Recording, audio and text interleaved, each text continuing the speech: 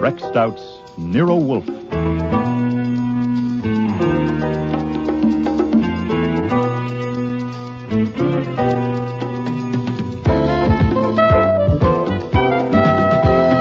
Starring Mavor Moore as Nero Wolfe and Don Franks as Archie Goodwin.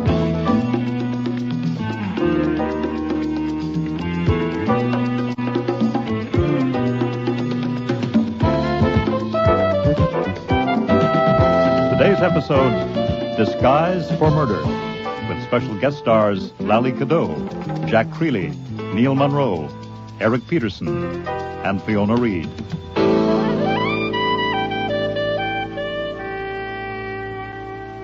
I had made two mistakes. When the president of the Manhattan Flower Club persuaded Nero Wolfe to show his orchids to the members one afternoon, I should have fought it. This is a Brassavola, isn't it? No, sir, that's not a Brasso. It's a Lilia. Are you sure? And after the date had been set and the invitation sent, when Wolfe had arranged that I should stay up in the plant rooms with him and Theodore to mingle with the guests, I should have put my foot down. Could I grow that on my coffee table? Is that a pansy? No, madam. I doubt if you could grow Miltonia on a coffee table. Sorry. Well, it's near a very sunny window. But I hadn't. As a result, it'd been up there a good hour and a half, grinning around and acting pleased and happy. I'm so sorry. How clumsy of me. Oh, it's quite all right, madam. Your sleeve just happened to hook it. It'll bloom again next year. It was understood that the Manhattan Flower Club was choosy about who it took in, but obviously its standards were different from mine. Oh, the men were okay as far as men go. But the women... It would have been a relief to spot just one who could have made my grin start further down than the front of my teeth. There had, in fact, been one.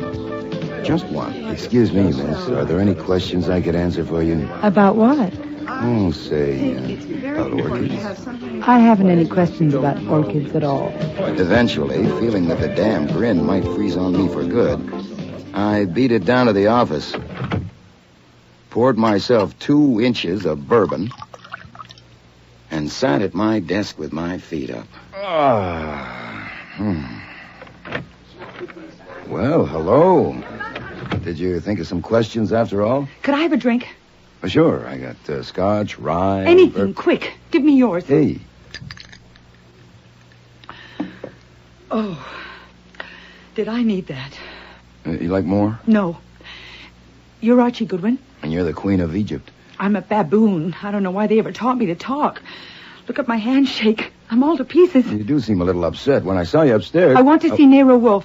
Right away. Well, I want to tell him something before I change my mind. And then I'll get a job at Macy's or marry a truck driver. I want to see Nero Wolfe. Oh, I'm afraid that can't be done. Not until the party's over, at least. Are people coming in here? No. May I have another drink, please? Well, shouldn't you give that one time to settle? I'll help myself.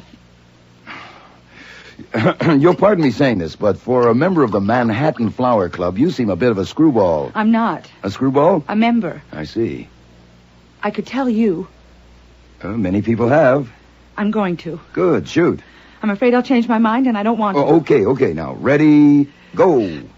I had a friend once, as close as a person like me ever comes to having a friend, Mm-hmm. and a man killed her, strangled her. And if I told what I knew about it, they could have caught him, but I was afraid to go to the cops, so he's still loose.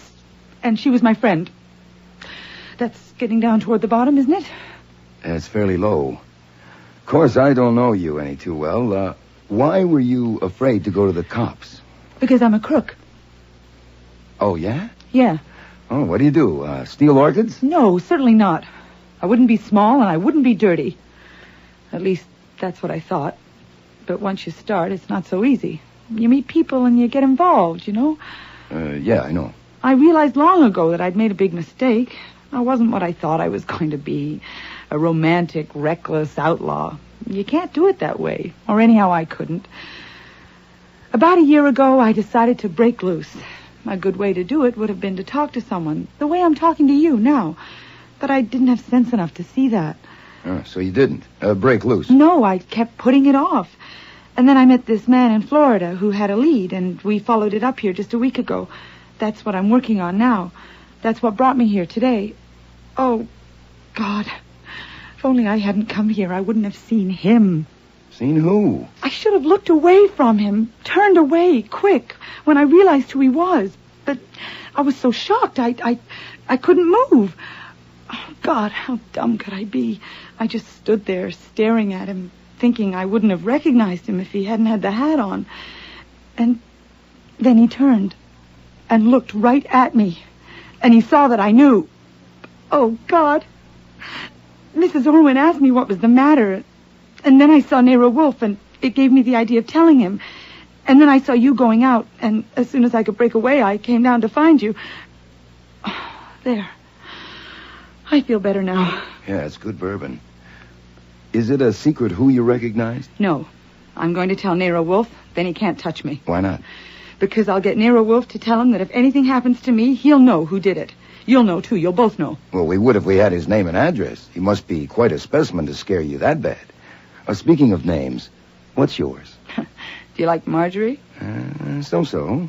I used Evelyn Carter in Paris once. Do you like that? It's not bad. What are you using now? Hey, come on now. You're not in a vacuum, and I'm a detective. They took the names down at the door. Cynthia Brown. Cynthia Brown. I like that fine.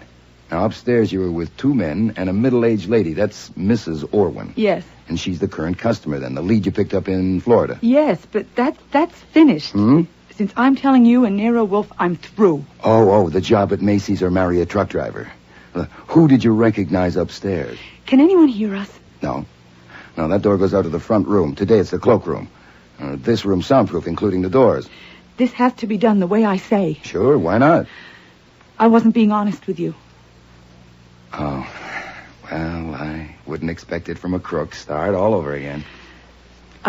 I don't just want Wolfe because I'm scared. Mm-hmm. I'm scared, all right, but I want him to get that man for murder. Will he do that? Well, he might. Now, what kind of evidence have you got? Have you got any? I saw him that day in her apartment. Whose apartment? My friend's, the one I told you about. I stopped in to visit her that afternoon. I was just leaving. Doris was inside the bathroom. And as I got near the entrance door, I heard a key turning in the lock. And that man came in. When he saw me, he just stood and stared. I knew Doris didn't want me to meet her bank account, and of course I assumed it was him making an unexpected call, so I mumbled something about Doris being in the bathroom and got the hell out. Oh, God, if I'd known. I went and kept a cocktail date and then phoned Doris's number to ask if our dinner date was still on, considering the visit of the bank account. There was no answer. They found her body the next day. There wasn't a word about the man in the papers. No one had seen him come or go. And I didn't open my mouth. I was a lousy coward. And you just saw that man again upstairs looking at the orchids? Yes. That's a pretty good script. Look, it is no script. I wish to God it was. Okay. He looked straight at me, and his eyes...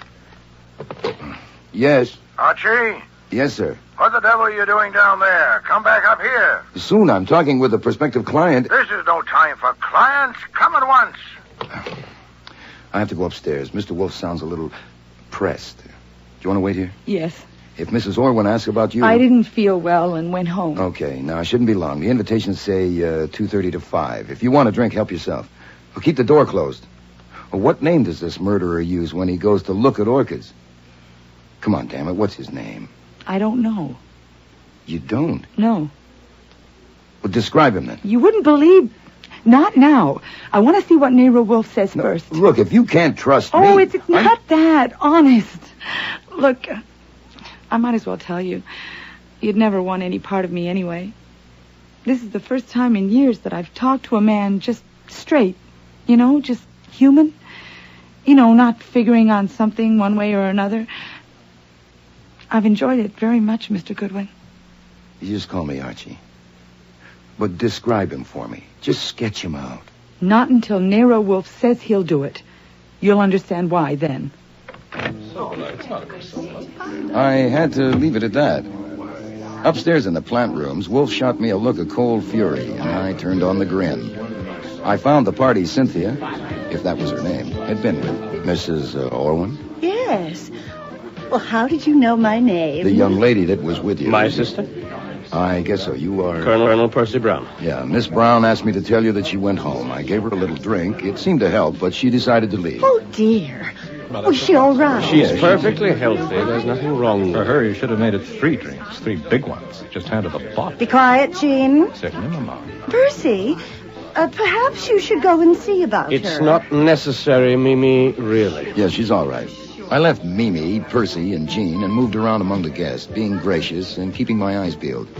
I had been known to have hunches, and it would be something for my scrapbook if I picked up the killer of Doris Hatton, and it turned out to be Sunfast. Cynthia Brown hadn't given me the Hatton, only the Doris, but that was enough. The papers had given it a big play, of course. Beautiful young woman, no visible means of support, strangled in exclusive Manhattan apartment. A great deal had been made of the fact that the yellow silk scarf she'd been strangled with had the Declaration of Independence printed on it.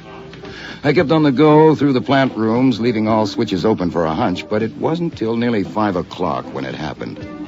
A guy at the north bench leaned over to pick up a plant, and I got a buzz at the back of my neck. It was the way his fingers closed around the pot, especially the thumbs.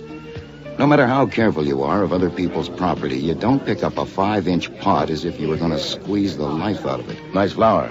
What color do you call the sepals? Nankeen yellow. Nanking yellow. How very persuasive. He put the pot back and marched off without another word. I followed him up to the landing and down 3 flights of stairs. There were only a few stragglers left in the hall, and Saul Panzer was at the door letting them out. My man went directly to the front room where Fritz was helping Mrs. Orwin with her coat. Could you hand me the brown tweed, please? Of course. Excuse me, but we're checking guests out as well as in. Your name, please? My name? Ridiculous. Stand aside, please. Problem, Archie? I don't know, Saul. I'd like to know that man's name. What the hell? In there! He's in there! What? On the floor! What is it? What is it? In there! Oh, Take care of her, Fritz. Fritz!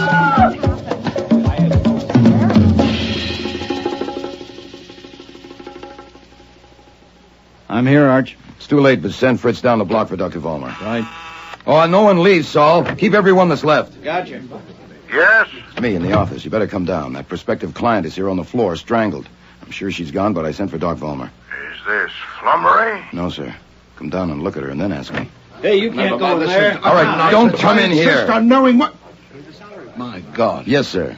How did it happen? Don't know. Who is it? Don't know. The man at the door won't let us leave. No, sir, and you can see why. Now, outside, I certainly please. can, but we know nothing about it. My name is Carlyle, Homer N. Carlyle, Executive President of North American Foods. This is my wife. How do you do? How do you do? My wife is merely acting under impulse. I wanted to see the office.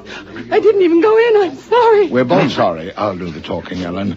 Now, we have an appointment, and there's no reason why we should be detained. Look, we're all sorry, but you can't leave. I insist. Look, if nothing else, your wife discovered the body. We're stuck worse than you are with a corpse in our office. We haven't even got a wife that had an impulse. Percy, please do it the best. What's going on there, Saul? Guy insists on leaving. Of course I insist on leaving. You can't hold me here. Colonel Brown, I'm afraid... Saul, stop him. What the hell do you people think? You were warned, Colonel. Now, if you'll all... Guilt. What? Guilt. The compression got too great and boom, he exploded. I was watching him. Who the hell are you? My name is Morley. I'm a psychiatrist. Well, that's swell. Now go back in the front room and watch all of them. With a wall mirror in there, you can include yourself. This is illegal. You can't hold I'm me here. trying to... My appointment is very... Now listen to me. Make me stay. Oh, here's Nero Wolfe. My name is Homer N. Carlyle. I am president of North American Be Foods. I only quiet. wanted to see your office, and there she was on the floor. Archie, get this tigress off me. Ellen, stop it. Oh. Hush. Madam, you have torn my lapel. My wife is distraught, sir. It's shut up. Distinguished group of sincere and devoted gardeners. Phoy! Saul! Yes, sir. Are you armed? Yes, sir. Put them all in the front room and keep them there. Let no one touch anything around this door, especially the knob. Yes, sir. Archie, come in the office with me. Good God. Yes, sir, it's not pretty. Sometimes you can do something, but it wasn't even worth trying. Long ago, can you guess? I saw her alive an hour ago. I would guess she's been dead about half an hour. Finger marks? No, something soft like a strip of cloth was used. Say a scarf. You hadn't called the police? No, I wanted a word with you first. Very well. Report quickly before we call Inspector Kramer.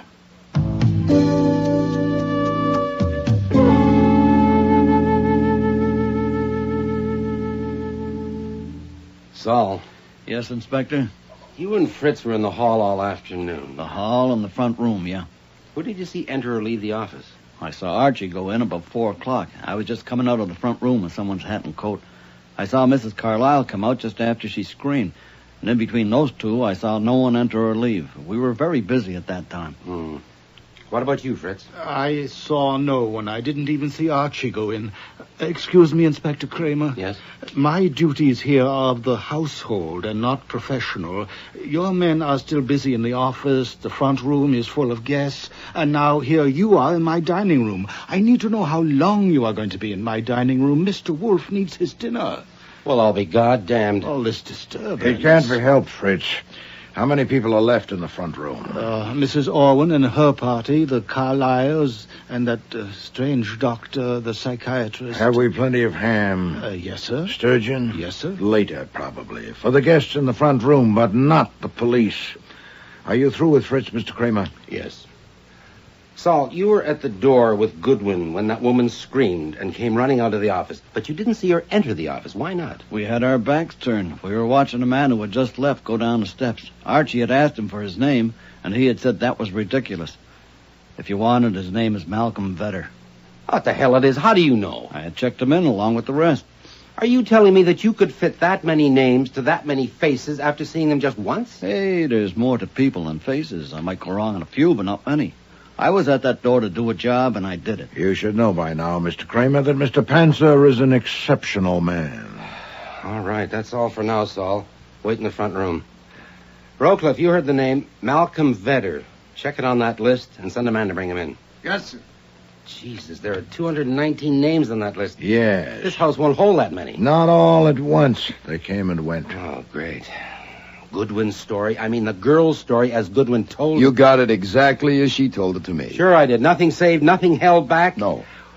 What do you make of the girl's story, Wolfe? What followed seemed to support it. I doubt if she would have arranged for her death just to corroborate a tale. I accept it. I credit it. What do you know about the killing of Doris Hatton? Oh, newspaper accounts.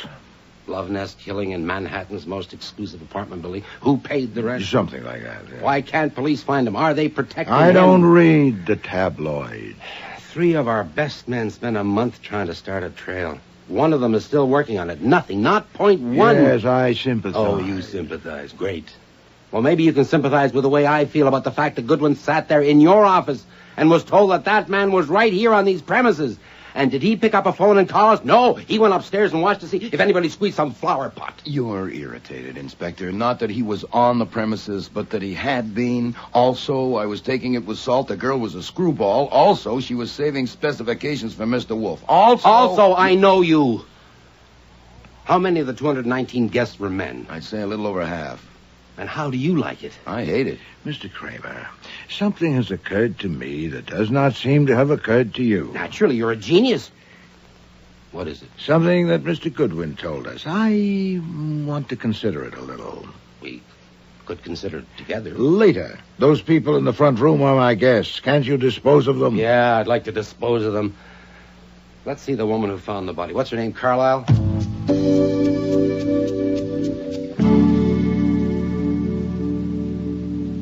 Inspector, my wife and I have been held here now for 2 hours. I know you have your duty to perform, but citizens have a few rights left, thank God. Now, why are we being detained? Mr. Carlyle, a woman was murdered here today. Well, that has nothing to do with us. I warn you. If my name or my wife's name is published in connection with this miserable affair, I'll make trouble, and I'm in a position to. Your wife discovered the body. By accident. May I say something, Homer? It depends on what you say. Oh? What do you mean by oh? I mean that I sent for your wife, not you. But you came with her. Why? Well, to protect her, of course. Does she need protection? Certainly not. I mean... Then why don't you just sit down while I ask her a few questions? You wanted to say something, Mrs. Carlyle. Only that I'm sorry for the trouble I've caused. There, do you see? I wouldn't say you caused any trouble exactly, except for yourself and your husband. The woman was dead whether you went in there or not. Now, I have to ask you some questions, if only as a matter of form, because you discovered the body. There's no question of you being involved more than that, is there? How the devil could there be? How long had you been downstairs before you went into the office? Oh, we had just come down. I was waiting for my husband to get his things. Had you been downstairs before that? No. Or only when we came in. What time did you arrive? A little after 3, I think. At 3:20. Were you and your husband together all the time, continuously? Of course. Well, you know how it is. He would look a little longer at something sometimes, and I would move on a little. We were together the whole time. Do you see what I meant, Inspector? My wife has a habit of being vague. This is I'm just not another... actually vague. It's just that everything is relative. For instance, who would have thought my wish to see Nero Wolfe's office would link me with a horrible crime? My God, you hear that? Link. Why did you want to see Wolfe's office? Why, to see the globe. What globe? Oh, yes, it's famous. I'd read about it, and I wanted to see how it looked. A globe 3 feet in diameter. Oh. What? I didn't see it. Well, you were distracted. By the way, did you know her? Had you ever seen her before? You mean her? Yes, her name was Cynthia Brown. We've never known her or seen her or heard of her. Had you, Mrs. Carlyle? No. Inspector, surely you can see how this has upset my wife. Haven't you asked enough questions? Oh, I suppose, for now. Thank you, both of you. We won't bother you again unless we have to. Rowcliffe, pass them out. Oh, Inspector? Yes? I don't suppose... would it be possible for me to look at the globe now, just a peek? For God's sake, Ellen, come on. Excuse me, sir. What is it, Rowcliffe? We're all through in the office, sir. We've covered everything. Nothing is being taken away, and it's all in order. We were especially careful with the contents of the drawers of Wolfe's desk. My desk? You went through my desk? Oh, yes. She was killed there. She was strangled with something, and murderers have been known to hide things. Did you get anything at all, Rowcliffe? I don't think so. Of course, the prints have to be sorted, and there'll be lab reports. How do we leave it? Seal it up, and we'll see tomorrow. You stay here and keep a photographer. The others can go. What? Have that woman sent in, Mrs. Irwin. Orwin, sir? I'll see Wait a minute. You're going to seal up what, the office? Certainly. You don't mean that. We work there. We live there. All our stuff is in there. Go ahead, Lieutenant. Mr. Kramer, have you the effrontery It's routine. That's a lie. It is not routine. It's my routine. Your office is not just an office. It is the place where more fancy tricks have been played than any other spot in New York. When a woman is murdered there, sealing it is routine. No, Mr. Kramer, I'll tell you what it is. It is the malefic spite of a sullen little soul and a crabbed and envious mind. It is the childish rancor of a primacy too often challenged and offended. It is the feeble wriggle of a word. I've been hearing about you for years. I'm Eugene Orwin. This is my mother. Inspector. My mother is not feeling well. At the request of your men, she went in with me to identify the body of Miss Brown. Take this chair, Mrs. Orwin. I would like to make a statement on behalf of my mother and myself. I hope you'll permit it. Mr. Orwin, I sent for your mother. I am a member of the bar. A statement would be welcome if it's relevant. I thought so. So many people have an entirely wrong idea of police methods. We come across that. Now, since Miss Brown came here today as my mother's guest, it might be supposed that my mother knew her well. But actually she doesn't. That's what I want to make clear. Go ahead. Then here are the facts. In January, my mother was in Florida. You meet all kinds in Florida. My mother met a man who called himself Colonel Percy Brown. Colonel in the British Reserve, he said. Later, he introduced his sister Cynthia to her. My mother saw a great deal of them. My father is dead, and the estate, a rather large one, is in her control. She lent Brown some money. Not much. That was just an opener. But a week ago... It was only $5,000, and I didn't promise him anything. Mother. A week ago, she returned to New York, and they came along. The first time I saw them, I knew they were imposters. He didn't sound like an Englishman. Certainly she didn't. I was in the middle of a yawn when Wolfe passed me a slip of paper on which he'd scribbled, "Bring sandwiches and coffee for you and me. Tell Fritz to serve those left in the front room, no one else." I left the room, filled the order, and returned to the dining room with trays for Wolfe and me. Most of the others had gone because I wanted to persuade Mr. Wolfe to sell me some plants. But after Miss Brown left you, your group was never separated at all? My mother and I were never separated, but I believe Colonel Brown did wander off by himself once or twice. I see. Well, I think that'll be all for now, Mr. Orwin. You and your mother can return to the other room.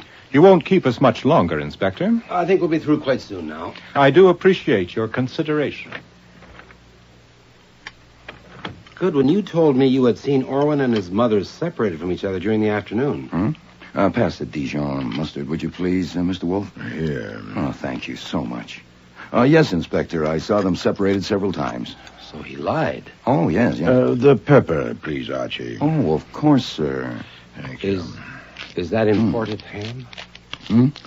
Oh, no, it's Georgia. Fed on peanuts and acorns, cured to Mr. Wolfe's specifications. Smells so good, but it tastes even better. I'll copy the recipe for you. Oh, no, damn it, I can't because the typewriter's in the office. I am sorry. Rowcliffe, get that Colonel Brown in. Yes, sir. That man you wanted, Vetter, he's here. The flower pot strangler? And I'll take him first. Bring in Mr. Vetter, please. You know I can't make up my mind which of these sandwiches is the best. Ham or sturgeon. So I like to alternate. First a bit of ham, then sturgeon, then ham, then... Typical. Typical of what? Typical of police clumsiness. Pulling me into this. The newspaper men out front recognized me, of course. And the damned photographers, my God. Why do they recognize you? I am Malcolm Vedder. Oh, yes? I am not unknown. I am currently starring in The Primitives on Broadway. Oh, an actor. Yeah. Oh, it'll be tough for you having your picture in the paper. We need help, us clumsy police, and you were among those present.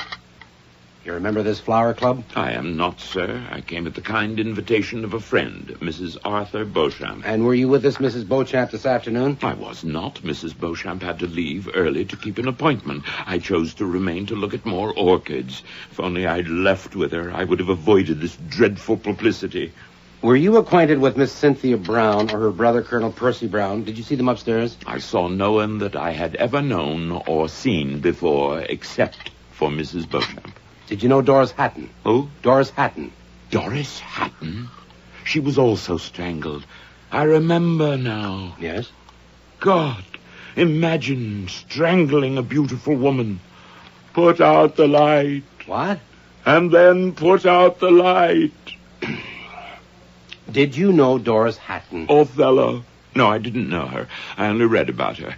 Damn it all. I only came here to look at orchids. God.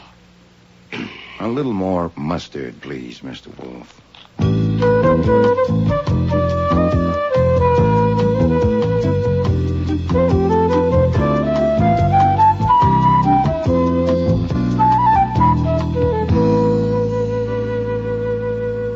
Your name, please. My name is Colonel Percy Brown. Which army are you in? I think it will save time if I state my position. I will answer fully and freely all questions that relate to what I saw or heard since I arrived here this afternoon. Answers to any other questions will have to wait until I consult my attorney. Well, the trouble is, I'm pretty sure I don't give a damn what you saw or heard this afternoon. I want to put something to you. As you see, I'm not even wanting to know why you tried to break away before we got here. I merely wanted to... Forget it. Now, on information received, I think it's like this. The woman who called herself Cynthia Brown, murdered here today, was not your sister. She was working with you on an operation of which Mrs. Orwin was the subject. Now, as far as I'm concerned, that's only background. Otherwise, I'm not interested in it. My work is homicide, and that's what I'm working on now. I'm listening. For 2 months now, you've been on intimate terms with Cynthia Brown. She certainly must have mentioned an experience you had recently. A friend of hers named Doris Hatton was murdered. And she had information about the murderer. She must have mentioned that to you. Now you can tell me. Now, if you do, we can nail him for what he did here today, and it might even make things a little smoother for you. Well? I'm sorry. For what? I'm sorry I can't help. Do you expect me to believe that during all those weeks she never mentioned the murder of her friend? I'm sorry I can't help. Oh, I'm sorry, too. Okay. We'll go on to this afternoon. On what you said you'd answer fully and freely, do you remember a moment when something about Cynthia Brown's appearance, some movement she made, or the expression on her face, caused Mrs. Orwin to ask her what was the matter with her? No, I don't believe I do. I'm asking you to try. Try hard. Well, I may not have been right there at the moment, in those aisles, in a crowd like... We weren't rubbing elbows continuously. You do remember when she excused herself because she wasn't feeling well? Yes, of course I do. Well, this moment I'm asking about came shortly before that. She exchanged looks with some man nearby, and it was her reaction to that that made Mrs. Orwin ask her what was the matter. Now, if you saw that look and can describe the man, I wouldn't give a damn if you stripped Mrs. Orwin clean and 10 more like her. I didn't see it. You didn't? No. You didn't say you're sorry. Well, I am, of course, if it helps. Oh, to hell with you. Levy, take him out and tell Stebbins to send him down and lock him up. Material witness. And he's got a record somewhere. Find it. Yes, sir. I wish to phone my attorney. There's a phone down where you're going. If it's not out of order, take him, Levy. And tell the men to start gathering up. We're leaving. Everybody out to my office. But there's one more, sir. One more what? In the front room, a man. Who? His name is Nicholson Morley. He's a psychiatrist. Oh, let him go. This is a goddamn joke. Yes, sir. Clear up, Rocliffe. Oh, before I go, Wolf, earlier you said something had occurred to you. Did I? Something in Goodwin's report of what Cynthia Brown sent to him. Was that just before you ordered my office to be sealed?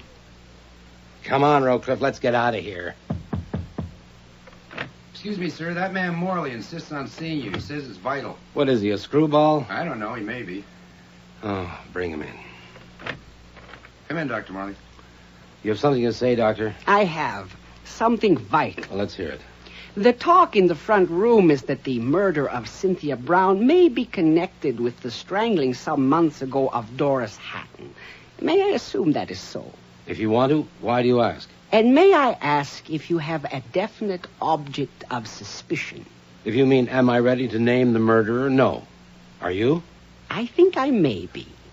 Go ahead. Oh, not quite so fast. I must first make one more assumption, that these were not commonplace crimes with commonplace discoverable motives, or the murderer would have been vulnerable to your very efficient police techniques. Now, assuming those techniques have failed, we must ask why. Must we?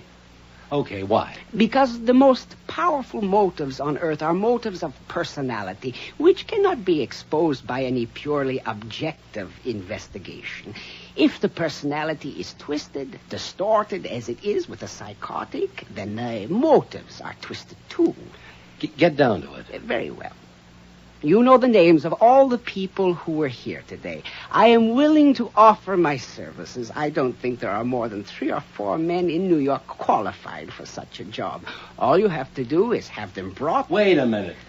Are you suggesting that we deliver everyone that was here today to your office for you to work on? Oh, no. Only the men, of course. There's an excellent chance that I can tell you who the strangler is, and when you know that... Excuse me. Sorry to cut you off, Doctor, but I have to get downtown. I'm afraid your suggestion won't work. I'll let you know. Come on, Rocliffe. Mr. Wolfe, you are intelligent and literate. I should have had you more in mind. May I count on you to explain to that policeman why my suggestion is the only hope for him? No. Mr. Wolfe's had a hard day, so have I. Would you mind closing the door after you? But... This way, please.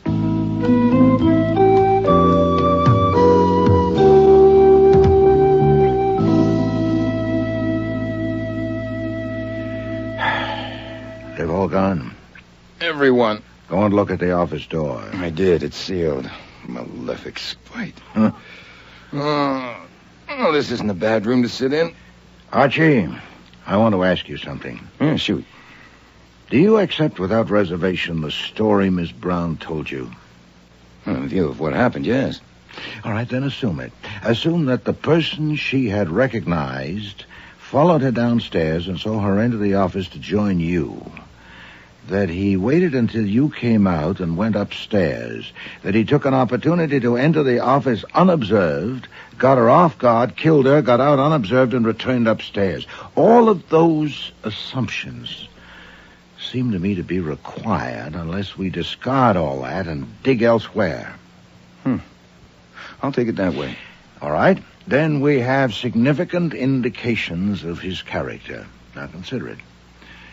He's killed her and is back upstairs, knowing that she was in the office talking with you for some time. He'd like to know what she said to you, specifically whether she told you about him, and if so, how much. Yeah. Now, I put it to you, with that question unanswered, would a man of his character leave the house? Or would he prefer the challenge and the risk of remaining until the body had been discovered to see what you would do. I'll be damned. He would stick around till the body was found. And if he did, then he's one of the bunch Kramer's been talking with. So that's what occurred to you that Kramer didn't get, huh? No, by no means. That's a different matter. This is merely a tentative calculation for a starting point. If it's sound, I know who the murderer is. Well, if you want me to get him on the phone, I'll have to use one in the kitchen. I want to test the calculation. So do I. But there's a difficulty. Huh? The test I have in mind, the only one I can contrive to my satisfaction, only you can make. And in doing so, you'd have to expose yourself to a great personal risk. Well, since when have you flinched or faltered in the face of danger to me? Oh, this danger is extreme. Well, so is the fix you're in. The office is sealed, and in it are the book you're reading and the television set. Now, let's hear the test. Very well. The decision will be yours. Pass me the Manhattan telephone directory and an envelope from that bureau drawer there. Take paper for yourself. Here you are. Now, take this down while I look up the address. She told me who to send this to and more. I have kept it to myself because I haven't decided what is the right thing to do. Stop.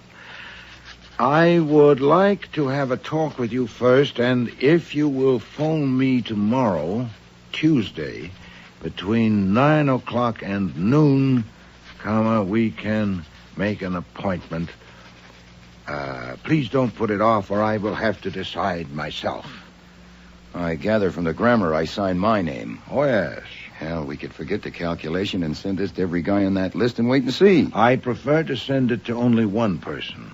The one indicated by your report of that conversation. The one to whom I am addressing this envelope. There. That'll test the calculation. And save postage. The extreme danger, I suppose, is that I'll get strangled? I don't want to minimize the risk of this, Archie.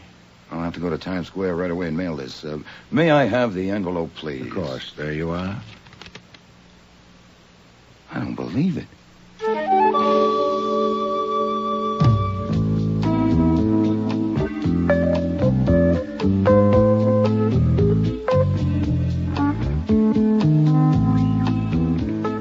I was with Wolfe in the plant rooms the next morning when the call finally came. Nero Wolfe's residence, Archie Goodwin speaking. You sent me a note Did I? What about? about an appointment. Can you discuss it? Sure, I'm all alone. There's no extensions on. But I don't recognize your voice. Who is this? I have two voices. This is the other one. You made a decision yet? No, I was waiting to hear from you. That's wise, I think. You free tonight? I can wriggle free. Drive the northeast corner, 51st Street and 11th Avenue. Get there at 8 o'clock. Park on the corner. You got that? Got it. You'll be alone, of course. Yeah, I still don't recognize your voice. I don't think you're the person I sent the note to. I am. It's good, isn't it? Mr. Wolfe, you saved a lot of postage. Ah, you have an appointment? For 8 o'clock. Get Saul. We have planning to do.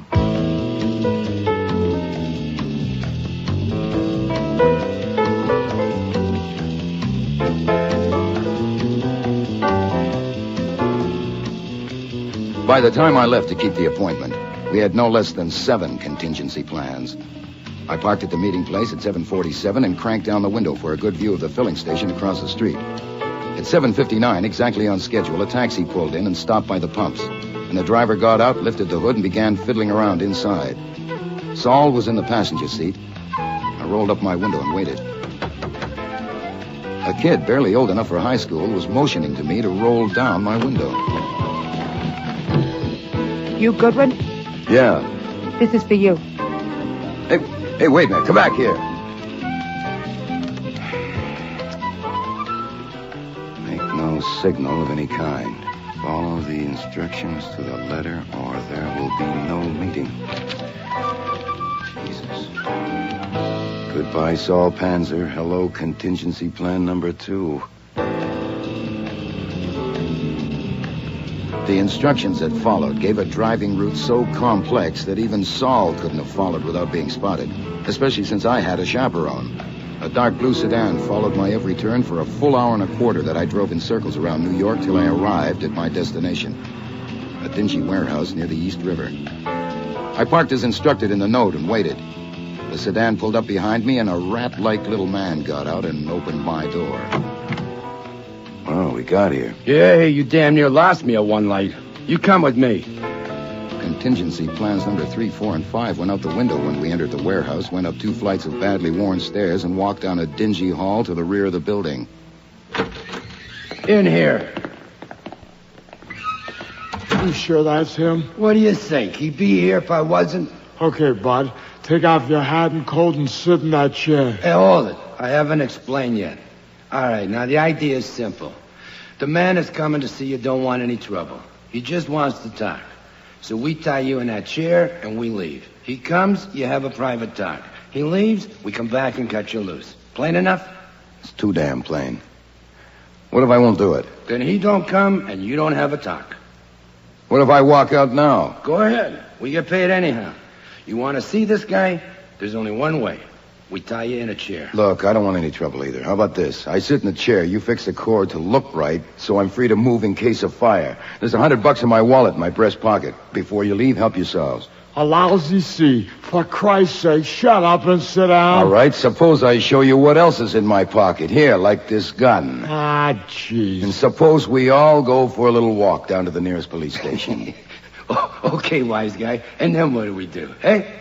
Look, you either want to see this guy or you don't. Seeing how you got the gun out, I guess he's got to know you. I don't blame him for wanting your hands arranged for. Make up your mind. Well, that was it. There were no contingency plans left.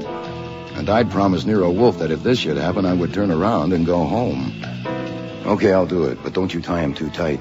You know, I've been around the block, and I can find you guys again if I care to. And don't think I can't. Just put a gun on the table and sit. How long will I have to wait? You'll see. Not long.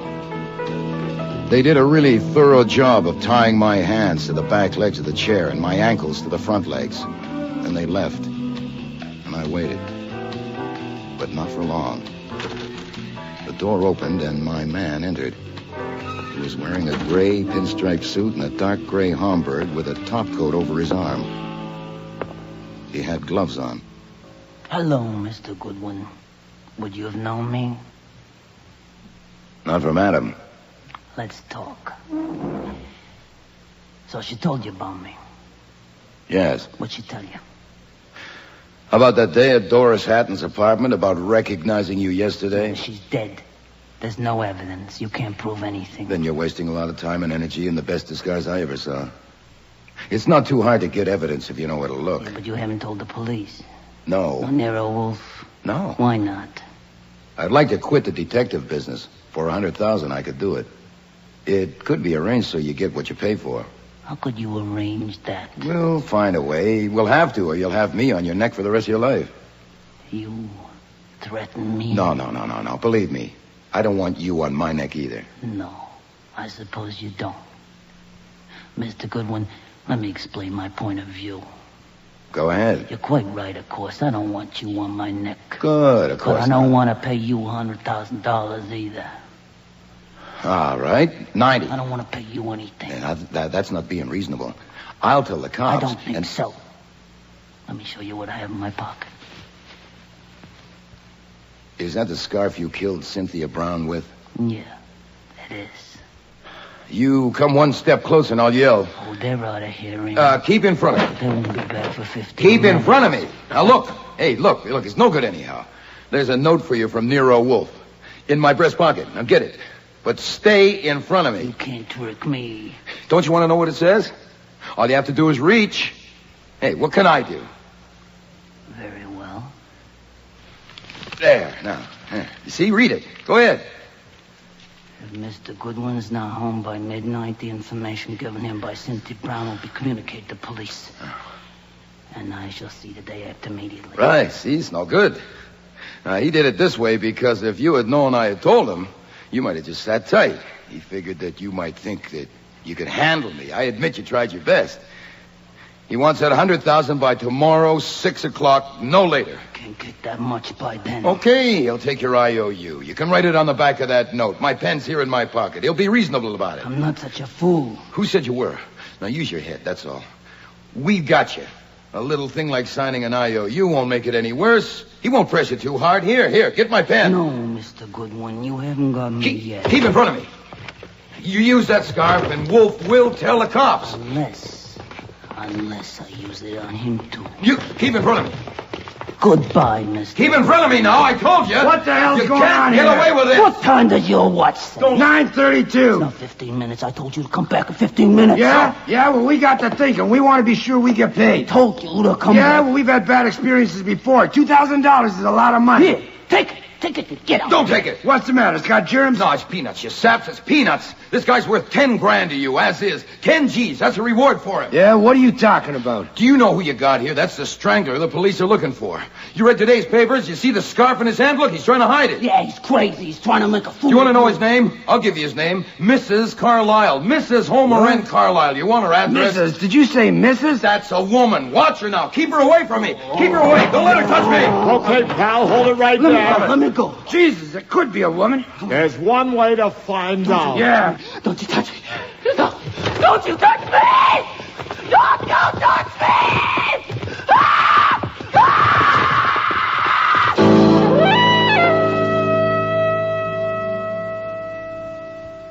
Well, I hope you're satisfied. You and Goodwin have got your pictures in the paper again. Got a lot of free publicity. And I got my nose wiped. But you got no fee. No fee. I suppose you thought you could pry a fee out of somebody. That's why you suppressed evidence. Oh, now, Mr. Kramer, I suppressed no evidence. Okay, I can't prove it, but I know it. If she hadn't been described to Goodwin, how did you know to send that blackmail note to her? I explained to you. I concluded that the murderer was among those who remained. Yes, but why her? There were only 2 women who remained. Obviously, it couldn't have been Mrs. Orwin. With her physique, she'd be hard put to pass as a man. Besides, she's a widow, and it seemed a sound presumption that Doris Hatton had been killed by a jealous wife. Yeah, but why a woman? Why not a man? Yeah. I told you in my dining room that something had occurred to me, and I wanted to consider it. Yeah? Later, I would have been glad to tell you about it if you hadn't acted so irresponsibly and spitefully in sealing up this office. All right. That made me doubt if you were capable of proceeding properly on any suggestion from me, so I decided to proceed myself. Get to it. What occurred to you? Well, simply this. Miss Brown told Mr. Goodwin that she wouldn't have recognized the murderer if he hadn't had a hat on. So?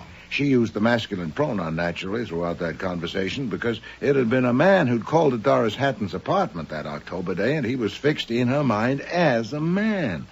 But it was in my plant rooms that she had seen him the other day, and no man wore his hat up there. But nearly all the women had hats on, so it was a woman. I don't believe it. You have a record of Mr. Goodwin's report of that conversation. Consult it. I still wouldn't believe it. Well, there were other little items. For example, the strangler of Doris Hatton had a key to the door. But surely the provider who had so carefully avoided revealment wouldn't have marched in at an unexpected hour to risk encountering strangers. And who's so likely to have found an opportunity or contrived one to secure a duplicate key as the provider's jealous wife? You can talk all day. I still don't believe it.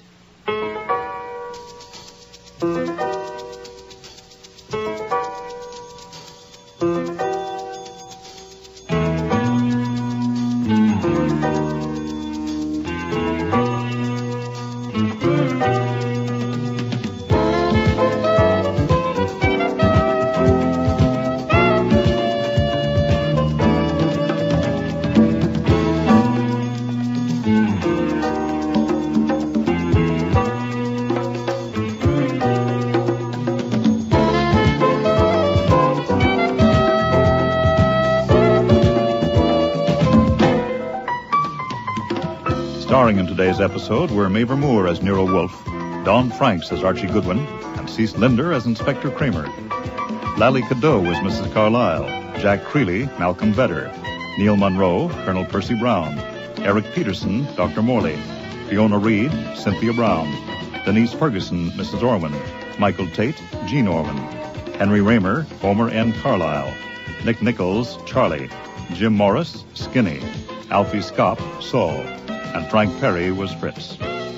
Music was composed and conducted by Don Gillis. Technical operations by John Jessup. Sound effects, Bill Robinson. The production assistant was Nancy McElveen, and casting consultant was Ann Weldon Tate. Disguise for Murder was written and produced in Toronto by Ron.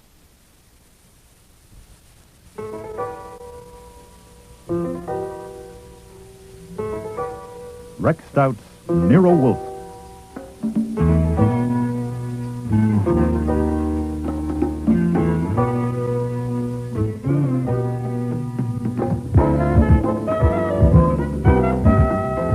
Starring Mavor Moore as Nero Wolfe and Don Franks as Archie Goodwin.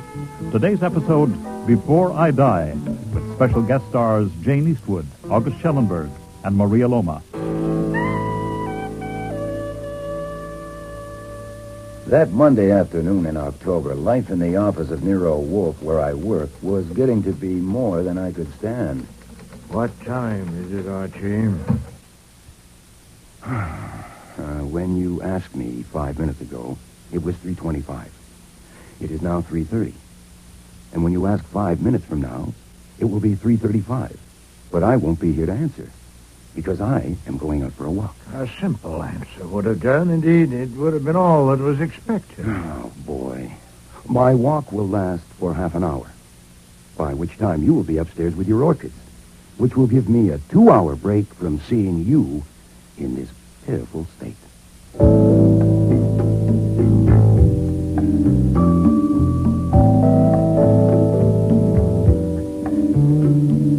I wasn't blaming him. I was merely fed up with him.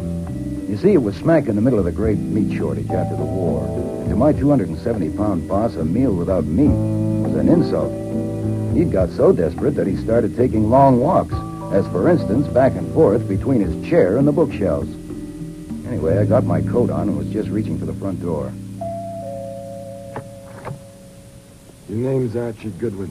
Thanks. How much do I weigh? Come on out. Guy here in a car wants to see you. The black Cadillac. Yeah. Uh-huh. Oh, hold it for a minute.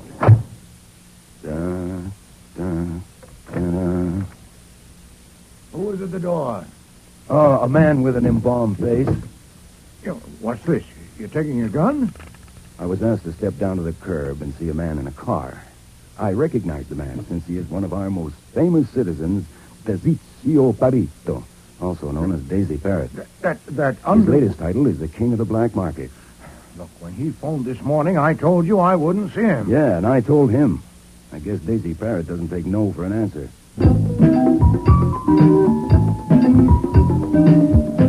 You're Archie Goodwin. And you're Daisy Parrot. What do you want? Hey, boss, he's got his hand on a gun in his pocket. And he's a damn fool to let you stand behind him. Mr. Wolfe knows you're here. Now, what do you want? I want to see Wolfe. Nope.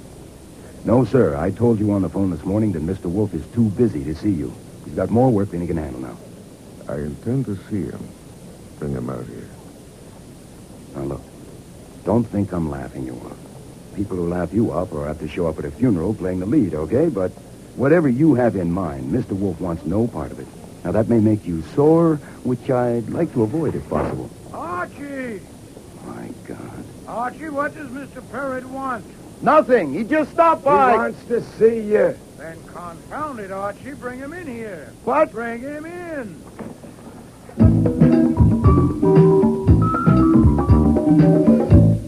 Be seated, Mr. Perrott. I don't like it in here. I've got something private for you. Come out and sit in my car. Oh, I rarely leave my house. I do like it here. I'd be an idiot to leave this chair made to fit me. Okay, Goodwin. You go out and sit in my car. No, sir. I do nothing without Mr. Goodwin. You might make exceptions. This might be a good exception to start with. No, sir. Please, sit down. Even if you decide against entrusting secrets to Mr. Goodwin and me, there's a little matter I'd like to discuss with you. What do you want to discuss? Well, in my own field, I am an expert. I sell expert information, advice, and services. I understand that you are also an expert in a different field.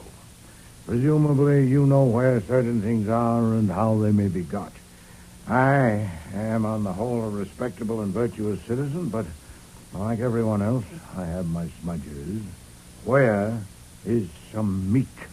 You want a slice of the meat racket? No. I want slices of beef and pork. I want some meat to eat. Lamb, veal. Oh, you're just hungry. Yes, I am. Goodwin. Ring Lincoln 63232 between 7 and 10 in the morning and ask for Tom. Use my name. Thank you, sir. Now, for your business, Mr. Goodwin told you on the phone this morning that I was too busy to see you. Of course, that was flummery.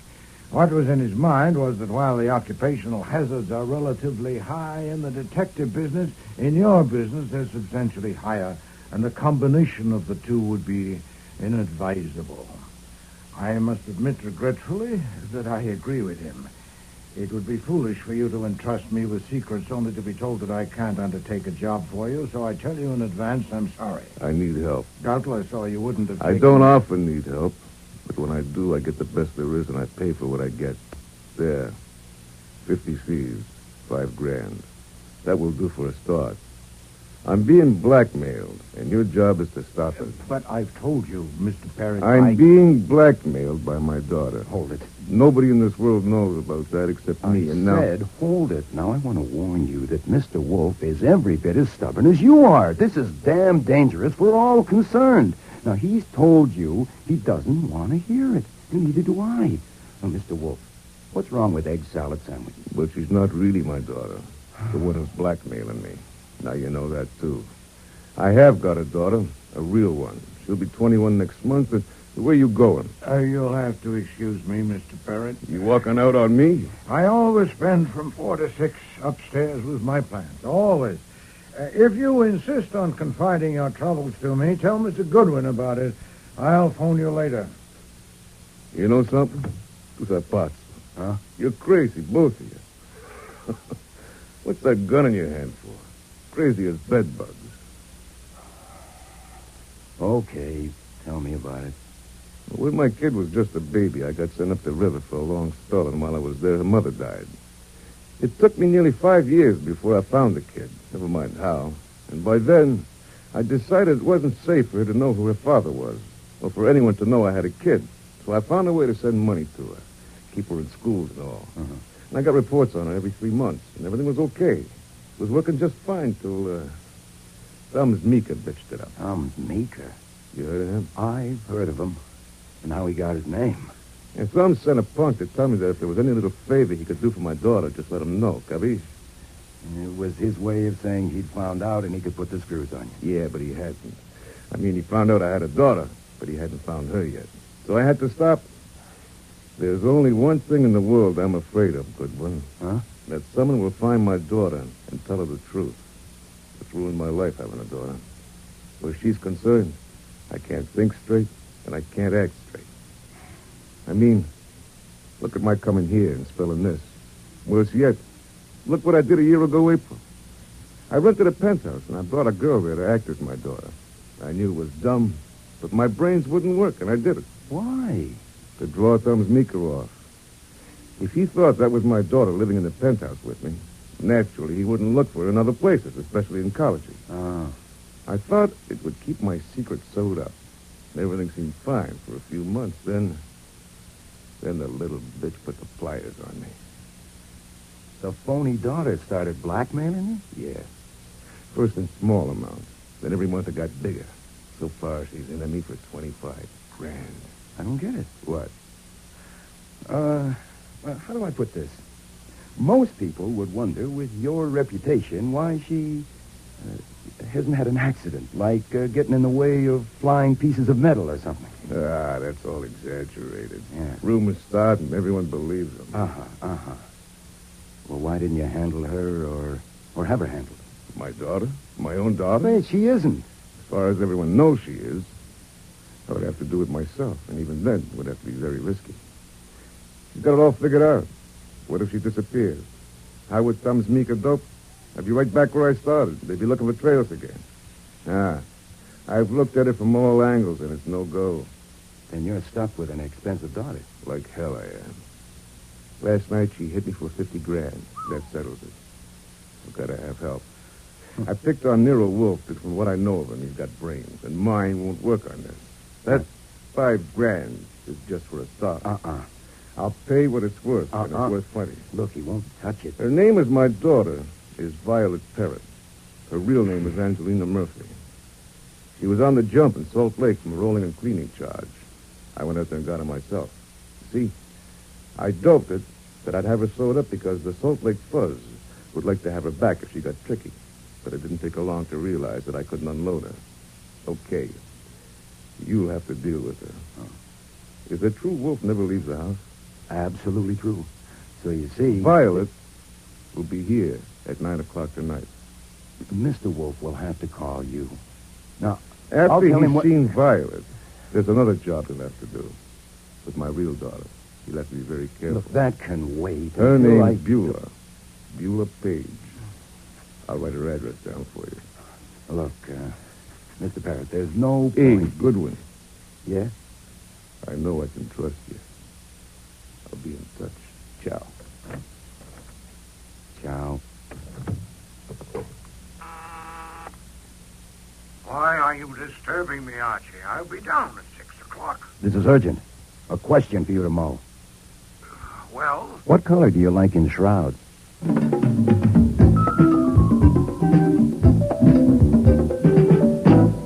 Beulah Page. This address is near Columbia University, less than half an hour away. Yes, sir. Get her. Now, if possible. But Parrott said... We don't even know there is a daughter. All we have is what Parrott told us. Miss Beulah Page is registered at the university. Medical and Social Services Studies honor student. I checked. I want to see her. At the very least, I want you to see her. You going to introduce me to her? Boy, she's 20 years old. Flummox her.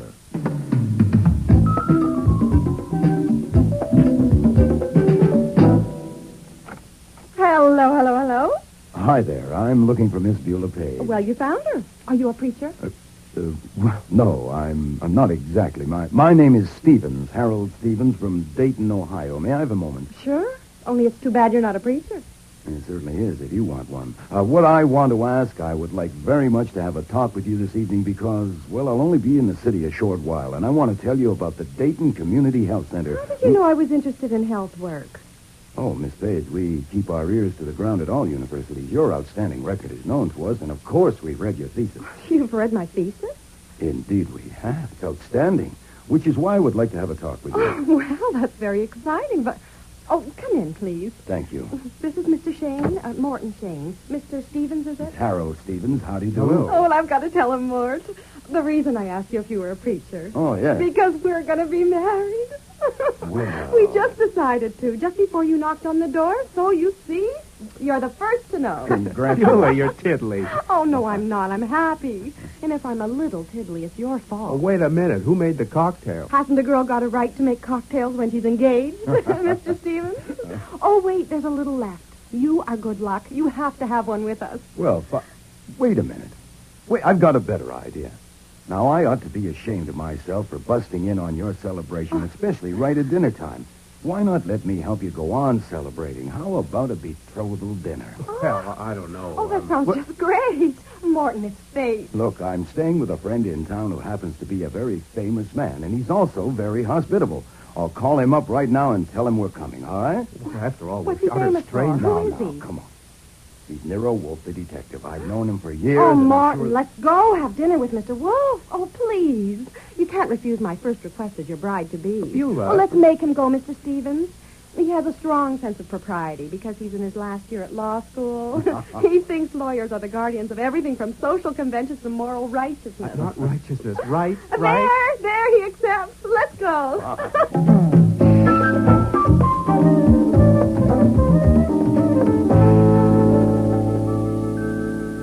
To my surprise, Wolfe helped out over dinner by hopping all over the place. Conversationally, that is. It saved me from having to talk about the Dayton Health Center. He asked Beulah about her courses. He talked about cases he had handled, which fascinated Shane, which in turn fascinated Wolfe. He adores adulation. He even ended up calling him Morton, for God's sake. Morton, I hope you're prepared to face the fact that very few people like lawyers. I don't, as a general rule. You know, they're inveterate hedgers. They're insufferable word stretchers. I had a lawyer draw up a tort for me once. Look, that's a simple conveyance, and he made it 11 pages. Oh, God. Well, 2 would have done it. Have they taught you to draft torts? Oh, naturally, sir, that's in the course, yeah.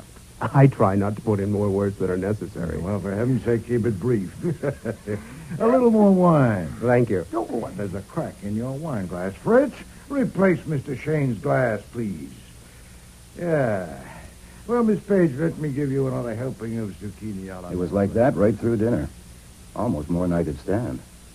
And after dinner, Wolfe and Beulah sang songs. Well, at least Beulah sang. She was in very high spirits.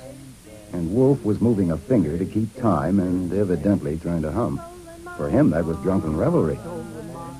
I'm sure his mood could only have been brought on by a girl whose father could get him a pork chop. I had to remind Wolfe of our appointment, or he would have ended up with both daughters in the house at the same time.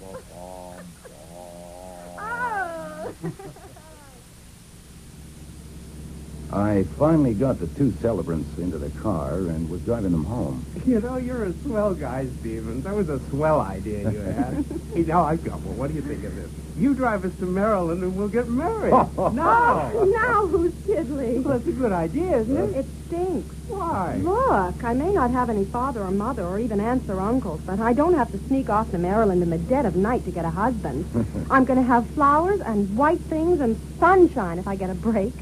Anyway, what about that test tomorrow? You said it was important. Well, it is. Home, Stevens. Him first because he has to study.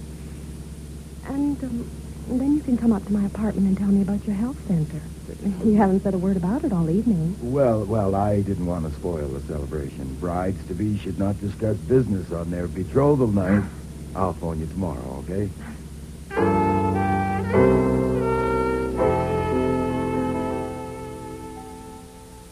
Sit down, Miss Murphy. I like eyes at my level. The name is Parrott. Violet Parrott. No, Miss Murphy, it won't do. Mr. Parrott told me who you are. I do not intend to prolong this. He hired me to make you stop blackmailing him. Aha! My father told you that? Mr. Parrott sat there. Daisy Parrott telling anyone I'm not his daughter? Now, you think I believe that? I think you find it difficult to believe Miss Murphy because you've misjudged his character. Ha! You haven't stopped to consider that his strongest feeling, stronger even than his feeling for his daughter, is his vanity. He cannot stand to have you diddle him. And how are you going to stop me? I don't intend to stop you. Then what am I doing? Mr. Parrott made the same mistake you did. He misjudged a man's character. Mine. You have demanded $50,000 from him? Collect it. I don't get you. Within 24 hours after you receive it, you will pay me $45,000. You may keep 10%. What? What makes you If you don't pay me, the Salt Lake police will come and get you. But you goddamn fool. You can't do that to Daisy. He doesn't have to let you alone like he does me, you know. All I have to do is tell him. Naturally, I prepared for that. He won't believe you.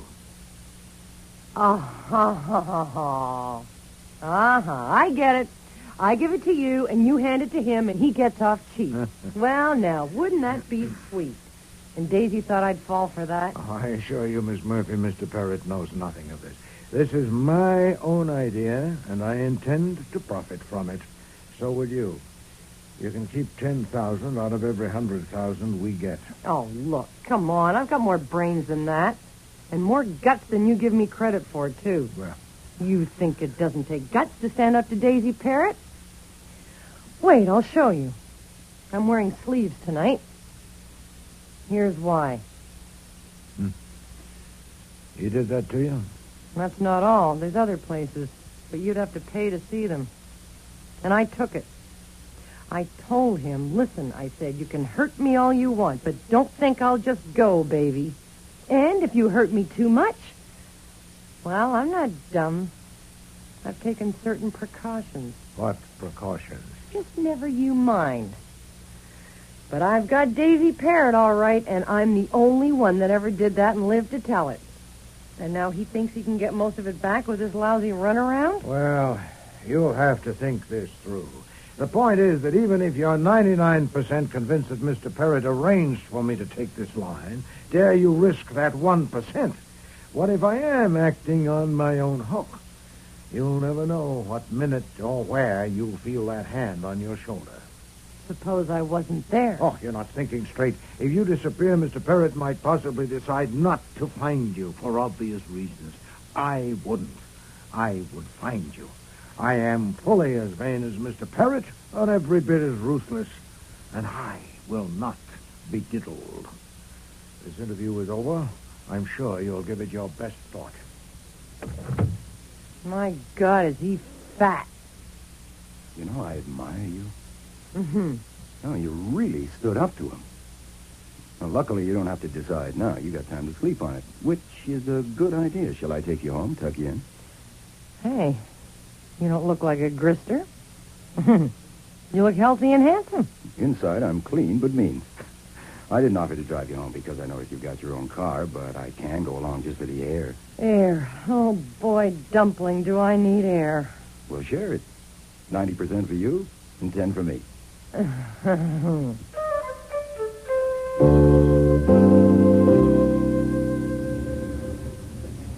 You know, Angelina, you're sunk. You can cut out the Angelina. Just call me Angel Food. Ooh, I don't like angel food. I'll call you Maple Delight. No, but you're absolutely sunk if you try to pull it through. Now, I speak frankly because I admire you in more ways than one. Oh, Dumpling. And also because I enjoy life, and I don't care to leave it at this point. If you go on putting the B on Parrott and don't give Wolf his 9/10, Parrott will find out sooner or later. Then not only will Wolf get it, but I'm liable to get it, too. Even if I'm not as healthy and handsome as you thought I was there for a minute, I do have my skin on straight, and I kind of like it that way. Just go on talking. You haven't said anything yet, but your voice goes right through me. I don't even want to drink. Look, to show you how selfish I am, I've got a suggestion. You haven't got a chance to clean up. Not one in a million. You're squeezed in between Daisy Parrott and Nero Wolfe, and that's no setup for a Sherman tank, let alone a lady. You were going to make a suggestion? Tell Parrott, I'll do it for you, that the jip is up. You're merely his loving and obedient daughter, but it would be nice to have an allowance of, say, $300 a week. $300 a week? You'd probably settle for that, no hard feelings. Wolf wouldn't be able to get a cut of it, and you'd be earning over $15,000. That's more than a U.S. senator gets today. Hey, you know, I usually hate to be driven by a woman driver, but you're good. I thought you would be. You're very good. I can turn corners and back up. Yeah, that's my building just ahead. You wouldn't con me, would you, Dumpling? If you still think Parrott and Wolf framed it, you're batty. You don't know Wolf. I don't know you either. So, let's see what we can do to fix that up now, huh? We'll leave the car here. Later I'll come down and drive you home. Come on. Angelina, Miss Murphy, I don't think you... Dumpling. What? This isn't Halloween night, is it? No, it's not. Then why's that guy in the car wearing a mask? Get down! Ah! I'm shot. Quick. Oh, my God, I'm shot. Don't move, kids. Just try to be quiet. Angel food. Don't... Shame. God damn. Shame.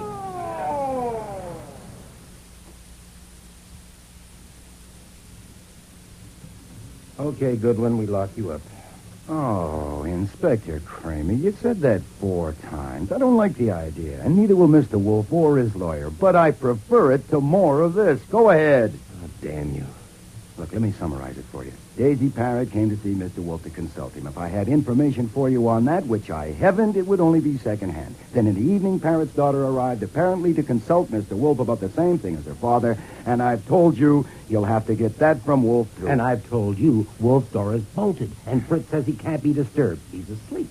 Try him after breakfast. Say 11 o'clock. course, I won't be there to let you in if I'm in that cell. Then I escorted Miss Parrott home with her driving the car. We arrived at her apartment building Where's Daisy Parrott? You mean now? Now. I have no idea. Is he holed up in Wolf's house? Oh, good God, no. It makes my teeth chatter just to think of it. Did your teeth chatter when he was there yesterday? Now, look. It will soon be dawn.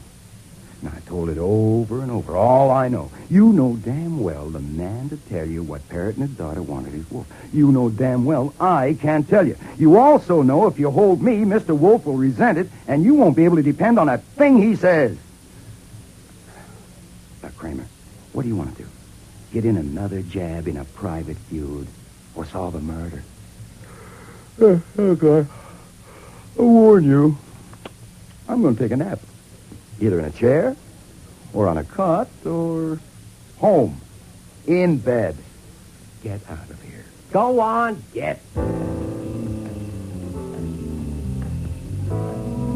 In the cab on the way home, I was trying to add it up, but I couldn't even begin. Why had Parrott decided to erase Violet? And what was the big idea of dragging Wolf in? Not to mention me. I decided I would have to shoot Parrott. It wasn't merely a hangover from my sensation as I watched Violet die on the sidewalk. It was a realization of where Wolf and I were sitting. To be tangled up in a gang war between Daisy, Parrott, and Thumbs Meeker wasn't taking a risk. It was checking out. But then as we pulled up to the house, I changed my mind. Killing Parrott was the worst thing I could do. The guy I really wanted to shoot was Wolf. All this for a pork chop.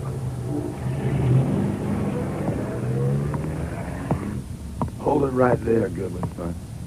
No funny moves, Goodwin. That's a gun in his pocket. Is it the one he used last night? Don't be too smart. I want to ask you about last night. My car's around the corner. Go ahead. We'll come behind. We can talk here.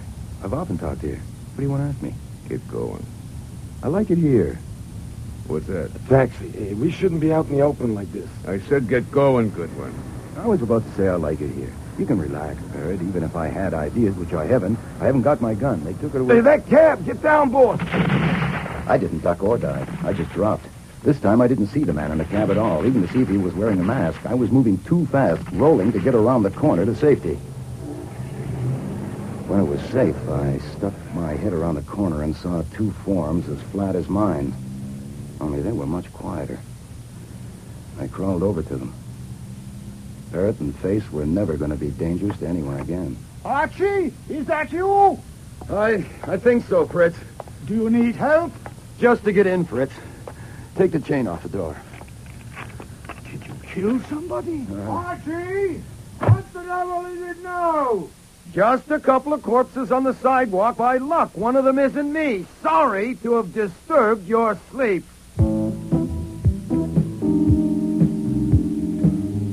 So Kramer didn't have to wait till after breakfast to see Wolf. He and his squad of scientists arrived within minutes and stayed for hours. Wolf told him almost everything about Parrott's visit, but he saved items like Violet being a phony and the kind of lever she had in her father. Her real daughter was left out entirely. And when the company finally left, the sunlight was entering the window beyond Wolf's desk. That may have well been the longest night I ever spent. I hope they're... Nero Wolfe's office. Archie, Saul here. I want the boss. Hold on. Saul Panther. Good. Go up to your room and look at your face. It needs washing. So would yours. You spent the night rolling around on site. You mean you have private business with Saul? You got him working on something? Certainly, Mr. Parrott's job. Since when? I phoned him last evening when you were escorting Miss Murphy home. Why? Because of something that had been said that aroused my suspicions. If you're out of it, Archie, you won't have to lie to the police when you go downtown to sign your statement. Go and wash your face. Yeah, well, I'll be damned. Excuse me. Oh, by the way. Yes? I suppose it would be futile to call that number Mr. Parrott gave us, now that he's dead. I'm out of it.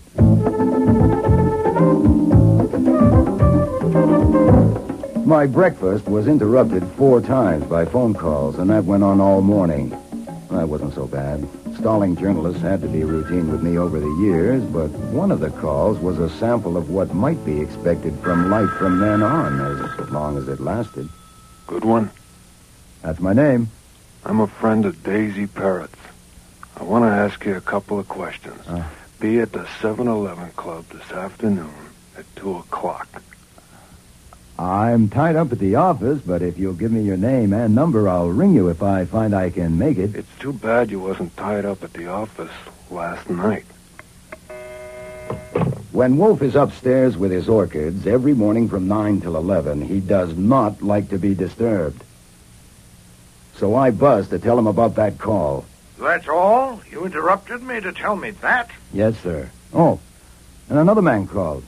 Said his name was Schwartz, and he's Daisy Parrott's lawyer.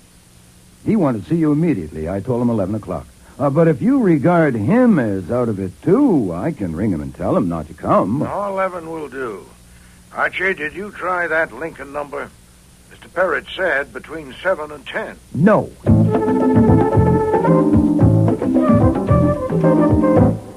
Sit down, Mr. Schwartz. Thank you. Mr. Wolfe, I must apologize for being urgent about this appointment, but I felt there should be no delay. I gathered from Mr. Parrott last evening that you had not explicitly given your assent, and therefore... Assent to what? Why, to your appointment in his will as executor of his estate. In effect, the guardian of his daughter. Huh? Did you? Utterly preposterous. I was afraid of that. It will complicate matters. You see, there is a question whether the $50,000 provided for that purpose will go to the executor if the executor is not you. Did you say 50,000? Yes. Tell me about it. In the past, I have attended to a few matters for Mr. Parrott of a minor legal nature. But last evening, he came to my office, my apartment. He has never been to my office, and asked me to draw up some papers at once in his presence. What time was this? Oh, he arrived about 9. Was there until after midnight. I'm afraid it took a long while. You understand, it's a difficult business, extremely difficult to convey property by testament to a daughter without naming or identifying her in any way. Your functions are limited strictly to the legacy of his daughter. There are only 2 other provisions in the document under consideration. $50,000 to you as executor, and the same in amount to me. Let me see it. In a moment, yes, sir. I should explain that the large sum left to me was not to compensate me for drawing up some papers. It was to pay me for not opening this envelope addressed to you and examining the contents. I must say he misjudged me entirely. 1/10 that amount, 1/50 would have sufficed.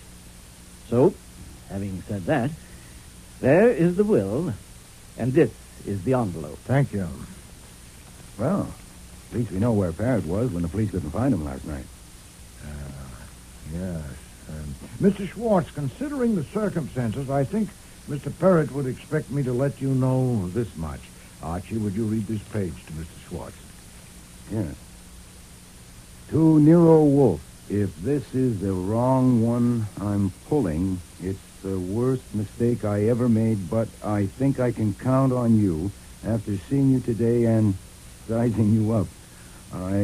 I don't think I'm going to die, but what if I do? That's my problem. My daughter has got to be protected. I mean, she has got to get what belongs to her, and that's my problem. Thank you. The envelope also contains a marriage certificate and a birth certificate. Put them in the safe, Archie. Then you accept the office? I do. In that case, I have a question. With the daughter dead, how do you propose to perform the functions of your office? A reasonable question. I had Archie read you that page because I wanted to understand why I cannot give you an answer. Since Mr. Parrott trusted you, he would expect me to give you this much satisfaction. The daughter is not dead. Beyond that, Mr. Parrott left it to me, and so will you. I see. I hope you'll forgive me if I mention another detail. I understand that Mr. Goodwin here was present when Miss Parrott was killed. Yes. He was also present when Mr. Parrott and his companion were killed. Yes. But Mr. Goodwin was not injured. Only my pride. Mr. Wolfe, I don't know whether you fully realize the inferences that will be drawn by Mr. Parrott's associates when they... Nero Wolfe's office. Archie Can he Goodwin. talk to me now? Hold on a moment, I'll see. The man who called earlier. The one who wouldn't leave his name. I'll take it. Nero Wolfe speaking. Your name, please? Oh, I'm sorry, sir. I never speak to people without a name. Just a moment. Fabian. Thank you. Hold the line a moment, please. Mr. Schwartz, have you ever heard of a man called Fabian? Yes. So have I. Yes, Mr. Fabian, what is it? Oh, I see. I must tell you, I never make appointments outside my house.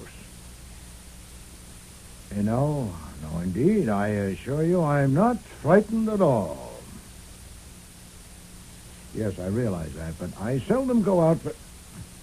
If you... Well, I have a suggestion. Why don't you come to my office, say, at 2 o'clock this afternoon? You have the address? Good.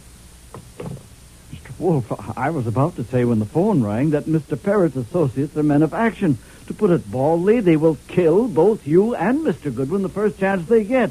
Now, I was about to suggest certain precautions... Mr. Fabian says he wants to ask me something. Great heavens, to let him in? If he is really dangerous, and if he has drawn the sort of inferences you fear, my own office is the only safe place to meet him. This business has to be settled sooner rather than later, doesn't it? Shall we continue? Nero Wolfe's office, Archie Goodwin speaking. You said your name was Harold Stevens. Oh, boy, just what I needed. Actually, at the moment, the name is Mudd. Harold Mudd here. That's not funny. Certainly isn't. Look, actually... I want to know about the man that got killed and how you happen to Now, be... Hold it. Wait a minute. Start again. What have you seen, heard, and done? I've seen pictures, just now in the Gazette. Oh. One of a man named Daisy Parrott, and I know him in a certain way, and he's been killed. And for a certain reason, that's bad news for me. Another picture is of you, and it says your name is Archie Goodwin. Right. And you work for Nero Wolfe. That's right. And it says you were with Daisy Parrott when he was killed. So I want to know what... I'm coming over there. No, don't do that. You stay where you are. I'll come over and pick you up. I'll be right over. It's a friend of the law student. Very upset. I gathered. You can leave at once. I can finish my business with Mr. Schwartz without you. Yes, sir. And Archie, arrange it carefully. That's why I'm picking her up, sir.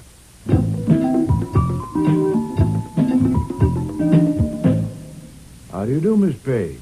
And, Morton, I wasn't expecting you. He wouldn't let me come alone. I certainly wouldn't. I'd like to know what this is all about. Goodwin saying his name was Stevens. And why were we sneaked in the back way like this? The sidewalk in front of our house was the scene of 2 murders, and quite conspicuous. I demand to know what is going on. Miss Page deserves an explanation, and she'll get it. Doubtless you'll get it later from her.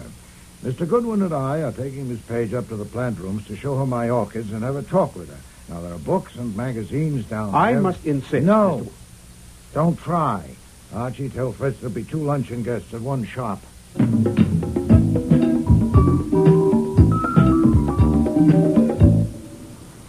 God. You're impressed? I've never seen such a blaze of color in my life. Someday you must spend an hour or 2 up here. Now I'm afraid we haven't time. You're not an infant, Miss Page. I'm 20 years old. And I won't have to use a nipple for this. You know what a hypothetical question is? Certainly. And I'll put one to you. Suppose these things. That with me as intermediary, your father has arranged to make available to you a considerable sum of money. That he is not in a position to disclose himself to you and cannot ever be expected to do so. That he has put it wholly within my discretion whether you shall be told his name and your mother's name. And that the circumstances are such that it will be one deuce of a job to keep you from guessing his name and guessing it right. Now, supposing all that, here's something for you to think over. Yes? You want me to tell you the names or not? Oh, I don't need to think it over. I want you to tell me. Oh, that's an impulse. Oh, good Lord, an impulse.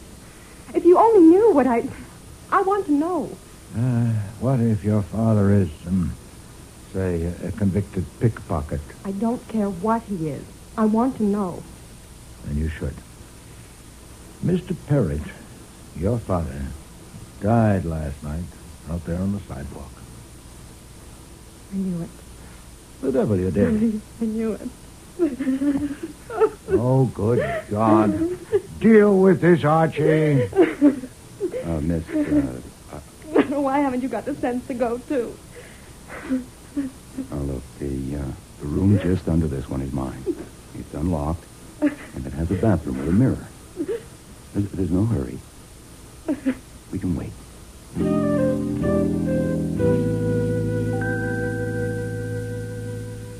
Down so soon, Archie? Is she all right? She needed a shoulder to cry on, but with her fiancé under the same roof, I didn't think it would be fitting. Morton's in the front room, pacing. Nero Wolfe's office, Archie Goodwin. Let me talk to him. It's Kramer. Mr. Kramer, how are you? I'm fine. You? The way I always am before lunch. Hungry. Enjoy it. This is just a friendly call. I wanted to let you know that you were right as usual when you decided to keep it all to yourself and tell us only one thing that was worth a damn about Parrot's daughter being wanted in Salt Lake. We got onto her through the Washington fingerprint piles, as you knew we would. I don't think she was the daughter at all. Her name was Angelina Murphy. Oh, she used others. She had about 10 years coming. I suppose I might as well ask if you have anything to add. No. No, I think not. Nothing at all? But the job you took on for Parrot? No, nothing. Okay. I didn't expect it. Enjoy your lunch. Oh, at least I heard that before I died. What? Well, Kramer knowing you've got things he could use and merely telling you to enjoy your lunch. Do you know why? Yes. It was, in effect, an obituary. If I were a sentimentalist, Archie, I'd be touched. He thinks we haven't got long to live. Yes. What do you think? I think we should enjoy our lunch.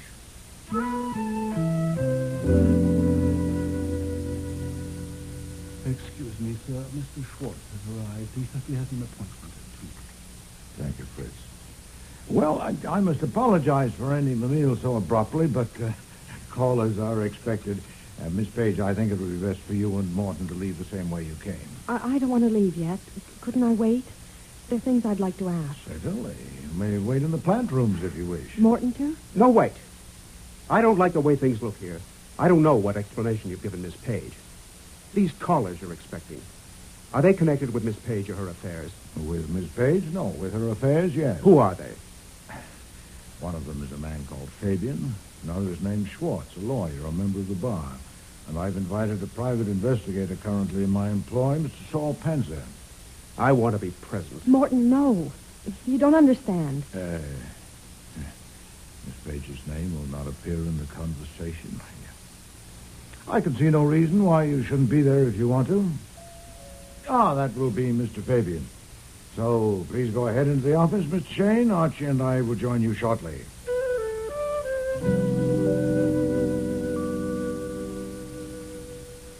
Mr. Fabian, it is part of your legend, sir, that you never go anywhere unarmed. Are you armed now? Yeah. Any objections? None at all, but I'm not calling you a liar, but I would be better satisfied if I saw proof. Where is your weapon? Easily available? It's available. Would you mind showing it to me? Comedy. Here. I could have had it out and in again 20 times. I came to get some proof from you and Goodwin here. Excuse me. We'll go into the office and sit down. This way, sir. You know, I must apologize to you, Mr. Fabian, for appropriating a few minutes of your time, but this will only take a few... Fritz has got it, sir. You're Schwartz. Yes, Mr. Fabian, you may remember. Yeah, I remember. Archie, you can't go in. Fritz, Mr. are you all Wolfe? right? How are you going to stop me? Fabian, what you doing here? I got you covered, Thomas. Not here and now, Fabian. Who gave you the steer? Nobody. I came on business. Lift them up. Oh, Tommy Ross, this is preposterous. Besides you two, there are 5 people in here. What do you expect to do, shoot all of us? Nonsense.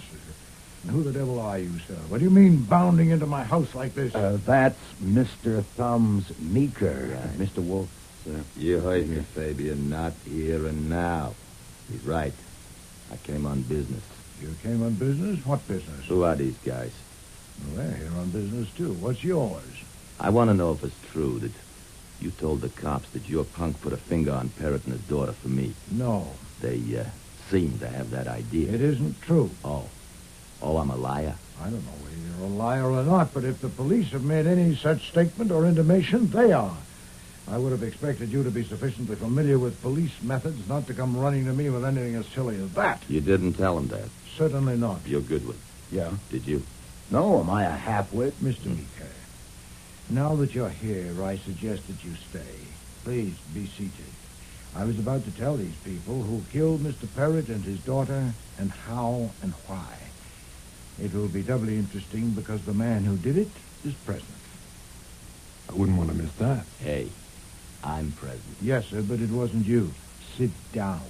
I don't like to talk to faces on different levels. And you too, Mr. Fabian. Yeah, that's better. Now then, first about Mr. Perrott's daughter. The police know that the young woman who was killed last night was not his daughter, but they don't know that he actually has a daughter. I do, and I know who and where she is because Mr. Perrott told me about her in this room yesterday. At this very moment, Go slow. If you please.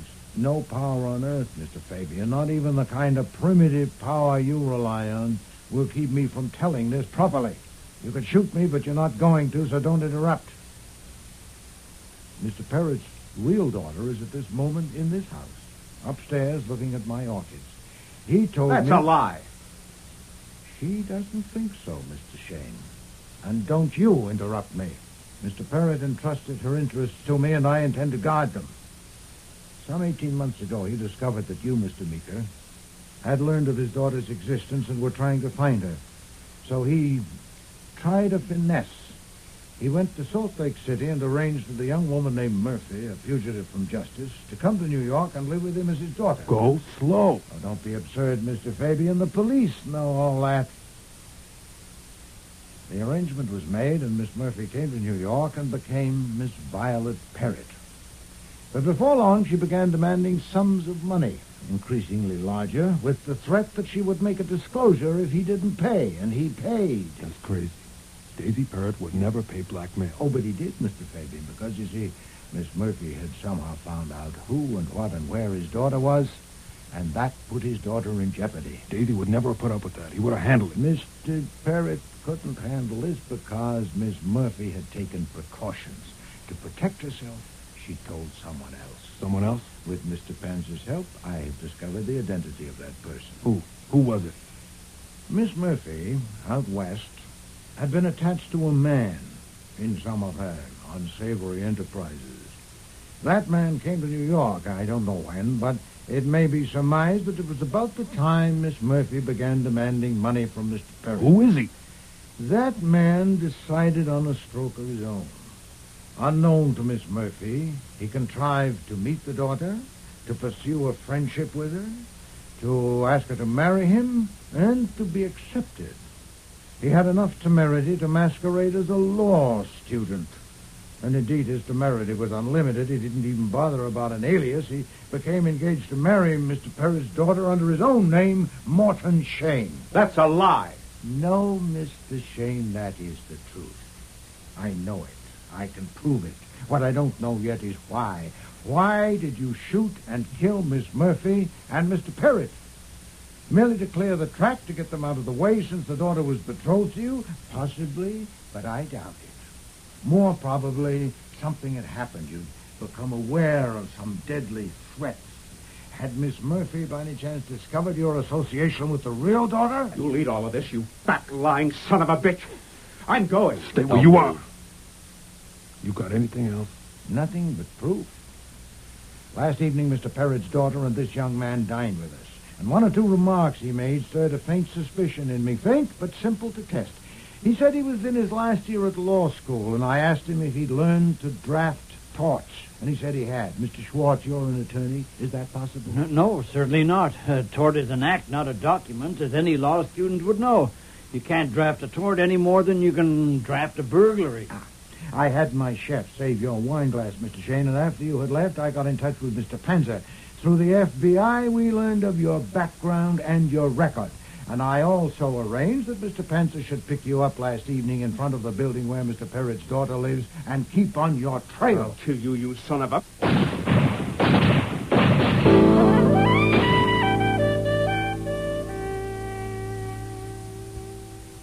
paper says the DA's decided not to charge Meeker or Fabian because the man has a right to defend himself.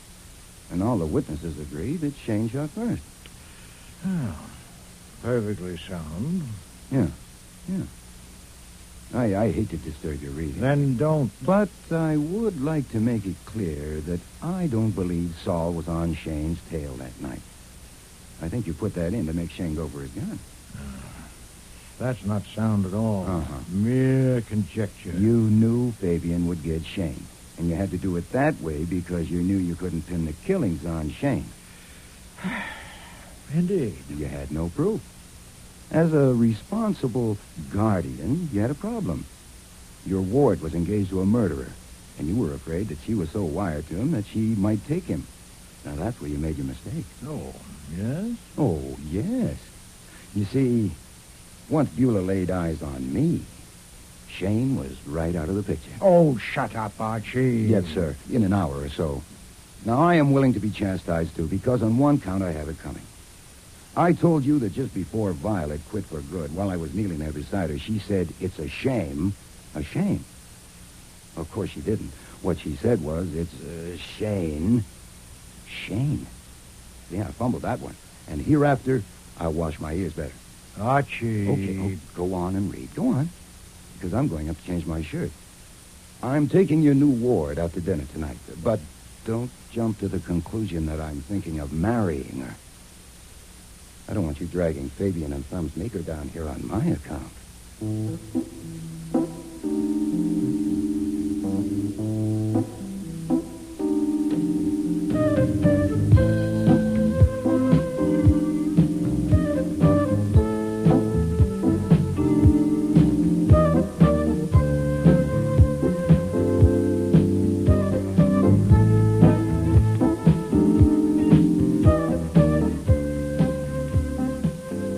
Starring in today's episode were Mavor Moore as Nero Wolfe and Don Franks as Archie Goodwin.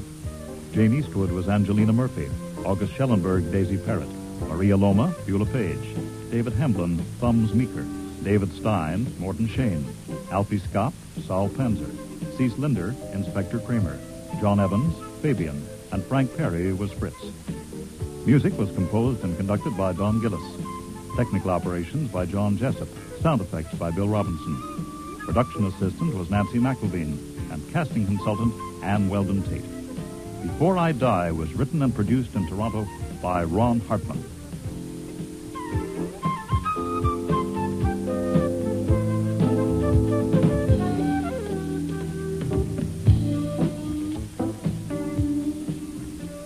Next week, Listen, I wouldn't trust no cop if he was a baby and stark naked. Nero and Archie meet Hattie Annis. A witch can be 20 minutes late. A what? Of course, nobody believes in witches anymore. Certainly I don't. But now I'm not so sure. Hattie owns a theatrical boarding house. Do you happen to know that all stage people are crazy? They have no monopoly. My name's Tammy Baxter, short for Tamiris. I haven't decided yet which one to use in the marquee when I'm a star. Hold it. What's the matter, Buster? Come here. Behind the sofa. Oh. Easy. Oh, my God. It's Tammy. Yeah. Now you'll never get your name up in lights. I'll get up when I like and I'll walk out when I like. Steady, steady. Both liquor. Here, let me help the you. The great detective Nero Wolfe, just a flunky for the cops. Get in here quick. Thanks. Hey, you might have brought me something to eat. You're no good. Well, if I'm no good, why'd you let me in? Because I thought you had something to eat. Actually, if I wasn't any good, would I bother to come and tell you to stay away from that door because they're going to bust it in? No, they won't. Why won't they? Because they know if they do, I'll shoot. You've got a gun? No, but they don't know that. Oh, All right, Buster. I've never hired a detective before. You want me to sign something? Who are you hiring, Miss Annis? I'm hiring you. To do what? What? To show the cops. To make them wish they'd never set foot in my house. No to way. make them eat dirt.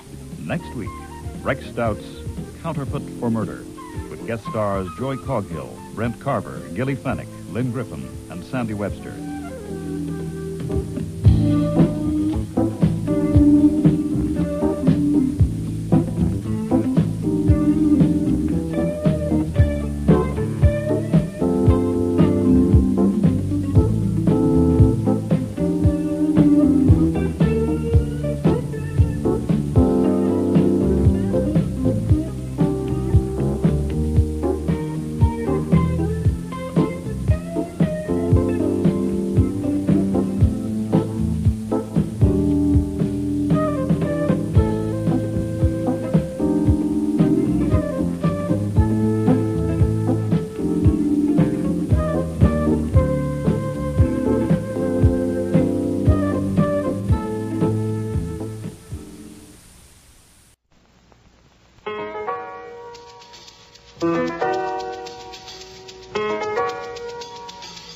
Rex Stout's Nero Wolfe.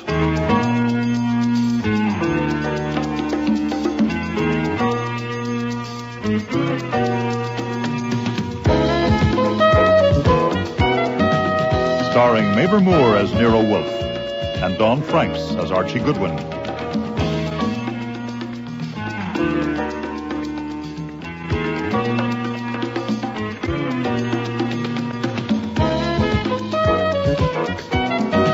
Today's episode, Counterfeit for Murder, with special guest stars Joy Coghill, Brent Carver, Gilly Fennick, Lynn Griffin, and Sandy Webster.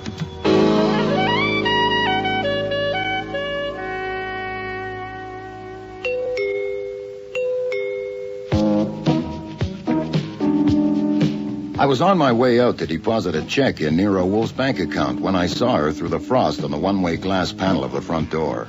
Now, my rule is never be rude to anyone unless you mean it.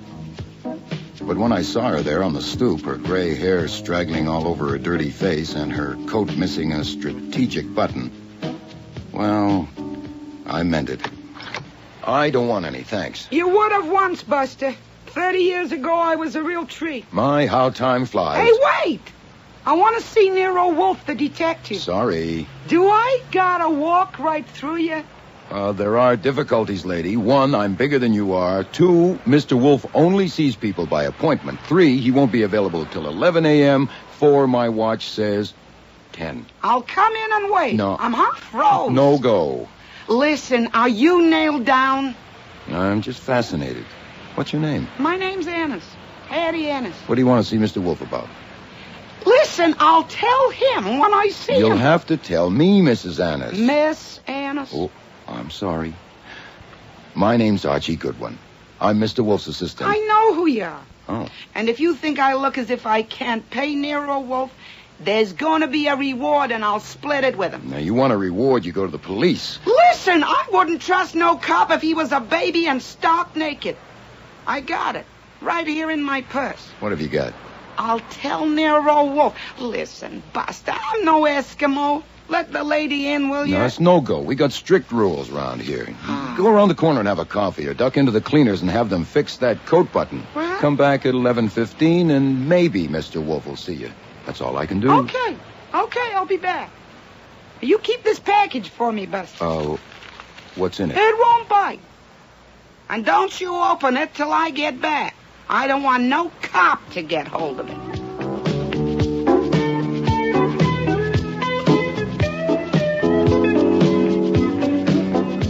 I don't know why I took it, except that she trusted me, which meant she had fine instincts and no sense at all. Could have been a bomb, but it didn't tick, so I just stashed it under the couch in the front living room and went off on my errand, thinking maybe it was the Hope Diamond and I should have put it in the office safe. I was so worried by the time I got back to the front door of the old brownstone that I almost tripped on a fur coat on the top step before I noticed somebody was sitting in it. It's a terrific idea, this outdoor waiting room. But you ought to install a magazine rack. She was the kind of girl Hattie Annis might have been 30 years ago. Right age, right face, right legs, so far as I could see. I decided to invite her inside so she could take her coat off. Welcome to the office. I'll sit here. You can sit there. A man told me through a crack in the door that Mr. Wolfe was engaged and Mr. Goodwin was out. Mr. Goodwin, I presume? You do, but it's okay by me. Your turn. My name's Tammy Baxter, short for Tamiris. I haven't decided yet which one to use in the marquee when I'm a star. Well, that would depend. If it's a musical, Tammy. Mm-hmm. But if it's Lady Macbeth, Tamiris. Hey, thanks. Don't mention it. Why don't you ask me what I want? I'm putting it off because I may not have it. Oh, that's nice. I like that. Hmm. That's a good line if you knew how to read it. Okay, how's this? What do you want? Don't call us, we'll call you. I'm not an actress yet, only going to be. Oh. I don't want much, just ask about my landlady, Miss Annis. Hattie Annis. Has she been here? Here? When? This morning. I'll ask Fritz, the housekeeper. Fritz! A male housekeeper. He's also the chef. Mr. Wolfe doesn't like women around the house. Can I be of assistance, Mr. Goodwin? Oh, Fritz. Mr. Brenner. Did anyone besides this lady come in while I was out? No, sir. No one. Any phone calls? No, sir. Oh. Thank you very much, sir. Well, thank you, sir. No, thank you, sir. Well, apparently not, Miss Baxter. That's funny. She said she was going to take something to... I'm worried. Why should you worry? You would if you knew her.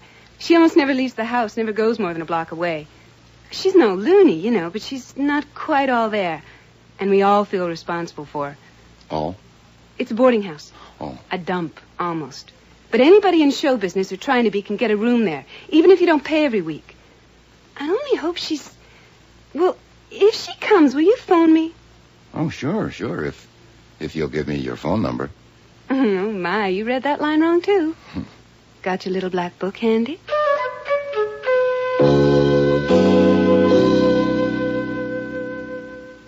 I don't care if it is the Hope diamond in that package, Archie. I will not see your Miss Annis. But when you see her, Mr. I'm Wolfe... not going to see her. I have letters to dictate to you, one about a rare orchid they found in Brazil, No. and no unpunctual elderly delinquent is going to interrupt... Maybe a witch can be 20 minutes late. A what? Maybe something happened to her broomstick. Now, no, of course, nobody believes in witches anymore. Certainly I don't. But now I'm not so sure. She has this strange fascination. You know, have I got a screw loose? Yes. A witch, you say? Oh, she must be. I'm bewitched. All right, I'll give her 2 minutes, but not unless she flies here within the next 5. Otherwise, I shall go and sample Fritz's chestnut soup. That'll be her now. I'll go and get it. Remember, 2 minutes.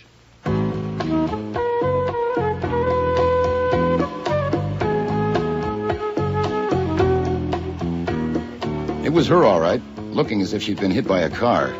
Turned out she'd been hit by a car. I caught her as she passed out and carried her onto the couch in the front room. Now, there's no chair in there big enough to hold Nero Wolfe's 1/7 of a ton, but he was a good sport about it. I am perfectly capable of standing for 2 minutes, Archie. Oh, you don't look it. You do fine for Falstaff. I take it you are feeling better, Miss Annis. Yeah. You told Mr. Goodwin a car came up over the curb and hit you. Not hard enough to knock me down. The curb spoiled his aim, and I jumped. And the car went on. Yeah. I just gone home to sew that button back on my coat after your crack about my appearance, Buster. And I almost got back here when that... Did you see who was driving the car? No, he come up behind me. Or she did. So I stumbled back here and I rang the bell. And I got you before you hit bottom. And I missed out again. What? Carried in the arms of a man, and I didn't even know it. Oh, what's life up to? Madam, I told Mr. Goodwin I would give you 2 minutes. Let us make the most of them. Oh, some wonderful day. Buster here carries me over the threshold, and Falstaff gives me 2 minutes. Oh, and here's another one with coffee. Oh, thank you, Fritz. You're quite welcome, sir. For the lady. Yeah, if you please, Fritz, yeah. Hey, I like him. Miss Annis, Mr. Goodwin tells me you have something you think is good for a reward. What is it? Do you happen to know that all stage people are crazy? They have no monopoly. Thank you, Fritz. Yes, sir. Hey, that's good coffee, Fritz. Thank you, madam. I like him. I was born in this house on 42nd Street. I always lived there. And my father owned a theater. You see, stage people are special. They always have been. And that house is only 8 minutes walk from Times Square. Hell, I only need 1 room and a kitchen, so they can live there. They pay me when they can. Well, who lives there now, Miss Annis? 5 of them. Huh? 3 men and 2 girls. And they all use the kitchen and keep their rooms decent. At least they're supposed to. I never go in. My room's on the 2nd floor front, you see. If you please, madam, to the point. I'll get there, Falstaff. Oh. That's good coffee. Yeah, it is. The ground floor is the parlor.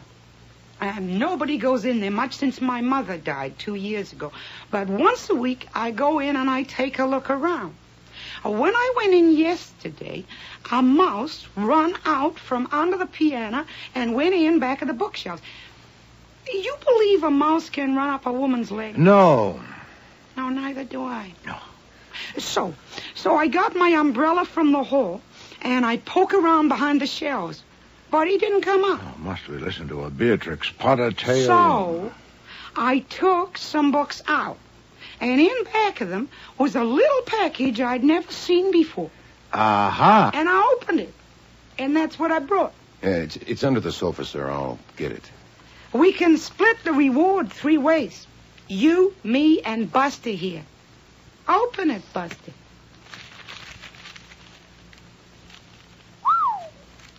All 20s, Mr. Wolfe. How much? 2 inches, 250 to the inch. That would make it about $10,000. Very tidy, madam. It belongs in the hands of the police. Hey, no, you don't. You take it to the cops and goodbye. Listen, whoever drove that car knew I had it and tried to kill me. I'll get it. All of a sudden, Grand Central Station.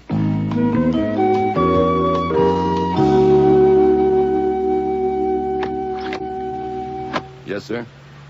My name is Albert Leach, U.S. Treasury Department, Secret Service Division. Here's my badge. Uh-huh. That checks out. I'd like to speak with Mr. Wolfe and Mr. Goodwin. Mr. Wolfe isn't available. I'm Mr. Goodwin. Want to ask about a woman named Baxter. Is she here? Around 25, 5'4", light brown hair, 120 pounds, fur coat. That fits. No. What do you mean, no? She's not here. Then how do you know? She was here this morning for about 10 minutes. Has she been back? No. Another woman, Hattie Annis. She been here? You know, Mr. Leach, I don't mind being polite, but what the hell? Mr. Wolfe is a licensed private detective, and so am I. And we don't answer miscellaneous questions just to pass the time. I've heard of Hattie Annis because Miss Baxter asked if she'd been here, and I told her no. She asked me to phone her if she came, but I probably won't. I'm an officer of the law, Goodwin, and an agent of the U.S. government. As I said, that checked out. And I want to know if Hattie Annis has been here today. Why don't you ask her? Miss Baxter gave me the phone number. Here, you want it? I have it. I know your reputation, Goodwin, and Wolfe's. Good. You may get away with a few fancy tricks with the New York City Police Department, but I advise you not to try any with the Secret Service. We'll be seeing you.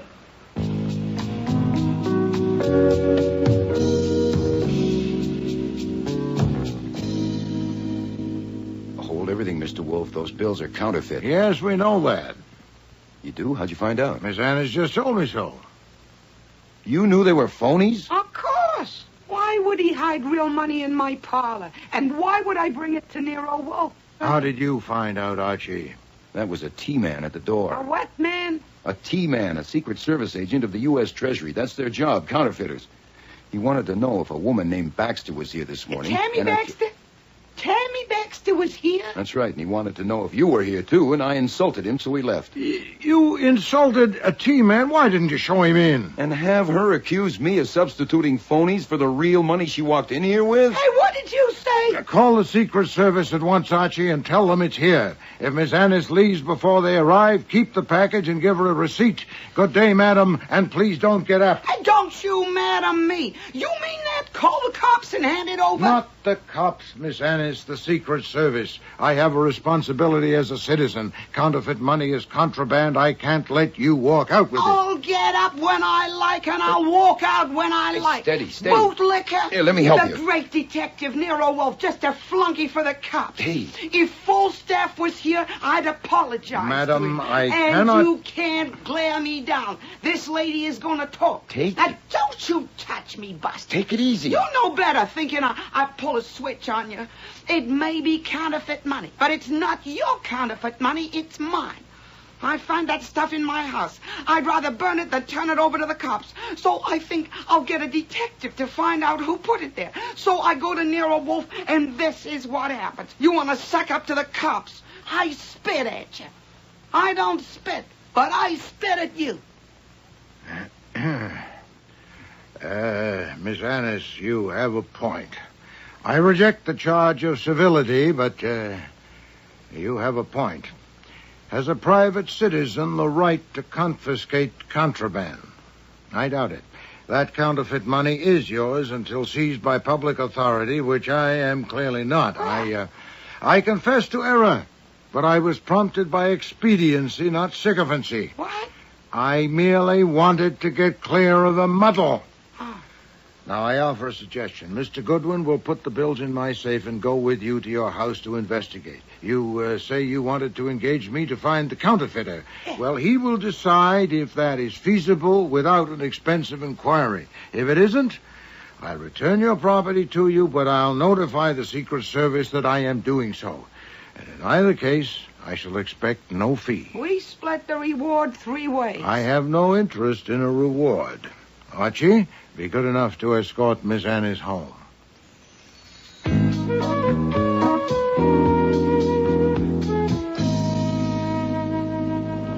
Okay, there it is on the corner. Let's go. No. You wait for the green light. Can't you see that cop over there? That's all they're good for, waving their arms. Okay, now we can go. Why do you hate cops, Hattie? Now, don't you call me that. Not till I know I can trust you. Okay, Miss Annis. Why do you hate cops? My father. The cops shot him down. Huh? No provocation. He was just in the way. Never even apologized. Said it was a mistake. Mistake. That's all they ever make, mistakes. I'm sorry I opened the wound. Listen, tell me about this Tammy Baxter. She must be involved somehow because that T-man... That could have been Tammy, Buster. Why not? Oh, she only has 1 suit, 2 dresses, 3 blouses, 2 skirts, and her fur coat was rabbit. A counterfeiter would have had more clothes. I thought you said you never went into their rooms. Well, only when they arrive here. When did she arrive? 3 weeks ago. What do you know about her? I don't ask for references. I just size them up, you know what I mean? Hey, here we are. Come on in. Hattie, is that you? Yeah, it's me. Where on earth have you been, or above it or beneath? Without you, this house is a sepulchre. There are no oranges. Oh, how do you do, sir? Archie Goodwin, Raymond Dell. Mr. Dell plays Shakespeare. Oh, good for you, Sir Raymond. Oranges here in the kitchen, Ray. I went out and got some. Oh, listen, Hattie, do you know where... Oh. Martha Kirk, Archie Goodwin. And what do you play, Juliet? Thank you, kind sir. But I'm not ready for that yet. Hattie, do you know where Tammy is? 2 phone calls, a man. No, I ain't seen her. Are you looking for a room, Mr. Goodwin? Mr. Goodwin ain't in the theater, Raymond. He's a reporter. He come to write a magazine piece about me and my house. You mean we'll all be famous? Something like that. Come on, Mr. Goodwin. He wants to see the house. I hope the beds are made. We'll see you both later. Come and have brunch, Ray. Listen, have you seen the kitchen knife anywhere? How was that? Was that okay? Just fine. They're interested, and that'll help. Is this the parlor? Yeah, I got the blinds down so it's dark. Oh. Hey, mind the sofa. I'll get the light. Oh, that's better. Hey, nice fireplace. Now, here we are. I put the books back like they were, but everything else is just... Hold it. What's the matter, Buster? Come here. Behind the sofa. Easy. Oh, my God. It's Tammy. Yeah. Now you'll never get your name up in lights.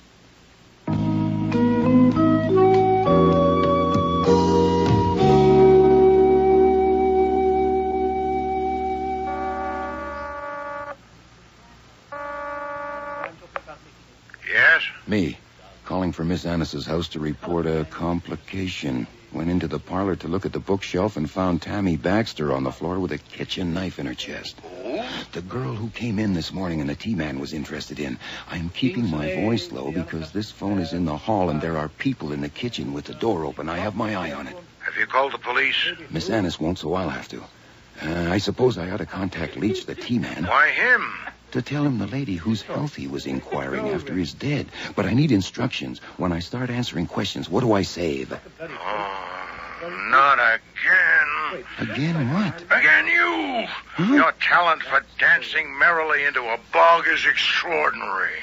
I am not dancing, and I am not merry. It would be a nuisance to have to explain why we postponed reporting that counterfeit money. Oh, that. I could omit the detail that we knew it was phony, at least until they find my fingerprints on it. Phooey!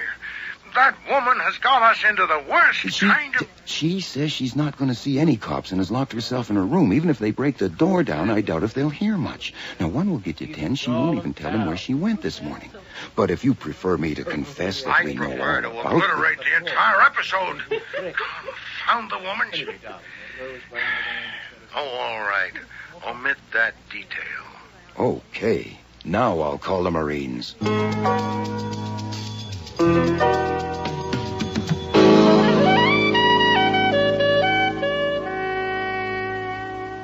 I know you, Goodwin. And I know Wolfe. You say Wolfe told her he wanted no fee and no reward, but he sent you here with her and you paid for the cab? Nuts. Inspector Kramer, I was just helping a nice old lady. Quit your clowning. It's nice to see you again, too, Mr. Leach. I told you we'd meet again, Goodwin. I want to know. Look, I'm in charge here, Leach. Now, exactly when did you discover the body? I didn't look at my watch. That's a lie. With your training, you'd look automatically.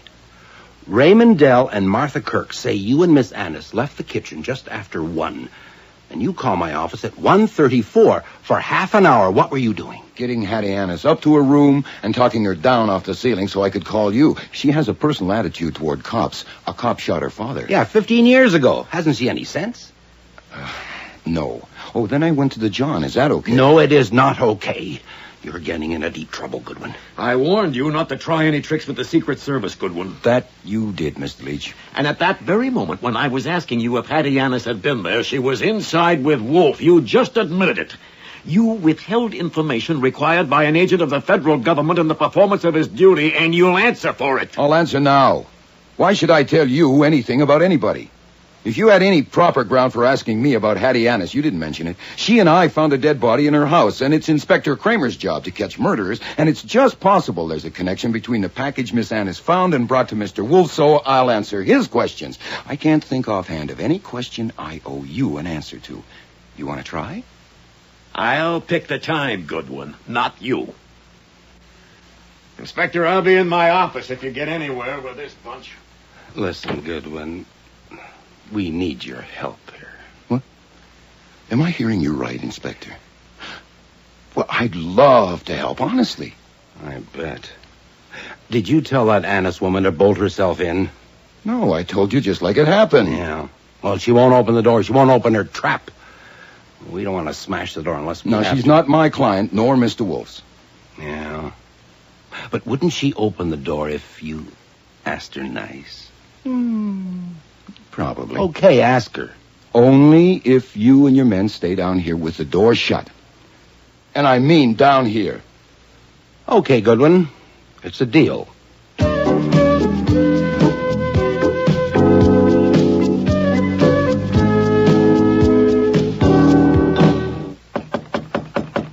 Who is it? Me, Buster Goodwin. I'm alone. Let me in. I want to ask you something. Where are they? They're downstairs. Look, I'm not a flunky. Okay. Get in here quick. Thanks. Hey, you might have brought me something to eat. You're no good. Well, if I'm no good, why'd you let me in? 'Cause I thought you had something to eat. Actually, if I wasn't any good, would I bother to come and tell you to stay away from that door because they're going to bust it in? No, they won't. Why won't they? 'Cause they know if they do, I'll shoot. You've got a gun? No, but they don't know that. Oh, May I have permission to call you Hattie? No, not till I see what happens. Okay, Miss Annis. Now, here's a gen. If Inspector Kramer and his football squad have to smash that door down to get at you, it's an absolute certainty they'll take you downtown and hold you as a material witness. A witness to what? They're investigating a murder that occurred in your house, and you're a suspect, whereas if you let them in polite... Wait a minute. I'm a suspect? Sure. Now, when you came home to sew the button on your coat, you could have done it then. You suspect No, me? no, of course not. Look, even if I'm no good, I'm not a half-wit. Ay, they'll have to carry me. They will. And in handcuffs. And they'll need them. All right, Buster. I've never hired a detective before. You want me to sign something? Who are you hiring, Miss Annis? I'm hiring you. Call me Hattie. Thank you. But you can't hire me. I work for Nero Wolfe. Then him. To do what? What? To show the cops. To make them wish they'd never set foot in my house. No to way. make them eat dirt. He wouldn't take the job. If you hired him to investigate the murder, he might fill your order on the side, but I doubt if you could afford it. I'll pay him $42,000, and that ought to be enough. What will you sell besides the house, the yacht? Now, don't try to be funny, Buster. It's in tax-exempt bonds in the bank. You want me to sign something or not? That's not necessary now that I can call you Hattie. All right. You may not be available later today, so we'll leave it that you've hired Nero Wolfe to investigate the murder. Now, if he doesn't take the job... Well, why wouldn't he take the job? Because he's a genius and he's eccentric, and geniuses don't have to have reasons. Now, you leave the door unbolted, and I'll tell Kramer... I will not. If they break in that door, they'll pay for it, Buster. Okay, you have it your way, Hattie. And before I go, I might as well start earning that $42,000. You got a stamp pad in that desk? Yeah. What for? Your fingerprints, Hattie. All 10.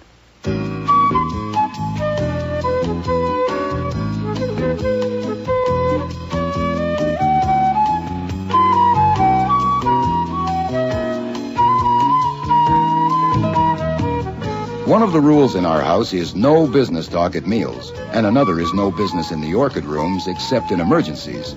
There being no emergency except deciding whether he was going to work today or not, Nero Wolfe took my report not in the plant rooms with their dazzling color, but in the potting room next door. Theodore was washing pots in the sink. Theodore, you must be very careful of this beauty. Don't plant her too deeply. Right? Now then, Archie, to your report. Thank you, sir. The main thing is I'm pretty sure Hattie Annis is on the level. You mean she's innocent of that girl's murder? I think so. On what grounds? Well, she couldn't possibly have been faking when we discovered the body. First she said to the corpse, right, "Now you'll never get your name up in lights." Well, sentimental, but you're right. I doubt if she's capable of inventing it. Yeah, then she says, "Oh, no, that's the kitchen knife." Well, I mean, how corny can you get? Now, I'd never try to predict what the lady was going to do. But I know what she didn't do. She didn't kill Tammy Baxter. But what's the connection, then? What had the Baxter girl to do with Hattie Annis's counterfeit bills? I don't know. But there's got to be one.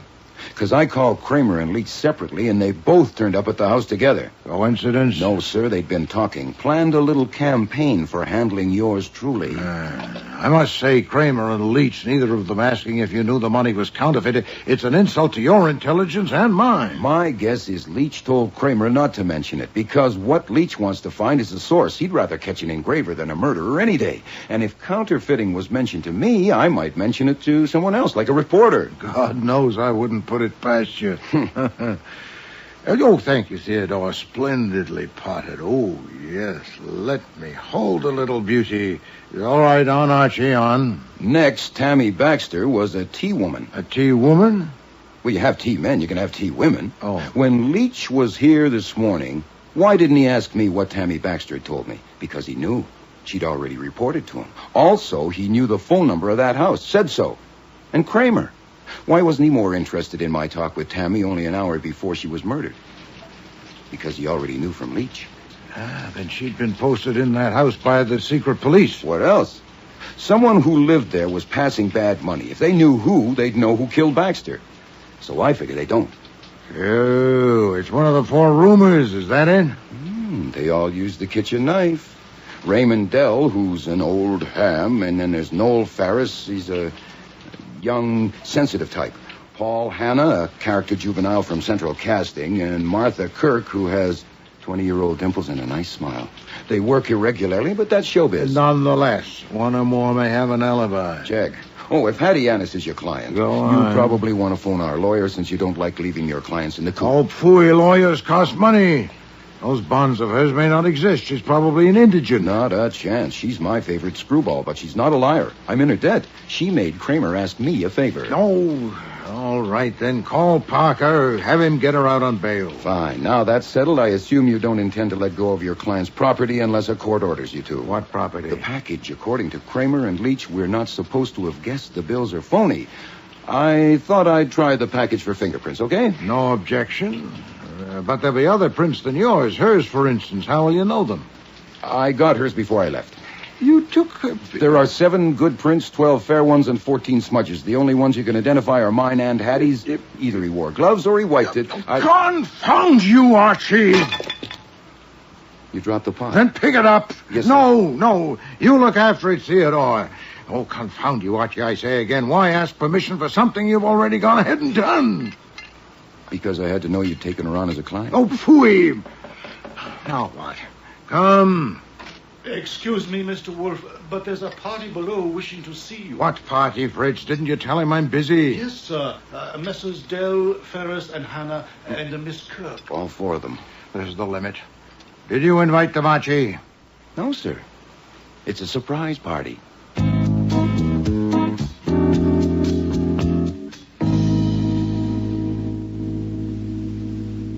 Perhaps you'd be good enough to explain this intrusion. Are you the spokesman, Mr. Hannah? No. Go ahead, Martha. This was your idea. It was not, Paul. It was Hattie's idea, Mr. Wolfe. Well, it's crazy. The idea that Hattie... Well, it's just crazy. It may well be, Miss Kirk. Mr. Ferris, what is she talking about? She means the idea that Hattie killed Tammy Baxter. It was Hattie's idea that we should come and see you. Crazy. It is not, Noel.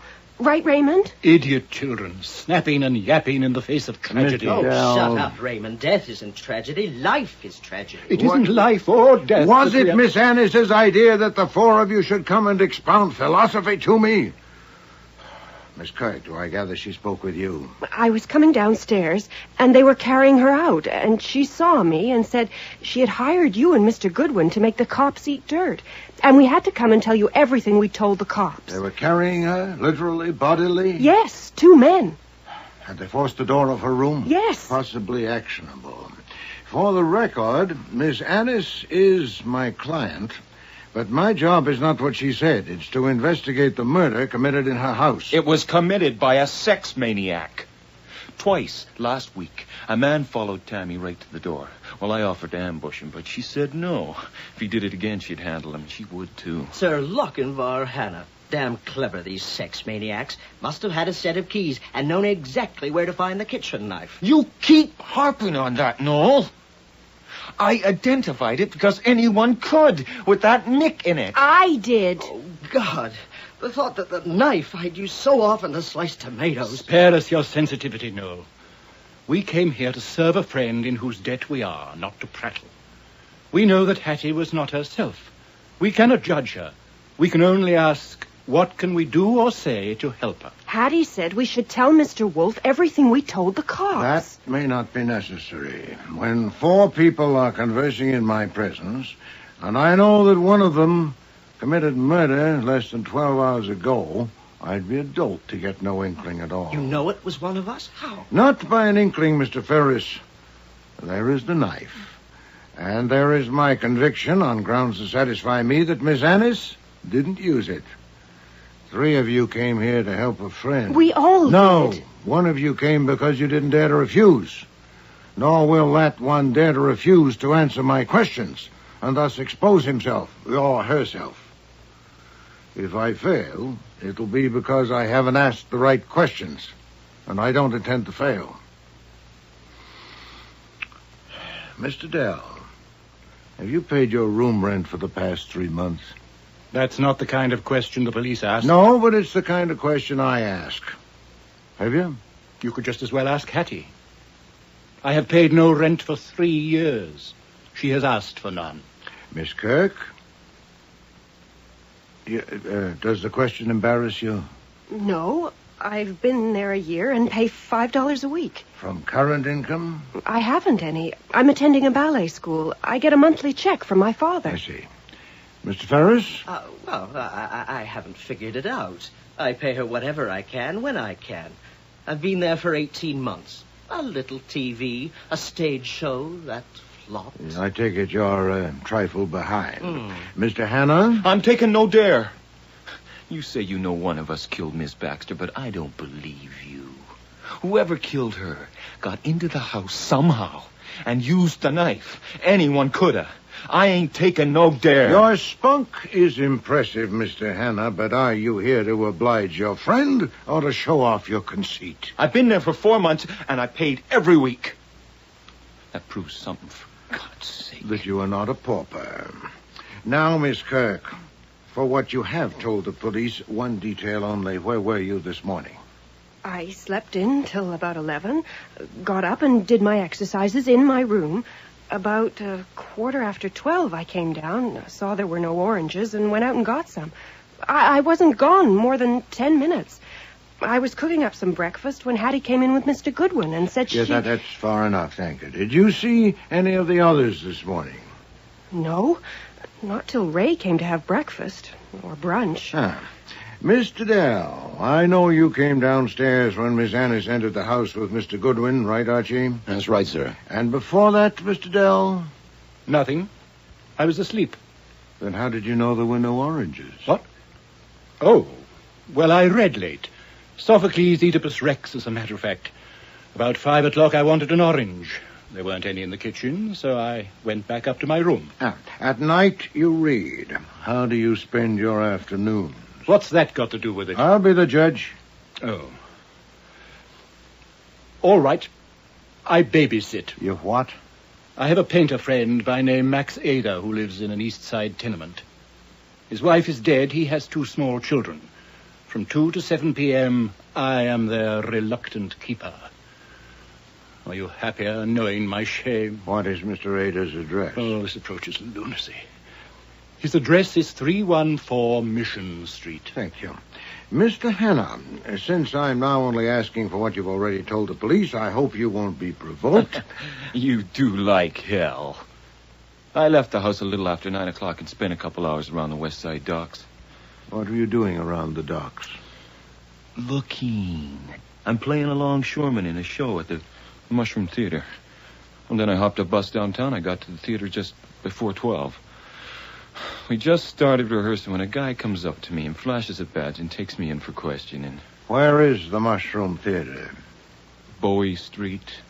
Do you have a leading role in the play? No. How many lines have you? Not many. It's a small part. Hey, look. I'm just starting out, okay? Yes. And you, Mr. Ferris? You know, when the questions the cops asked me made me realize I was actually suspected of murder, and I also realized I had no alibi. It looked pretty dark, Mr. Wolfe. I thought maybe the others had solid alibis and could prove it, so I feel a lot better now. So I thank you, Mr. Wolfe. Well, actually, I left the house a little after 10 and called at 4 different agencies. 2 of them might remember I was there, but... What kind of agencies? Casting, theater, and TV. You visit them daily? About twice a week. And the other 5 days, how do you pass the time? 2 days, sometimes 3. I make horses and kangaroos and other animals. I go to a workroom and model them and make molds. I get $8 for a squirrel, 20 for a giraffe. Where is this workroom? In the rear of a shop on First Avenue. Harry's Zoo, it's called. The owner is Harry Archesi. He has a 16-year-old daughter as beautiful as a Rosie Dawnbuck. Her name is Alonka. Now, this is not a comedy, Mr. Ferris.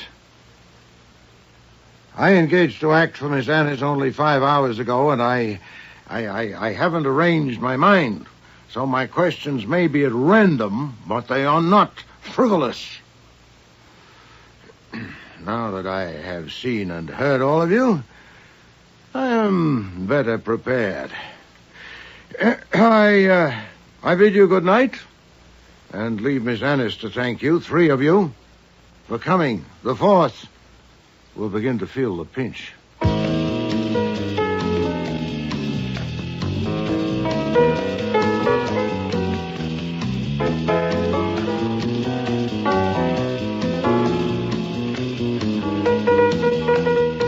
After I showed them out, I got back to Wolfe in his office. He was leaning back with his eyes closed, a sure sign that he was anything but asleep. Then he opened them and shot me an order. Get Saul and Fred and Ori at 8 in the morning in my room. Then he shut his eyes again. There's no use asking why he wanted to bring in the 3 best operatives south of the North Pole to the tune of a couple of $100 a day plus expenses, but Wolfe doesn't waste dough like that on a mere inkling. I never did get to find out why, because at 7:30 the next morning, Leach, the T-man, turned up with a federal court order. He wanted the package. What the hell, I gave it to him. He gave me a receipt, and Kramer arrived with a state court order to pick it up as evidence in a murder case. All I could do was show him the receipt from Leach and suggest they split it half and half. Kramer became undignified. Damn you, Goodwin. Did you know that money was counterfeit?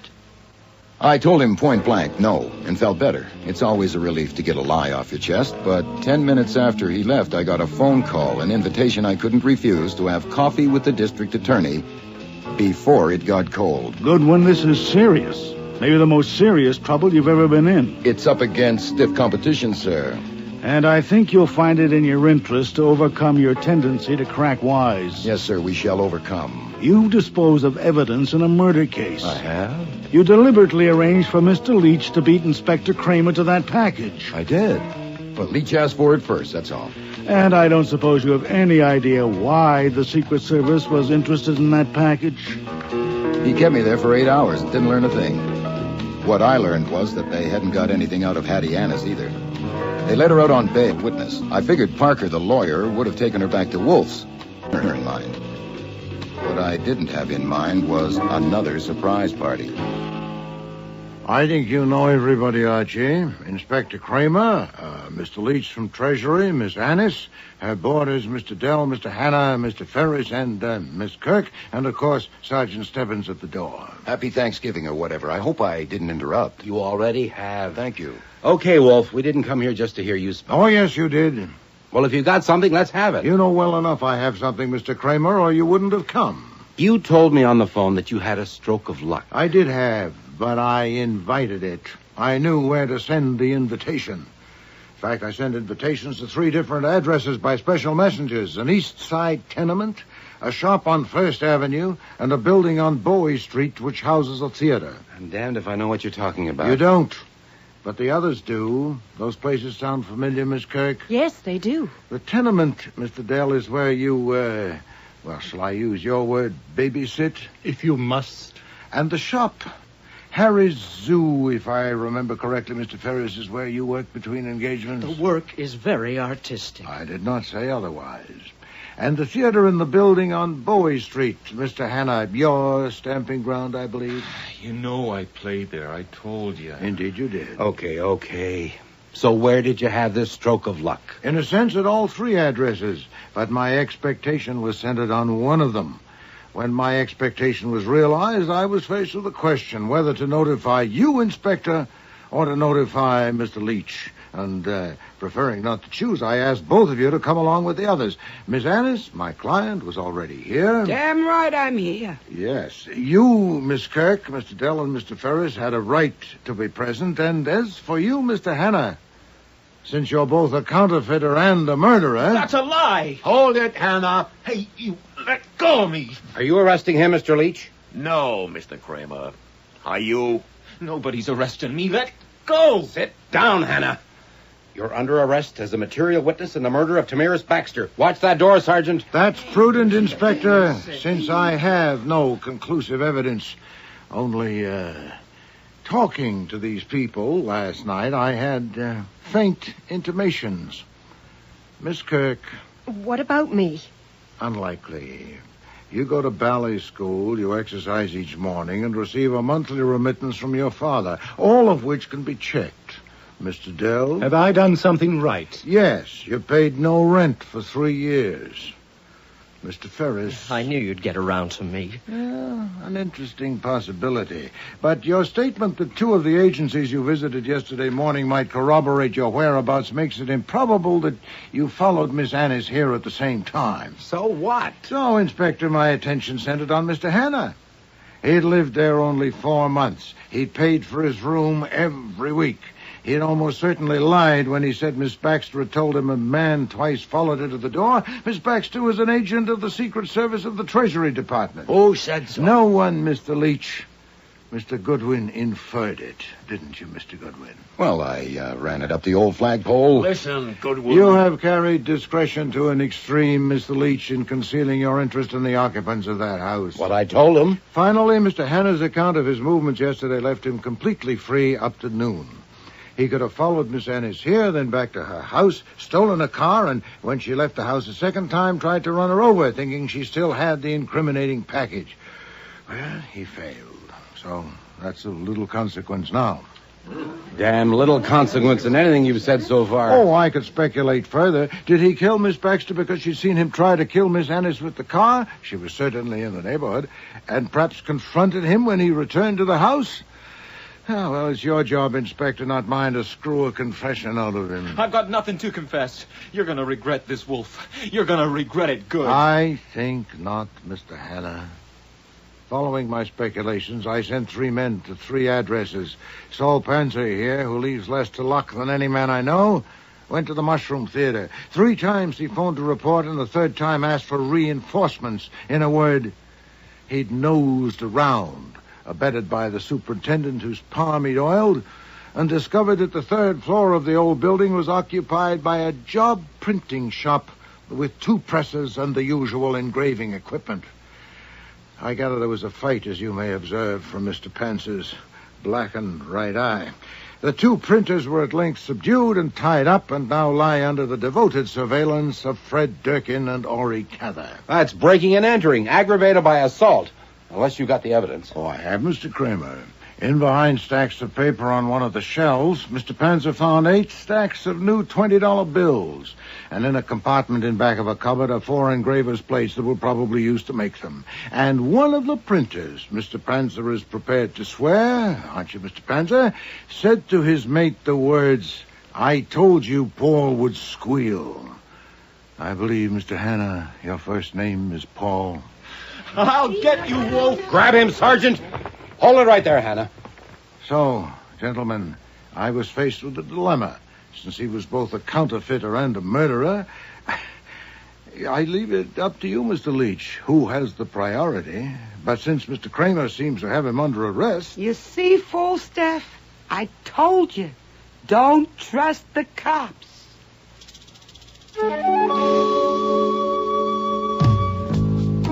One day, 3 weeks later, Wolf and I were in the office disagreeing about something when we had a visit from Hattie Annis.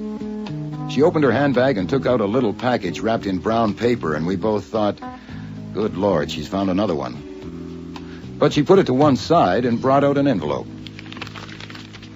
This check you sent me, your letter says it's for my share of the reward, $100. Did you keep your share? Yes. Did you get yours, Buster? Oh, sure, yeah. Yeah, well, I don't believe either of you. And this bill, $5,000 for services and $621.65 for expenses. Buster, didn't I say I'd pay $42,000? I guess you did, yeah. Then here it is. Hey, last time funny money, this time bonds. I cannot accept these, Miss Anna. Oh, you can call me Hattie, Falstaff. I've held on to these bonds since my father died. First time I ever signed them over. But it was worth every dollar of that $42,000 to see you beat that Inspector Kramer at his own game. I didn't like what I saw in the paper, where that no-good Paul Hanna had confessed. I got no use for nobody that confesses to the cops. But you two made them eat dirt. You gave me the best day of my life. Well, thank you, Miss Alice. Hattie. Hattie? Yeah. Archie? I think a trust fund might be in order so that Hattie may have even better days to come.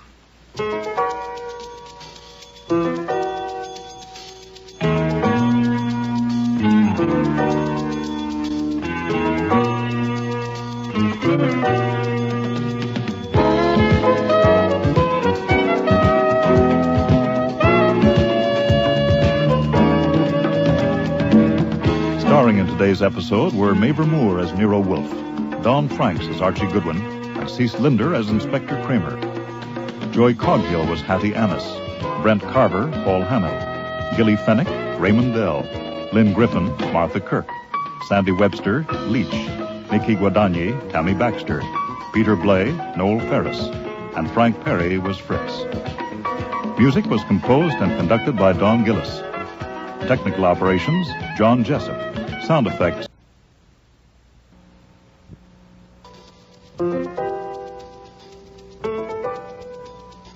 Rex Stout's Nero Wolfe.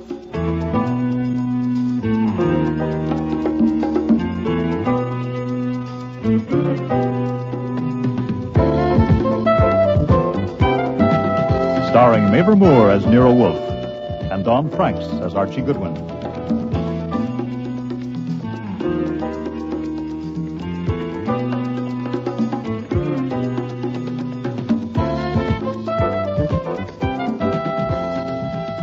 Today's episode, The Cop Killer, with special guest stars Jackie Burrows, Brian George, Arch McDonald, and Marion Waldman.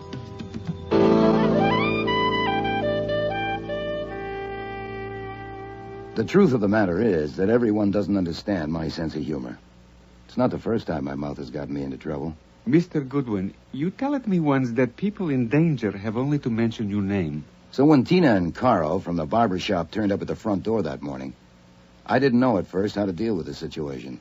Nero Wolfe was due down from the plant rooms at any minute, and he's extremely finicky about seeing people without an appointment. Also, his fees are very high, and as his assistant, I am expected to screen would-be clients. I really should have sent Carl and Tina on their way. This is a so nice, safe room for you and Mr. Wolfe, two such great men. Oh, no, he's the great one. I just caddy and talk too much. Now, what's this about danger? We love this country, Mr. Goodwin. We love... Let me talk, Carl. We do love this country, Mr. Goodwin, and we want to see more of it. But you see, we don't know where to go. I have $50 here. Well, that wouldn't get you too far. Oh, no. The $50, this is for you. What? To tell us where to go. You know our name, Vardas. You know we are married. So there is no question of morals. Only all we want is to do our work and live in private, Carl and me. And we think... Archie, I want to see the germination records of those orchids. Oh, you didn't tell me we had callers. No, sir, because I knew you would be down soon. You know Carl. He takes your coat at the barber shop, and Tina's a manicurist there. It's all right. They're married. They just dropped in to buy $50 worth of travel. Yeah. Why he went? He's angry? No, sit down, please. As you said, he's a great man. It makes him a little eccentric. Now, you were saying... We don't want Mr. Wolfe mad at us. No, forget it. He's only mad at me, which is chronic. Now, why do you want to travel? Is what I said. We love this country, and we want to go more into it. Far in. You're both scared stiff, aren't you? Now, what's this danger Carl mentioned? I don't think that makes any difference. difference. It's no good, Tina. We must tell Mr. Goodwin if we want him to help us. Please. Hi. I met Tina 3 years ago in concentration camp in Russia. If you want me to, I tell it you why is they will never let us get out of there alive. Not in 100 years, but I rather not to talk so much about it. It makes me start to tremble, as you can see. Okay, save that part. But you did get out alive. Oh, yes, we are here. But they think we are dead. You see, Vardas is not our name then. We take name later when we get married in Istanbul. You shouldn't tell any places. No places, no people at all. You are most right. Was not Istanbul. Okay. Istanbul is out. You got married somewhere in... Yes. And then later we nearly get caught again. We do get caught again, but... You're most right, Tina. At a certain time, in a certain way, we cross that ocean. We try very hard to come to this country according to rules, but is in no way possible. I see. It is nearly a year now since we get the jobs at the barber shop, and life is be so fine and sweet that we are almost healthy again. Oh, what we eat. We even have some money saved. We haven't got... $50. You're most right, $50. We be happy beyond our dreams 3 years ago, except if we don't know what minute someone comes and asks us how we get here. Ah, so the danger is... We will be sent back. Right. And we know exactly what will happen to us there. I am not surprised if you feel deep contempt when you see me trembling the way I do, but to understand situations like this, I believe you have to be somewhat close to it.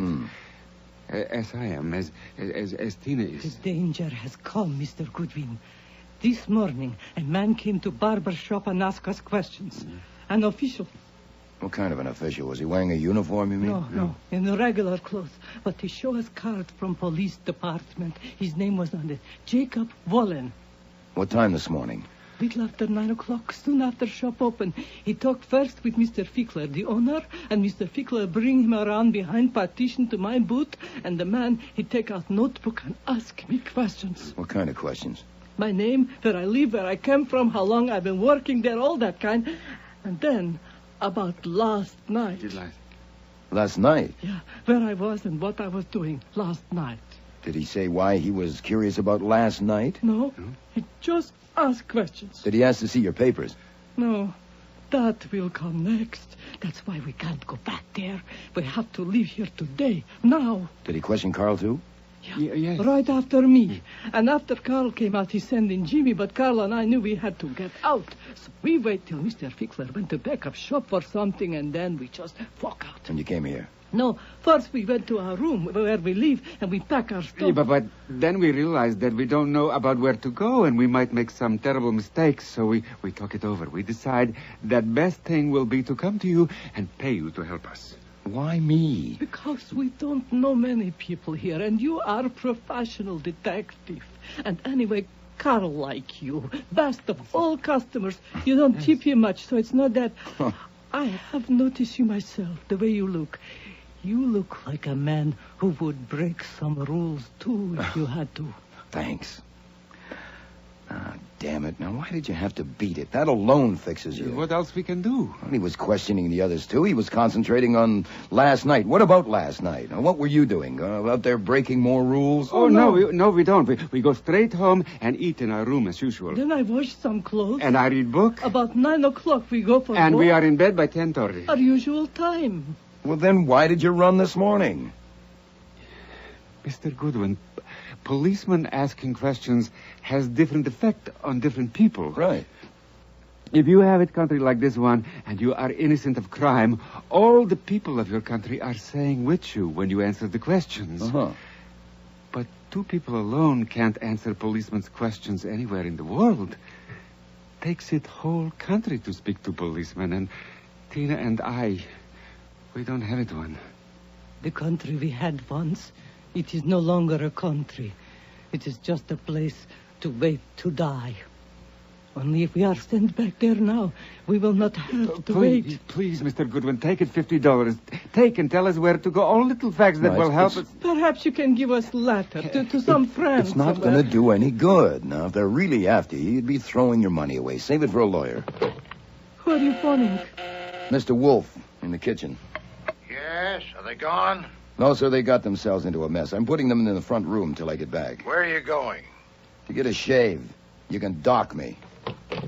All right, you two. All right, in here. And keep away from the window and don't budge from this room till I get back. Oh no. I don't think we can't. Carl? I like him.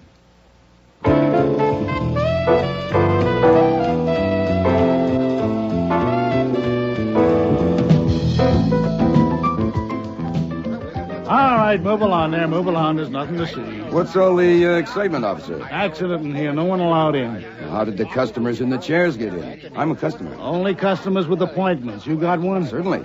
Jimmy, how soon? Now, who whistled for you? Sergeant Curly Stebbins. What's homicide doing here? Don't tell me you and Nero Wolfe are involved in this. I dropped in for a shave. I'm a regular customer. Uh-huh. Hey, Mr. Fickler, how long have I been leaving my hair here? Oh, hello, Mr. Goodwin. For over 6 years. Sergeant Stebbins. This is the famous detective, Mr. Archie Goodwin. Mr. Nero Wolfe comes here, too. Thanks, Arnie. Famous? It's just a burden, and it's a damn nuisance. Yeah, well, don't let it get you down. You just dropped in for a shave? You got it. Write it down. I'll sign it. Who's your barber? Jimmy. Jimmy's busy. So I see. Well, I'm not pressed. I might chat with you, or I could read one of these magazines. I might even get a manicure. You get manicures? I might, for my eyes. For your eyes? Haven't you seen Janet the manicurist? Clown. She's in the booth talking to Inspector Kramer. Kramer's here, too? What's happened?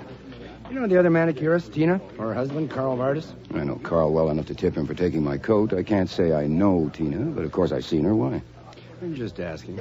The sight of you or Wolfe anywhere near a case makes me want to scratch. Isn't that a shame? So let's get it on the record in case it's needed. Have you seen Vardis or his wife this morning? Sure. You have? Yes. I put them in our front room, and I told them to wait, then I beat it here to tell you. Now, if you step on it, you can still catch them. Excuse me if I don't laugh, okay? Okay. I mean, they killed a cop, or one of them did. Killed a cop? Yeah. A detective from 20th Precinct, Jake Wallen.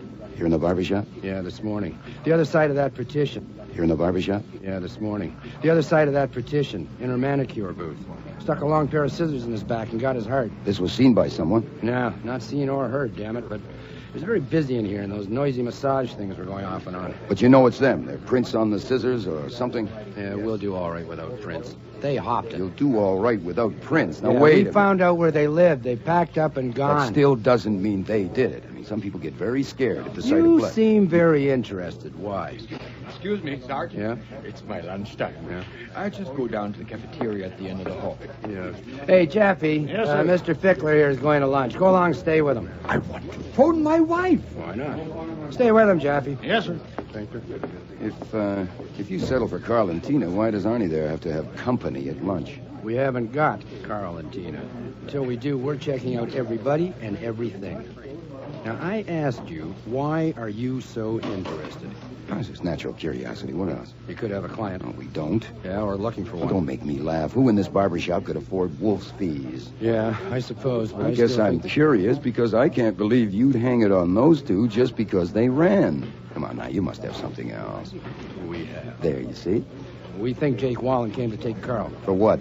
Well, last night around midnight, a couple of pedestrians, 2 women, were killed uptown by a car. The car kept going. We found it a few hours later abandoned with a dented fender, blood, other items which tagged. Carl's car? No, stolen. Reported earlier last night. 20th Precinct sent Jake Wallen to it. He was the first to give it a look. Wallen was supposed to go home when his shift ended at 8 this morning, but he didn't. He phoned his wife that he had a hot lead on a hit-and-run killer and was going to handle himself and grab a promotion. Yeah, but what led him to this shop? That's what we'd like to know. It had to be something he found in the car. We don't know what. The goddamn fool kept it to himself and got killed. But did he mention it or show it to anyone here? They say not. All he had with him was a newspaper. Today's News, the early edition out last night. We can't spot anything in it. There was nothing in his pockets, nothing on him that helps any. You know all the barbers here? Well, I know Arnie Fickler, the owner, Jimmy, who cuts Wolf's and my hair, Ed, who takes the appointments because he's next to the phone. The rest I only know to see. What do you know about them? To help you, probably nothing. Try. Okay. Fickler, the boss, was once attacked bodily in here in his shop by his ex-wife. Yeah. Ed once slapped Fickler's face when Fickler accused him of swiping lotions. Jimmy has been here a year now, and he's the best barber, which is why Wolf and I go to him. But he plays the horses, and he infuriates Fickler because he sometimes takes magazines while they're still current. Now, Jimmy thinks Janet, the manicurist, must have a sideline like dope peddling. Oh, yeah? Why? Because she refuses his advances, which by him means she's got to be too independent. Oh, Jesus, Goodwin, You I mean, asked you for it, just... that's all I know. I mean, apart from that, they're all strangers to me. What the hell are you doing here, Goodwin? Good morning, Inspector Kramer. Ah, good. I see you finished with Janet. Now maybe I can get my manicure. Hello, Janet. Hello, Mr. Goodwin. I asked you what you're doing here. I'm just waiting for a shave. I'm an old customer here. Ask Burley. Is Go that ahead. straight, Stebbins? Yeah, he comes here regularly. I checked. Come in here, Stebbins, for a minute. Yes, sir. Yes, sir. Well, Janet, I was wondering where you were. What? Did you say something, Mr. Goodwin? No, there's nothing vital. And call me Archie. I'm not married. You're a detective, aren't you? Yeah. How can I keep them from putting my picture in the paper? You can't if they already have it, have they? I think so. I wish I was dead. Oh, come on now. Pretty young girl like you. I mean it. My folks in Michigan think I'm acting or modeling. I keep it vague and... Here, oh, my God. Oh, work is work. Anyhow, if your picture gets printed and it's a good likeness, who knows what'll happen? Yeah, this is my Gethsemane. You what? My Gethsemane, you know. I'm not sure. You know, where you have to make a decision. Oh, I see. What was the inspector asking you just now? I only wish I had some guts. Why? What would you do? I'd tell all about it. All about what? All about what happened. You mean last night? Why not try it out on me and see how it goes? How it happened this morning. How I was going back to my booth after I finished Mr. Levinson in Ed's chair. And he called me into Tina's booth and he seized me with one hand on my throat so I couldn't scream. And there was no doubt at all about what he intended. So I grabbed the scissors from the shelf and without realizing what I was doing, plunged them into him with all my strength. And his grip on me loosened. And he collapsed into the chair. That's how it happened? That's what I would tell them if I had any guts. See, I would have to be arrested and then have a trial and then... Hold it. Who called you into the booth? The man that got killed, of course. See? The marks on my throat. No, I don't. Too early for the bruises to show, I could say. Good Lord, that would get you top billing anywhere, wouldn't it? That's what I'm saying. Well, then go ahead and tell it. I can't. I simply can't. It'd be so damn vulgar. Yeah, it would be if it wasn't true. About your not being married, I hadn't even thought. There was an article in Collier's magazine last month about career girls getting married. Did you read it? No, I must have missed that one. Oh, that article was silly. I think a girl should get a career established first. That's why when I see an attractive man, I never wonder if he's married. But by the time I'm ready for one, these will be too old. See, that's why I wouldn't ask you if you knew anyone in show business, because I wouldn't take help from a man. I think that a girl... Ready, Mr. Goodwin? Oh, good, Jimmy. Just scrape of the face. Did you phone? Huh? Did that fathead forget again? Oh, no. I just got caught needing a shave, that's all. You seem to have had some excitement here, Jimmy. We sure did. Hey, Carl. You know Carl? Sure. He killed a man in Tina's booth. What? Then they both ran. I'm sorry for Tina. She was all right, but Carl, I don't know. Hey, how's that? Too tight? No, it's fine. Jimmy, I'd watch it if I was you. You know, it's a little risky to go blabbing that Carl killed him unless you can prove it. Yeah, well, he had fits. Fits? Yeah, like he'd shake all over. And what did he run for? I couldn't say, but I mean, the cops are still poking around here. There's even an inspector. This towel's hot now. Oh, yeah, it sure is. Hey, they're after evidence. You gotta have evidence. For instance, they want to know that man who was killed. Did he show me anything? Or did he ask me anything about some article from the shop? That would be evidence, see? Yeah. What did he ask you? Hell, what didn't he ask? You'd think I was taking out insurance or something, you know? I told him where to get out. Oh, yeah? Yeah. He asked me what was I doing last night. Do you believe it? Come on. Yeah. Oh, you didn't tell him, eh? Nah, he kept on at me, so I figured, what the hell, and told him. Why not? That's my philosophy, Mr. Goodwin. Why not? It saves trouble. As long as my wife doesn't find out, huh? Yeah, all is in there asking questions. One at a time. Janet was the last. Well, who found him dead? Fickler. 10 or 15 minutes later, geez, he come yelling out of there. I damn near nicked my customer. How's the razor, all right? It's fine, just fine. Yeah, then the cops come. Man, it's been nothing but questions ever since. Who went behind the partition after Janet came out? They want to know. I tell them, how do I know? I had a customer at the time. When exactly did Carl and Tina leave? They must have asked me that 20 times. But I can't say and I won't say. Carl did it all right. But they can't prove it by me. They got to have evidence, right? But not me. Goodwin, Inspector Kramer don't like you being here. Neither do I, Sergeant. Neither do I. Yeah, thank God this didn't happen to be Wolf's day for a haircut. You never would have believed it. Speed it up just a little, Jimmy. Mr. Wolfe hates to wait lunch.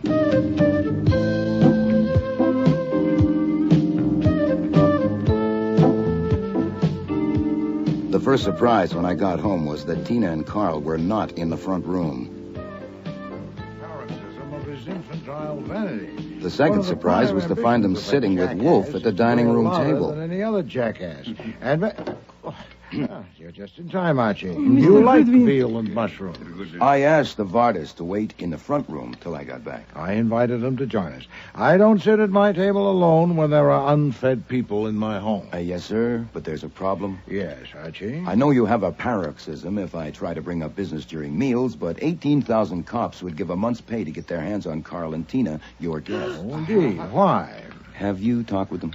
No, I merely invited them to lunch. I see. I ran into Kramer and Stebbins at the barber shop. Oh, confound it. Yes, sir, and the rest of their squad that handles only one kind of case. It's quite interesting, really, but first lunch, of course. I'll go and put the chain bolt on. Please dish me up some veal.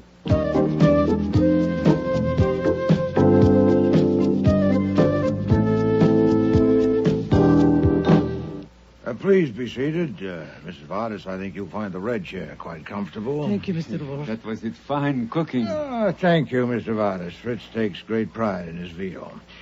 Now then, Archie, what have you gotten us into this time? Us? Yes, I'm responsible for their presence since they were my guests at lunch. Okay, if that's how it is. I did not invite them to come here, let alone to have lunch. They came on their own, and I let them in, which is one of my functions. Having started it, I'll finish it. Carl, Tina, it's dangerous for you to stay here. Now, I know of a safe place up in the Bronx for you to lay low for a couple of days. You shouldn't take a taxi or the subway, so we'll go around the corner to the garage, get Mr. Wolfe's car, and you can drive it up there. Excuse me, you will drive us up there? No, I'll be too busy. Yeah, but I can drive car. I don't know how. Okay, then your wife will drive. Now, you can leave the car. No, she can't. She don't know it either. What do you mean you can't drive a car? Certainly you can. Everybody can drive a in car. In this country, yes, but we are new in this country. We have never had the chance to learn. You've never driven a car? No, never. No. Carl? Never. What the devil is this? It has a bearing, as you'll soon see. Now, here's how it is. A precinct detective named Jake Wallen called at the barber shop this morning and began asking questions. Fickler took him into Tina's booth, and he questioned Tina first. Then the others had sessions in this order. Carl, Jimmy, Ed, and Janet. After Janet came out, there was a period of 10 or 15 minutes when Wallen was in the booth alone. Then Fickler went to see, and what he saw was Wallen's body with scissors buried in his back. Carl! No. Oh, no. Oh, Carl, you didn't. Archie, make us Tina, stop. Mrs. No, Vardis, no, please. You understand? No. Mrs. No. Vardis. Stop. And that man was killed there in Tina's booth? Yes. Then, of course, this is end for us. But please, I ask you not to blame my wife, because we go through many things together. She thinks I can do things that are not possible for me. But I do not kill that man. I do not touch him. About driving a car. Was that flummery? No, sir, that comes next. Last night around midnight, a hit-and-run driver in a stolen car killed 2 women up on Broadway. The car was found parked at Broadway 96th Street. Wallen from the 20th Precinct was the first one to look it over. In it, he apparently found something that led him to the Goldenrod barber shop. He showed up there and called the roll, as described, with the result also as described. Now, Kramer has bought it that the hit-and-run driver found himself cornered and used the scissors. And Kramer, don't quote me, is not a dope. Now, to qualify as a hit-and-run driver, you must meet certain specifications, and one of them is knowing how to drive a car. Then the best plan would be for Mr. and Mrs. Vardis to go back to the shop at once and submit to Mr. Kramer's questioning. Except for 2 things. What? 1, the fact that they landed will make it very tough. And 2, even though it is settled that they didn't kill a cop, their lack of documents will fix them anyhow. Wait, their lack of documents... Yes, sir, they're in the country illegally. They escaped from a concentration camp in Russia. Oh, confound it. An interesting angle is that you are harboring fugitives from justice, and I am not. I told Pearlie they're here. You what? That's the advantage of having a reputation for gags. You can say practically anything if you handle your face right. Oh. I told him they were here in our front room, and he sailed right over it. So I'm clean, but you're not.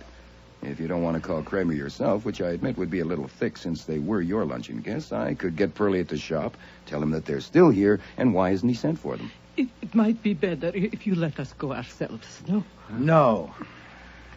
There is another alternative to consider. Oh, yes, sir. What? Since Mr. Kramer and Mr. Stebbins are still there at work, they may at any moment disclose the murderer. Oh, I doubt it. They settled for Carl and Tina, and what they're looking for is evidence, especially what it was that led Wallen to the shop. Mrs. Vardis, except for Mr. Fickler, that man questioned you first, is that right? Yes, sir. Did he produce any object? Did he show you any object whatever? No, I'm sure he did not. He had the newspaper in his hand. Yes, he asked about no object, anything in the shop? No. He took nothing from his pocket? No. The newspaper he had, did he take that from his pocket?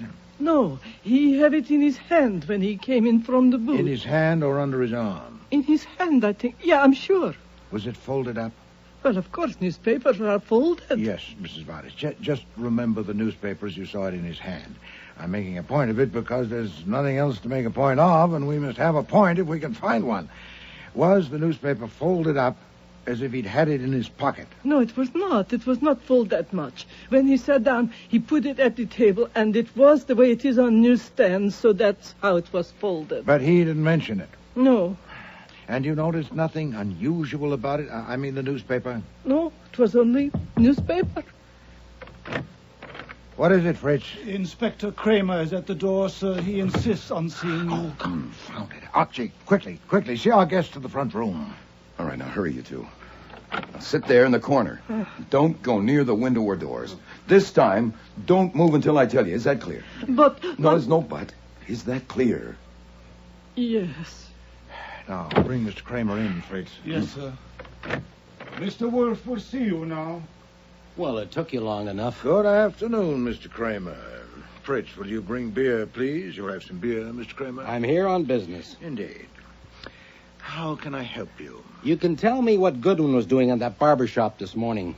Oh, I understand he went for a shave. Isn't that right, Archie? Yes, sir. I have learned over a stretch of years that when I find you or Goodwin within a mile of a murder, something fancy can be expected.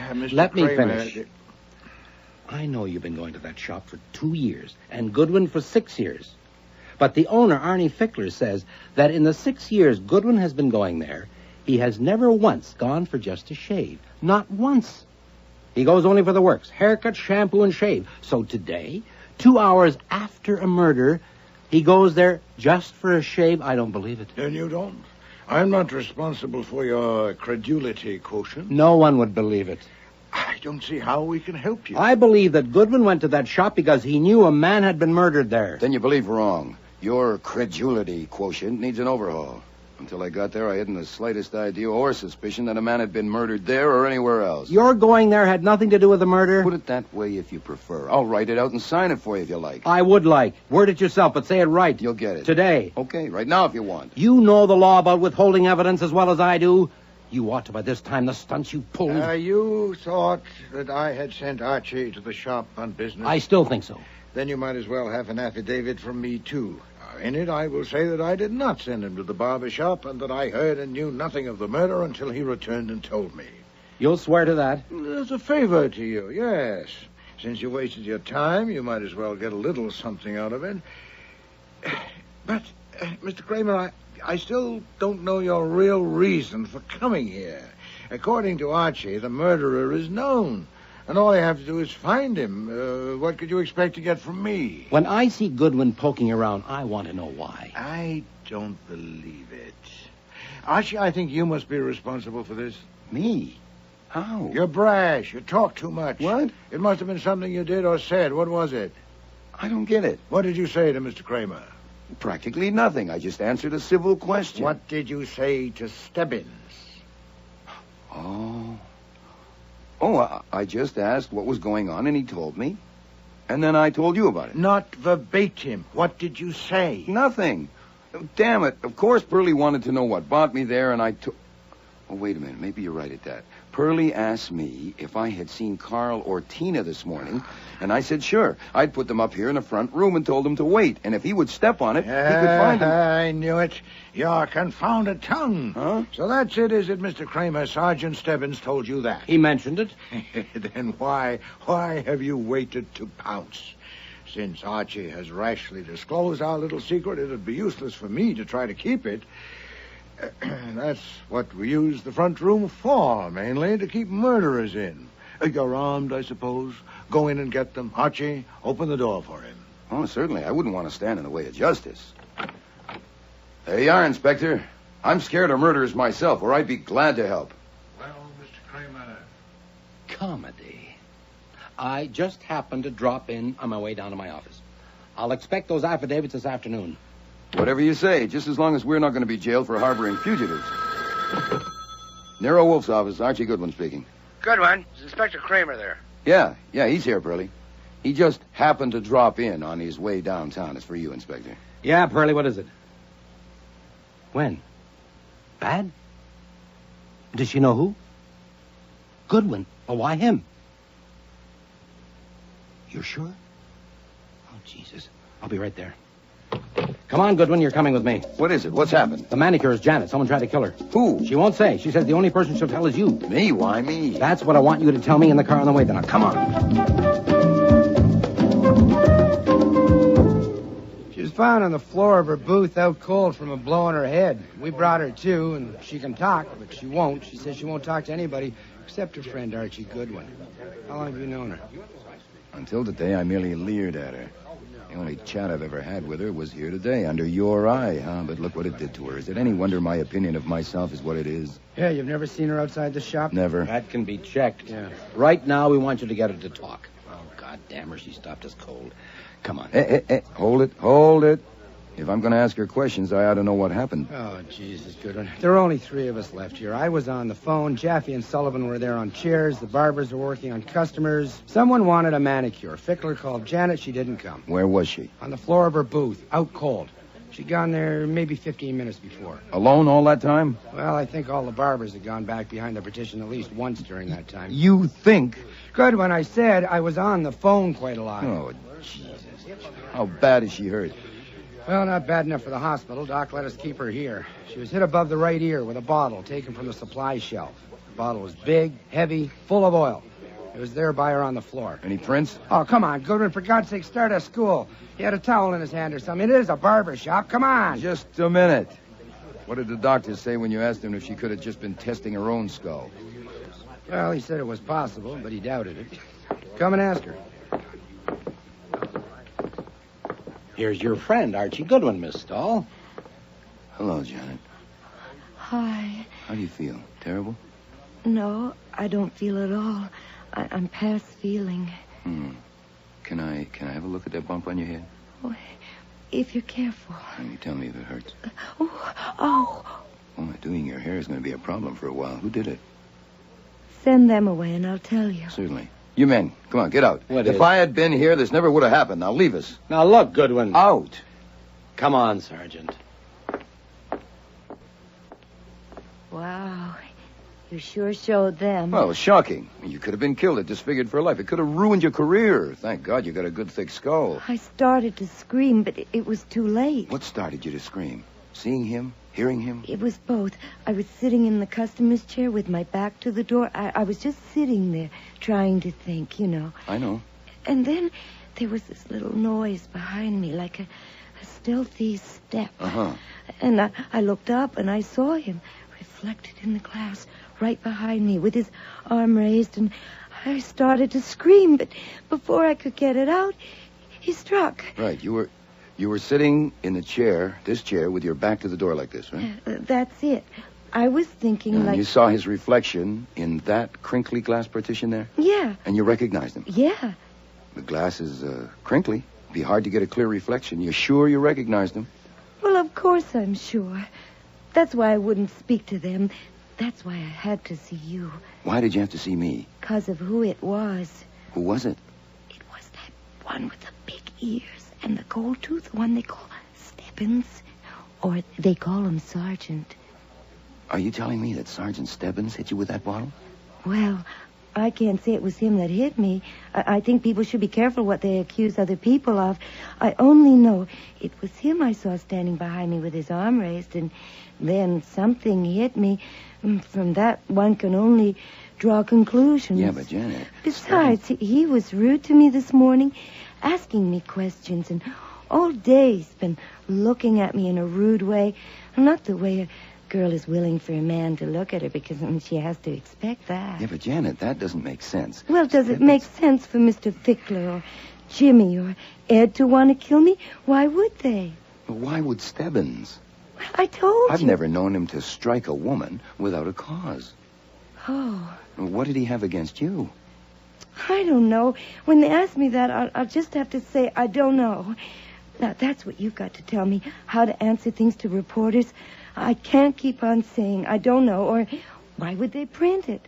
What hit you? I don't know. Who hit you? I don't know. Why did he want to hit you? I don't know. Oh, God. I mean, who'd want to read that?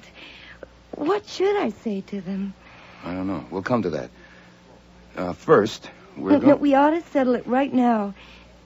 That's how you'll earn your 10%. My 10% of what? Of everything I get as my manager. Shake on it. Hey, that's a darn good idea, but I think... I can tell the reporters to ask you about things I don't know. It's called referring them to my manager. Janet, you tell the reporters I'm your manager, and I'll give you a lump that'll make that one seem as flat as a pool table. Oh, but I need some answers to give. Well, just say it's a mystery. People love a mystery. That's it. That's the kind of thing. Oh, I knew I could count on you. Oh, what do I say when they ask me if I'm going to go on working here? Couldn't I say I don't want to desert Mr. Fickler in the time of trouble? Great. That's the ticket. Just came to me. That's the thing that we have to work on. How to handle the reporters. Now, what they like best is to get the jump on the police. Now, if you can tell them something that the cops don't know, they'll love you forever. For instance, now... Yeah? For instance, what? Suppose for a minute that it wasn't Stebbins that hit you. But... Just suppose that it was someone else. Why would someone want to get you? I don't know. Maybe, just maybe, you do know something. But you don't know that you know it. You see what I mean? No. Well, maybe sometime today you saw or heard something, and this person, now let's call him X. X? Yeah, X. And if X knew that you told about it, that would put him on the spot. So that's why he had to kill you. Oh, I get you. You mean a motive. Exactly. It's just like a motive. Now, here's the point. If you can remember what it was you heard or saw that scared X, wow, those reporters will be your friends for life. Now, for God's sake, don't miss the chance. Concentrate. Okay. Remember everything you saw or heard here today and tell it to me now. Right. I don't remember anything. Concentrate. It was probably some little thing that didn't seem important to you at all. Maybe I could say that... No, it's got to be true. Oh, Well, let's... 4 to 9. I'm always punctual. Swell. Were the others here already? Some were and some weren't. Who was and who wasn't? Good Lord, I don't know. If you're going to expect me to remember things like that, then we might as well just quit. When I came to work, I was thinking of something else. A lot of the time, I'm thinking of something else, so how could I notice? I'll tell you what. I think you're ready. I'm going to send in a reporter. A reporter? Oh, God, I'm not ready. Sure you are. Just use your common sense and stick to facts. Oh, give me a minute. I want to fix my... You heard. We heard. I had to come up for air. If you shoot her, send her brain to Johns Hopkins. We can find it. Jesus. Did she knock herself out? I doubt it. It was a pretty solid blow to raise that lump. You didn't find a prince in the bottle. Bothering about princes beneath her. You better pick someone good to be that reporter from the Gazette. Can I go home now? No, she might insist on seeing her manager again. Oh, come on. Oh, well. I'll have to call Mr. Wolfe and let him know. I do work for him, you know. So I dialed the number that I knew best and reported. And then I waited. I waited for nearly 2 hours while they brought in a detective that Janet might think was a reporter. I think he came out even more confused than she was.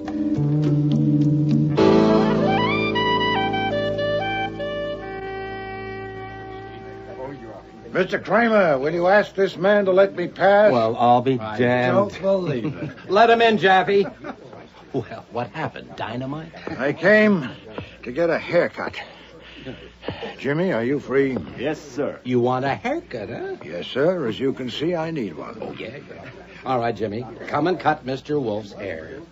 You just dropped in? Like Goodwin this morning? Certainly not. Mr. Goodwin told me on the phone of his fruitless talk with Miss Stahl, and I thought it well to come. Okay, you're here.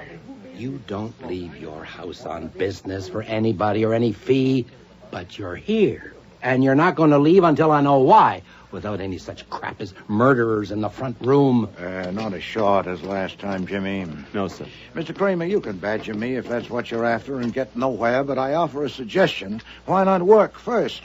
Why don't we see if we can settle this business, and then if you insist, go after me? Or would you rather harass me than catch a murderer? You know how to catch the murderer? Quite possibly. I'd like to propose certain assumptions about what happened here today. Do you care to hear them? Oh, listen, but don't drag it out. I won't. Please don't waste time challenging the assumptions. I don't intend to defend them, much less validate them. They're merely a basis of exploration to be tested. The first is this, that Wallen found something in the car that had killed 2 women. No, Jimmy, I don't like it this way. I want a direct view, not reflections. Turn me around, please. Like this? Thank you. Janet isn't here. Do you want her? If possible. Can she sit up? Stebbins. She says it makes her a little bit dizzy. Who'd notice? Bring her. Yes, sir. You were going to make some assumptions? Yes. The first is that Wallen found something in the car that led him to this shop. Some object, obviously, since there was no one to tell him anything. We made that assumption without any help. And it still holds? Yes. That's fortunate, since all of my assumptions concern that object. The second is that Wallen had it with him when he came here. I can support that with strong You don't evidence. need to. We made it and we hold it. Very well, that saves time. Not too short back there, Jimmy. No, sir. The third is that he had the object inside the newspaper he was carrying. It was an early edition of the news on sale last evening, not on sale this morning. He had it in his hand, folded to approximately the size of 12 inches by 9 inches. You know a lot about it. I know nothing you don't know. It's difficult to account for his carrying a stale newspaper in that manner unless it was a container for some object. At least the assumption is good enough to work on. The fourth is that whatever the object was, the murderer got it and disposed of it, because no object that could have led Wallen to this shop was found on his person or in the booth. The fifth assumption is that the murderer was neither Carl nor Tina Vardis. How do you know that? I want to know why. Support that assumption. Don't waste time clawing at me. Since Carl and Tina are not involved and therefore didn't take the object away with them, it's still here in the shop. That is the sixth assumption. And it's good only if your surveillance of these people here all these hours has been constant and alert. Now, what about it? Could any of them have removed such an object from the shop?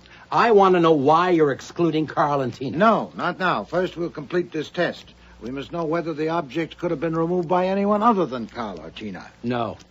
How good a no? Good enough for me. No man has stepped outside this shop alone. Something could have been slipped to a customer, but that's stretching it. And we've had them under our eyes. Not apparently the one who assaulted Miss Stahl. That was in the shop. Is that a point? I suppose not. Then we assume that the object is still here. The seventh assumption is this, that no proper search for such an object has been made. Have you searched thoroughly, Mr. Stebbins? We've looked. Carl and Tina had to have taken it. Yes, but granting my assumption, which excludes their taking it, has there been a proper search? No. Then it's about time. Mr. Fickler. Yes, Mr. Wolfe? You run this place and you can help us. But I address all of you who work here. Put your minds on this. You too, Jimmy. Stop a moment. Listen. Hell, I can work and listen too, Mr. You Wolfe. cannot. I want full attention. Okay. Miss Stahl, are you listening? What? What we're after is an object with something on it that identifies it as coming from this shop. Ideally, it should be the name and address or phone number, but we'll take less if we have to. We are supposing that it was inside the newspaper as Wallen was carrying it, so it should be flat and of those dimensions. Now, all of you went to the booth and were questioned by Wallen, but he showed you no such object and mentioned none. Is that correct? Yes. Yeah. No, he didn't. Then only the murderer saw it or was told of it. And later, when the opportunity came for him to dive into the booth and kill Wallen, he got the object and disposed of it somewhere in this shop. Now, I put it to you, and especially to you, Mr. Fickler, what is it and where is it? Maybe it was the newspaper itself. Possibly, but I doubt it. Where is the newspaper, Mr. Kramer? At the lab. There's nothing on it or in it that could have brought Wallen here. What else has been taken from here to the lab? Nothing else but the scissors and the bottle that was used on Miss Stahl. Then it's still here. All right, Jimmy, finish. Yeah, it looks like a turkey to me, even with your assumptions. Say we find something like what you want. How do we know it's it? And even if we think it's it, where does that get us? We'll see when we find it. For one thing, fingerprints. Nuts. If it belongs here, of course it'll have their prints. Not their prints, Mr. Stebbins. Wallen's prints. As I understand it, he didn't go around touching things here. He entered, spoke to Mr. Fickler, was taken to the booth, and never left it alive. So if we find anything with his prints on it, we've got it. Have you your fingerprinting equipment here? Get it, Stebbins. And Wallen's prints from our file. The search must be thorough and will take time. First, I ask all of you to search your minds. What object is here, belongs here, that meets the specifications I've described? Now, surely you can tell us, Mr. Fickler. I don't know. Unless it's a towel. But why would he carry a towel like that? He wouldn't. Anyway, a towel wouldn't help us, so I reject it. Miss Stahl. I think he may have been keeping the paper because there was something in it he wanted to read. I know I often do that. Say it's an evening paper and I don't have time to... Yes, we'll consider that. Jimmy? I don't know a thing like that in the store, Mr. Wolfe. Not a thing. Boy, either you have no brains at all, or they're temporarily paralyzed, or you're all in a conspiracy. I am looking straight at such an object right now. What? Where? On that table. The magazine? Of course. You subscribe to them, Mr. Fickler. They come through the mail. Then the name and address is on them. That Time magazine, for example. The addressee is on the cover. Surely it deserves examination, and others, too. What if he took it from here and had it in his pocket when he stole the car and drove up Broadway, and in the excitement of his misadventure, he failed to notice it had dropped from his pocket and was on the seat of the car. And Wallen found it there, took it, and saw the name and address on it. Eh? You sent for the equipment and the prints, Mr. Stebbins? Then we ought to be able... Oh, I remember. You remember, Jimmy? This morning I was standing here, and you came in with a hot towel, and you had that magazine. You tossed it under there, and then you asked... Shut up, I asked you you've been stupid fool. steaming it. Too late, What? Jimmy. We all... Dumb brawler. Get those scissors from him. I don't want anything else to happen. Found it. My barber.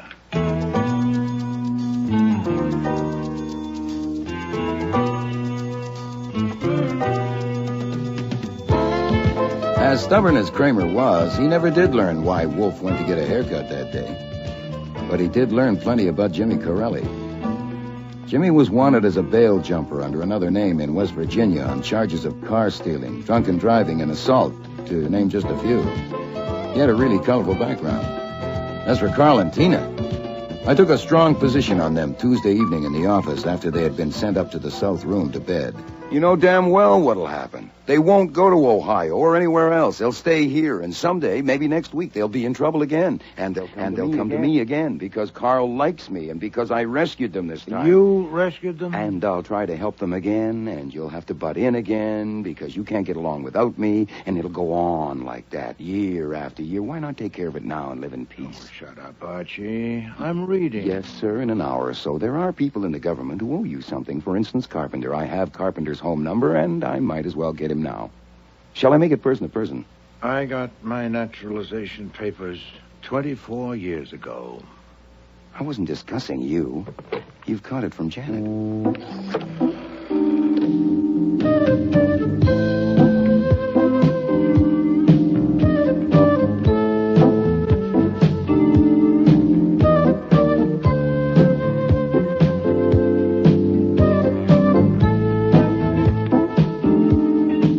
Starring in today's episode were Mavor Moore as Nero Wolfe, Don Franks as Archie Goodwin, and Cease Linder as Inspector Kramer.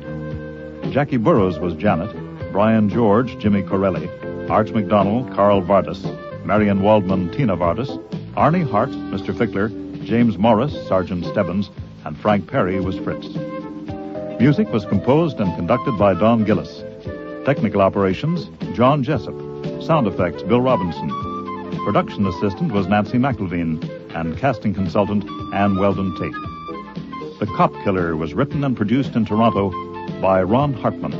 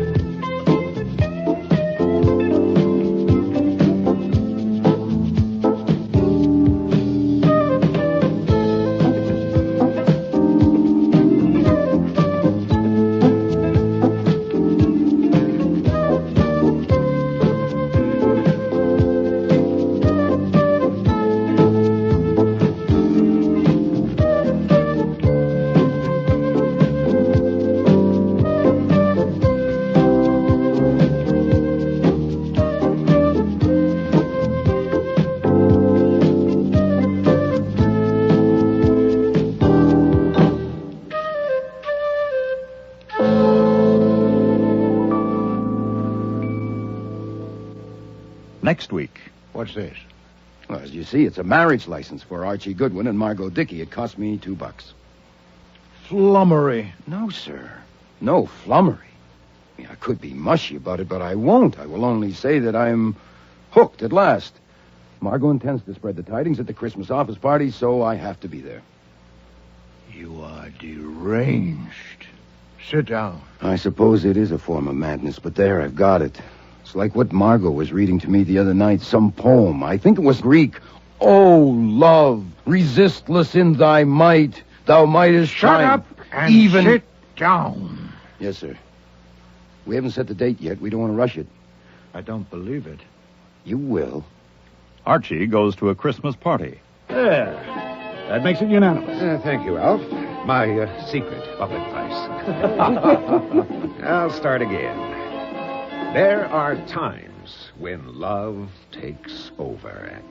Santa Claus, where's yours? You have to drink, too. Well, he can't drink through the mask. No, I suppose not. There are times... When love takes over. Thanks, Alf. There are times when the little demons disappear down their rat holes, and ugliness itself takes on the shape of beauty. When the darkest corner is touched by light. When the coldest heart feels the glow of warmth. When the trumpet call of goodwill and good cheer drowns out all the babel of mean little noises. This is such a time. Merry Christmas. Merry, merry, merry, merry Christmas. What a lovely toast, Kurt. Simply lovely. Well, I must write it down and have it printed. That part about the trumpet call. It was... Kurt! Oh, Kurt, what is it, Kurt? Merry. Next week, Rex Stout's Christmas Party with guest stars Marty Maradon, Linda Sorensen, Patricia Hamilton, Gordon Thompson, and John Granick.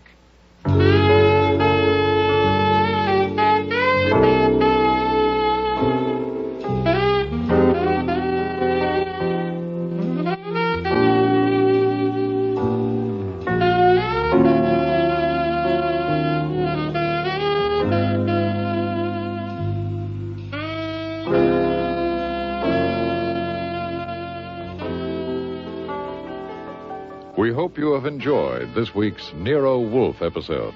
Be sure to join us for the remaining 9.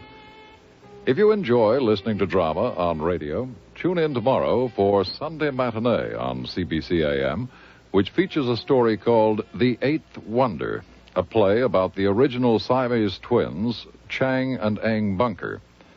The play is a first by Toronto writer Linda Zwicker, and deals with the twins in their later years as 2 distinctly separate men, but tied together for life by a ligature at the base of their chests. Ah! Oh, God damn it. God, that hurts. What are you doing, Chang? I stubbed my toe. Do you mind? Well, don't just lurch forward like that. You absolutely snapped my head. Why don't you watch where you're going? An accident's an accident. If they made these bloody hotel doors wider... Well, there's nothing you can do about that except to be more careful in the future. Why don't you keep your sanctimonious advice to yourself? Why don't you shut your quarrelsome mouth and the door while you're at it? Now, where's that Christian philosophy? Where's that other cheeking? What a rotten thing to say. I get so tired of seeing you hide your true feelings behind that veil of piety. One day at a time, a season to all things in moderation. Why are you goading me, Chang? What's your problem? I'm just getting a few things off my chest. You have no subtlety, Chang. You never did have. It never occurs to you to handle anything but head on. You always just bash right ahead. At least I have feelings. And I don't. You've lived with me for 60 years, every minute, every hour, every second, and you don't think I have feelings? The Eighth Wonder by Linda Zwicker, tomorrow on Sunday Matinee. Also coming up on CBC AM on Friday, February 12th, our Playdate series features 2 plays. The first is Stopover Point by Audrey Thomas, and the second, The Answerer by Rex Deverell. Later that day, tune in for Nightfall, our horror series on CBC AM.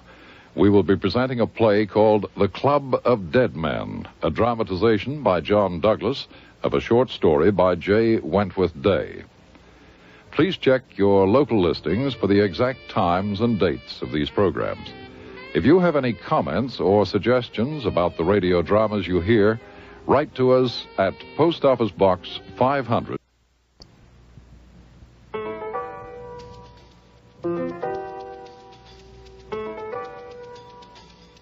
Rex Stout's Nero Wolfe.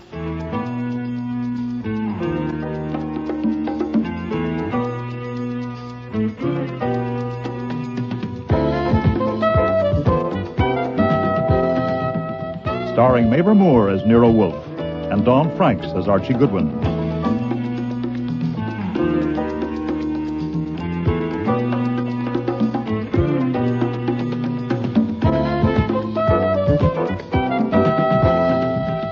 Today's episode, Christmas Party, with special guest stars Marty Meriden, Linda Sorensen, Patricia Hamilton, Gordon Thompson, and John Granick.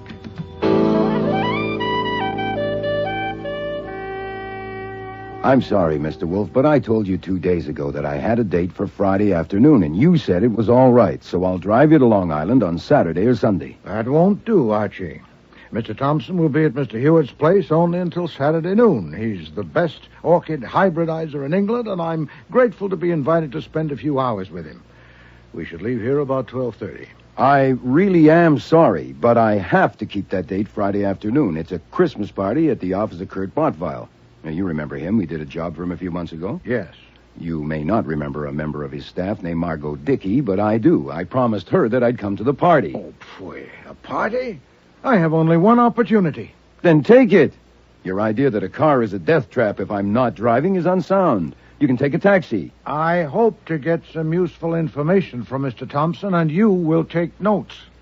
Not if I'm not there. Hewitt's secretary knows orchid terms as well as I do, and so do you. Archie, how many times in the past year have I asked you to drive me somewhere?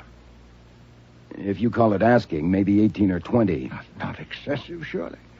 If my feeling that you alone are to be trusted at the wheel of a car is an aberration, then I have it. We will leave for Mr. Hewitt's place Friday at 12:30. All right.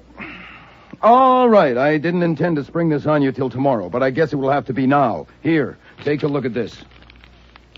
What's this? Well, as you see, it's a marriage license for Archie Goodwin and Margot Dickey. It cost me $2. Flummery. No, sir. No flummery.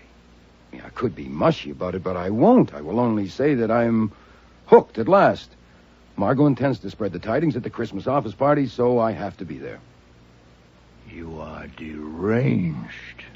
Sit down. I suppose it is a form of madness, but there, I've got it. It's like what Margot was reading to me the other night, some poem. I think it was Greek.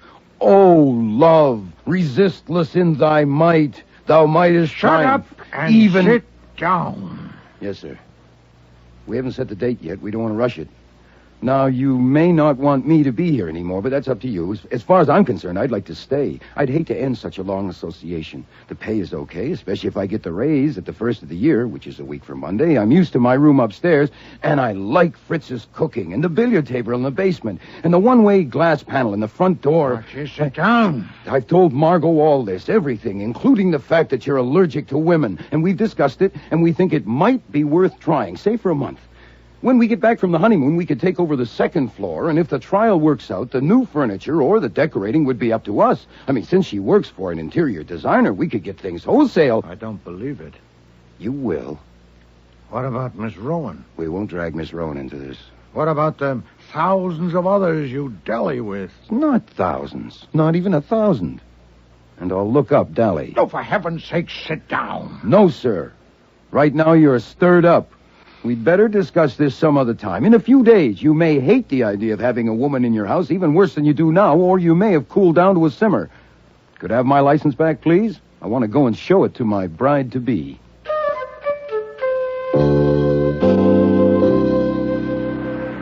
Archie, darling. Yes, my own. I've got it. Oh, Archie, I knew you could. How much do I owe you? This one's on me. Doesn't the groom always pay for the license? Besides, I've already had my money's worth out of it. Shall I send it over by messenger? No, I think I'd better collect it in person. Where are you? I'm in a phone booth. I'd just as soon not go to the office right now. Mr. Wolfe wants to be alone to boil. How about the Tulip Bar in 20 minutes? I feel like buying you a drink. Oh, no, lover. I feel like buying you a drink.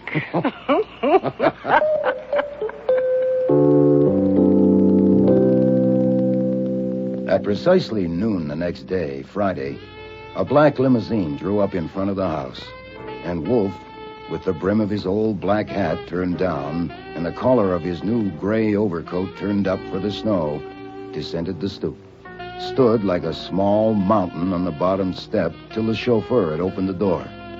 Then he crossed the sidewalk and climbed in. I watched it from above, from a window of my room. Then I showered and got dressed for the party.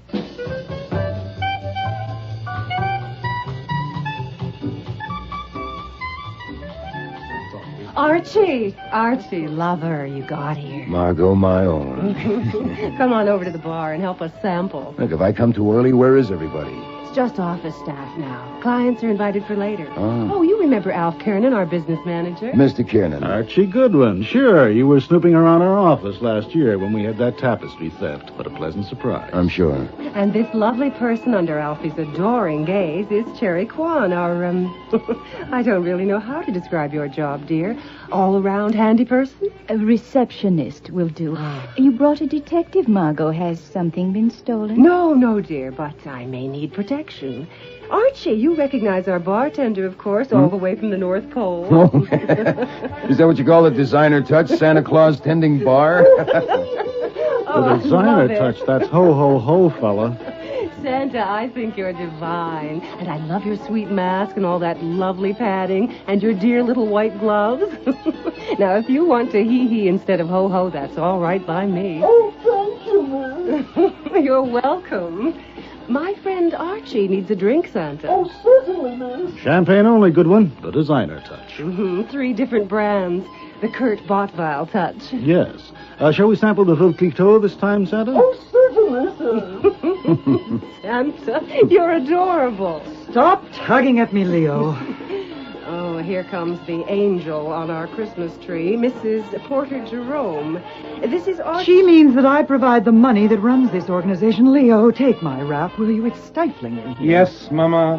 And this is Mrs. Jerome's son, Leo Hatch, Who does all the work around here and gets none of the credit. I thought this was to be a family affair. Well, Archie's like family to me. I invited him. You're a blessing, Margot.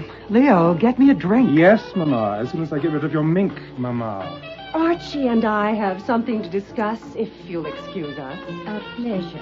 Oh, Cherry, love, I don't think you have the Christmas family spirit. You have another drink and cheer up now, you hear?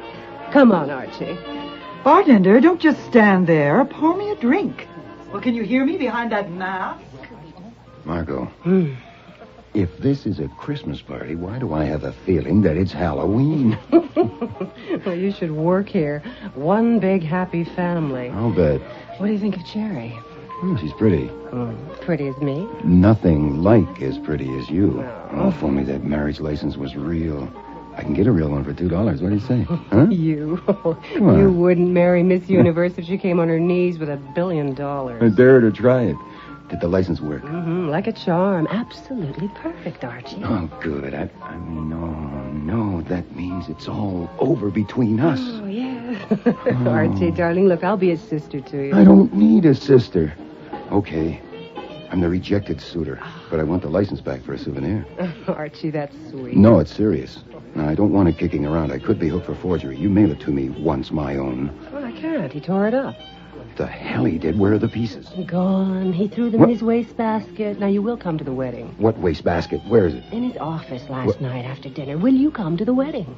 I will not. My heart is bleeding. Mr. Wolfe's heart will bleed, too. Look, I should be getting out of here. I'm going to be expected to sulk, and I don't think I can sulk. You won't have to. Kurt won't know I've told you yet. Look, here comes my intended now. Merry Christmas! All my blessings to my loyal staff and fellow workers. Merry, merry, merry. Merry Christmas. Goodwin, I didn't know you were here. Welcome. Thank you, sir. Now, before the clients and other guests arrive, I have an announcement to make and a toast to drink. Is everybody's glass filled? Everyone ready? Right. Now, there are times when love takes over. There are times... wait a minute. You don't have a glass. You have to drink, too. Of course. Well, I'll just have a sip of champagne. Oh, nonsense. You should enjoy, too. I'll get your private bottle from your office. It doesn't have to be Pernod. I should drink what everyone else is drinking. Nonsense. You should enjoy it just as we do. Now, could I have a glass, please, Santa? There. That makes it unanimous. Thank you, Alf. My secret public price. I'll start again. There are times when love takes over. Santa Claus, where's yours? You have to drink, too. Well, he can't drink through the mask. No, I suppose not. There are times... when love takes over. Thanks, Alf. There are times when the little demons disappear down their rat holes, and ugliness itself takes on the shape of beauty. When the darkest corner is touched by light. When the coldest heart feels the glow of warmth. When the trumpet call of goodwill and good cheer drowns out all the babel of mean little noises. This is such a time. Merry Christmas. Merry, merry, merry. Merry Christmas. What a lovely toast, Kurt. Simply lovely. Well, I must write it down and have it printed. That part about the trumpet call. It was... Kurt! Oh, Kurt, what is it, Kurt? Mary is Get a doctor. Stand back, everyone. Get back. Now he needs air. Do something! Somebody do something! Cyanide has a very distinctive smell, and it must have been a big dose to hit him that hard and that fast. Kiernan was loosening Botvile's collar, and Margot was squatting at her groom-to-be's feet, taking his shoes off. I could have told her she might as well let him die with his boots on, but I didn't. I had 2 fingers on his wrist and my other hand inside his shirt, and I felt him going. His heart stopped and he's not breathing. Can't you do something? Look, I'm a licensed detective, and I'm supposed to know how to act in these Well, circumstances. do something. He's dead. Is it a heart attack? I'd say he was poisoned. Oh, my God. Yeah. It looks like his drink was poisoned. All right, until the police come here, no one will touch anything, especially that bottle of Pernod, and no one will leave this room. I want you... Wait a minute, where's Santa Claus? I don't know. He was here a minute ago. Did anyone see him go? He didn't go out the main door. No one passed my desk. The office. There's a private elevator in Kurt's office. I'll go. No, you stay. I'll go and take a look. Margot, you come with me. Kiernan, call the police. Spring 7, 3100. Right. Look, the elevator just hit the main floor. Damn, we're too late. Push the button and bring it back. It's coming. Good. What are you looking for? The wastebasket. I can't seem to find the wastebasket. Well, it's right there, that gold leaf thing. That? That's a wastebasket? Archie, are you crazy? What are you doing? Is this where he threw the license? Yes, but what possible difference? Damn, it's not here. How can you worry about a license when the... Look, the elevator's here. You stand back. Look. Don't touch anything.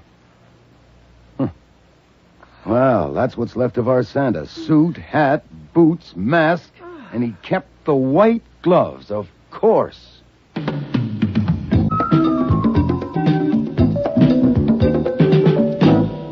Mr. Kiernan and Mr. Hatch will be taken to the district attorney's office for further questioning. The rest of you can go for the present, but you'll keep yourselves available at the addresses you've given. Before you go, I want to ask you once again, here together, about the man who was here as Santa Claus. You've all claimed you know nothing about him.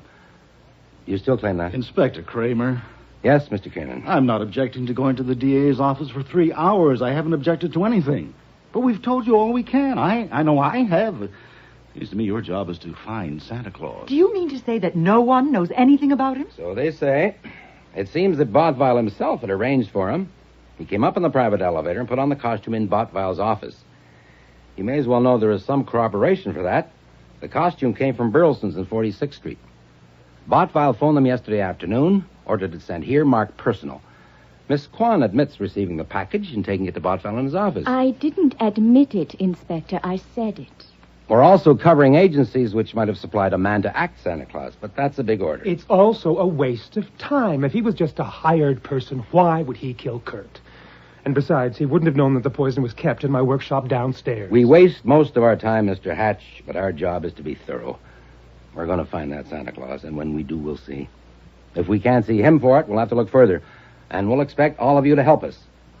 I'm taking it for granted you all want to help. What does that mean? That we are under suspicion? I and my son are under suspicion? What I said, Mrs. Jerome, is that we'll expect help from all of you. Don't you want to help? Well, I would help if I could, but I know nothing about it. I only know that my very dear friend is dead, and I don't intend to be abused and threatened. What about the poison? The medical examiner expects the autopsy to verify that it was cyanide. Your son uses potassium cyanide in his work with metals and plating. There's a large jar of it on the stair from Botvile's office to the workroom. Now, anyone who knew that, and who also knew that Botvile kept an open bottle of Pernod in his desk, couldn't have asked for a better setup. 4 of you have admitted knowing both things. You, Mrs. Jerome, admit knowing about the Pernod, but not the poison. That's not true. She did know about it. You little slut. How dare you lie about me? There. You tell that lie again, and I'll slap the other side of your face. Sit down, Mrs. Jerome. But she's lying. She can't I said lies. sit down and stay sitting. Miss Kwan, you say Mrs. Jerome knew about the potassium cyanide? Of course she did. In the workshop one day, I heard her son telling her how he used it and how careful he had to be. Mr. Hatch, do you verify... Oh, nonsense. What if he did? Perhaps he did. I'd forgotten about it. I told you I won't tolerate this abuse. So far as I know now, only one of you has told a lie. You. That's on the record. I'm telling you lies only make it harder for you. But sometimes they make it easier for us. I'll leave it at that for now. Mr. Kiernan, Mr. Hatch, my man will take you downtown. The rest of you can go. But remember what I said. Goodwin, I want to see you. I'll go sit in my car.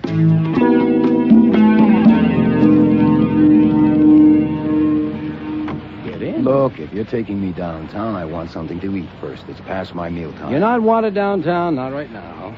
Get in out of the snow. What were you doing there today? I told you, having fun, 3 kinds of champagne. Miss Dickey invited me. I'm giving you another chance. Huh? You were the only outsider there. Why? You're nothing special to Miss Dickey. She was going to marry Botva. Why were you there? Ask her. We have asked her. She says there was no particular reason, that she stuttered around it. What I say, anytime I find you near a murder, I want to know. I'm giving you another chance. Oh, thanks.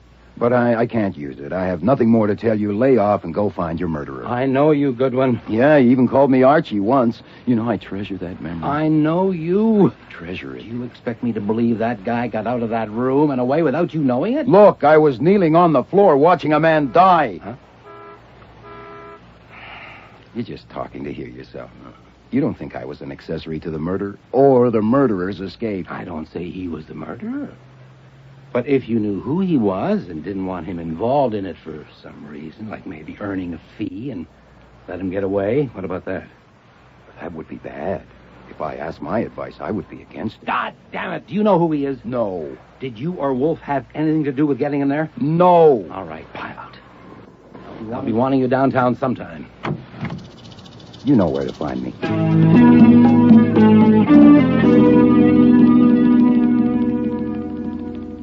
As you know, I approve of your rule not to discuss business during a meal, but this is my meal, and you finished yours. I've got something on my chest, and it's not business, it's personal. The death of Mr. Botva was reported on the radio at 7 o'clock. Oh, yeah. You were there. Mm-hmm, yeah, I was there. I was kneeling by him when he died. But what I want to report is what happened before he died.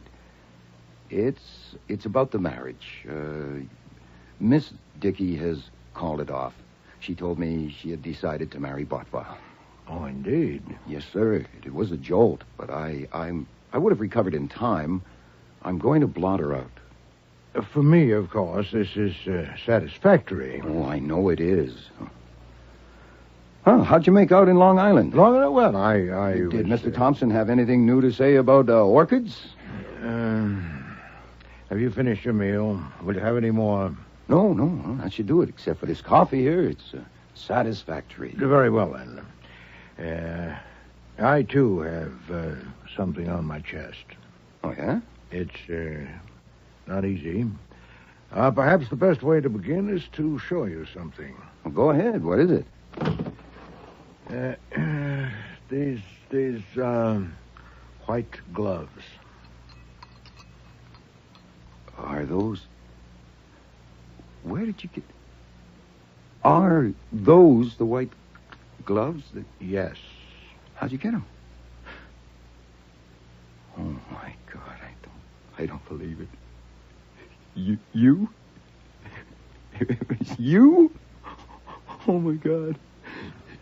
You wore the gloves so I wouldn't recognize your hands, and then you so I wouldn't recognize your voice, and all that dear sweet patting that Margot loves so much was all you. Have you finished? Yeah, sorry, I got something in my throat. Why? Huh? Why'd you do it? Oh, my God. Were you really that desperate? The thought of a woman living in your house, of losing an employee after you'd got used to me? You had to go and see for yourself. What were you going to do, anyway? Save me from a fate worse than death? Shall we take it that I love to dress up as Santa Claus and 10 bar? Oh, sure. Oh, sure, why not? Well, now, where do we start? Do you want to know what happened after you left? The details can wait. First, where do we stand? Was Kramer there? Yes, certainly. Did he get anywhere? No. He probably won't till he finds Santa Claus. Oh, my God, about 1,000 men are looking for you this very minute. Where did you get the gloves? At a store on 9th Avenue. Oh, boy. Confound it, I didn't know a man was going to be murdered. When did you phone Botvile to arrange it? Yesterday afternoon. Do you think he told anybody about it? No, he said he wouldn't. I know he got the costume, so that's okay. When you left here at 12:30, did you go straight to Botvile's? No, I stopped to buy the gloves and then met him for lunch at Rusterman's. From there, we took a cab to his place, arriving shortly after 2 o'clock, and took his private elevator up to his office. He immediately got a bottle of Pernod from a drawer of his desk, said he always had a little after lunch, and invited me to join him. I declined. He poured a liberal portion in a glass, drank it in 2 gulps, and returned the bottle to the drawer. Boy, the cops would sure like to know that. No doubt. And the costume was there in a box. There's a private bathroom at the rear of his office. I know the layout. I took the costume there and put it on. He'd ordered the largest size, but it was a squeeze, and it took a while. I suppose I was in that bathroom for half an hour. When I returned, the office was empty, but soon Botvile came up the stairs from the workshop and helped me with the mask and wig. They'd barely been adjusted when Mrs. Jerome and her son Leo appeared, also coming up the stairs from the workshop. I left and went into the studio and found Miss Kwan, Miss Dickey, and Mr. Kinnan there. Yeah, and before long I was there, so none of them saw you unmasked. No. When did you put the gloves on? The last thing, just before I entered the studio. Oh, then you left prints. Archie, I know. You didn't know there was going to be a murder. You left your clothes in the bathroom. Are you sure you got everything when you left? Yes, I'm not a complete ass. Private elevators at the rear of the hall downstairs. Did anyone see you leaving it or passing through the hall? No, the hall was empty. How'd you get home? Taxi? No. Fritz didn't expect me until 6 or later. I walked to the public library, spent some 2 hours there, and then took a cab. You walked all the way to the library because you couldn't admit to Fritz that you hadn't been to Long Island, that you had been confound it! Marry the woman and be damned! I beg your pardon, but you have to admit the situation is a little unusual. Shall I describe it, or do you want to? I would like to hear you try. Yes, sir. I suspect the only thing to do right now is phone Inspector Kramer and invite him to come and have a little chat. And when he comes, open the bag. No, I will not do that. Then, next best, I go to him and spill it there. No. Okay. They have 1,000 men looking for Santa. They'll check the prints they find in the office, and eventually they'll match it to yours. Now, they'll cover all the stores for sales of white gloves to men. They'll trace Botvile's movements and find that you lunched with him. Now, you're sunk. Kramer's been itching for years to lock you up, and any judge would commit you as material witness who would run out. And another thing. Yes? If you wait till they find you, you can't tell them that Botvile took a drink from that bottle shortly after 2 o'clock, and it didn't hurt him, or they should book you for withholding evidence. Shall I call Kramer? No. I will not confess that performance to Mr. Kramer. I will not unfold the morning paper to a disclosure of that outlandish masquerade. Then you're just going to sit here and read a book till they come with a warrant. No, that would be fatuous. I am going to find the murderer and present him to Mr. Kramer. There's nothing else. Oh, that's fine. Well, then, we may have 2 weeks, and we may have 2 minutes. At this very minute, some fingerprint expert is comparing the prints of Wolfe, Nero, number 709... Do I answer? Of course. Nero Wolfe's office. Archie Goodwin speaking. Goodwin? Well, Inspector Kramer, what a pleasant surprise. I want you down at my office at 10 o'clock tomorrow morning. All right, sure. Anything special? 10 sharp. Well, I've already told them 6 times I know absolutely nothing about Santa Claus. They may not ask again. Now, I want a complete report of what happened there after I left. But first, I want background. In your intimate association with Miss Dickey, you must have learned things about those people. What? Not much. I guess I have to explain something. My association with Miss Dickey was not intimate. Oh, choose your own adjective. I meant It's no not an innuendo. adjective. This isn't... this isn't going to be easy. See, Miss Dickey's a very good dancer. She's an exceptionally good dancer, and for the past couple of months, I've been taking her here and there, and last Monday she asked me to do her a favor. Yes? She said Bottweil was giving her the runaround, and he'd been going to marry her for a year, but he kept on stalling, and she wanted to do something about it. You see, Sherry Kwan was after him, too. Archie, would you get to the point? And she asked me to get a marriage license blank and fill it out for her and me. She'd show it to Bottweil and then tell him it was now or never, and that way she'd force his hand. Archie. Yes, sir. Are you telling me that license was... Yes, sir. I want to make it clear that I had no intention of showing it to you. I did that on the spur of the moment because you were being so stubborn. I was being stubborn. Sir, yes, sir. Margot said the trick worked a treat. Bottweil tore up the license, threw it in his wastepaper basket, and agreed to marry her. Then you're not on intimate terms with Miss Dickey? No, sir. All right. Even so, she must have spoken of that establishment and those people. Some, yes. And one of them killed Bottweil. The poison was put in the bottle between 2:10 when I saw him take a drink and 3:30 when Kennan went in and got the bottle. It's a strong possibility that the opportunity was even narrower, that the poison was put in the bottle while I was in the dressing room. Since two of them, Mrs. Jerome and her son, were in the office with Bottweil when I left. It must be assumed that one of them, or one of the three people in the studio, had grasped an earlier opportunity. Now, what about them? Had any of them reasons to do away with Bottweil? There are motives aplenty. Mrs. Jerome has put $500,000 in the business. She thinks she owns Bottweil. Very upset and jealous of Margot and Sherry Kwan. Son Leo, who has vinegar in his veins, not blood, very jealous of Mama's interest in Bottweil and of all his future inheritance being spent on Bottweil. Kiernan, I don't know about him for sure, but judging from the looks he was giving Cherry Kwan, I suspect he would like to mix some Irish with her Chinese. And if he thought Bottweil had him stymied, he might have been tempted to take steps. That can't be Kramer, but he could have sent someone. Oh, let Fritz get it. He knows how to handle police. Continue. Had Miss Dickey a motive? Oh, I got her a license to marry, not to kill. If she was lying when she said it worked, she's almost as good a liar as she's a dancer. Well, maybe she is. Well, if it didn't work, she might have been tempted. And Miss Kwan? There you've got me. You know, I think she works at being inscrutable. Cherry Kwan is a mystery to me. Yes, Fritz, what is it? Miss Cherry Kwan to see you, Mr. Wolfe. She says it's extremely urgent. Bring her in. Yes, sir. Speak of the devil. Will you come in, miss? I was afraid to telephone because you might tell me not to come. So I just came. Will you forgive me? Take a chair, Miss Kwan. Oh, I must get myself together. I'm nervous because it's so exciting to be here. I've read about you so much. Oh, there's the famous globe, and the bookshelves, and the safe, and the couch. Oh, and of course, Archie Goodwin. And you, to actually see you behind your desk in your enormous chair. Miss Kwan... Of course, I saw you this afternoon, but that wasn't the same thing.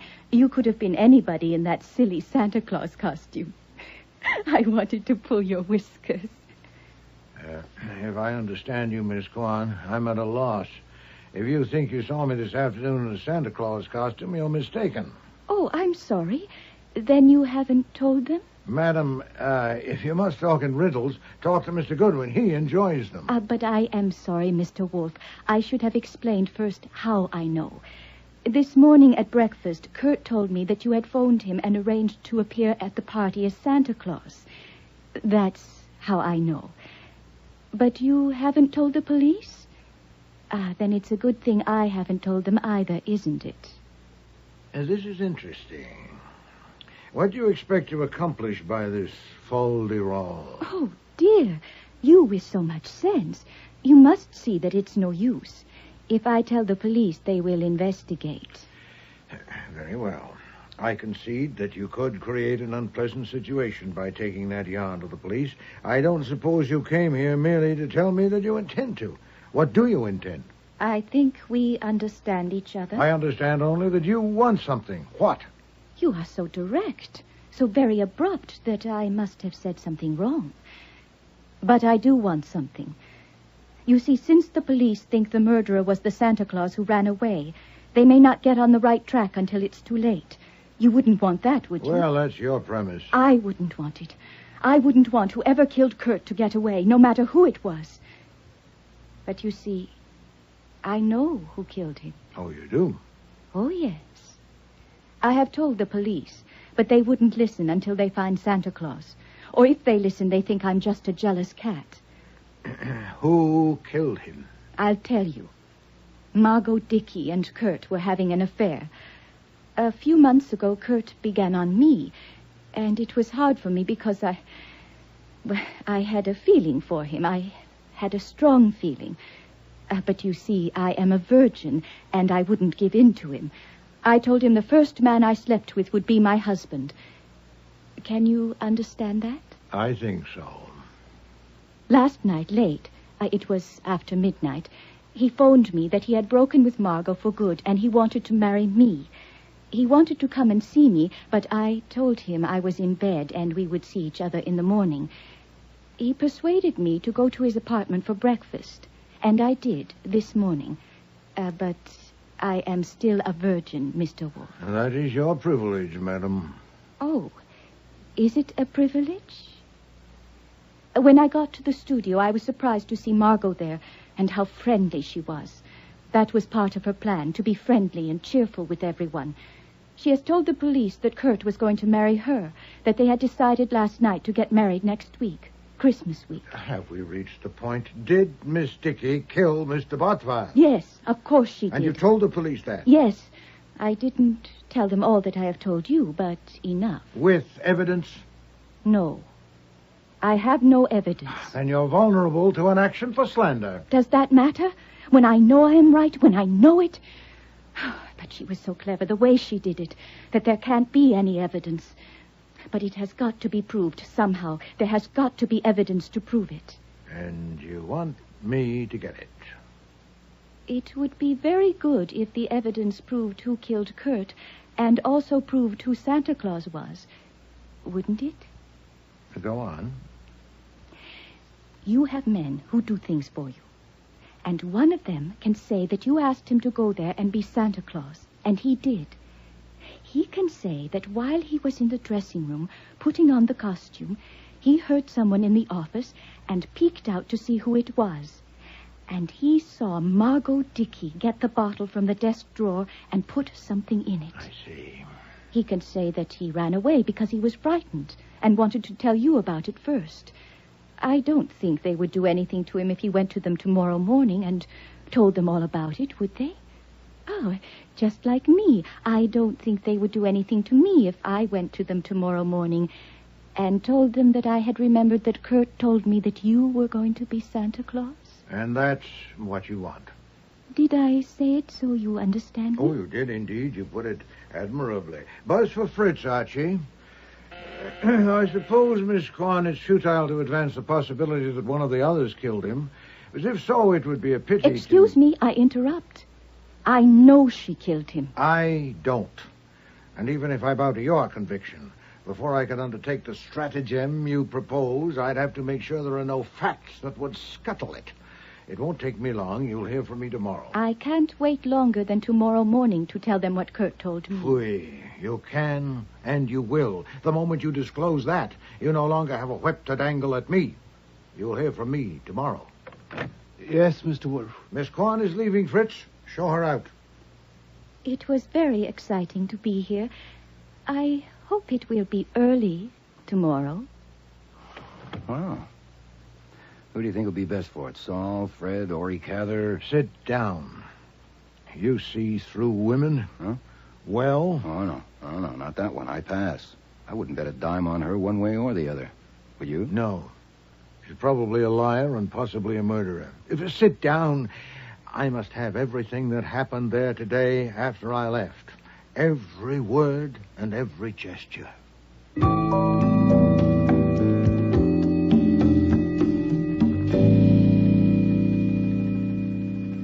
Read your statement over? I have read it. I am ready to sign it. And you've left nothing out? Nothing I can think of. Nothing in any way relevant. Goodwin, I'm going to give you a break. Again? That statement says specifically that you've reported everything you did there yesterday afternoon. Yeah, as I said, I've read it. So? So who put your fingerprints on some of the pieces of paper in Botwell's wastebasket? Well, I'll be damned. I forgot to put gloves on. You don't forget things. So you have deliberately left it out. I want to know why, and I want to know what you took from that wastebasket and what you did with it. Yeah, I'm also damned because I thought I knew how thorough you are, and apparently I didn't. I wouldn't have supposed you would go so far as to dust the contents of a wastebasket when there was nothing to connect them. But I see I was wrong. Oh, boy, I hate being wrong. Well, we learn something new every day. You haven't answered my question. Now, look.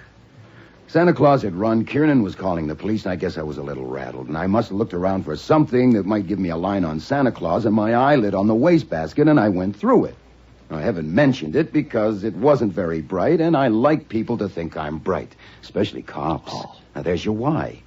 As for what I took, the answer is nothing. You want me to write that in? You are very bright, and you don't get rattled. Yes, I want you to write that in. And initial it. As you wish. This may take a little time. I'm a slow writer. Say, I hope I'm not holding you up.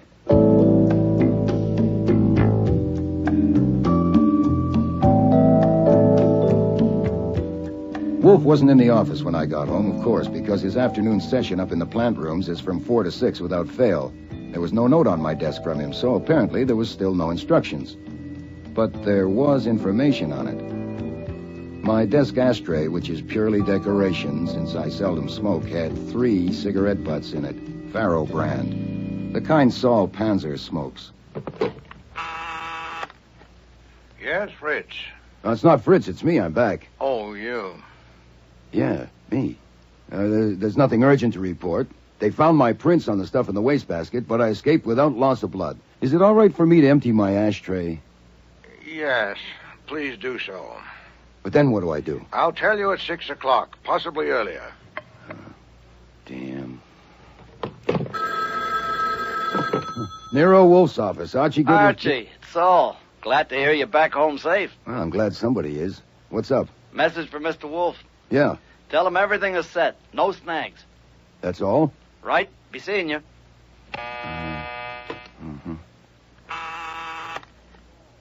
Yes. Saul called and said to tell you everything is set, no snags. Oh, well, satisfactory. Well, congratulations. Am I in the way? Oddly enough, no. Have chairs in place for visitors. 10 should be enough. 4 or 5 will come shortly after 6 o'clock. I hope not more. Others will come later. Refreshments? Liquids, of course. Nothing else. Anything else for me? No. Satisfactory youth.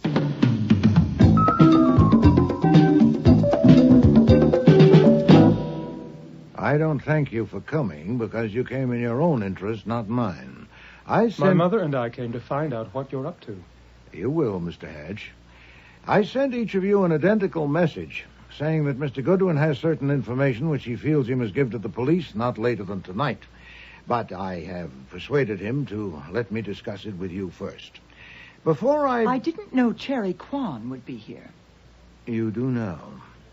I hope Miss Dickey and Mr. Kiernan will join us soon.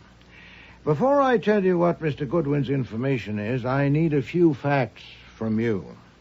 For instance, I understand that any of you could have found an opportunity to put the poison in the bottle. Do you challenge that? I've already told Did that you inspector mean to that tell I will me that not you got deliver. us to come here for that? Accusations You, like please.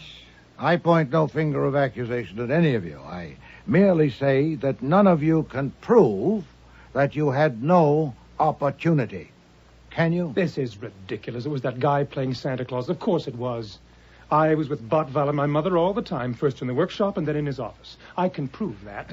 But Botval is dead, and your mother is your mother. Did you go up to the office a little before them, or did your mother go up a little before Botval did? Is there acceptable proof that you didn't?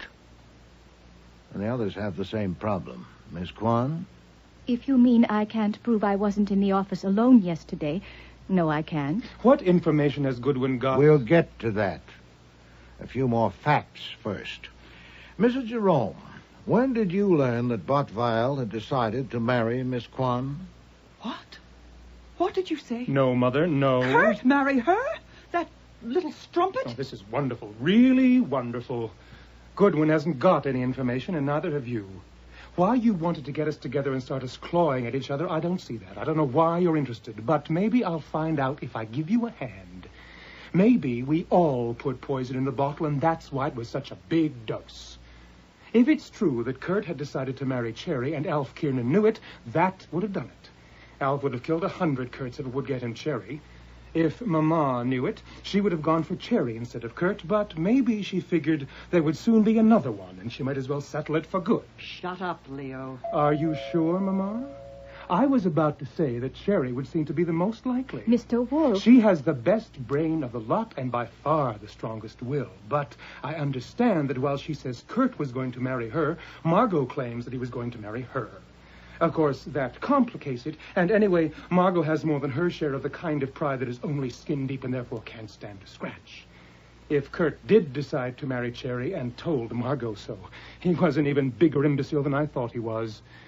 Which brings me to me. I am in a class by myself. I despise all of them. If I'd taken to poison, I would have put it in the champagne as well as the Pernod and really enjoyed myself. But I have my... Out of my way, I've got to see him. Mr. Wolfe, I couldn't stop him. What is this? What's going on here? Good evening, Mr. Kramer. I was expecting you. The hell you say? I want a word I'm with... delighted to see that you brought Miss Dickey and Mr. Kiernan with you. Good evening, Sergeant Stebbins. Good evening, Saul. Panzer? Yes, sir. I'm running this. Panzer, you're under arrest, and you stay with Sergeant Stebbins and keep your mouth shut. I don't want No, Mr. Kramer. If Saul is under arrest, take him out of here. You are not running this, not in my house. If you have warrants for anyone present, take them and leave these premises. Would you bulldoze me, Mr. Kramer? You should know better. I want to talk with you. Certainly. Be seated. Not here, alone. It would be a waste of time. My way will be quicker and better. You have a choice, sir. Either go with whomever you can lawfully take, or sit down while I tell you who killed Kurt Botvile. Now, Miss Kwan, if you don't mind moving, Mr. Kramer likes that chair. You know who killed Kurt Botvile? I confess that I stretched it a little, but I soon can and will. First, some facts for you. I assume you know that for the past 2 months, Mr. Goodwin has been seeing something of Miss Dickey. He says she dances well. Yeah, you can say that for later. I want to know if you sent Saul Panzer to meet whoever... You will. I'm headed for that. But you may prefer this firsthand. Archie, if you please, what Miss Dickey asked you to do last Monday evening and what happened? You want me to tell... Yes. We were dancing at the Flamingo Club. She said Botvile had been telling her for a year that he would marry her next week, but next week never came, and she was going to have a showdown with him. She asked me to get a blank marriage license and fill it out for her and me and then give it to her, and she would show it to Botvile and tell him it was now or never. I got the blank on Tuesday and filled it in and gave it to her. Well, go on. And yesterday afternoon? She told me that the license trick had worked perfectly. That was about a minute before Botvile entered the studio. I said in my statement to the DA that she told me Botvile was going to marry her. But I didn't mention the marriage license because it was immaterial. Did she tell you what happened to the license?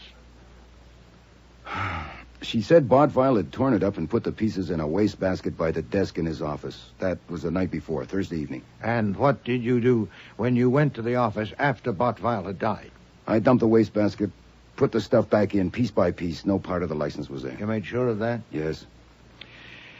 Any questions, Mr. Kramer? No. Goodwin lied in a statement. I warned him. I'll deal with that later. What I want to know Then Cherry took it. You took it, you professional virgin. I did not. Mr. Wolfe, I am not going to wait any longer. Miss Kwan, I'm doing this. Another fact, Mr. Kramer. Yesterday, I had a luncheon appointment with Mr. Botvile at Rusterman's restaurant. He had once dined at my table and wished to reciprocate. He'd asked me to do him a favor on the way, to stop at a shop and pick up a pair of white cotton gloves, medium size, for a man. You bought the white gloves? It struck me as a peculiar request, but Mr. Botvile is a peculiar man.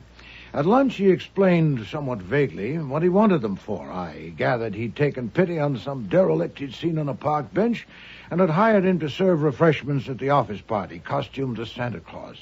And he decided that the only way to make his hands presentable was to have him wear gloves. You shake your head, Inspector. You're damn right I do. You would have reported that. No reason on earth not to. I didn't report it because I thought you'd find the murderer without it. The derelict Santa had obviously skedaddled out of fright, since he couldn't possibly have known of the jar of poison in the workshop, among other things. And, as you know, I have a strong aversion to involvement in matters where I've no concern or interest. You're reporting it now. I am indeed, because I understood from Mr. Goodwin that you were intensifying your search for the man who was there as Santa Claus. And with your army, it probably wouldn't take long to get to me, and I'd be under inquisition. I must report the episode now and suffer your rebuke for not reporting it earlier, but in the meantime, I wanted to make use of my singular advantage. I knew that the man who acted Santa Claus was almost certainly not the murderer, and I needed first to have a talk with one of these people, and I did so when Miss Kwan came here last evening. Why, Miss Kwan? Mr. Wolfe. You can decide later whether such details matter. With Miss Kwan, I discussed her associates at that place and their relationships, and I became satisfied that Bottweil had, in fact, decided to marry her. That was all. You can also decide later whether it's worthwhile to ask her to corroborate that. I ask her now. Miss Kwan... Mr. Wolfe is speaking. I'll wait till he's finished. Thank you. This morning, I acted. Mr. Goodwin was at the district attorney's office with you, so I called in Mr. Panzer to do some errands. Would you tell Mr. Kramer about the first one, Saul? Yes, sir.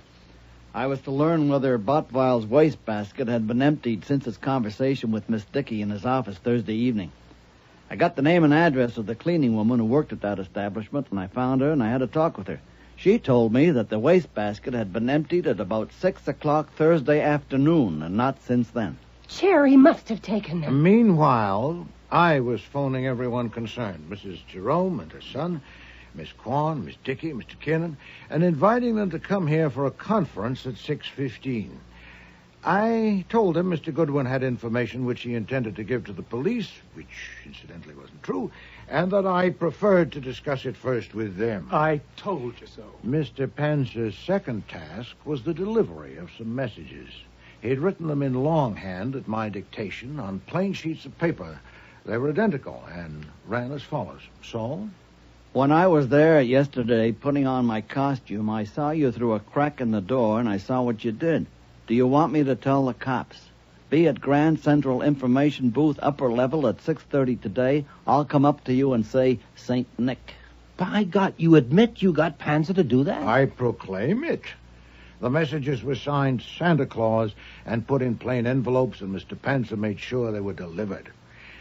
Now, these were not so much shots at random as they may appear. If one of those people had killed Bottweil, it was extremely likely that the poison had been put in the bottle while the derelict was donning the Santa Claus costume, so it was highly probable that the murderer would believe he'd been observed and would be irresistibly impelled to meet the writer of that message. One of the shots would reach its target. The question was, which one? Are you going to tell us now? Yeah, there was the possibility, of course, that one or more of them would go to you with the message, Inspector. Only the murderer would go to the rendezvous without first consulting you. So, you may now report. What happened in the vicinity of the information booth after you arrived? Yes, sir. I arrived at 6:20. Within 3 minutes, I had recognized 3 homicide men scattered around in different spots. I don't know if they recognized me. At 6:28, I saw Alfred Kernan walk up near the booth and stand there about 10 feet away from it. And I was just about to go and speak to him when I saw Margot Dickey coming up from the 42nd Street side. I went to her first and said St. Nick. She said, "Who are you? What do you want?" I said, "Excuse me, I'll be right back." And I went over to Alfred Kernan and said to him, St. Nick.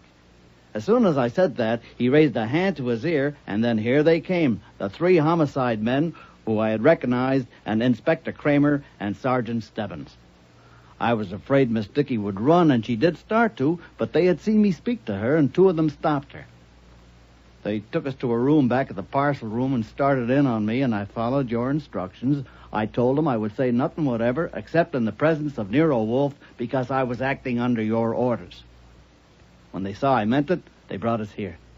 Anything else? No, satisfactory. Inspector, I assume Mr. Pence is correct in concluding that Mr. Kiernan gave your men a signal, so Mr. Kiernan had gone to you with the message. Yes. So had Mrs. Jerome and her son Leo. But Miss Dickey hadn't. No.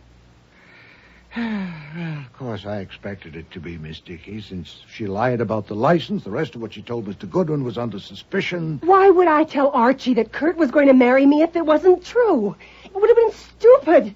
He'd find out. Not so stupid if you knew that Botfile would soon die. Far from stupid. If you'd already put the poison in the bottle, it would purge you of motive, or at least help to do so.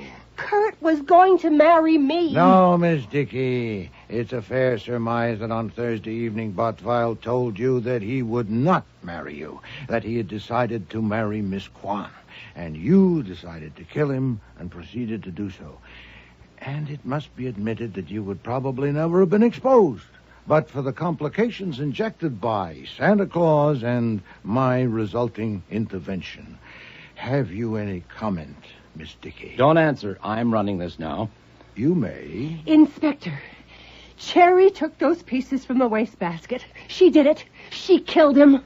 No, Miss Dickey. She didn't go there to meet a blackmailer, and you did. Take her, Stebbins.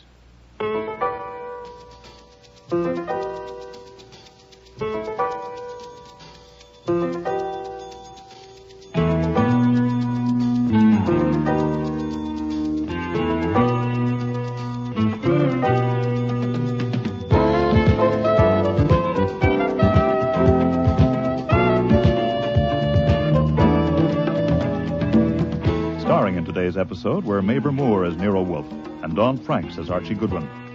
Marty Meriden was Cherry Kwan, Linda Sorensen, Margot Dickey, Patricia Hamilton, Mrs. Jerome, Gordon Thompson, Leo Hatch, John Granick, Kurt Bottweil. Cease Linder was Inspector Kramer, Alfie Scoff was Saul Panzer, and Frank Perry was Fritz. Music was composed and conducted by Don Gillis. Technical operations by John Jessup. Sound effects, Bill Robinson. Production assistant was Nancy McElveen, and casting consultant was Ann Weldon Tate. Christmas Party was written and produced in Toronto by Ron Hartman.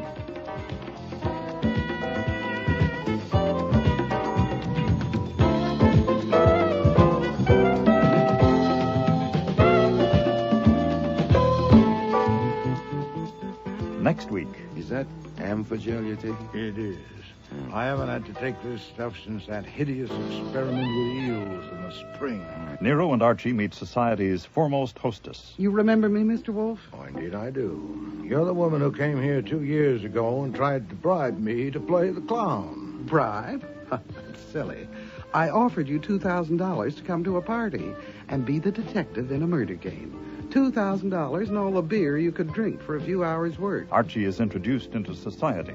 This is my brother, Daniel, Mr. Goldwyn. Goodwin. What? The name's Goodwin. Of course. Daniel, will you show Mr. Gordon to the office? Goodwin. And when you're finished, please join us on the terrace for cocktails. Thanks. You know the girls and Larry, of course. Mhm. And I hear you've met Mr. I've had the pleasure. So the only one you don't know is Dr. Brady. This is Mr. Goldman. No, the name is Gulenwangle. The party game was murder. Are you going to faint? No, I'm all right you? now. I never scream, really. I never do, but it just seems so, cutting myself with glass so soon after Miss Huddleston. Yeah, well, just take it easy. I didn't scream when I cut myself. I'm not quite that silly, really. I'm not. I But know. I screamed when I saw the piece of glass lodged in the bath brush. It seemed so... Yeah, let me see that. There. Next week, Cordially Invited to Meet Death, with guest stars Barbara Hamilton, Terry Tweed, Ken James, Lynn Darragon, and Tom Harvey.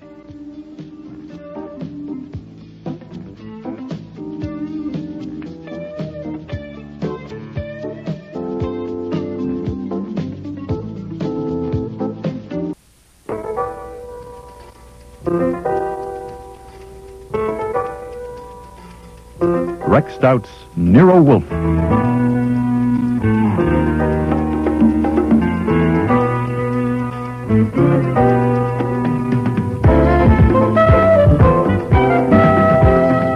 Starring Mavor Moore as Nero Wolfe and Don Franks as Archie Goodwin.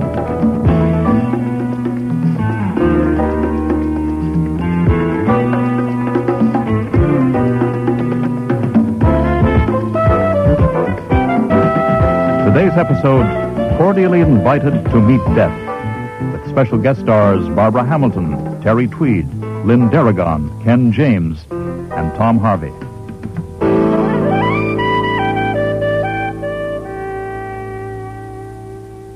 When Bess Huddleston phoned to ask Nero Wolfe to come up to her place at Riverdale right away, I know I should have cut her off short. But I suggested that if she came up to our office about 3, Mr. Wolfe would be delighted to see her, which was a lie. After her other visit to him, Wolfe would not be delighted to see Bess Huddleston at any time. But what the hell? The August heat had made him even lazier than usual, and it had been as dull as a blunt instrument since our last case. He needed stirring up. My God, with all your weight in this heat, I should think you'd sweat more. You remember me, Mr. Wolfe? Oh, indeed I do. You're the woman who came here 2 years ago and tried to bribe me to play the clown. Bribe? That's silly.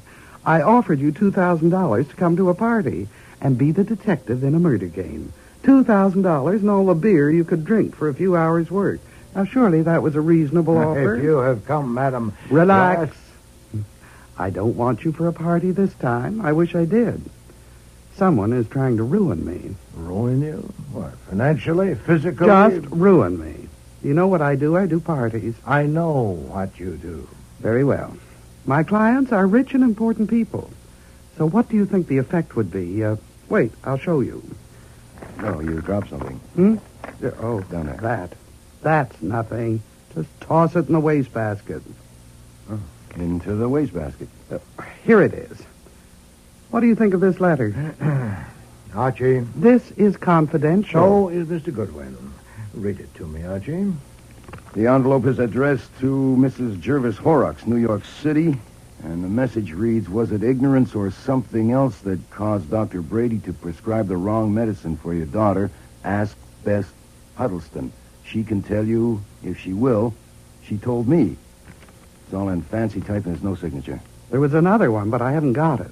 It was sent to a very rich and prominent man, and it said, where and with whom does your wife spend most of her afternoons? Ask Bess Huddleston. She told me. The man showed it to me. His wife is one of my Please. Are you consulting me or hiring me? I'm hiring you to find out who sent those things. It's a mean kind of job. Often next to impossible. Nothing but greed could induce me to tackle it. Certainly. I know how to charge, too. I expect to get soaked. But where will I be if this isn't stopped, and stopped quickly? Very well. Your notebook, Archie. Now, I can save you some time. The paper and envelopes are the kind used by my assistant, Janet Nichols. Your assistant at... At arranging parties. Very clever girl, really. She thought of the Stryker Giant and Dwarf party. Giant and Dwarf... Go on, please. Both messages were typed? On my typewriter, owned by me, I should say. It's used by my secretary, Mariella Timms. Both of the girls live in my house. And both had access to the typewriter? Oh, yes. My office is never locked. Anyone else? Servants? No use to bother about servants. No servant ever stays long enough to develop a grudge. Yes, the newspapers are full of the stories of the alligators, bears, and other disturbing elements in your home. Publicity is important in my line of work. You grow plants. I grow orchids, but not for publicity. Does anyone else live in your house? Well, there's my nephew, Larry. He's on my payroll, too, but there's no point in even thinking about him. He'd never do a thing like that. What about the insinuations in the letters, the wrong medicine and the questionable afternoon? I know nothing about those things, and anyway, they're irrelevant. The point is that some malicious person is trying to ruin me by spreading hints that I'm blabbing secrets about people. Whether the secrets are true or not has nothing to do with it. Okay. Now, forget about where Mrs. Richman spends her afternoons. Maybe at the ball game. But just as a matter of record, did Mrs. Jervis Horrocks have a daughter? And had she been sick and had Dr. Brady attended her? Yes, Mrs. Horrock's daughter died a month ago, and Dr. Brady was her doctor. Died of what? Tetanus. She scratched her arm on a nail in a riding academy There is stable. no wrong medicine for tetanus. It was terrible, but it has nothing to do with this. The point is that someone is trying to ruin me, and it's got to be stopped. And if you're as smart as you're supposed to be, you can stop it. Of course, I ought to tell you, I know who did it. Do you know? Yes, I think I know.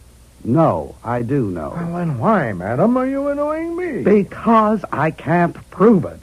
And she denies it. What, you charged her with it? I discussed it with her. And also with Mariella and my nephew and Dr. Brady and my brother. I asked them questions. I saw I couldn't handle it, so I came to you. By elimination, the culprit then is Miss Nichols. Yes. But you have no proof. What do you have? I have a feeling. Oh, phooey. Based on what? I know her. Do you? By divination? Phrenology? What specific revelations of her character have you observed? Does she pull chairs from under people? Cut the glitter. You know quite well what I mean. I say I know her, that's all. I see. Flatly, you don't like her. Huh. She must be either remarkably stupid or extremely clever to have used her own stationery for anonymous letters. Had you thought of that? Certainly. She's clever. How long has she worked for you? 3 years. You pay her adequately? I certainly do. Then why does she want to ruin you? Sheer cussedness? She thinks she has a grievance. Which is? A private matter. Wouldn't help you any. Look, I'm willing to pay you for finding out who sent those letters and getting proof. You mean you pay me for fastening the guilt on Miss Nichols? Not at all. On whoever did it. No matter who it is? Certainly. But you're sure it's Miss Nichols? I'm not sure. I said I have a feeling. Look, I have to go. I'll be late for an appointment. Can you come up to my place tonight? No, I cannot. As you know, I rarely leave this house. Then how can you... First, I'd like to see the young women. Send them here. I'll be free at 6 o'clock. Oh, God. You would have made a wonderful party. If I could sell it to the Crothers, I could make it $4,000. Good day, Miss Huddleston. Don't bother to see me out. You couldn't move fast enough to suit me anyway. Archie. The reason I gave her an appointment was quite simple. You haven't accepted a case Bring since... me that thing that she dropped. Well, the thing I threw in the wastebasket? Yes. What is it? Well, it's a snapshot of a girl's face. Nothing special to my taste. Trimmed off so it's six-sided in shape. It's about the size of a $50. Interesting. You want it for your album? See that those young women are here at 6 sharp, Archie.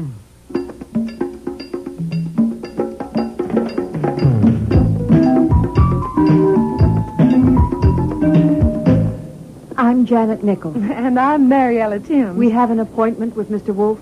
For 6 o'clock. You're late. I'm sorry. It's my fault. Well, come in. We'll go into the office. Since it's 20 minutes past 6, Mr. Wolfe has gone to the kitchen and started operations on some corned beef hash. You mean he's eating corned beef hash? No, that comes later.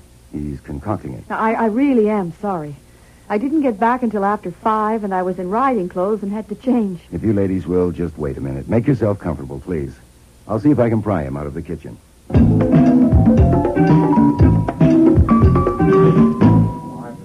Seasoning, Fritz. It's only the dryness, the texture. But, Mr. Wolfe, you won't let me use olive oil. Well, if I could interrupt this cabinet meeting, Miss Nichols and Miss Timms are here. They're late. Tell them to come back tomorrow. Fritz, I will not allow you to put olive oil. Well, I hear y'all making corned beef hash. Archie. I asked them to wait in the office. Excuse me, but corned beef hash is one of my specialties. Well, now, let's see. Well, there's nothing in this bowl but meat, is there? As you see. Why, it's ground too fine. Ground too... This is Miss Timms, Mr. Wolfe, Mr. Fritz Brenner, our chef. Ground too fine for what? This is not a tender, fresh meat with juices to lose. Oh, now, honey, you just calm down. It's not ruined, only it's better if it's coarser. Oh, and that's far too much potatoes for that meat. But if you don't have chitlins, well, then you can... Chitlins? Fresh pig chitlins, of course. Oh, that's the secret of it.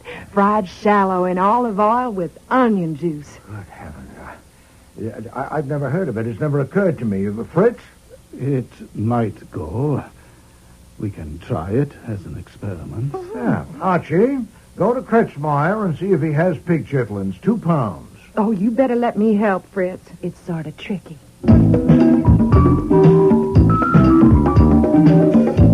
Slight change of plans, Miss Nichols. Oh, What's the matter? what did you do with it? What did I do with The what? snapshot you took from my desk. It's the only picture I've got of you. Where'd you put it? I don't know what you mean. That picture is my property, and I want it. Let's say fluttered into your bag. Now look in your bag. It isn't then there. I'll look into your bag. No! It isn't there. It's down my blouse.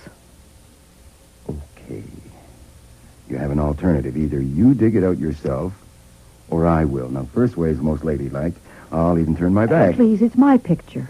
It's a picture of you, but it's not your picture. Miss Huddleston gave it to you, didn't Let's she? say she did. And she What- thinks I sent those awful letters. I know she does, and I didn't. Good. Only good. a Now, skunk would send letters like that. that is another matter which Mr. Wolfe is handling. I'm handling the picture, and I want it back. Now, do I take it? No. Just turn around. I'll count to 3. 1, 2... All right. There you are. Thank you. Now, you'd like to come with me? Where are you taking me? Miss Nichols, you and I are about to hunt the wild pig chitlin in its lair. What?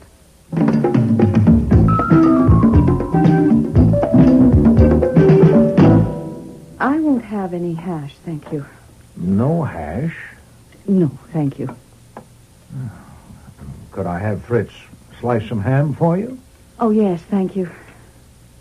You won't eat the hash because I cooked it. That is not so. I just don't like corned beef. But it has pig chitlins. I don't like pig chitlins either. Mr. Wolfe, I thought we came here to discuss those letters. After dinner, Miss Nichols, I never discuss business at a meal. I have an engagement at 9.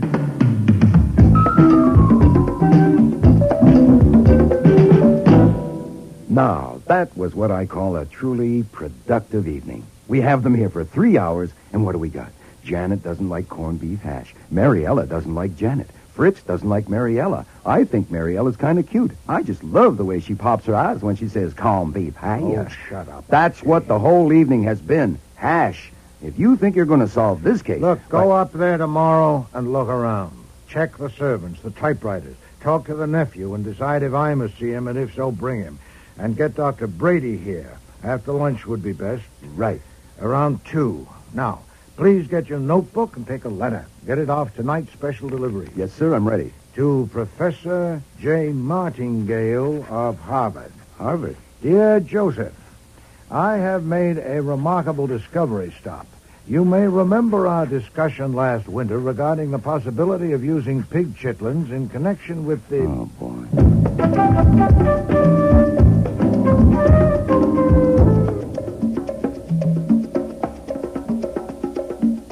If I had taken a gun with me that afternoon, I swear I would have found a use for it. Since I read newspapers, the trick fence at Bess Huddleston's estate in Riverdale was no surprise to me. I parked the car, walked up a path through the trees and bushes towards the house. I don't know what warned me. I suppose I was aware of being watched. Nice. Nice, fellow. Easy, boy. Easy. Nice orangutan. Easy now. Easy, boy. I'm a friend. Honest. I was invited. If this is your private path, why didn't you say so? All right. Okay, I'm going. He wants to play tag. What? He wants to play tag. I don't. Well, if you offend him, he'll bite you. Oh. Start past him and dodge when he goes to touch you. Huh? Dodge a couple of times, then let him tag you and say Mr. in an admiring voice. That's all. Mr. Mr. is his name. Oh. Well, I could turn around and just go home. No, I wouldn't try that. He'd resent it. Well, then I could sock him one. You might. I doubt it. Besides, if you hurt him and my aunt ever catches you... I suppose you're Archie Goodwin? Uh-huh. I'm Larry Huddleston. I didn't send those letters and don't know who did. My aunt is upstairs arguing with her brother Daniel, but I can't invite you in until you get past Mister. Does everyone who comes here have to play tag with this damn overgrown orangutan? He's not an orangutan. He's a chimpanzee. He doesn't often play with strangers. It means he likes you. Oh, swell. Here, mister. Come on, catch me. You missed. Ha, ha, ha. Try again. Whoa, look, you caught me. Oh, mister. Nice, mister. Oh, God, I feel like a damn fool. Very good. You've made a friend for life. Oh, great, great. My heart bleeds. Here's my hand. Oh, did he bite you? No, he must have just scratched me, I guess. It's just a scratch. Come on up to the house. I'll get you some iodine.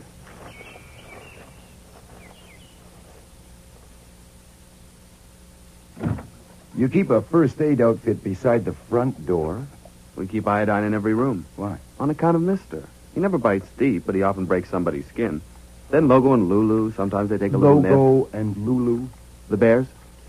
Oh, yeah, the bears, yes. Where are they now? Having a nap somewhere. They always nap in the afternoon. They'll be around later. Great, I can't wait. That's all there is to This it. is my aunt now. 1,000 times. Oh, you've come. How are you? Fine. This is my brother Daniel, Mr. Goldwyn. Goodwin. What? The name's Goodwin. Of course. How did you make out? Shouldn't we go up to your office? Heavens, you can talk in front of Daniel and Larry. We've discussed the whole thing. Oh, okay. We talked with Janet and Mariella. Dr. Brady was requested to call at our office at 2 o'clock today, but he was too busy. He wasn't too busy to come up here and ride one of my horses. They ought to be back soon. He's with Janet now. You can meet him then. Okay, now, if I can see where Janet keeps her stationery and take a sample from that typewriter... Daniel, will you show Mr. Gordon to the office? Goodwin. And when you're finished, please join us on the terrace for cocktails. Thanks. Larry, you come with me. We need to settle about the Furstenberg. There's nothing to settle until... So, you're a detective. That's what they tell me. Anyone who sends letters like that deserves to be immersed to the chin in a 10% solution of hydrofluoric acid. Why, would that be painful? Well, yes, it would. Do you want to ask me anything? Well, what should I ask you? Well, that's the trouble. There's nothing I can tell you. I have no information to offer or even suspicions, but I could offer a comment. 2 comments. Number 1? It is worth considering that 4 people would be injured by anything that might happen to my sister. I'm her brother, and I have a deep and strong affection for her. The young ladies are employed by her, and they are well paid. Larry is also well paid, frankly, too well. But for his aunt, he might earn $4 a day as a helper on a coal barge. I know of no other occupation that would not strain his faculties beyond their limit, except maybe a gigolo. But the point is, his prosperity depends entirely on hers. So it is conceivable, and I offer this merely as a comment, that we 4 may properly be eliminated from suspicion. Okay, that leaves 1. 1? Sure. Doc Brady. By no means. You misunderstand me. Now, I know very little about Dr. Brady, though it so happens that my second comment concerns him. I insist it is merely a comment. You have the letter received by Mrs. Horrocks? Yes. Then you have probably realized that while it purports to be an attack on Dr. Brady, it is so manifestly absurd that it couldn't possibly damage him. Mrs. Horrocks' daughter died of tetanus. There is no such thing as a wrong medicine for tetanus, nor a right one either. The antitoxin can prevent tetanus, but if the toxin has reached the nerve centers, nothing can cure it. So the attack on Dr. Brady was no attack at all. Gee, that's interesting. Are you a doctor? No, I'm a research chemist, but any standard medical... Sure. I'll look it up. What reason do you suppose Doc Brady might have had for putting your sister on the skids? So far as I know, none. None whatever. Then that lets him out. With everyone out, there's no one left but your sister. My sister? She must have sent the letters herself. Shall we look at the office?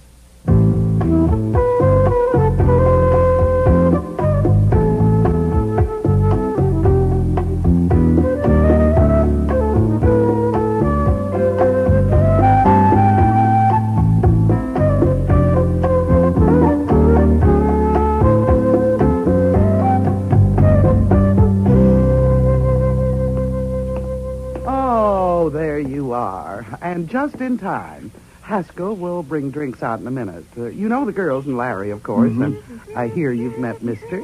I've had the pleasure. So the only one you don't know is Dr. Brady. This is Mr. Goldman. No, the name is Gulenwangle. Don't mind her, Mr. Goodwin. It's a pose. She pretends she can't remember the name of anyone not in the social register. Since her entire career is founded on snobbery... Oh, snob yourself. You were born to it and believe in it. With me, it's business. But for heaven's sakes, let's not... Oh, mister! Oh, mister, you devil! Oh, mister! Don't you dare tickle my feet!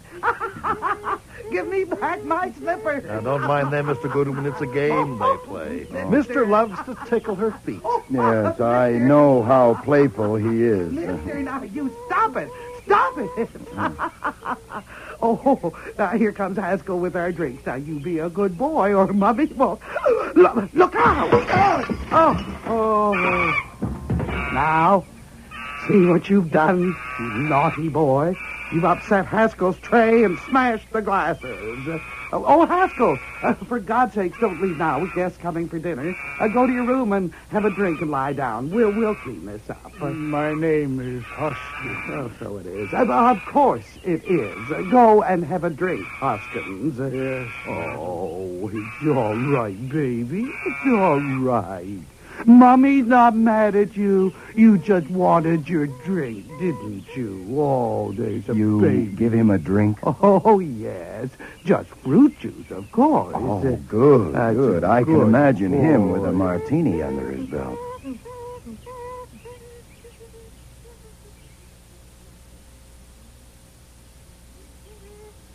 There we are. Everything cleaned up, and Mummy's big boy has his drink. Everything's better now.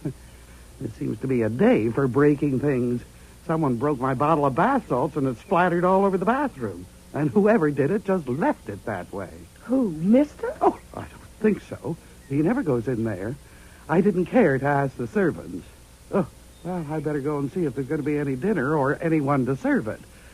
Where did Mister put my slipper? Oh, there it is, under the hammock. Ah, I see it. Oh, damn! What is it? A piece of glass in my slipper. Cut my toe. I'll get the iodine. Here, have a look at that. Not too bad. Oh, ouch! It's bleeding a lot. Well, we'll stop that in a minute. Just a shallow gash in the bottom of your toe. Oh, well, mister, for heaven's sakes, be quiet. Mummy's all right. Here's the iodine and bandages, Doctor. Thank you. Now, this will sting for a moment. Ouch! Ooh. It's all right, mister. Dr. Brady isn't hurting Mummy. The iodine is making it better, see? Hey, bring that back, mister. Give Mariella the bottle, mister. Give it here. Oh, my. Does iodine kill grass? We'll find out soon enough, won't we?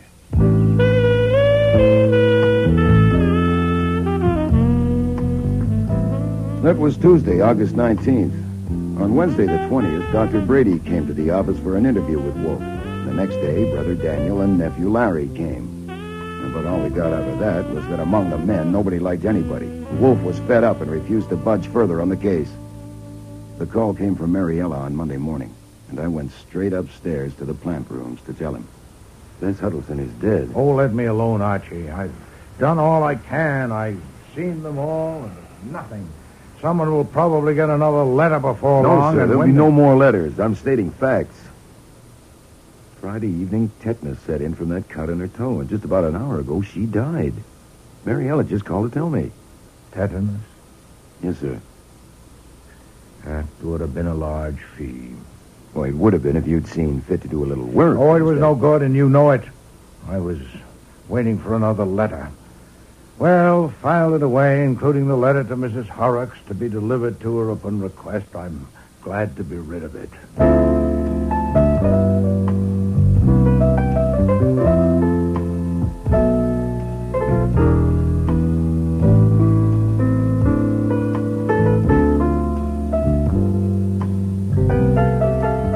The funeral service was on Wednesday afternoon, and of course there was a big crowd, even in August, for Bess Huddleston's last party. Cordially invited to meet death. I decided to go. Call it a hunch. Not that I saw anything criminal, only something incredible. There it was at the foot of the casket, 8 black orchids that could have come from nowhere else in the world, and a card with his initials the way he scribbled them, N.W.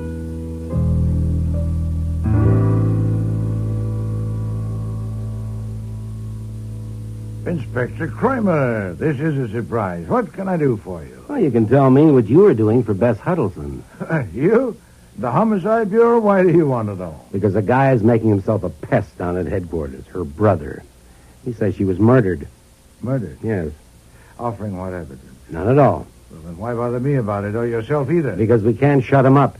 There's an argument. Oh, yeah? Look, I don't need to tell you about that cut on her toe, since Goodwin was there. Yes, I've heard about it. The brother Daniel says she couldn't have got tetanus from that cut. He says it was a clean piece of glass that dropped into her slipper when that tray of glasses fell on the terrace. He saw it. Yeah, so did I. And the slipper was nearly new and clean. And she hadn't been walking around barefooted. Now, he claimed there couldn't possibly have been any tetanus germs in that cut.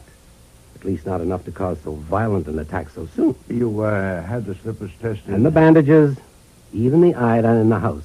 No tetanus. So, under the circumstances... Subsequent bandages? No.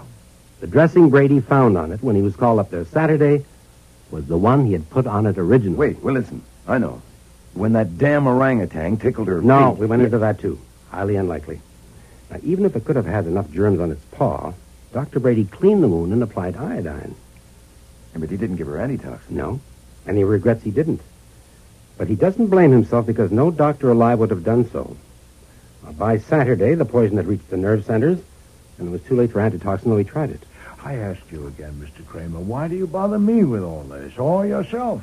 Well, I'm satisfied it was an accident, and I want to cross it off. But before I do, I'd like to know, what was the job you were doing for her? No doubt. Oh, didn't any of those people tell you? No. None of them? No. Then how do you know she'd hired me? The brother told me, but he doesn't seem to know why. You say you're satisfied that the death was accidental? You've no evidence of a crime? That's right. Then I can't answer you. Miss Huddleston hired me for a confidential job. Her death does not release me. It merely deprives me of the job. My God, you can be honorable when you want to be. Inspector, Let me ask you a question, a plain question. Do you think she was murdered? No. What the hell do you think? Nothing at all about that. I know nothing about it. I've no interest in it. The woman died as all women do, may she rest in peace, and I lost a fee. Now, why didn't you ask me this? If you knew what I know, if I told you all about the job she hired me for, would you feel that her death required further investigation? Okay, I ask. The answer is no, since you've discovered no single suspicious circumstance. Now, do you have some beer? No, I don't want any beer, damn it. And don't bother to see me out. You know, I think he's miffed. Well, you were a little patronizing after all. He was just being thorough. Phooey. Either he didn't have sense enough to learn everything that happened that afternoon, or he missed his best chance to expose a crime if there was one. It hasn't rained the past week, has it? No. Then he wasn't being thorough.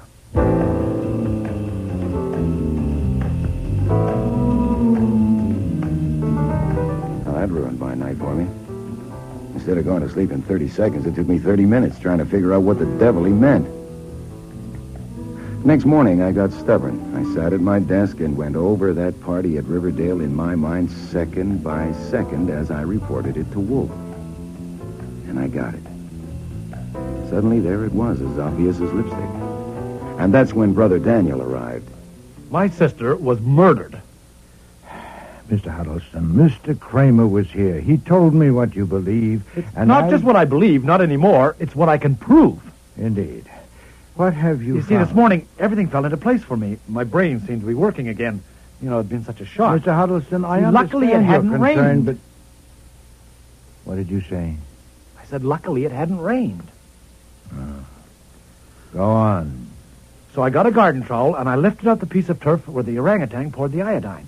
I also took pieces from each side of it for comparison. That was sensible. But did you analyze them yourself? Well, certainly not. I took them to Fisher Laboratories and had them do it. Now, read this report. Not a trace of iodine and millions of tetanus bacilli, hundreds of millions, all concentrated in that one piece of turf. The other two pieces had no sign of tetanus. Mr. Huddleston, why did you bring this to me? Take it to the police. Because Inspector Kramer thinks I'm a nuisance. He doesn't listen to a word I say. I can't get any satisfaction from him. Oh, Archie, what the devil's going on I won't be out long there? now. See what it's all Speaking about. of nuisances, sir, I might have known. That's all right, Fritz. I'll take care of it. Mr. Kramer, what do you want? Come along, Huddleston. You too, Wolfe, Goodwin. You're all coming to the station with me. If you ever find time to glance over an interesting document, it's called the Constitution. Shut up, Archie. Mr. Kramer, what in the name of heaven is the matter with you? Not a thing, not a damn thing. Listen, last night, sitting right at this desk, what did you say? What did you tell me? Your tone and manner. You said, in case you've forgotten, that you weren't interested in the death of Bess Huddleston. Weren't interested? I did. Well, this afternoon, somebody in my office got an idea. We do that once in a while. I sent a man up there. And young Huddleston showed him where the monkey poured some of that iodine, only to find the turf had already been taken by Daniel Huddleston, who told Janet Nichols he was on his way here. That was foolish of you, Mr. This is the rawest one you've ever pulled, Wolf. Removing evidence, destroying evidence. Nonsense, and stop shouting. Mr. Huddleston came here of his own Save it. accord. Look, I'll get it from him and from Goodwin and from you, but separately. I'm taking you all downtown. Nonsense, Mr. Kramer. I am. You strut and bluster, yes, but we're under no obligation, moral or legal. Tell it to the DA. You This anywhere. time we've got you for tampering with evidence. How do I know what you're I doing? honestly think the murderer of Bess Huddleston might never have been caught if Inspector Kramer hadn't been so foolhardy as to take us all down to the station. I've never seen Wolf so furious. From the moment he set his large bulk inside the police car until Nathaniel Parker, our lawyer, got him released, maybe 2 hours in all, not one word crossed Wolf's lips. But the scowl on his face would have scared Joe Louis out of the ring. They kept me at the station longer, of course, because I had seen Bess cut herself and the chimp pour the iodine. I got home about 10 o'clock. Have you eaten, Archie? Sort of, sir. Kramer sent out for hamburgers about 7 o'clock. Very greasy. Yeah. And Mr. Huddleston's been released, too? Yes, sir. I gather they let him go before they released me. Is that amphagel you're taking? It is. I haven't had to take this stuff since that hideous experiment with eels in the spring. Oh, yeah. Mr. Kramer will pay for this. Oh, report. Nothing. Routine. Questions and a signed statement. Malevolent spite. He'll pay.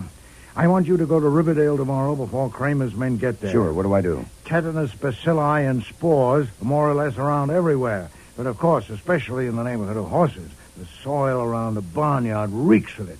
Now, consult the stableman and learn... I doubt if there is one. I gather the horses are gone. Find him. Or speak to the butler if he's there. I wish to know whether anyone has removed anything, any material from the vicinity of the stable. A small paper bag filled with the manure pile would have been ideal.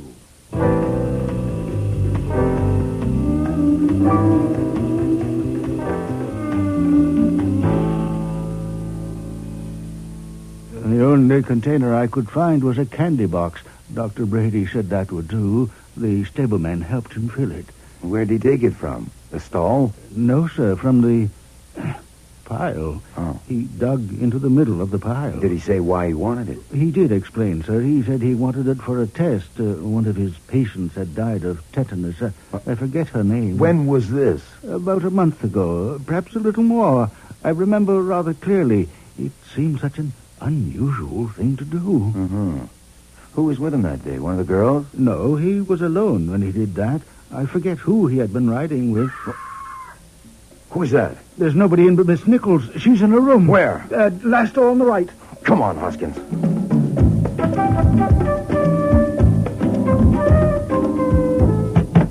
Janet? Janet? Who is it? It's Archie Goodwin. What happened? Can I come in? No, I'm not dressed, sir. We heard a scream. Do you need any rescuing? No, I'm all right now. Really. What happened? Well, it's nothing serious. I was having a bath and I cut my arm with a piece of glass. You what? I'm coming in. No. Don't look, I'm not Hoskins. dressed. No, sir. Please. Here, now put this towel around yourself, Janet. I'm It all protects right, civilization. Let me see that arm. It's not much, really. It's barely an inch long. Are you going to faint? No, I'm all right you? now. I never scream, really. I never do, but it just seems so, cutting myself with glass so soon after Miss Huddleston. Yeah, well, just take it easy. I didn't scream when I cut myself. I'm not quite that silly, really. I I'm know, not. I But know. I screamed when I saw the piece of glass lodged in the bath brush. It seemed so... Here, let me see that. There, see. Gee. Have you got any idea how this could have gotten in the brush? No, none. Nothing's been broken in here. I'll take it. No. And let me have that iodine bottle. It's all right, really. I've already put some on. Yeah, I can see that. I'll take this iodine, too. Hoskins, I want you to bandage your arm as tightly as possible to stop the bleeding. Girlie, I do like you in that towel, but I think you better get dressed. I'm going to take you for a shot of antitoxin. Antitoxin? Just a precaution. It's nothing to worry about. I'll be making a phone call downstairs. Did you smell the iodine? I did. There's no odor at all. Whatever's in that bottle isn't iodine. Then get her away from there. Yes, sir. This is my intention. At once, and Archie. Please, she's naked. Now, I haven't got a white horse, and she hasn't got that much hair, so as soon as she's dressed, we're off. I'll phone ahead to Dr. Vollmer to have the antitoxin ready, and also to the Fisher lab to prepare for a test of that iodine. Now, go straight there after you leave Dr. Vollmer. Yes, sir. Stay there while they do the test and phone me as soon as they have the results. Okay, here it is. What was in the bottle is a substance called argyrol, which stains like iodine. And it's alive with tetanus bacilli. Of course. And I didn't tell you earlier because of all the rush, but Dr. Brady took a sample of that barnyard soil about a month ago. Satisfactory. Come home at once, Archie, and bring Miss Nichols with you. Miss Timms, Dr. Brady, and the two Mr. Huddlestons are on their way here now at my urgent request. I'll delay proceedings until you arrive. Proceedings? What's going on? I am about to unmask a murderer. Please hurry.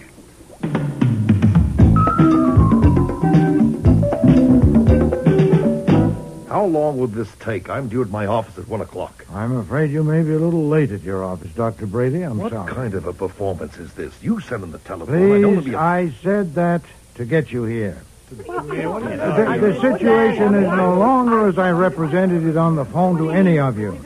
I told you that it was definitely known that Miss Huddleston had been murdered. Now, we're a little further along.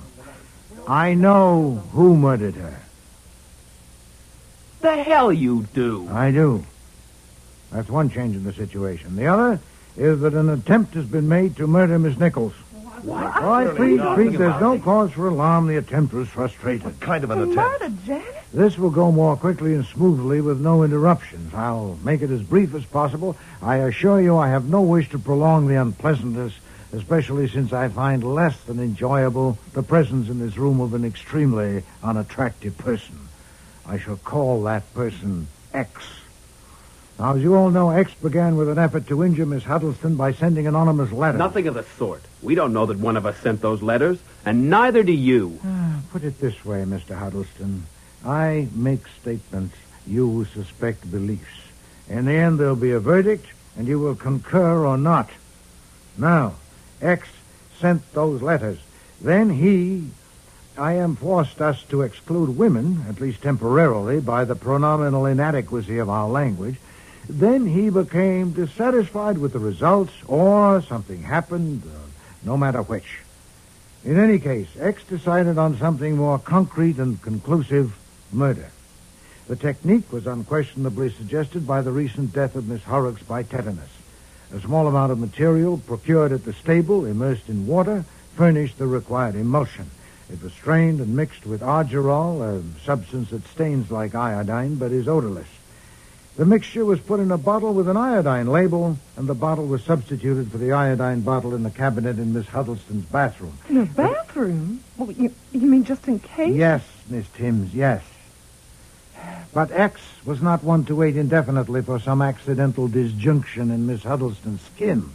He carried the preparations further by smashing her bottle of bath salts and leaving slivers of glass all over her bathroom. That did happen. She told us about it that day. Please. A beautifully simple method for murder. If she cut herself, there was the iodine bottle. If not, no harm done. Try again. Nuts. How can you possibly know Those were the preparations. Now, as we all know, the first attempt failed. But chance presented itself again that very afternoon on the terrace. A tray of glasses was upset, and the pieces flew everywhere. X conceived a brilliant improvisation on the spot. Helping to collect the broken glass, he deposited a sliver in Miss Huddleston's slipper, and entering the house on an errand, as all of you did in connection with that minor catastrophe, he got the bogus bottle of iodine and placed it in the cupboard in the living room, removing the genuine bottle kept there. It would take only half a minute, and as you know, it worked. Miss Huddleston stuck her foot in the slipper and cut her toe. Her brother brought the iodine, Dr. Brady applied it, and she got tetanus and died. By the way, Doctor, that suggests a question. Is it worthy of remark that you failed to notice the absence of the characteristic odor of iodine? I merely ask. There was a breeze on the terrace. It would have been difficult to notice any odor. Oh, no, I'll accept that, Doctor. So X's improvisation was a success. From his standpoint, it was next to perfect. Might indeed have been perfect, invulnerable to any inquest, if the chimpanzee hadn't poured some of that mixture on the grass. And if X hadn't been foolish enough to try again. Yesterday, he put some of the bogus iodine in the cabinet in Miss Nichols' bathroom and wedged a piece of glass in her bath brush. Can't believe And it. this morning, Miss Nichols got in the tub, cut her arm, took the bottle from the cabinet, and applied the iodine. Good God, then she must get some medicine. Calm yourself, Doctor. Calm yourself. Antitoxin has been administered. By whom? By a qualified person. Please be seated. Thank you. Miss Nichols does not need your professional services, but I'd like to use your professional knowledge. Archie, have you got that brush? Yes, sir. Here it is. Now, you use a bath brush, don't you? Show us how you manipulate it. On your arm.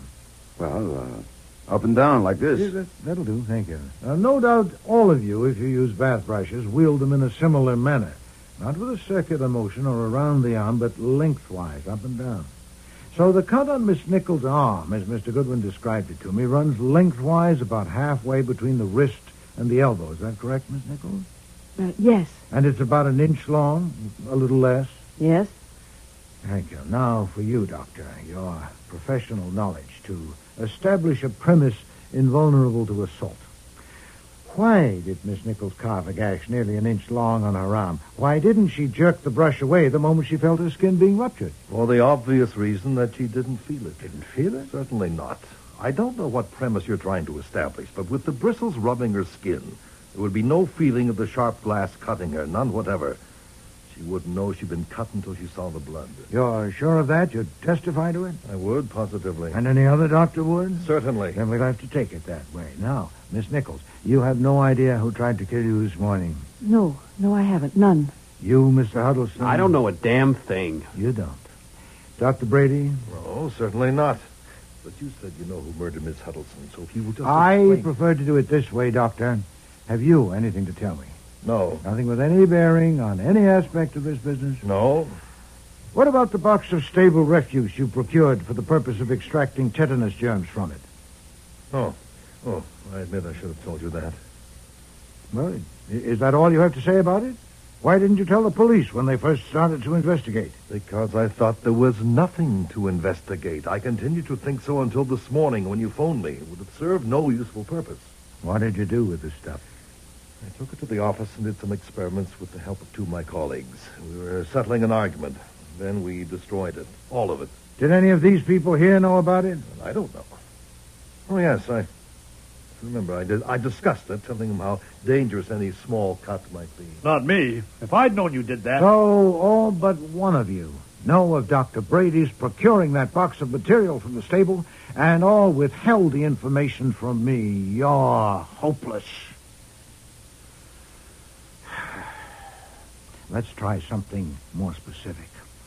The day Miss Huddleston came here, she told me that Miss Nichols had a grievance against her, and she suspected her of sending those anonymous letters. Now, I ask all of you, including you, Miss Nichols, what was that grievance?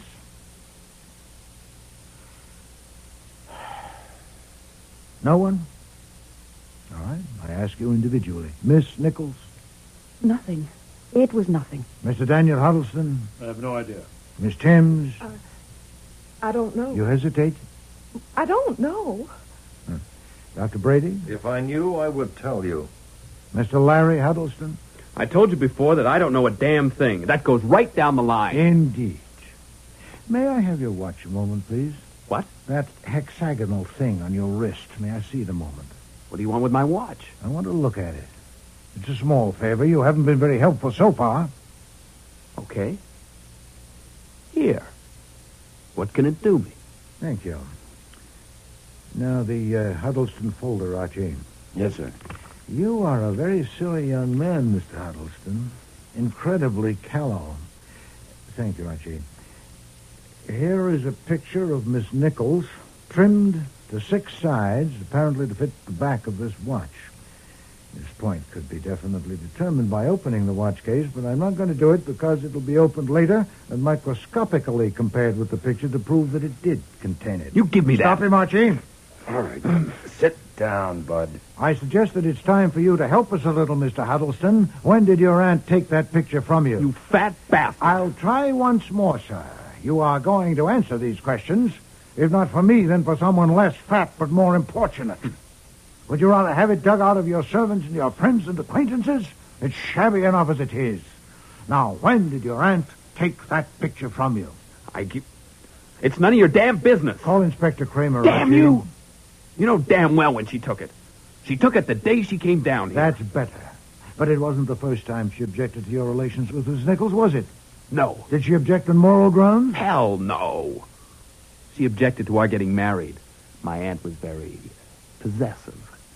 She ordered me to break off the engagement.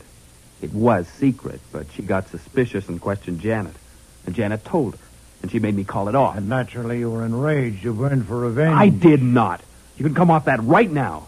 You're not going to pin anything on me. I never really wanted to marry Janet, and what's more, I never intended to. No. I could prove that by a friend of mine. A man like you has friends. But after your aunt made you break the engagement, you still kept the picture in your watch? Yes, I had to.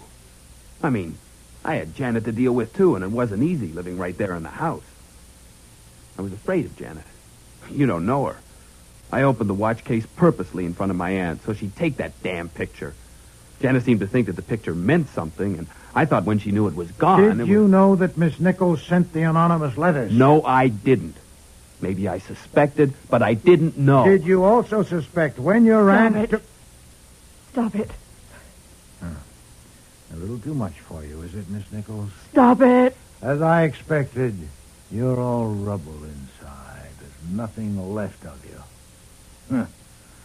Well, the simplest way is for me to dictate a confession and you sign it. And I'll send a copy of it to a man I know, the editor of the Gazette, and it'll be on his front page this evening. He'd like an exclusive picture of you to go with it, and Mr. Goodwin will be glad to take it. I know you'll like that. Stop it. For your satisfaction, I ought to tell you that your guilt was by no means obvious. I became aware of it only when Mr. Goodwin telephoned me from Riverdale this morning. Your performance today was the act of a nitwit. I presume you were struck with consternation yesterday when you saw that piece of turf being removed and realized what the consequences would be. So you attempted to divert suspicion by staging an attack on yourself. No, that's not true. Did you know what I was getting at a while ago when I asked Dr. Brady why you didn't jerk the brush away the instant you felt the glass puncture your skin? And he replied, as of course he would, that you didn't feel the glass cutting you? That was precisely the point. You see, the cut should have been much longer. You jerked the brush away when you pulled it along your arm less than an inch because you knew this piece of glass was there and was cutting you. You put it there yourself. Give me that. Archie. Stop her. Keep her away from me. I'll show you. I'll show you. Come on, hey. I got her. Let me go. What? Let me go. My face is bleeding. Only Let me go. Here, hold this handkerchief against it. By God, if it leaves a scar. That was a lie. You lied. What? She means that you lied when you said you neither desired nor intended to marry her. I agree with her that the air in here was already bad enough without that. You fed her passion and her hope. She wanted you, God knows why. When your aunt intervened, she wrote those letters. Revenge? Yes. Or as a way of saying to your aunt, let me have him or I'll ruin you. She wouldn't let him go. She wouldn't let me have him. And when did you decide that you had to kill her? She took my picture out of his watch, and I found it here, on Mr. Goodwin's desk. She had no right. I had to stop her. I had to. Your notebook, Archie.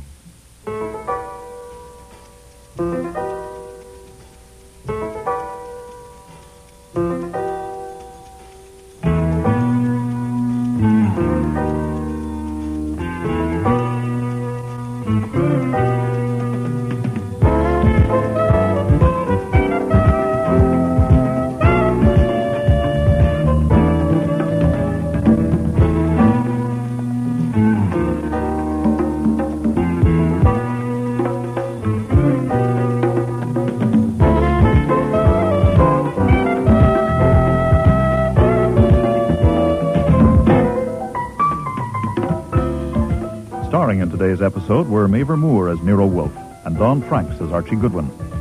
Barbara Hamilton was Bess Huddleston, Terry Tweed, Janet Nichol, Lynn Darragon, Mariella Timms, Ken James, Daniel Huddleston, Tom Harvey, Dr. Brady, Alan Fawcett, Larry Huddleston. Cease Linder was Inspector Kramer, and Frank Perry was Fritz. Music was composed and conducted by Don Gillis. Technical operations by John Jessup. Sound effects, Bill Robinson. Production assistant was Nancy McElveen, and casting consultant was Ann Weldon Tate. Cordially Invited to Meet Death was written and produced in Toronto by Ron Hartman.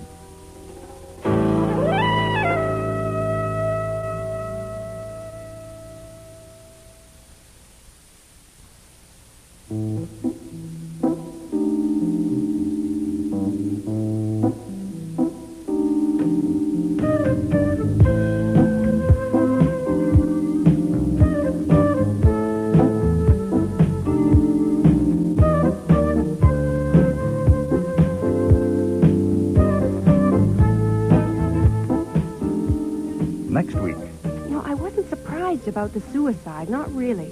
I wasn't surprised either at the way he did it. He was always keyed up and dramatic about everything.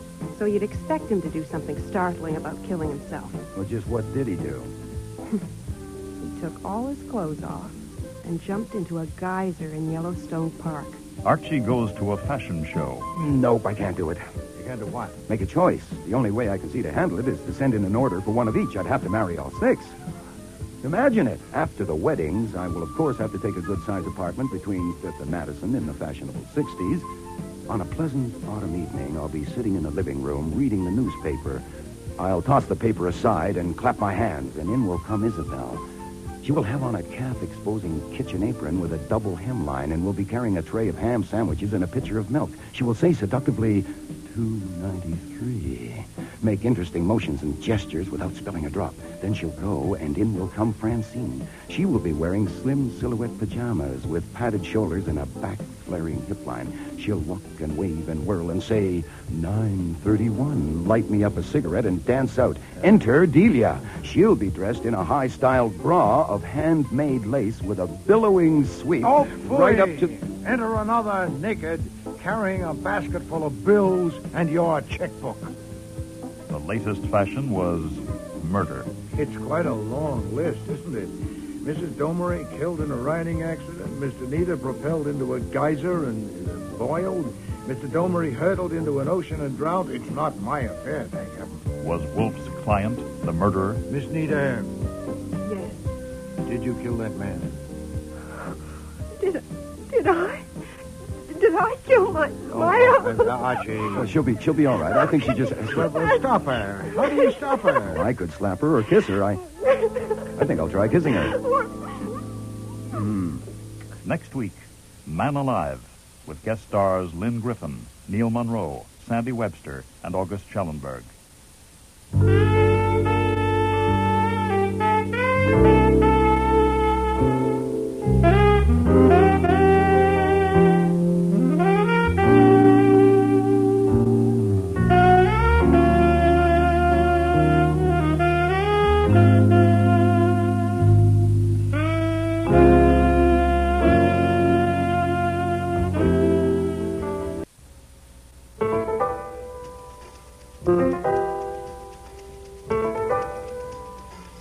Rex Stout's Nero Wolfe.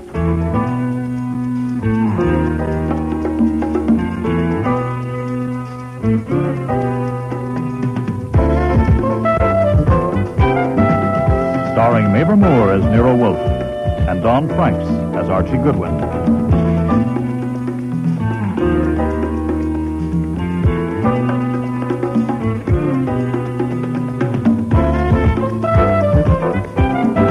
Episodes Man Alive, with special guest stars Lynn Griffin, Neil Monroe, August Schellenberg, Michael Tate, Marion Waldman, and Sandy Webster.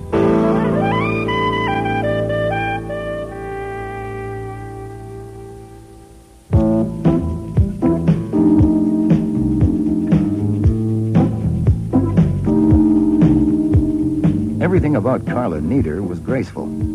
The way she angled her chin to show off her long neck, the the way she perched on the edge of the red leather chair with her legs crossed at the ankles. And the way she managed her voice when she suspected me of kidding her. You want me to spell it? No, just the domery part, please. I already have the neater. D-A-U-M-E-R-Y. D-A-U. Well, that's what we get for being so cocky about how famous we are. Now, what if somebody asked you how to spell Nero Wolfe? Well, go ahead and try it. Put your fingers on my pulse and ask me, but don't ask me how to spell Archie Goodwin, which is me. That would hurt. Anita, you made an appointment to see me. I suppose you needed a detective. Now, if so, tell me what for without encouraging Mr. Goodwin to start caterwauling. It takes very little to set him off. Who or what are Domery and Nita? Domery and Neater is as good a name as there is on 7th Avenue.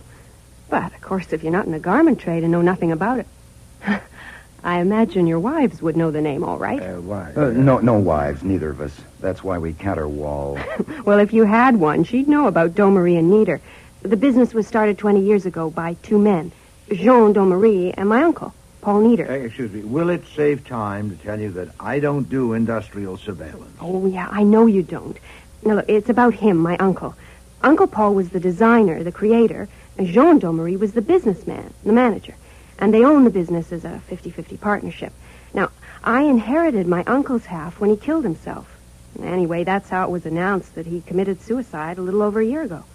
Boy, that was a surprise to me. What, suicide, you mean? No, that I inherited. Oh. Even though I was his only living relative. But I suppose he wouldn't have made me his heir if he hadn't known I had an unusual talent. What kind of talent? As a clothes designer, of course. You know, I wasn't surprised about the suicide, not really.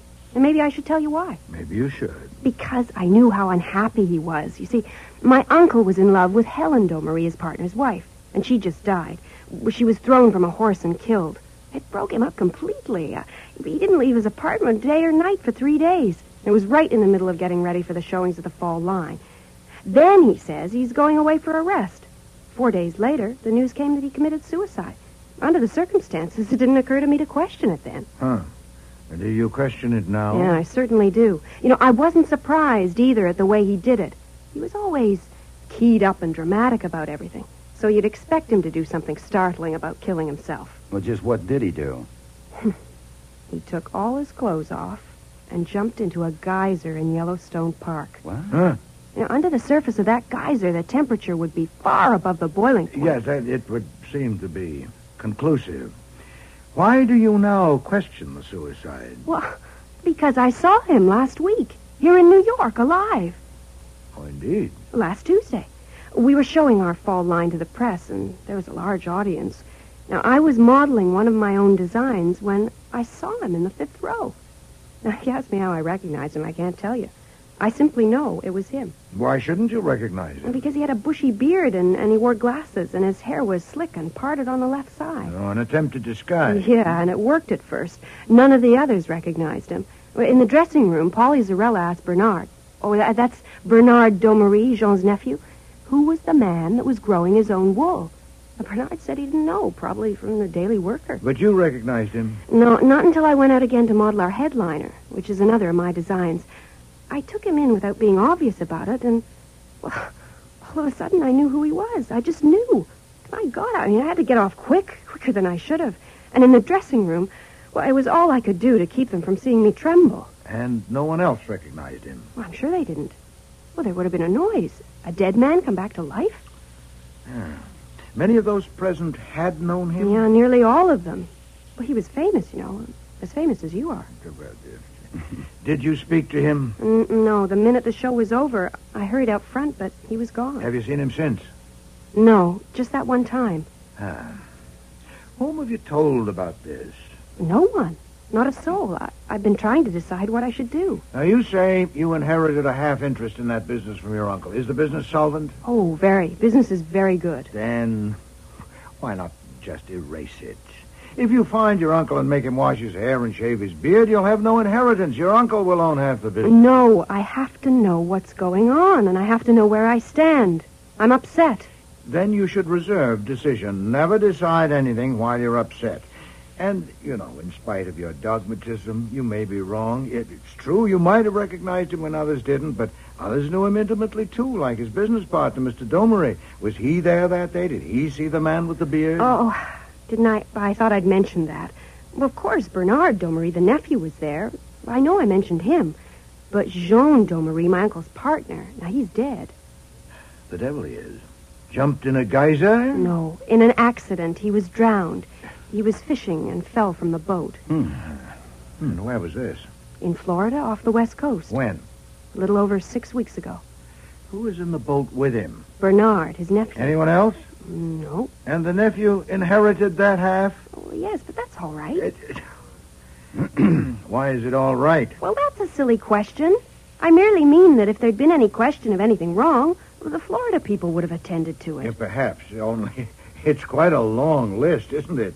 Mrs. Domery killed in a riding accident. Mr. Nita propelled into a geyser and boiled. Mr. Domery hurtled into an ocean and drowned. It's not my affair, thank heaven. But if it were, I should want better testimony than that of what you call the Florida people. About your uncle. What did you want me for? I want you to find him. I want to see him. No, it could take time. It would be expensive. Oh, yes, I know. I'll give you a check now. I suppose it's understood that this is extremely confidential. No reports are to be mailed or phoned to me. Everything must be done in person. Well, that'll present no problem, Miss Nita. The problem is where to look for a man resurrected from the dead. I'd need to know all about his former associates. No, that won't help. He had no really close friends. The only person he ever really loved was Helen Domery, unless he had some affection for me. I have a suggestion, though. Yes? The one thing he loved was his work, the business. Now, I believe he came there last Tuesday because he couldn't stay away. So why wouldn't he come again? Now, our next showing is this afternoon, so if Mr. Goodwin or you could come, I could arrange tickets and we could plan a signal for me to give if I spot him. Which explains what I was doing sitting in the third row when Domery and Nieder showed their fall line to buyers. 293. 293. 293. My seat gave me a clear view of the 200 customers, but there was no one answering the description of Carla's uncle. Carla appeared about a dozen times, but she didn't signal me once.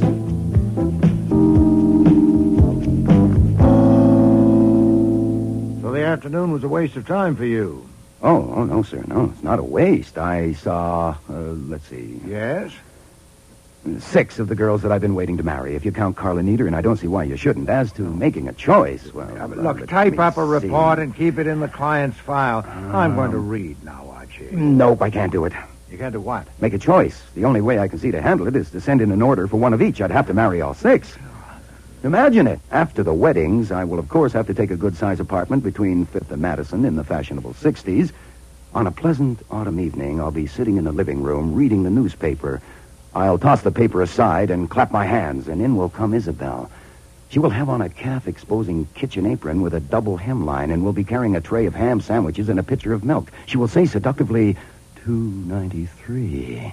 Make interesting motions and gestures without spilling a drop. Then she'll go, and in will come Francine. She will be wearing slim silhouette pajamas with padded shoulders and a back-flaring hip line. She'll walk and wave and whirl and say, 931. Light me up a cigarette and dance out. Enter Delia. She'll be dressed in a high-styled bra of handmade lace with a billowing sweep right up to... Enter another naked, carrying a basket full of bills and your checkbook.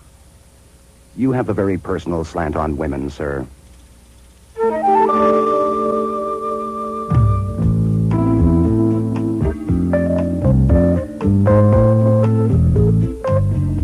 Sometimes I think Nero Wolfe's main objection to atom bombs would be that they might interrupt people while eating. So when the doorbell rang during lunch the next day, Fritz answered it and... Oh, no, Mr. Kramer. Mr. Wolfe can't be disturbed at a meal.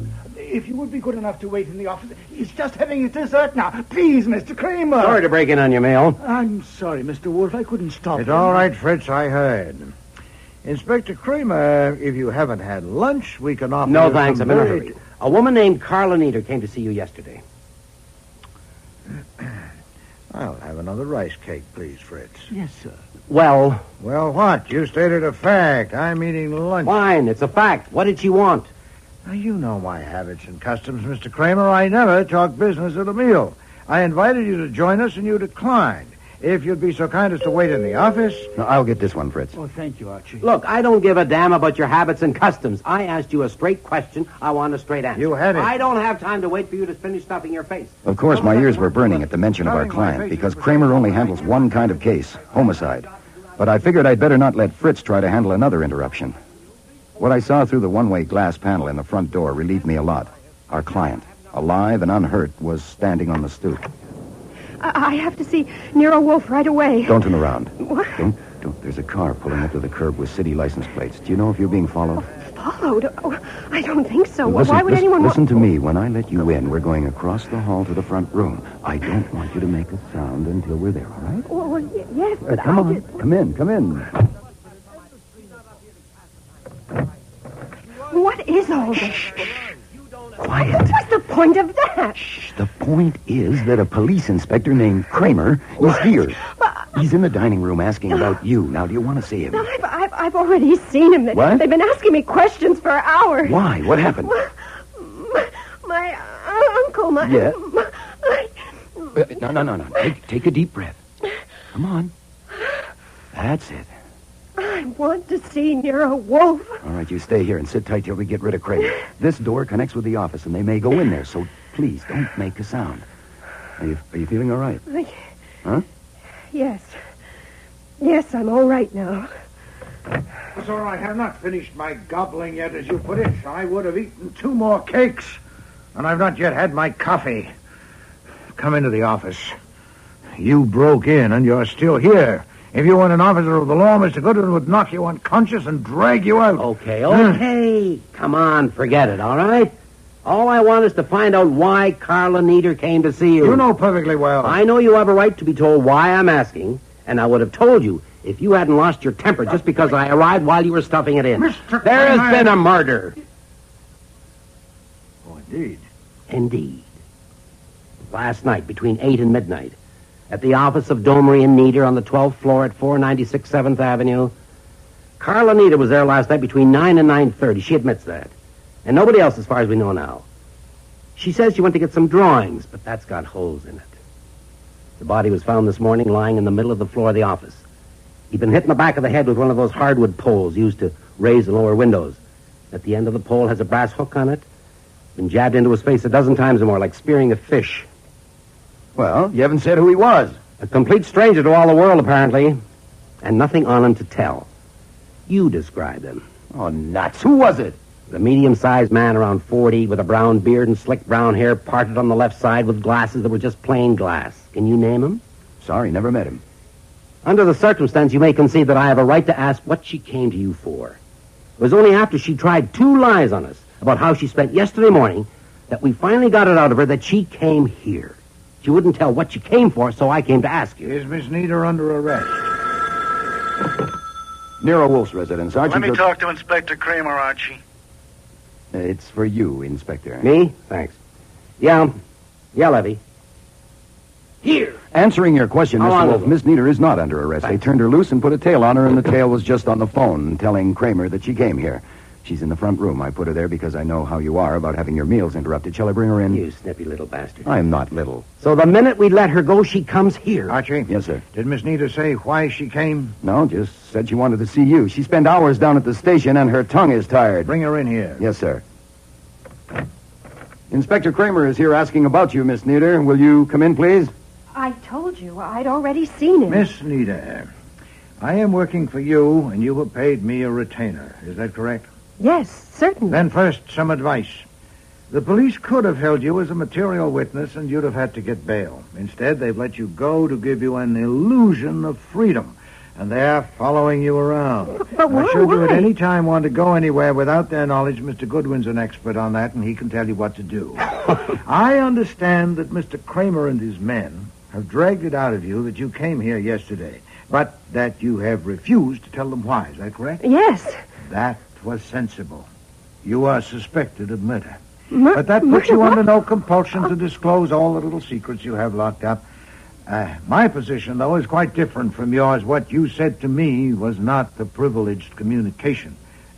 In my business, I need to have the goodwill, or at least the tolerance of the police, in order to keep my license. And besides, I respect and admire Mr. Kramer and would like to help him. I tell you all this so that you will not misunderstand what I'm about to do. What?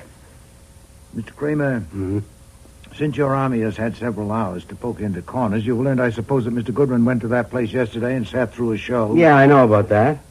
You didn't mention it. I hadn't come to it. Oh, you're reserved, eh? Well, you heard what I just told Miss Nita. She came yesterday morning to consult me about her uncle. Yeah? What uncle? Mr. Paul Nita. He's dead. Miss Nita inherited half of that business from him. Back files of newspapers will tell you that he committed suicide a little over a year ago by jumping into a geyser in Yellowstone Park. What? Miss Nita told me about that and many other things. I don't remember everything she said, and I don't intend to try. The only thing I can furnish that might help you is the conclusion I formed. You want to hear it? Yes. I concluded that Miss Nita had pushed her uncle into the geyser and, becoming fearful of exposure, had come to me to get her out of it. Why, you... Shut up. Archie, was that the impression you got? Precisely. Thanks for the conclusion. Did she tell you that she had killed her uncle? Oh, no, indeed. Exactly what did she want you to do? Well, that's why I came to that conclusion. She left it vague about what I was to do. I couldn't possibly... Try telling me what you told Goodwin to do when you sent him up there. You remember, Archie? Oh, sure. Sure, I remember. You told me to keep a sharp lookout and report everything that happened. And what happened was I saw 6 of the girls that I had been waiting to marry. Now, after the wedding... You're a goddamn liar, get a nice Mr. apartment. Kramer, I'm tired of this. Mr. Goodwin can't throw you out of here once you're in, but we can leave you here and go upstairs, and you know the limits of your license as well as I do. I said you're lying. Prove it! All less provocation than you've given me by your uncivilized conduct in my dining room, I'd lie all day and all night. Regarding this murder of a bearded stranger, where do I fit? Oh, Mr. Goodwin, connect us if you can. Should you be rash enough to constrain us as material witnesses, we'd teach you something of the art of lying, and we wouldn't squeeze out on bail. We'd dislocate your nose with a habeas corpus and a sub judiceandum. Now, will you leave my house at once, or do we leave you here and go upstairs? You won't get away with this, Wolf. Believe me, you won't. Good day, sir. Oh, well, we won't invite him to lunch again, will we, sir? Shut up, Archie. Miss Nita, Yes. did you kill that man? Did I? Did I kill my uncle? Archie. Oh, she'll be all right. I think she just... Well, stop her. How do you stop her? Oh, I could slap her or kiss her. I think I'll try kissing her. What the hell? Why did you do that? To stop you. See?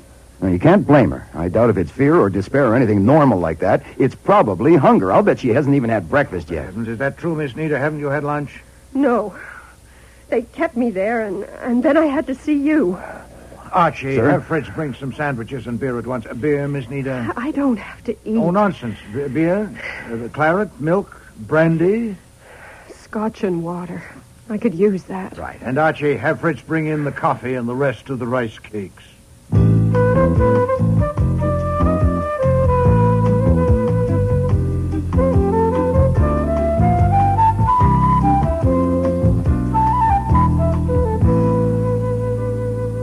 Do you feel better now? Yeah, much better, thanks. I guess I was pretty empty. Good. You came to me as soon as the police let you go. Does that mean that you want my help in this new circumstance? Well, it certainly does. Now, what I want to do is... We'll go faster if I lead. Mr. Kramer's quite capable of sending men here with warrants, so let's compress it. There are 2 points in which I must be satisfied before we can proceed. First, did you kill that man? No, I want to... Just the no will do if it's the truth, is it? Yes, it's no. I'm inclined to accept it. Archie? I vote no.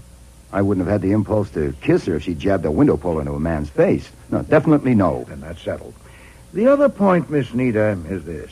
Was the man you saw a week ago your uncle, and was it he who was killed last night? Oh, yes, it was Uncle Paul. I saw him. I went right You're up... certain?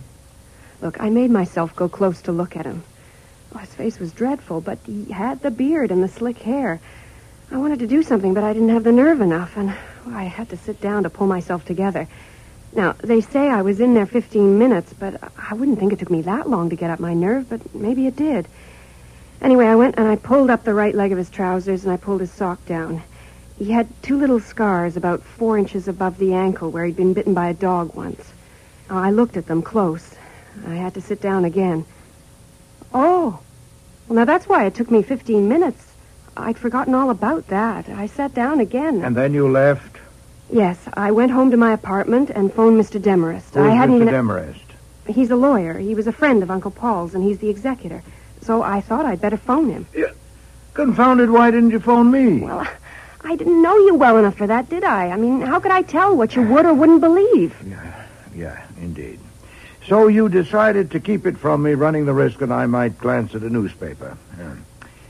What is the lawyer doing? Reading up? No, I didn't get him. I phoned again at 11:30, but he still wasn't in. I intended to phone again, but I lay down on the couch and, well, it may be hard to believe, but I went to sleep and I didn't wake up till nearly 7 o'clock. Then I thought it over, and I decided not to tell Mr. Demarest or anybody else. Well, I figured during a show season, there are lots of people going up and down in those elevators after hours, and I thought, well, they won't remember about me, and my name wasn't in the book because they know me so well, and they're not strict about it. Oh, boy, that was dumb, wasn't it? It was... Yeah, well, of course I had to go to work as if nothing had happened.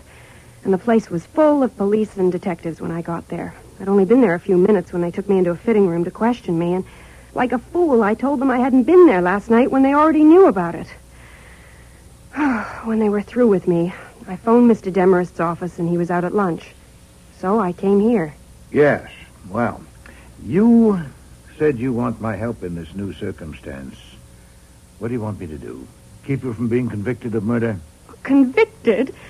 Of murdering my uncle? Now, I told you... I suggest, sir, that you lay off unless you want to make me kiss her again. She's not a crybaby. Your direct approach is something. Well, look, Miss Nita, if you're on the defense and intend to stay there, get a lawyer. I'm no good for that. If you want your uncle's murderer caught, whoever it is, and doubt whether the police are up to it, get me. Now, which do you want? A lawyer or me? I want you. All right, then we know what we're doing. In 20 minutes, I must go up to my Orchids. I spend 2 hours with them every afternoon from 4 to 6. The most urgent question now is this. Who knows that the murdered man was Paul Nita? Who besides you? Nobody. As far as you know, no one has said or done anything to indicate knowledge or suspicion of his identity. No, they all say they never saw him before, and they have no idea how he got there, who he is. Of course, the way his face was, you wouldn't expect anybody I suppose not. But we'll assume that whoever killed him knows who he was. We'd be donkeys if we didn't. Also, we'll assume that he thinks no one else knows. That gives us an advantage. Now, are you sure you have given no one a hint of your recognition of your uncle last week? Yes, I'm positive. Good. Now, do you think you know who killed your uncle? Well, no, of course not. You've no idea at all? No. How many people work there? Right now, about 200. Oh, phooey. Can any of them get in after hours?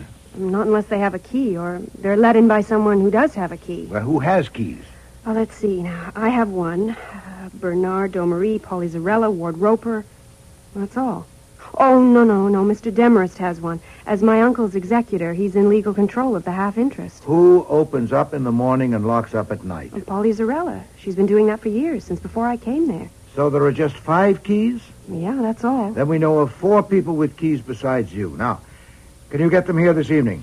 What? You want all 4 of them here this evening? Yes.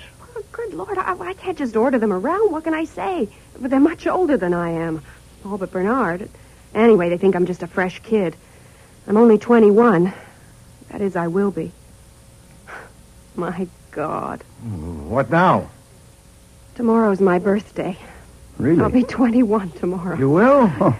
Yeah. Happy birthday. Archie. Yes, sir. Go up there with Miss Nita. Get those people here by 8:30.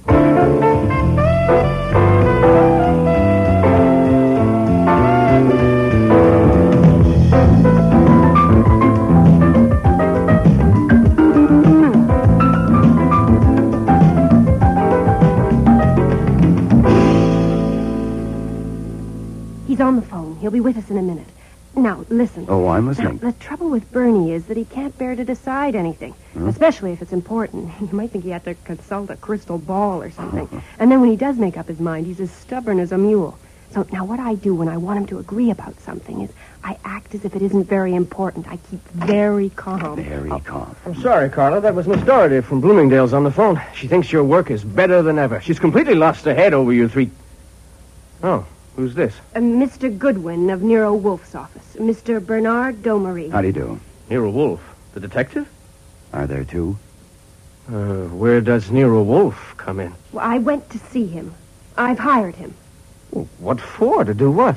Well, I think I need somebody. The police came within an inch of arresting me. You're joking. No, I'm not. They kept me there all morning, and then they even had me followed. Then you need a lawyer, not Nero Wolfe. Have you seen Demarest? No, not yet, but I will. Well, as soon damn it, you should have seen him first. Bernie, I'm not taking your time to ask you what I should have done. I'll tend to that, thank you. Miss Nieder. I want to ask you to do something. May I join in this calm discussion? This thing is crazy, absolutely crazy. I think what we ought to do is just ignore it. Just simply ignore it. Yeah, that would be innocent and brave, but it might get complicated if one of you gets charged with murder. Charged with murder? That's right. How could we be charged?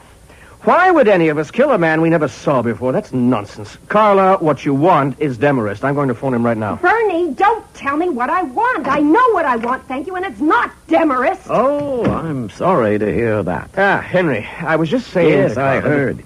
Have I come at an awkward moment? No, certainly not. I was just about to phone you. Carla thinks she's in trouble with the police about the body that was found here this morning. I was nearly arrested because I came here last night and stayed 15 minutes. My dear child, you should have called me at once. I tried to phone you last night, but you weren't at home, and I couldn't get you this morning either, so I went to Nero Wolfe instead. Nero Wolfe? Maybe Why? I can clear this up, Mr. Demarest. I'm Archie Goodwin, Nero Wolfe's assistant. Miss Nieder has engaged Nero Wolfe primarily to keep her from being arrested. She is... How would Nero Wolfe do that?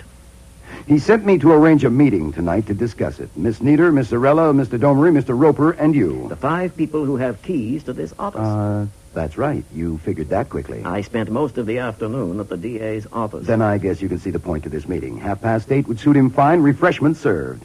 We're summoned. I wouldn't dream of putting it that way. No, but we are. We who have keys. I offer a comment. You say that Wolfe's primary function is to prevent Miss Nieder's arrest. Yes. Obviously, he intends to perform it by getting someone else arrested. That may prove to be difficult and expensive and possibly quite unnecessary. Oh? I would engage with the situation as it is now to get the same result with 1/10 the effort and expense. It's only fair to her, isn't it, to give her that alternative? You could try it, yes. What about it, Carla? It's your money. Do you want to pay Wolfe to do it his way? Yes, I do. Did you say 8:30, Mr. Goodwin? That would be best. Mr. Wolfe works better when he isn't looking forward to a meal. You'll come? Certainly I'll come to save energy. To save energy? It will take less to attend the meeting than it would to argue Miss Nieder out of it. Good. How about it, Mr. Domery? You'll be with us. I don't know. I'll think it over. Oh, Bernie! Carla, it may be inadvisable. I don't know. How long do you think you'll need to think? An hour, half an hour? By 6:30. I'll let you know. There are 2 more to invite, Miss Zarella and Mr. Roper. It might help if you would get them in here, or would that require some thinking, too, Mr. Domery? You do your thinking, and I'll do mine. Polly, Ward, would you come in here right away, please? Just as soon as I finish this. No, now. I need you both now. I am behind already, all day long. Well, The what police is are it? done. What's so important? This is Mr. Goodwin. He wants to ask you something. How do you do? You're very busy. I can see that. I'll cut it short. Miss Nieder has hired my boss, Nero Wolfe, because she's in danger of being arrested. Mr. Wolfe would like to have a talk with you. Why? He wants to talk with everyone who carries a key to this place at his office at 8:30 this evening. Will you come? No. No. No. I lose my time today. I will be here all evening with Carter scouting. This is pretty important, Miss Zarella. I do not think so. He was here, he is gone, and we forget it. I told that to the police, and I tell it to you. Miss Nieder is not danger.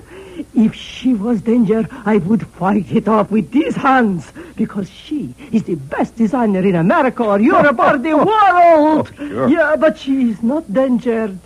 No. I go back to work now. Polly, I wait. Yes, I think you ought to wait for Mr. Roper's vote. Mr. Roper. Well, it doesn't seem to me that this is exactly the proper step to take under the circumstances. Huh?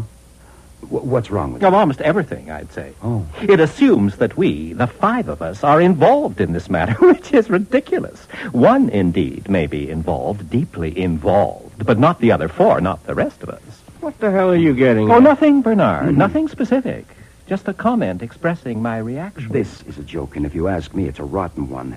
Have you gotten around to your thinking yet, Mr. Domery? Made up your mind? No, I haven't. And who do you think you are, anyway? Just at present, I'm Miss Nieder's hired man. Now, who do you think Miss Nieder is? Some little girl asking you to please be kind and help her out? You damn fool. She owns half this outfit.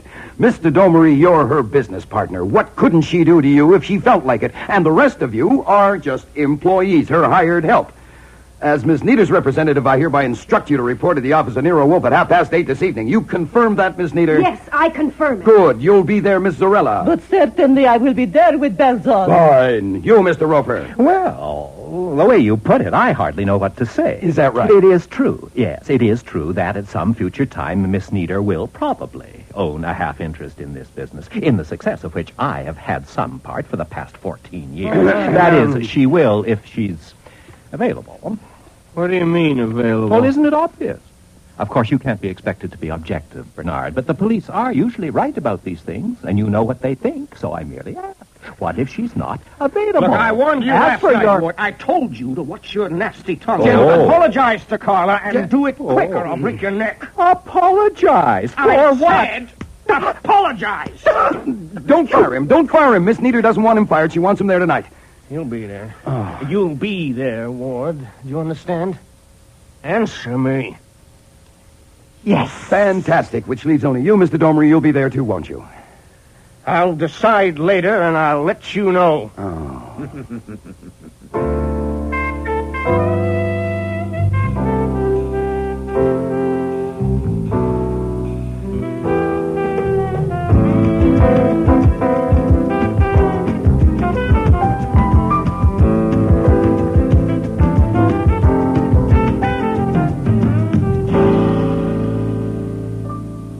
Thank you all for coming. We had to. Your man Goodwin dragooned us. Oh, not you, I understand, Mr. Demarest. Oh, yes, me too. Only I saw the compulsion a little ahead of the others. Well, anyway, you're here. I believe Mr. Goodwin has explained the circumstances to all of you, so I think we might start by clearing up one point. How you spent your time last evening from 8 o'clock to midnight. Will you begin, Mr. Demarest? If your man had asked that question this afternoon, it might have simplified matters. Oh, indeed? Well, it's been asked now. And now I'll simplify it. You want it all, of course. Please. The showing of the fall line yesterday brought a situation to a climax. For 2 years now, it began even before Paul Nieder's death, Mr. Roper here has been getting increasingly jealous of Miss Nieder's talent as a creative designer. That's not true. The reactions to this new line have made it evident that she is vastly superior to him, and this enraged him. He wanted to quit. Since his services are still valuable within the limits of his abilities, it was desirable to calm him down. And for that purpose, Bernard Domery, Polly Zarella, and Ward Roper dined with me in a restaurant last evening. We were together continuously from 7:30 to well after midnight. All 4 of you for the entire time? Yes. It does simplify things, doesn't it? You verify that, Mr. Domery? All of it, as told? Yes, I do. Do you, Miss Zarella? Oh, yes. Mr. Roper? I do not. Oh. To say Miss Nieder is vastly my superior is absolutely absurd. I have in my possession 3 books of clippings from Women's Wear Daily, Vogue, Harper's Bazaar. Yes, no doubt. We'll allow your exception to that part. Do you verify Mr. Demarest's account of what happened last evening? No. There wasn't the slightest necessity of calming me down, as he put it. I merely wanted to confound make it. the Were point... you 4 people together from 7:30 till after midnight? Oh, that? Oh, yes, we were. I see. Naturally, the police are especially interested in Miss Nieder, since she alone of those who have keys is vulnerable. Oh, by the way, Mr. Domery, how did it happen that Miss Nieder wasn't invited to that conference? Isn't she a half-owner? I represented her interest. But before long, she'll probably be representing herself. Shouldn't she be consulted on important matters? Oh, damn it. Isn't it obvious? If she'd been there, we couldn't have handled Roper at all. He can't bear the sight of her. I did not... Even so, isn't it true that Miss Nita has been deliberately and consistently ignored in the management of the business? Yes. No. Oh, yes, it is Oh, so. please. You are... This will finish sooner if you'll let me dominate it. I'm not implying that Miss Nita is unappreciated. You all admit her designing talent, all but Mr. Roper. And just this afternoon, one of you was quick and eager to resent an aspersion on her. No, I refer, Mr. Domery, to your assault on Mr. Roper. You leapt, hot-headed, to Miss Nita's defense. Now, it isn't easy to reconcile that with your reluctance to come here this evening at her request. Well, I wasn't reluctant. I had to think it over, that's all. You, often have to think things over, don't you? Oh, what's it to you if I do? Oh, it's a great deal to me. I have engaged to prevent Miss Nita's arrest for murder, and I suspect that your habit of thinking things over is going to show me how to do it. Mr. Demarest, how long have you known Mr. Domery? 6 years, ever since he started to work in his uncle's business. Please give me a considered answer to this. Has he always had to think things over? Have you noticed any change in him in that respect at any time? I don't have to consider it. He was always a very decisive young man, even aggressive, until he became the active head of the business some weeks ago. But that was only natural, wasn't it? A man of his age suddenly taking on so great a responsibility? Perhaps. Miss Zarella, do you agree with what Mr. Demarest has said? Oh, yes. Bernard has been so different. And do you, Miss Nita? Well, I suppose people might have got that impression. Oh, you're but... hedging. Was there a change in Mr. Domery as stated about 6 weeks ago? Well, yes, there was, but Mr. Demarest has explained why. He thinks he has. Now we're getting somewhere. Mr. Domery, I wish to ask you some questions as Miss Nita's agent. They may strike you as irrelevant or even impertinent, but if they're not actually offensive, will you answer them? What are the questions? Are your parents alive? Yes. Where are they? In Los Angeles. My father is a professor in the university there. Is either of them conversant with your business affairs? Not especially. Well, in a vague, general way. Have you any other relatives that you see or correspond with frequently? Carla, do you want me to go on with the autobiography? She has no opinion in the matter because she doesn't know what I'm after. Can you object that my questions are offensive? No, they're only silly. Ah. Then humor me. Or humor Miss Nita through me. Any other relatives that you see or correspond with frequently? None whatever. For help in making decisions, manifestly it's not Mr. Demarest you turn to, nor Miss Zarella, nor Mr. Roper. Is there a banker, a lawyer, a friend, any other person or persons on whose judgment you rely for guidance in your business? Anyone at all? Well, no special person. No, I discuss things with people, naturally, including Mr. Demarest. Oh, not Mr. Demarest. He has noticed a change in you.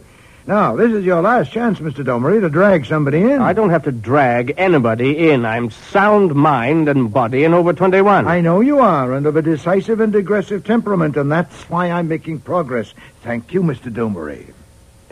What for? Well, up to a few minutes ago when I got my head battered in by being told that you 4 people spent last evening together, I'd no idea of where my target was. Now I know. Where is he? What? Where is he, Mr. Domery? Who? No, sir, it's no good. I know. Even if I only guessed it'd be enough, I could give it to the police as a suspicion deserving inquiry. How long do you think it would take the police to find him? Mr. Domery, I cannot stress this strongly enough. Miss Nita is in serious danger of being arrested for a murder she did not commit. Look, I've had enough of this. I'm leaving. No, sir, you will not be permitted to leave this room until either you told me where he is, or I've given the police time to start on his trail and cover my door. Oh, unlawful restraint with witnesses. Where is he, Mr. Domery? You can't take time to think it over now to consult him on this one. Where is he? This is awful. This is an awful thing. Stop it. You can't do this. You can't threaten and keep him here. It's unlawful. Now, just stop it now. It's too late, Carla. You hired him. And I must admit, you're getting your money's worth. You'd better tell him, Bernard. It may be hard, but the other way's harder. Where is he, Mr. Domery? The address is 816 East 90th Street. Look, I want to phone him. No, you will be unlawfully restrained if you try. What is it, an apartment building? Yes, apartment 10C. I rented it for... Is he there now? Yes, I was to phone him there when I left here. I said I'd go to see him, but he said I might be followed, and I'd better phone from a booth. What is the name? Dixon. George Dixon. Thank you. Archie? Yes, sir. Get Fritz in here and give him a revolver. I don't know how some of these minds might work. Then get Mr. Dixon and bring him here. The address... I have it written down, sir. Don't alarm him any more than you have to. I don't want you killed, and I don't want a suicide.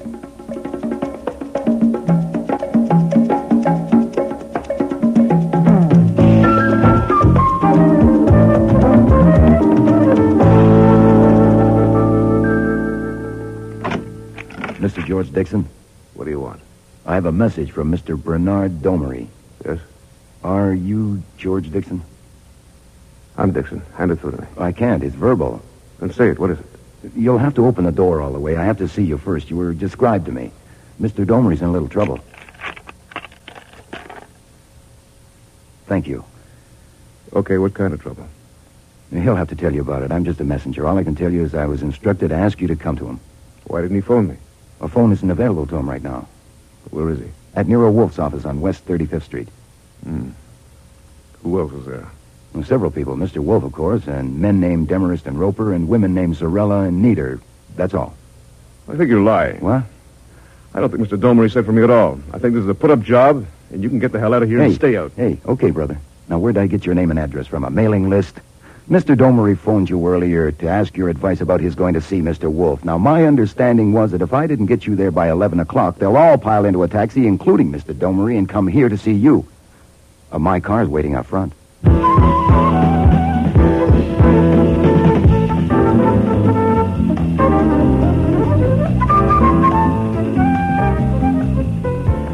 I took it for granted that by the time I got back, everyone there would know who was coming with me, even if one or two of them hadn't caught on before I left. I thought it would be interesting to see how they would welcome Mr. Dixon. But he took charge of the script himself as he entered the office. What the hell's the matter with you, Bernard? Can't you handle anything at all? Not this, I can't. This man Wolfe is one for you to handle. I only hope to God that you can. Well, I'm back, everybody. I would have been back soon anyway, but Bernard has hurried it up a little. Ward, you're looking like a window display in a fire sale. Surprised to see me? Still putting up with them, Paulie? Now you'll have to put up with me again. Carla, I hear you're on the way to lead the whole pack. You're all so quiet. Can't cut your tongues. Where's Henry? I thought he'd be here. He's in the other room with Wolfe. I don't know this gentleman. This gentleman is Inspector Kramer of the New York Police. You didn't tell me the police would be here. Now, believe me, I didn't know. Nero Wolfe called and invited me. I just got here. What's going on, Goodwin? I'm still catching up. You'll have to ask Mr. Wolfe. Who's this man? George Dixon, so I'm told. What kind of charade is Wolfe pulling now? Oh, why didn't you ask him? Here he is.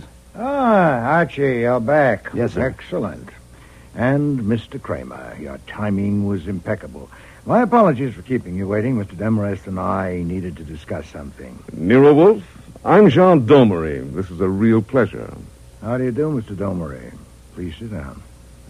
I was told that my nephew sent for me. He didn't. You got me here by a trick. What do you want? Sit down, sir. This may take some time. I can't give you much time. What do you want? I want to present some facts, offer my explanation of them, and get your opinion.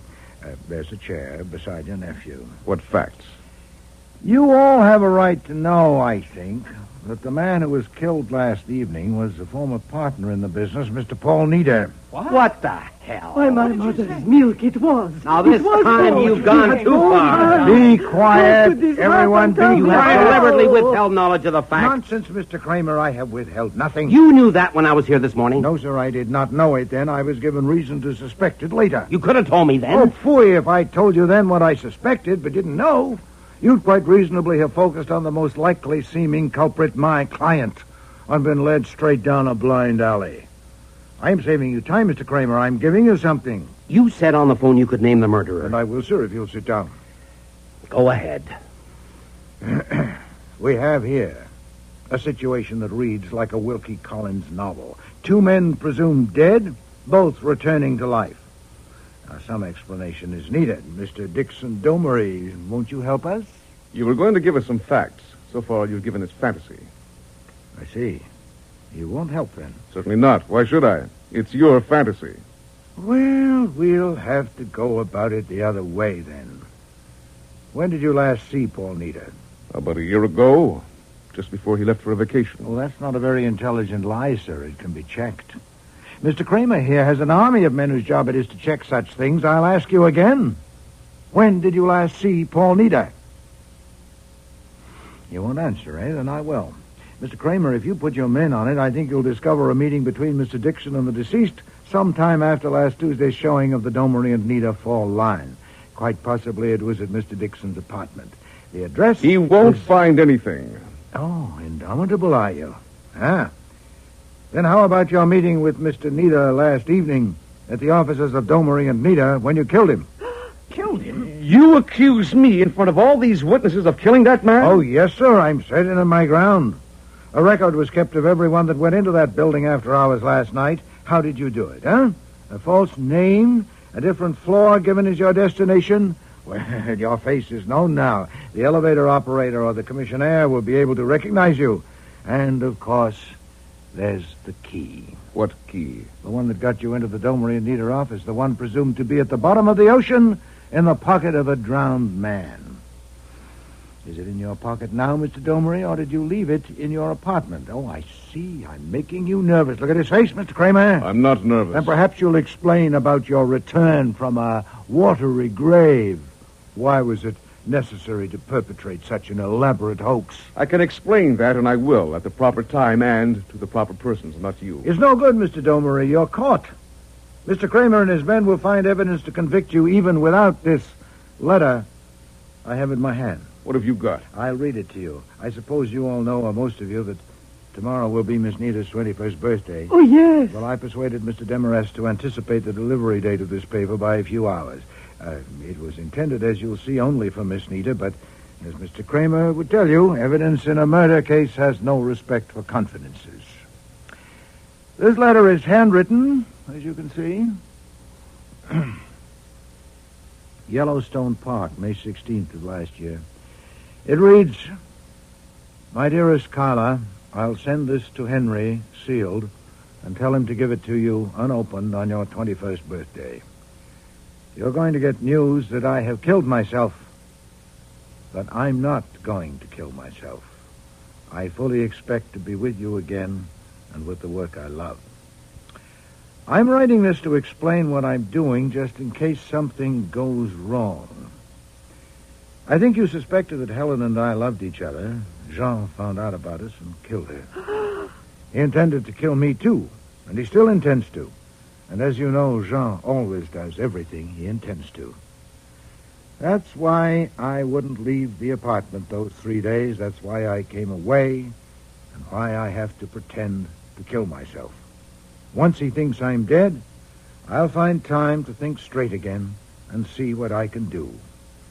It may be that I'll find a way of dealing with this and that I'll be back with you before your 21st birthday. And if so, I'll get this back from Henry and you'll never see it. But if I don't get back, I want you to know the truth by this letter. If Jean should find me and kill me, I don't want him to get away with it. Your Uncle Paul. Well, Mr. Domery, nothing to say? Nothing. It offers a remarkable field for speculation. What, for instance, made you suspect that his suicide was a fake? Possibly you were as well acquainted with his character as he was with yours. He was certainly right about you. You didn't forget or abandon your intention. To coax him out, you went on a fishing trip with your nephew and staged a drowning. Another speculation. How much did you tell your nephew? Did you have to let him in on all the... Listen to me, Carla. Whatever my uncle has done, that's up to him, but this is my part, and you've got to get it straight. He told me that someone had it in for him, and his life was in danger. He said nothing about Paul Neder. Of course, I thought he was dead. Shut up and sit down. You lied to me. You said your supposed death would force this person to take certain steps, and that the situation would soon be changed so that you could reappear. You lied to me. Yes, I lied to you because you're a weak-natured fool. Could I have told you the truth? But it isn't necessary to lie anymore, since that other fool, Paul, seems to have gotten the last word. But I got him. I got Helen, and I got him. Take him away, Mr. Kramer. I'm through with him. I'll have that letter. No, sir, I'll keep it. Or rather, I'll destroy it. What? No, it's mine. Like hell it is. Certainly it is. It's in my writing. I wrote it while Archie was going for him. With Mr. Demarest's help. You won't need it. Just take him out of here and get to work. You... I hope you won't cop, Mr. Kramer. Surely the end justified the means. You got your murderer.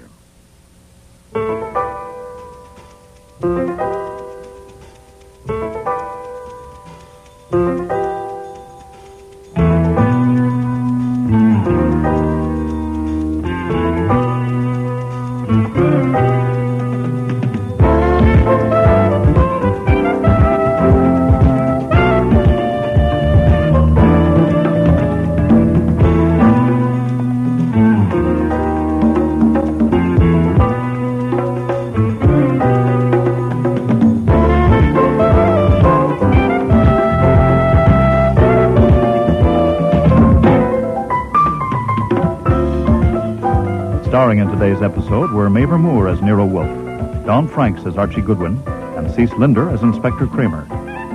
Lynn Griffin was Carlin Meader, Neil Monroe, Bernard Gomery, August Schellenberg, George Dixon, Michael Tate, Ward Roper, Marion Waldman, Polly Zarella, Sandy Webster, Henry Demarest, and Frank Perry was Fritz. Music was composed and conducted by Don Gillis. Technical operations, John Jessup. Sound effects, Bill Robinson. Production assistant was Nancy McElveen, and casting consultant, Ann Weldon Tate. Man Alive was written and produced in Toronto by Ron Hartman.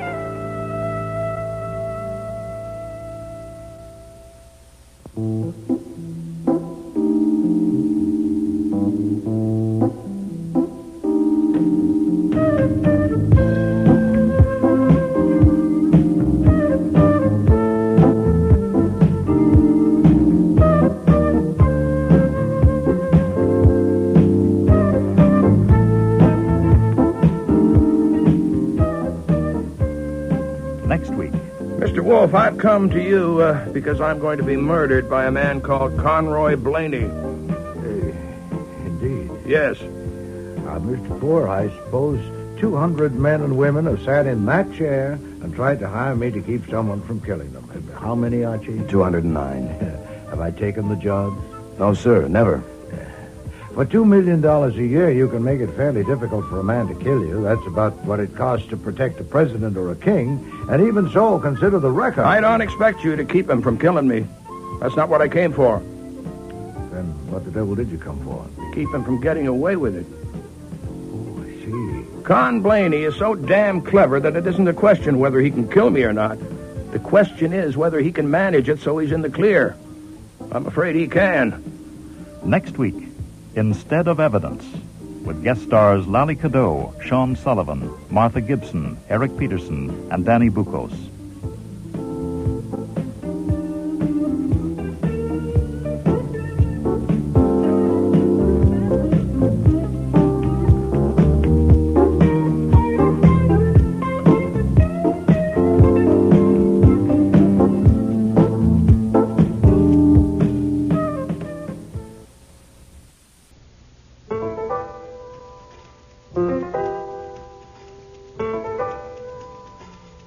Rex Stout's Nero Wolfe.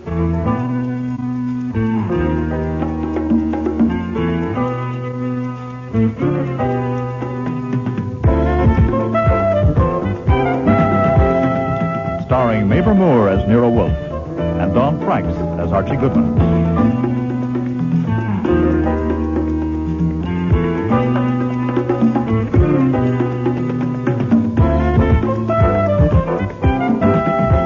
Today's episode, Instead of Evidence, with special guest stars Lally Cadeau, Sean Sullivan, Eric Peterson, Martha Gibson, and Dan Bucos.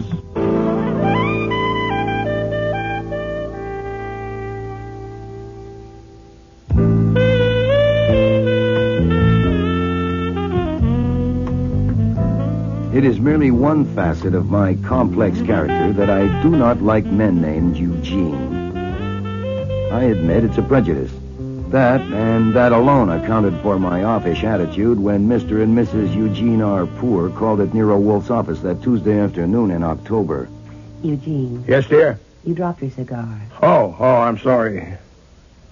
Mr. Wolfe, I've come to you because I'm going to be murdered by a man called Conroy Blaney. Indeed. Yes. Mr. Poor, I suppose 200 men and women have sat in that chair and tried to hire me to keep someone from killing them. How many, Archie? 209. Have I taken the jobs? No, sir, never. For $2 million a year, you can make it fairly difficult for a man to kill you. That's about what it costs to protect a president or a king. And even so, consider the record. I don't expect you to keep him from killing me. That's not what I came for. Then what the devil did you come for? To keep him from getting away with it. Oh, I see. Con Blaney is so damn clever that it isn't a question whether he can kill me or not. The question is whether he can manage it so he's in the clear. I'm afraid he can. I would bet he can. Eugene. Yes, dear. You've got to try to relax.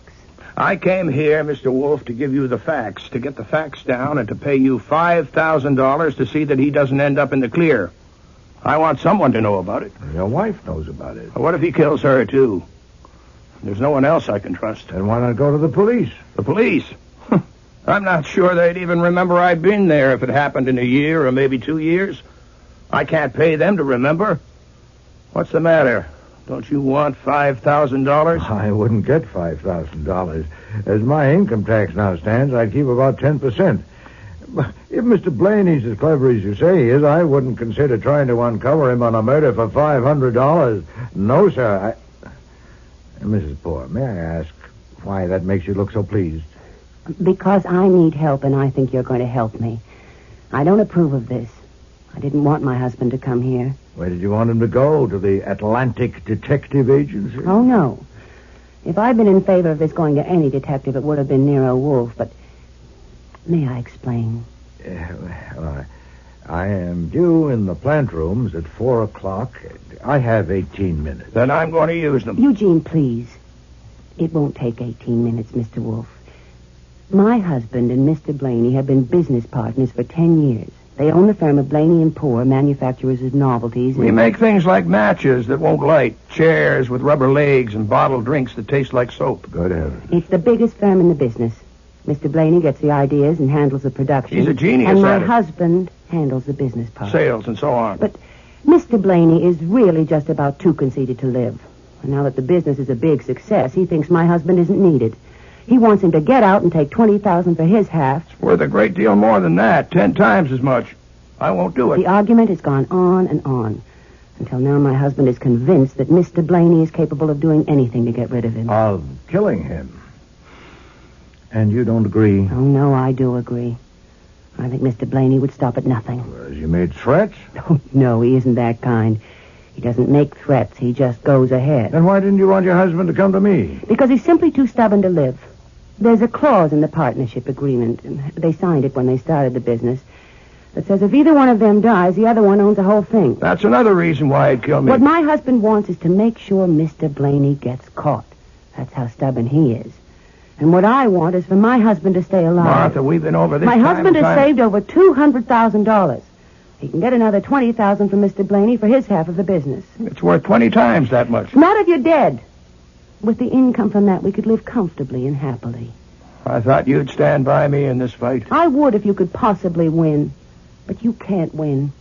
Instead of winning, you'll probably die. I ask you, Mr. Wolfe, you're a wise and clever man. What would you do if you were in my husband's position? You put that as a question?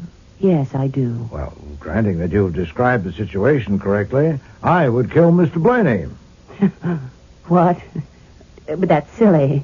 Of course, you're joking, but this is no joke. I'd kill the bastard in a second if I thought I could get away with it. Maybe you could, Mr. Wolfe, but I couldn't. And I'm afraid you couldn't hire me for that.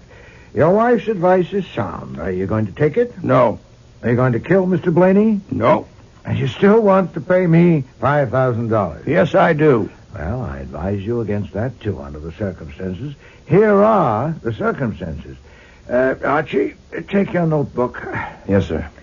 Make a receipt reading, received from Eugene R. Poor, $5,000, in return for which I agree, in case he dies within 1 year, to give the police the information he has given me today, and to take any further action that may seem to me advisable. Sign my name and initial it as usual. Get all details from Mr. Poor. Now, if you have anything further to ask, sir, ask it of Mr. Goodwin. That's no good. You don't even say what kind of action. At least you ought to say I that... advised you against it under the circumstances. Those are the circumstances. That's all I'll undertake. Suit yourself. Mr. Wolfe, I didn't mention that I brought the fee in cash. Speaking of income tax, getting it in cash would make it... Boy, I am not a common cheat, Mr. Poor. Not that I'm a saint. Given adequate provocation, I might conceivably cheat a man or a woman or even a child. But you are suggesting that I cheat not a man or a woman or a child, but 140 million of my fellow citizens. Ho! Mr. Poor. Yes? You dropped your cigar. Can I light that for you? Oh, thanks. Is he always like that? Oh, always, yeah. I'm the one who does all the work around here. I'm also an admirer of your wife. Your what? I admire your wife as an advice giver. Life is more fun outside the grave than in it, and with over $200,000... I've had enough advice.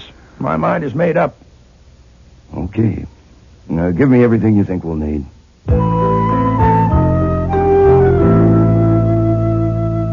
It was nearly 5 o'clock when they left. I was still typing from my notes when, at 6 o'clock, Wolfe came down from the plant rooms. Well, did you take that man's money? If I say I took it, you'll claim that your attitude as you left plainly indicated that he had insulted you and you wouldn't play. If I say I refused it, you'd claim I'd done you out of a fee. Now, which do you prefer? Did you word the receipt properly? No, sir. I worded it the way you told me to. No. The loot is in the safe. I told him you'd prefer a check, but he said there it was. He'd taken the trouble to get it, so why not take it? He still thinks you'll forget to report it to your 140 million citizens. Oh, by the way, if Blaney does perform, I'm going to marry the widow. You saw her legs. I did not see her legs. Do your typing, Archie. I like to hear you typing. Huh? If you're typing, you can't talk. Yes, sir.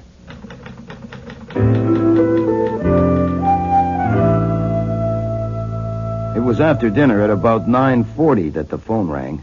For you, Inspector Kramer. Oh, thank you. What can I do for you, Mr. Kramer? I'm at Eugene Poor's apartment. I've got a paper here taken from his pocket, a receipt for $5,000, signed by you, dated today. It says you have information to give the police if he dies. All right, what's the information? He's dead. What killed him? An explosion. A cigar blew up in his face. Archie will be there in a few minutes.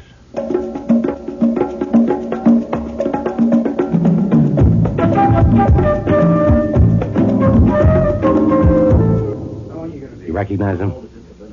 Well, it's the same suit and tie, anyway. Jeez, a cigar did that to him? So the wife says he lit a cigar and it blew up. I don't believe it. Yes, I guess I do. She says so. They make novelties. Now, that's a novelty. Yeah, we're all through here. Take it away, boys. Where's Mrs. Poor? Bedroom. I want to see her. The hell you do? I want to see our client. So you've got a client? You've seen the receipt. You've read my report. Give her a chance. I am. Let her pull herself together. Is this the box the cigar came from? Don't touch I'm that. just pointing, Inspector. I'm not touching. I just want to satisfy my curiosity.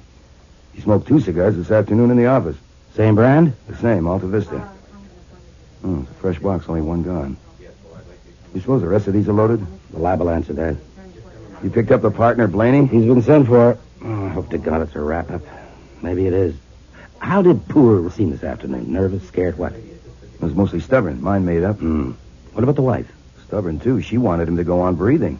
You, want to talk to this young woman, sir? How do I know? Do I?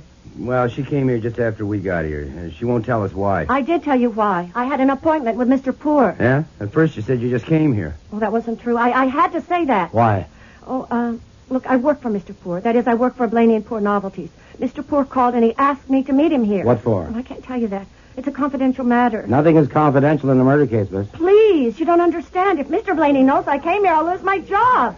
Oh, no. What? Dora, what the hell's happening here? We found this guy hanging around outside. I have a right to be here. Oh, Helen, there you are. Well, you didn't lose any time, did you? Now you think you can have her. What's going on here? Who are you? My name is Joe Grohl. I work for Blaney and Poor, factory foreman, and I have a right to be here. Why were you hanging around outside? Tell him. I followed Helen Vardis when she left home tonight because I wanted to know where she was going. She came here, and I saw all the police outside. Now, where's Conroy Blaney? He's been sent for. Why did you That is not true. What's not true? That he was following me. Why would he follow me? He came here to... Yeah, to what? I don't know. But I do know who killed Mr. Poor. It was Martha Davis. Oh, that helps. Who is Martha Davis? She means Mrs. Poor. That was her name when she worked in the factory before she got married. She means Mrs. Poor killed her husband. She's jealous of Mrs. Poor. She's just plain crazy. She certainly is. Martha. You ought to be ashamed of yourself, Helen. I think you will be when you calm down and thought things over. You have no right or reason to talk like that. Let me go, I say. Who's in charge here? I'm Conroy Blaney. Where's Jean Poor? You ask? Of course I do. Why have I been brought here? You know perfectly well that Jean is dead. Murdered. Good heavens. Who did it?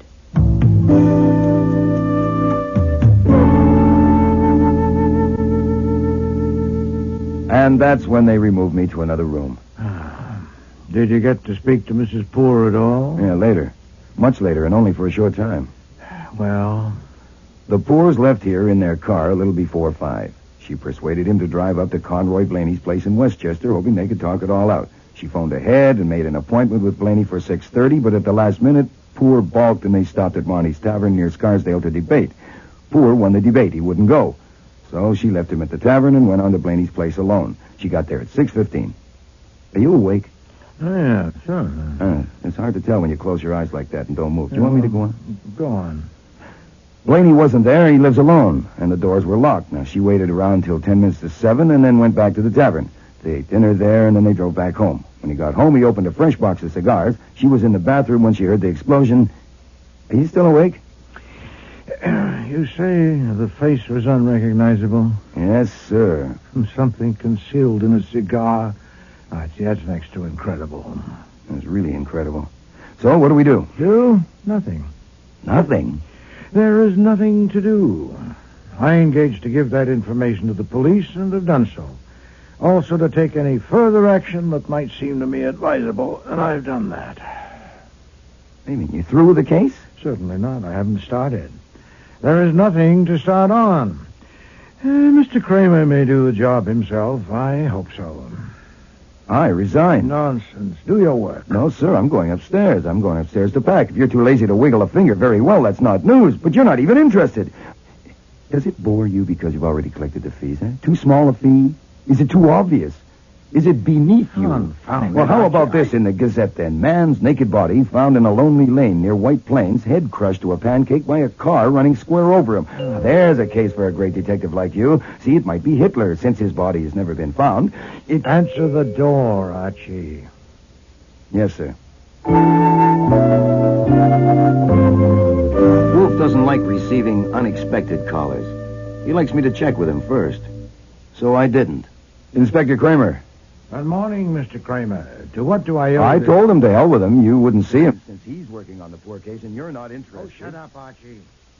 Sit down, Mr. Kramer. Why do you put up with him?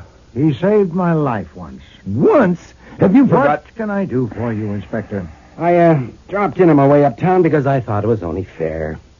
I think I'm going to arrest your client on a charge of murder. You can't arrest my client on any charge whatever. Oh, no? My client is dead. And by the way, is he? I presume the corpse has been properly identified. Certainly. With a face as blown apart as that, it's routine. Fingerprints, dentist, doctor, the works. Why? What do you think it was? Insurance fake? No, I didn't think. Then you can't arrest my client. Goodwin says Mrs. Poor is your client. Oh, Mr. Goodwin is impulsive. You read that receipt? Yeah. Huh.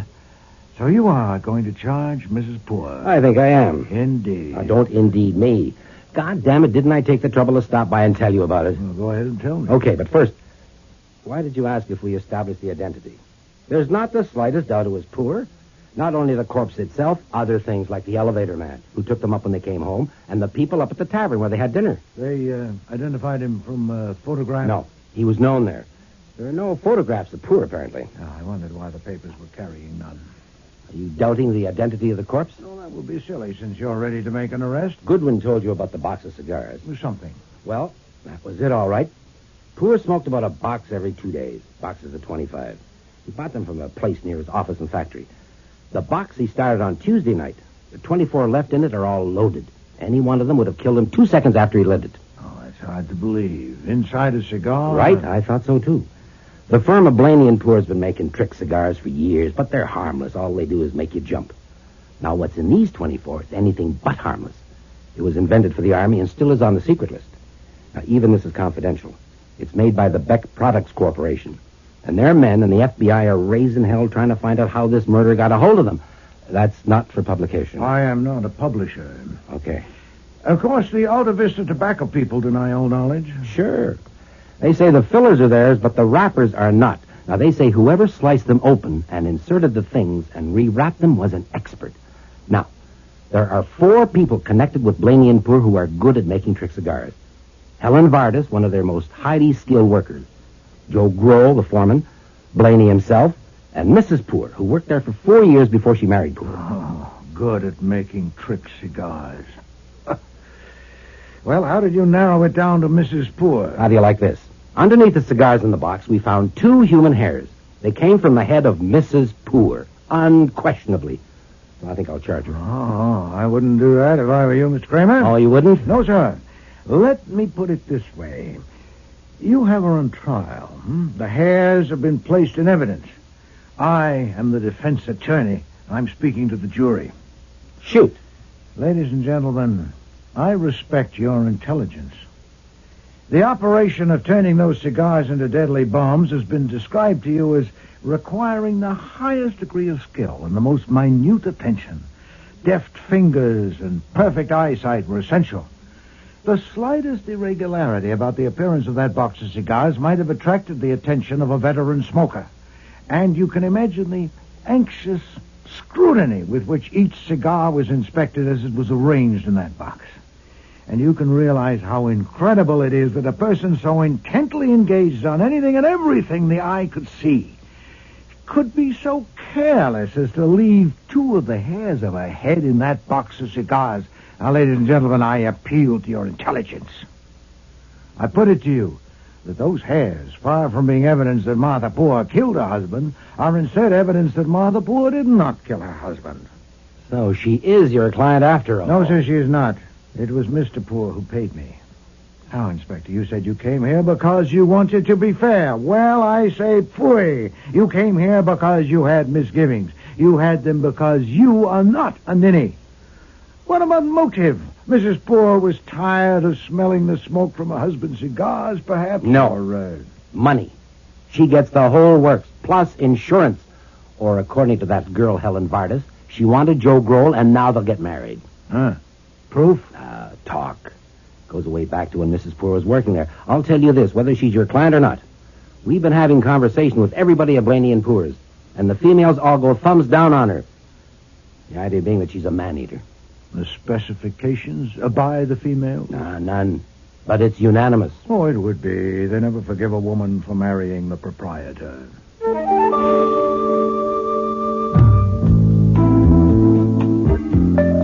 It's our busy day. Mr. Conroy Blaney himself to see you. Do I let him in? What does he want? I think he wants to confess. Oh, I warn you. His squeak will get on your nerves. Oh, confound it. Bring him in. We meet at last, Mr. Wolfe. I was thinking on my way here, fate has thrown us together. You dominate your field and I dominate mine. We were bound to meet. Your field? That's right. I am supreme. I imagine you and I are alike in more ways than one. Now, I like to see things done in an orderly manner. So do you, don't you? Mr. Blaney, So first I'll give you my 4 reasons for coming here, and then we can take them up one at a time. 1, I want a copy of the report you gave the police of what Jean Poor and Martha, his wife, told you about me. 2, discussion of whether your giving that report to the police was publication of a libel and whether your withdrawal of it will satisfy me. 3, a proposal to make an orchid, guaranteed exclusive to you, an imitation orchid plant in a pot that would talk. When the pot was lifted, it would say distinctly, "Orchids to you," or anything of similar length. God heavens! I knew we would have many things in common. That's my favorite expression, too. I use it all the time. Good heavens.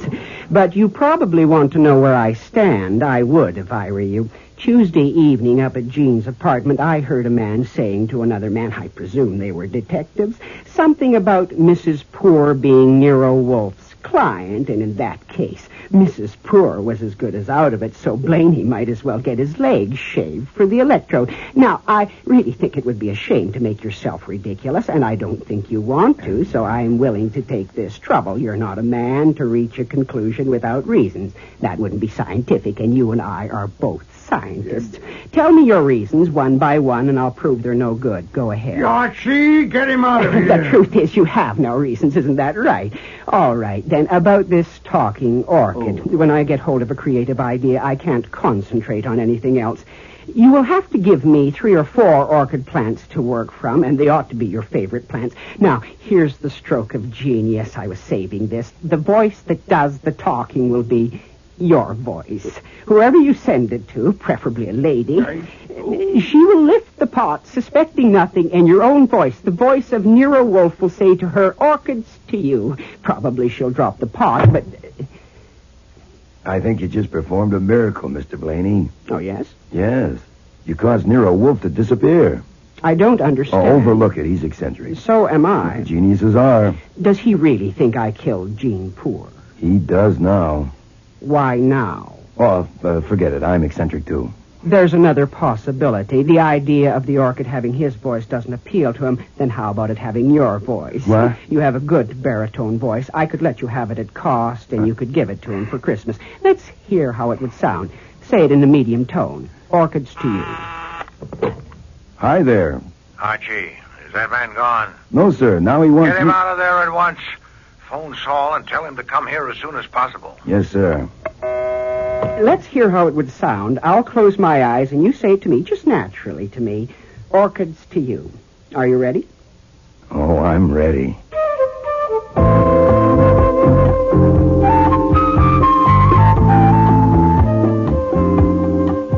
Did you get Saul? Yes, sir. He can't be here till 6 o'clock, so maybe I could... No, I need you here. Yes, sir. Working on the orchid file. To find out whether it seems advisable for me to talk with that man, Joe Grohl. Yes, sir, with tea leaves, or there's a palmist over When upset. he was at the scene of the murder on Tuesday, he asked where Blaney was. Now find out why and anything else. As for instance, when does he marry Mrs. Poor, and did she... Anything. Just see him.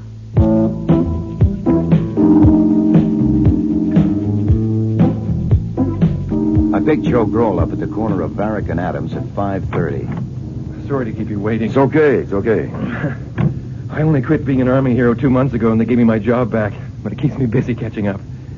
So where are we going? There's a bar on 19th Street. Serves good scotch, all right? Okay by me. As we pulled away from the sidewalk, I couldn't help noticing that behind us, someone's desire to find a taxi became frantic. To oblige, I took my time. When I saw in the rearview mirror that a taxi had actually been snagged, I fed gas and went ahead. When I parked, I made sure that there was a parking space behind us for the taxi. Joe and I went into the bar and ordered drinks. You're right. This is good scotch. Say, you mind if I ask you something? Go ahead. Well, I don't go for this theory that it was Helen Vardas that killed Ford. Do you? What are you talking about? What theory? Well, this theory that Helen Vardas would do anything for Blaney. And God knows why. She made the cigars for him. She went there Tuesday night. For Christ's sakes, who thought that one up? Well, it wasn't me. Don't get excited. That's right. Yes, I must. Remember that one. Don't get excited. They put you in a uniform and take you across the ocean into the middle of hell. Bombs, bullets, flamethrowers. Huh? Your friends die right against you and bleed down your neck, and after 2 years of that, they bring you home and turn you loose and say, don't get excited. Hey, cool down, will you? Look, I'm all right. Cool down. No, I'm all right. I'm sorry I brought it up. Okay, it's just that, hey, look, I come home, and what do I find? The girl I had been counting on has married the boss, and no one told me. Hey, now, that's a raw deal. It wasn't her fault. She never promised me anything, but I had been looking forward to seeing her. Oh, I did see her, but only because she was in trouble and asked me to help. Help how? She thought her husband was going to get killed by Blaney. And knowing Blaney as I did, I saw no reason to doubt it. She asked me to watch Blaney, and... Look, why am I spilling all this to you? I was in the Army, too. Oh, yeah? Yeah, I think I understand. Anyhow, I wasn't heartbroken, because Martha seemed a little older than I had remembered. Besides, there was another girl who'd been nothing but a kid in the factory before, but now she'd grown up. I saw her the other night. Yeah, Helen Vardas. I fell for her like a Sherman tank. Oh, I thought I'd finished that drink. You filled it up. Thanks. Cheers. I guess I was a little leery of all civilians, even Helen. But she seemed to reciprocate. She seemed to reciprocate. I just don't understand it. First Martha, then her. I saw her with him in a restaurant, and I saw them together in his car. Who, Blaney? Certainly not. Poor. Eugene Poor. Oh, boy. I can't understand what he had. Look, I put it to Helen. I asked her outright, and she as much as told me to go to hell. She refused to explain? And they say, don't get excited. Tell me, who is it that thinks Helen was helping Blaney? Oh, no, it's nothing to worry about. No murder case you're apt to hear anything. Well, it's stupid.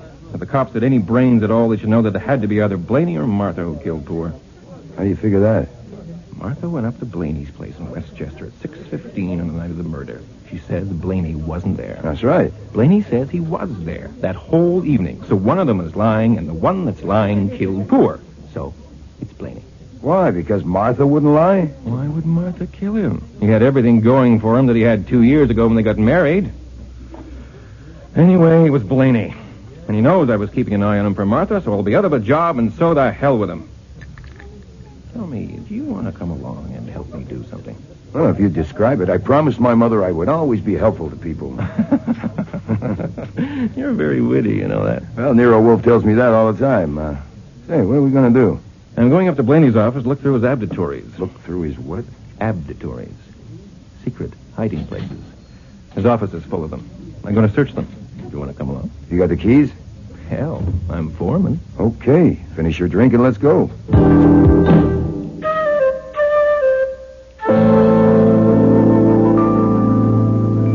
You get in the car, Joel. Just be a minute. I want to talk to somebody in that taxi parked behind us.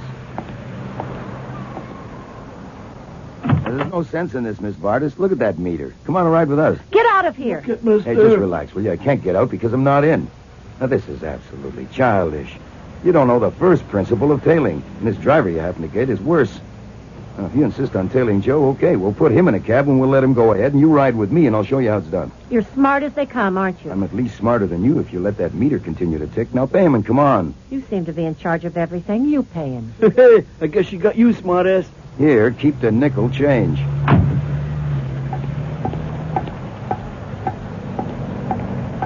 Move over a little, Joe. There's room for 3. What is this? What are you doing here? If I were you folks, I would incorporate and call it the Greater New York Mutual Tailing League. I don't see how you keep track of who is following whom on any given day. Of course, if one of you gets convicted of murder, that'll put a stop to it. You have now, however, one good reason that I know of for getting married.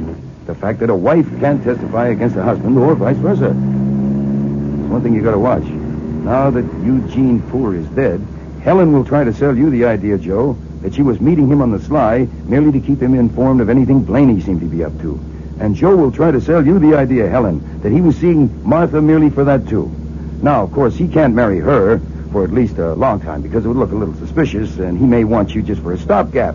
You should both be Are you always such a clown? Always. It is a well-known fact that clowns have the biggest and warmest hearts on record, except mothers and 3 characters in a book by... So, if you get tired of being a stopgap, why don't you give me a ring? Stop and let me up. We're not going where I said. Oh, yes, we are.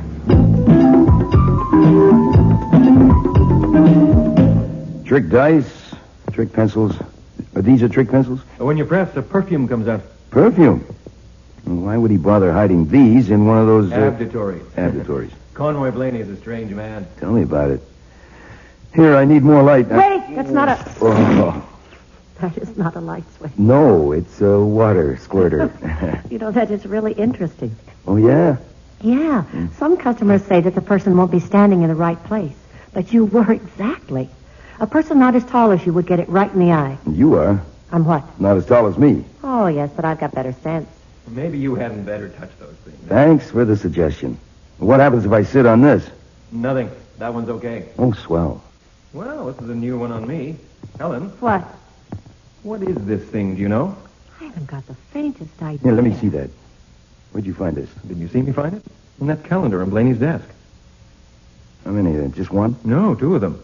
Well, what are they? Do you know?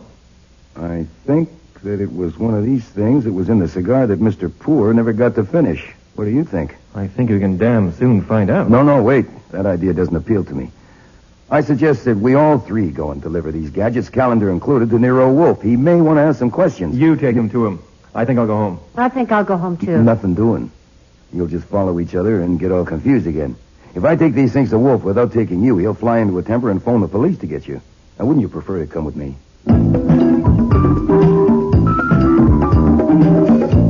Mr. Grove. Yes, sir? I don't know how much sense you have. If you have slightly more than your share, you must realize that if I hand these things to the police with Mr. Goodwin's story, they'll conclude that you are a liar. Why would Miss they? Vargas, please, I'm speaking to Mr. Grove. They will ask, why did you wait until witnesses were present to explore those... abductories. Hiding places. Is it even remotely credible that Mr. Blaney would leave such incriminating evidence in a hiding place that a dozen people knew about? I'll end by concluding that you put the capsules in the calendar yourself. I didn't. It happened exactly the way I told you. But listen. Oh, I am. You seem to know that these things are the same as the loads in the cigars. And if you do, okay. But I don't. Neither do I. And what the hell? Maybe they're full of Chanel number 5. I was coming to that. Archie, do you remember that metal coffee percolator that we were fools enough to try? Yes, sir. It's in the basement. Bring it here, please. Now, Mr. Grove, perhaps we can prevail on your expertise.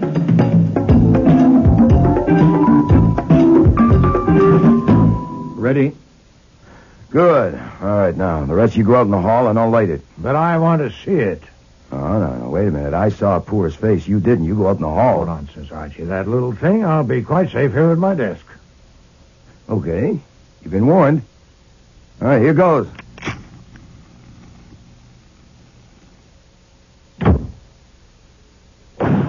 Jesus. Are you all right, sir? My God, look at the hole in the plaster behind his head. It was the percolator lid. It missed me by inches. My God, what's in those capsules? It's outrageous. I was nearly killed. Now, this settles it. Against Mr. Poor, there may have been a valid grievance, but against me, none. I'm going to bed. Archie, you put that other thing in the safe. What was that about? Is he mad at us? Geez, you'd think Mr. Wolfe is a genius, as you well know. Geniuses can be eccentric.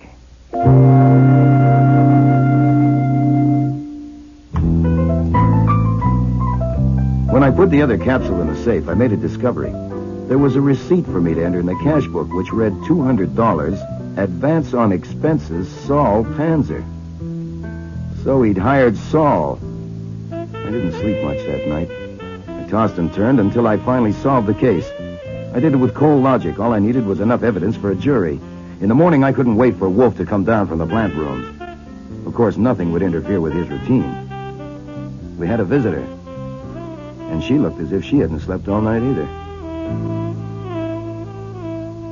Mr. Wolfe will be engaged until 11 o'clock, Mrs. Poor. He'll be down in 40 minutes. I know. I'll wait. Anything I can do? You're very kind, but I'll wait. I'll tell him you're here. Yes? Mrs. Poor's down here waiting to see you. Confound the woman. Send her away. But she... I know what she wants.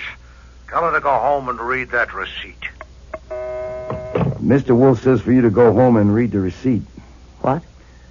He thinks you came here to complain because he isn't earning the money your husband paid him. And the idea of having to earn money offends him. It always has. But that's ridiculous, isn't it? Yeah, it certainly is. But my advice to you is to humor him. Much as I enjoy having you here, if he came down and found you here, he'd turn around and walk out. Now, if you have anything special to say, you tell me and I'll tell him. He'll listen to me because he has to, or fire me. And he can't fire me because then he'd never do any work at all. And eventually he'd starve to death. Well, I shouldn't think... I shouldn't think a cold-blooded murder is something to joke about. I'm not joking. They're plain facts. What did you want to say to him?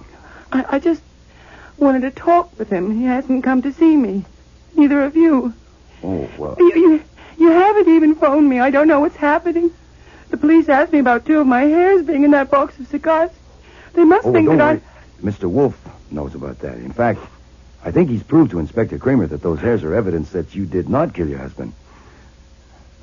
Listen, isn't the funeral this afternoon? Yes. Okay, that's enough for you for one day. Leave the rest for me. I mean, if anything occurs that would help you to know about, well, I'll see that you know, right? Oh, thank you, Mr. Goodwin. I'll drive you home.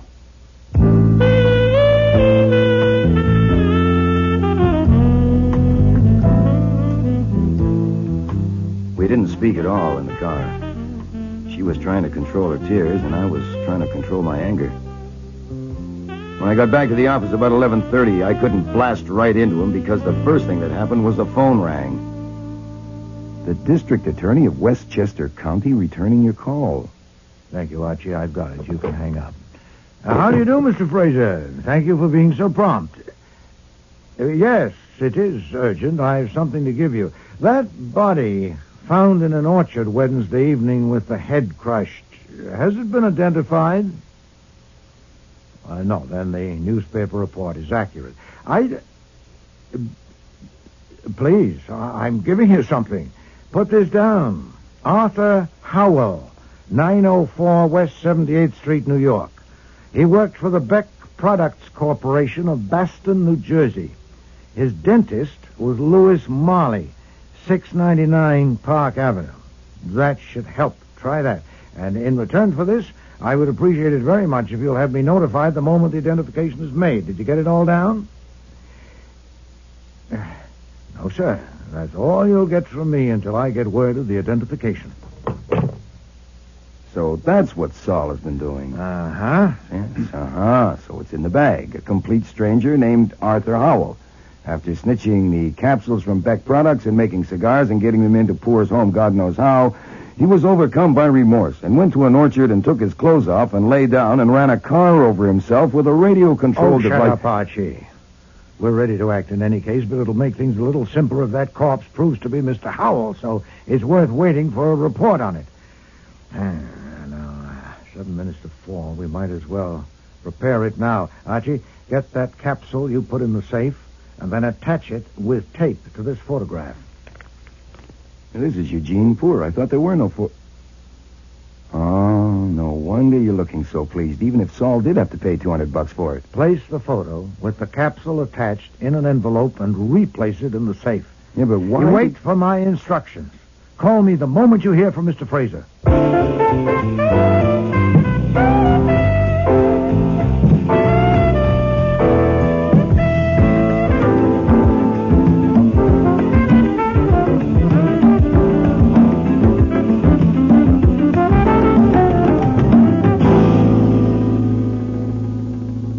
The mysterious body in the orchard is no longer mysterious. Arthur Howell? Right. Mr. Fraser was rather persistent. Indeed? He's on his way here right now with a couple of detectives. I think he wants to talk to you. Archie, you'll have to pay a call on Mrs. Poor. No, it's nearly 10 o'clock. She's probably tired. The funeral's this afternoon. Can't be helped. Saul will go with you. Saul? Yes, he's up in the guest room asleep. He didn't go to bed last night.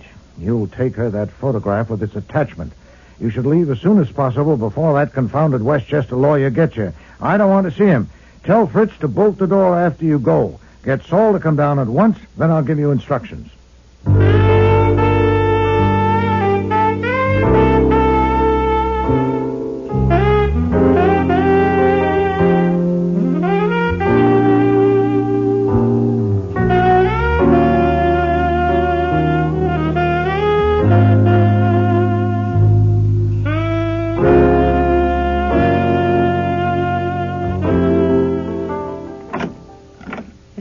I'm here under orders, Nero Wolfe's orders. I just want to make that clear. What is it? Item number 1 is to hand you this envelope and invite you to look at the contents. Of course. The decoration was Nero Wolfe's idea. I am not authorized to discuss it or the picture from any angle, except to remark that it is a very good likeness of your husband. Where did you get it? Sorry, out of bounds. As I said, I'm under orders. Item number 2, a man named Saul Panzer is out in the back hall on this floor, standing by the door of the service elevator. Number 3, That naked body found in an orchard not more than 10 minutes' drive from Blaney's country place has been identified as Arthur Howell, an employee of the Beck Productions Corporation. I don't know why you tell me about that. Arthur Howell? Did you say Arthur Howell? Yep, that's right. Howell, Arthur. Number 4, it is now 20 past 10. At 10:45, I'm supposed to either arrive back at the office or phone. If I do neither, Nero Wolfe will phone Inspector Kramer. Let's see. Photo and capsule, Saul out in the back, Howell, cops at 11:15, that's all. Without saying another word and with a photo in her hand, she turned and walked out of the room. Since I had to think about fire escapes, I went along. That game of follow the leader was one of my experiences that can stay unique and suit me fine. She might have been a deaf and dumb renting agent showing me the apartment and me the deaf and dumb prospective tenant. First, we did the master bedroom, her in front and me right behind. She opened a closet door, looked in a minute, and shut it again. Then she crossed to another door that was standing open. I had never seen a fire escape with an entrance through a bathroom window, but I thought it wouldn't hurt to look, so I did. It was okay. So I backed out, and she shut the door, staying inside. I looked out of a window at the dark for maybe 3 minutes, and apparently I forgot to breathe. When the door opened and she came out, I pulled in enough oxygen to fill a barrel. She was no longer carrying the photograph. Her next destination was the back door, leading from the kitchen to the service hall. With me at her elbow, she pulled the door wide open, and we were both looking at Saul. Saul? Archie. Back to the living room and onto the front foyer. I slipped ahead of her and stood with my back against the entrance door. And she simply turned around and kept going until she was in the bedroom again. I was right there. Then she turned in the middle of the room near the foot of the double bed where she had presumably slept with her husband. Archie Goodwin, you think I'm terrible, don't you? You think I'm an awful woman, don't you? I'm not thinking, lady. I'm just an errand boy. You've had lots of experience. You know what women are like. I know you did when I first saw you. You know I'm a man's woman, but it has to be the right man. Just one man's forever. But I didn't find the man until it was too late. I didn't find him until this morning when you were so kind to me.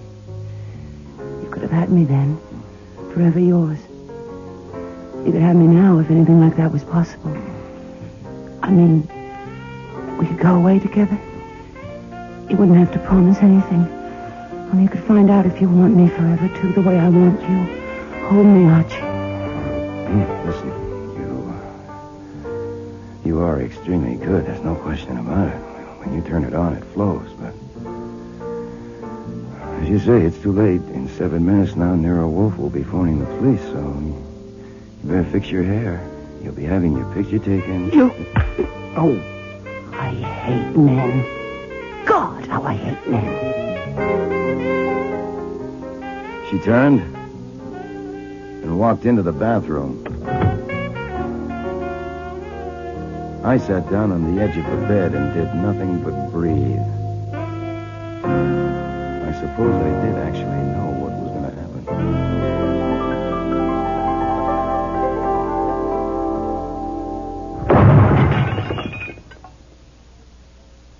Who the hell do you think you are anyway? God? You have taken the law into your own hands. Then arrest me, Mr. Kramer. Shut up, get a warrant, and arrest me. You have deliberately withheld evidence. I have not withheld evidence, or obstructed justice, or shielded the guilty.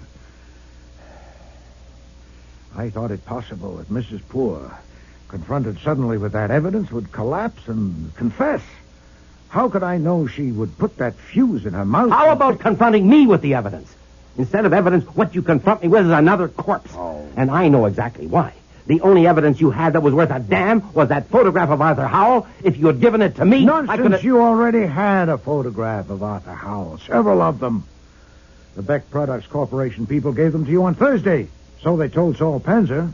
And what good would one more do you? Okay, but I didn't know that Howell had come to see you on Tuesday with Mrs. Poor, passing himself off as her husband, dressed in the same kind of suit and tie that Poor was wearing that day. Only you and Goodwin knew that. I knew it. Mr. Goodwin didn't. He thought it was a photograph of Mr. Poor. Protecting your health, eh? How did you know it wasn't Poor, and when? You told me that Mr. Poor smoked 10 to 15 cigars a day. Mr. Kramer, you said the same thing. But the man that came here Tuesday calling himself Poor didn't even know how to hold a cigar, let alone smoke one. Oh, that's right, because when you left the room, he dropped his cigar again. It was a ludicrous performance, and he should never have tried it. When I learned that Mr. Poor was a veteran cigar smoker, the only question was who had impersonated him in this office. And the complicity of Mrs. Poor was obvious, especially with the added information, also furnished by you, Mr. Kramer, that no photograph of Mr. Poor was available. There are photographs of everybody nowadays. Mrs. Poor was an ass. She was supremely an ass when she selected me to bamboozle. She wanted to establish the assumption that Mr. Blaney was going to kill Mr. Poor. Well, that was intelligent. But it was idiotic and insulting to choose me as the victim. She hated men. She certainly had a low opinion of men. In order to get what she wanted, presumably something like $500,000, counting her husband's fortune, the insurance, and a half share in the business, once Mr. Blaney was executed for the murder of Mr. Poor, for this, she was willing to kill 3 men.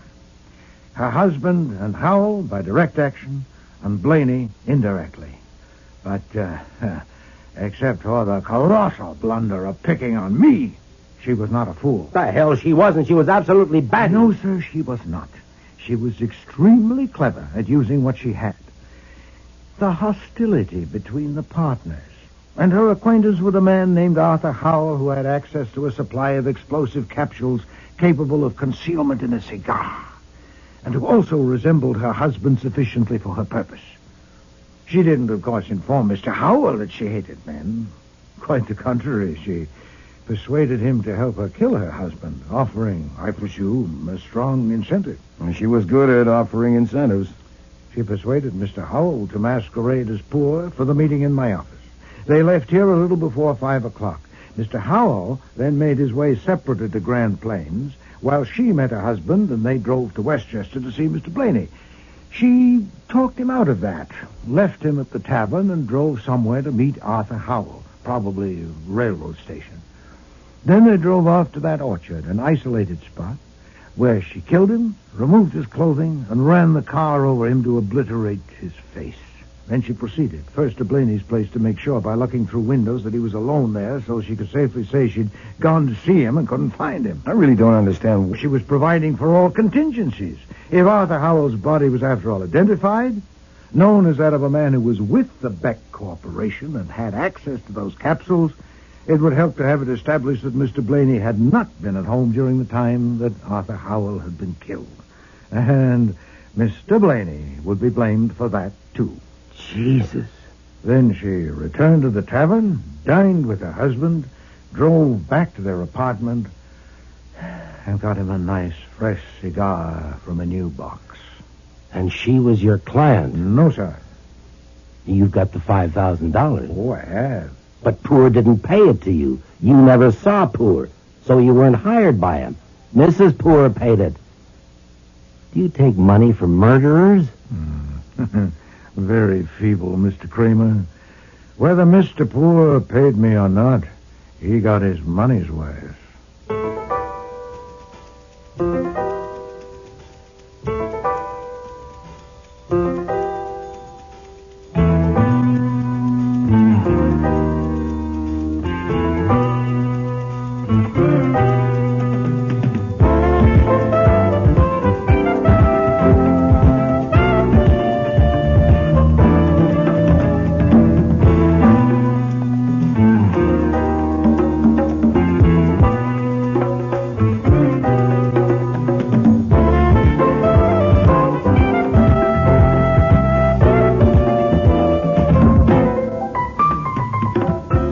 Starring in today's episode were Mavor Moore as Nero Wolfe, Don Franks as Archie Goodwin, and Cece Linder as Inspector Kramer. Lally Cadeau was Martha Poor, Sean Sullivan, Eugene Poor, Eric Peterson, Conroy Blaney, Martha Gibson, Helen Vardis, Dan Bukos, Joe Grohl. Alfie Scott was Doyle, and James Morris was Stebbins. Music was composed and conducted by Don Gillis. Technical operations, John Jessup. Sound effects, Bill Robinson. Production assistant was Nancy McElveen, and casting consultant was Ann Weldon Tate. Instead of Evidence was written and produced in Toronto by Ron Hartman.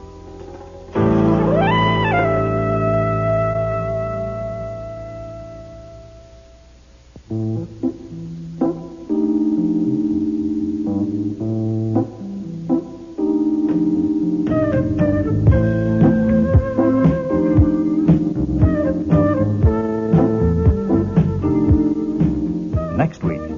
She's dead? Very. I presume that she was alive when you left her to come up to me. Yes, sir, sitting in that chair. She was alone. No one came with her. The door was locked as always. Fritz is out shopping. When I found her, she was on her side. I turned her over to test for breathing. After I cut the necktie off... What necktie? The one you left on your desk. It was around her throat. Everybody's gone, Fritz. I've locked up. Thank you, Archie. Hey, 3 empty wine bottles. We didn't even eat dinner. I drank them, Archie. You're pie-eyed. No, Archie, I have tried, but no. Oh, boy. Go to bed. It's nearly midnight. No, he will be hungry. He may never be hungry again. Can you sleep? You probably always have. I can't even read. Archie, have you ever known me to show rancor? I'd have to look up in a dictionary. Vehement ill will. Intense malignity. No, I've never known you to show rancor. I have it now. And it's in the way. I can't think clearly. I have one thought. Go ahead. Will the police tackle Mrs. Sorrell? I doubt it. Not right away. She is young and comely. Oh, yeah. I've never seen her off stage. Well, you've seen pictures of her. Archie, you have a flair for dealing with personable young women. I thought that now you left your husband, I might be able to do something, render some little service that would earn me a smile. Mr. Goodwin, I hardly know how to take you. You overwhelm me, really, you do. Have you any particular service in mind? Well, I can sew on buttons. So can I. I could walk along behind you and carry an umbrella in case it rains. I don't walk much. It might be better to carry a gun. Next week, Eeny, Meeny, Murder, Mo, with guest stars Charmian King, Bud Knapp, Aileen Seaton, Neil Monroe, and Dan McDonald.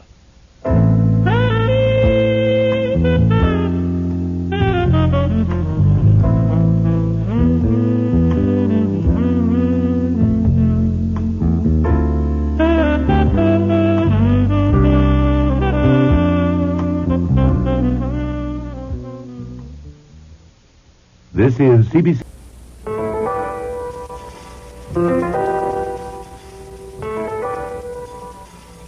Rex Stout's Nero Wolfe.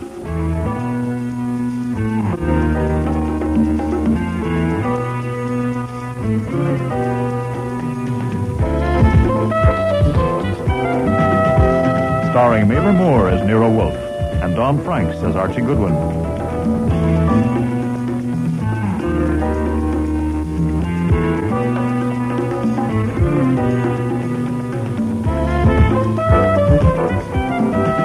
Today's episode, Eeny, Meeny, Murder, Mo, with special guest stars Charmian King, Bud Knapp, Dan McDonald, Neil Monroe, and Aileen Seaton.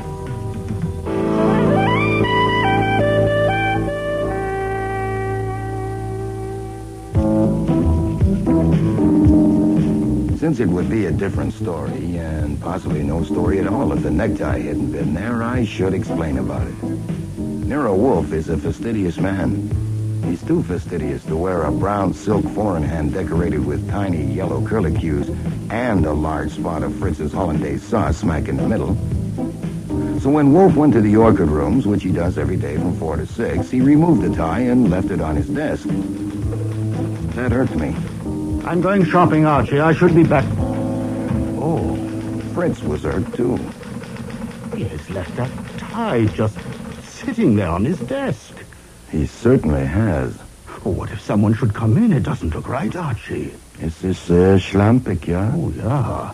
The desk of a great detective and a great man should not have a soiled tie on it. Certainly not. There is a limit to the duties of a chef and housekeeper. One has to draw the line somewhere. My list of functions from confidential assistant detective down to errand boy does not include being a valet. Besides, there's my arthritis. You haven't got arthritis, Archie. Arthritis is beside the point, Fritz. Consider the dignity of man. Yes. He could have taken it upstairs on his way to the plant rooms. Someone is here. You could put it in a drawer. That would be evading the issue. I suppose so. I agree. It's a delicate affair. I'm going out the back, Archie. Good afternoon. I'd like to see Nero Wolfe, please. I'm afraid Mr. Wolfe sees people only by appointment. But this is urgent. Very urgent. Oh, I'm sorry. Mr. Wolfe is engaged at the moment. Could I wait till he's free? Please. Sure. Come on in out of the cold. Oh, thank you. We'll go to the office. Mr. Wolfe won't be available until 6. I'll have to see him first and tell him about you. My name is Archie Goodwin. What's yours? I'd rather not say. Until I know if Mr. Wolfe will take my case. It's very confidential. Now, you'll have to tell him what your case is before he decides if he'll take it. And I'll be sitting there listening, so... Oh, also I'll have to tell him more about you than that you're 35 years old, weigh 120 pounds, wear no earrings before he decides if he'll even see you. I'm 42. What? Well, there you are. See, I need the facts. It's very confidential. But I suppose there was no sense in coming unless I tell you. That's right. Please sit down. Very well. My name is Bertha Aaron, spelled with 2 A's. I'm the private secretary of Mr. Lamont Otis, senior partner in the law firm of Otis, Eeny, Hideker, and Jett. I'm worried about something that happened recently, and I want Mr. Wolfe to investigate it. Were you sent by someone in the firm? Oh, no. Nobody sent me. Nobody knows I'm here. Well, what happened? Maybe I shouldn't have come. No. I didn't realize. Maybe I'd better not. Oh, well, suit yourself, Mrs. Aaron. Miss Aaron. Yes, I'm not married. Oh, this is silly. I've got to tell it. I owe it to Mr. Otis. I couldn't go to him about this because he's 75 years old and has a bad heart. It could kill him. Miss Aaron, why don't you tell me what happened? What happened was that I saw a member of the firm with our opponent in a very important case at a place where they wouldn't have met unless they wanted to keep it secret. You mean with the opposing counsel? Oh, no, the client.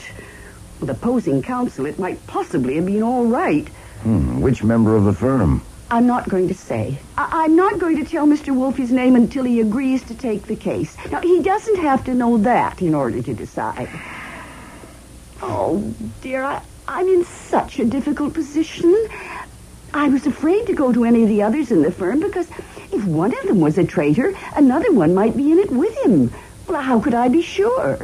Well, you could be wrong. Well, of course, that's unethical, a lawyer meeting with an enemy client, but there could be exceptions. It might have been accidental. No, it couldn't have been an accident. When and where did you see them? Last Monday, a week ago today, in the evening. They were together in a booth in a cheap restaurant. The kind of place she would never go to, never. I only went in there to use the phone. They didn't see me. Then one of them is a woman. Oh, I said she. Yes, the opposing client is a woman. Well, isn't it possible, just possible that the member of your firm wasn't a traitor? And that there's some explanation? Well, of course. I worried about that for a week. And this afternoon I couldn't stand it anymore, so I faced him with it. There is no question. He's a traitor. What did he say? It wasn't so much what he said as how he looked. He said he had a satisfactory explanation, but that he couldn't tell me what it was. And that's when I thought of Nero Wolfe. So I put on my hat and coat and came. Now, it's urgent. You can see it's urgent. It could be. Look, Mr. Wolfe would have to know first what your firm's case is about. Oh, I couldn't tell you that. There are some kinds he won't touch, even indirectly. Now, come on. You can tell me. Does he have to know? Yeah, he does. Anyhow, I read the papers, and you told me the name of your firm and that it's a big, important case, and the opposing client is a woman. So is your client Morton Sorrell? Yes. And the opposing client is Rita Sorrell, his wife. Yes. Mm-hmm. It's just 5:39. Cross your fingers and sit tight. I'll go up to him.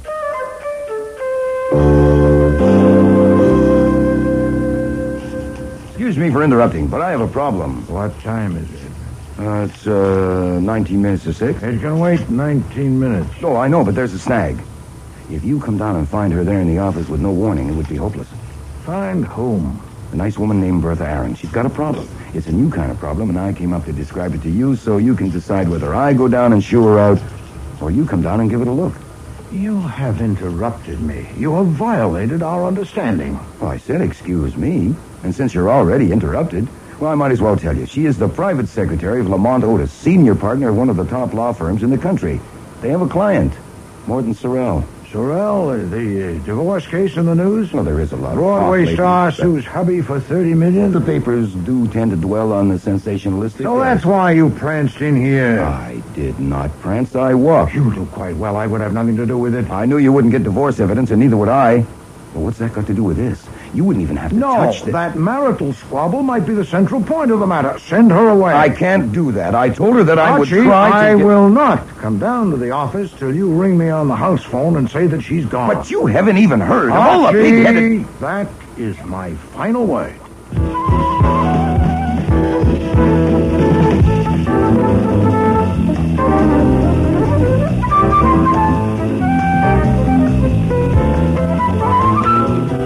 Back at the office door, I stopped for a moment and arranged my face so Bertha Aaron would know the answer as soon as she looked at me.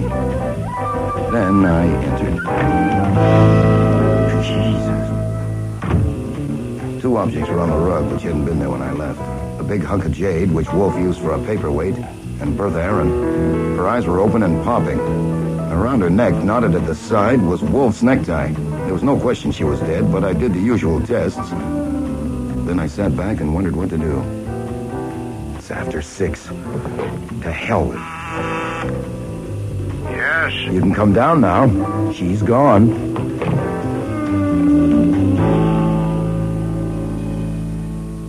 These germination charts, Archie, I want you to say... You said she was gone. She is. She's dead? Very. I presume that she was alive when you left her to come up to me. Oh, yes, sir, sitting in that chair. She was alone. No one came with her. The door was locked as always. Fritz is out shopping. When I found her, she was on her side. I turned her over to test for breathing. After I cut the necktie off... What necktie? The one you left on your desk. It was around her throat. Probably she was knocked out first by that paperweight. My necktie? Yes, sir. That's what stopped her breathing, as you can see by her face. Do you dare to suggest that she was strangled with my necktie? I don't suggest it. I stated I do dare to suggest that if it hadn't been there handy, he might have had to use something else, like maybe a handkerchief. And also that if we had come down a little sooner, instead of having some kind of a silly squabble shut up there... Yes, sir. This is insupportable. I will not accept it. No, sir. I could burn the tie. And then we could tell Kramer that whatever he used, he must have waited until he was sure she was dead, then removed it. Shut up. She told you that nobody knew she came. There's not a chance of that, and you know it. We're stuck. Now, I put off calling until you came down, but it's already been 16 minutes. Would you rather call Kramer yourself?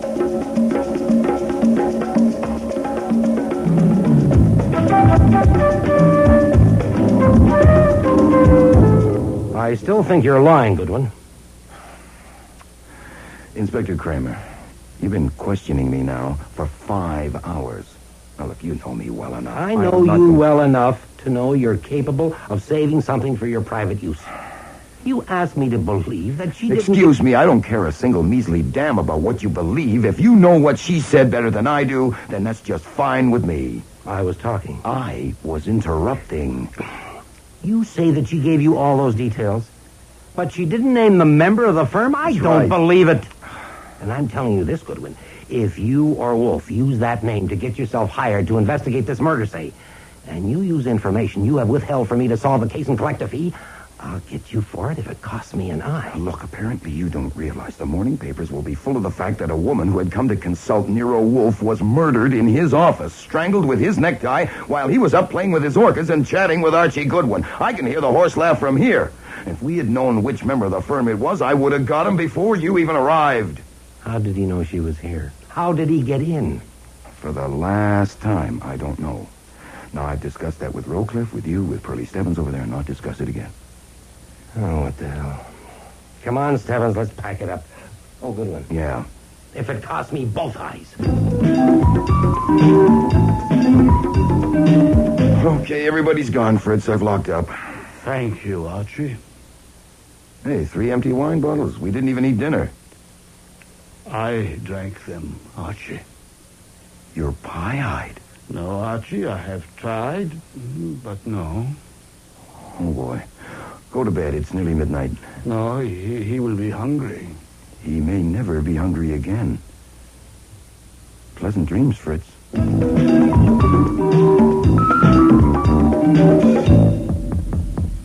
Yes? Everybody's gone. Last one's out. Fritz is standing watch in the kitchen, expecting a call for food. You better buzz him. Can you sleep? Probably always have. I can't even read. Archie, have you ever known me to show rancor? I'd have to look it up in the dictionary. Vehement ill will. Intense malignity. No, I've never known you to show rancor. I have it now. And it's in the way. I can't think clearly. I intend to expose that wretch before the police do. I want Saul and Fred and Ori here at 8 o'clock in the morning. Okay. I don't know how I'll use them yet, but... Oh, now what? I'll be right back.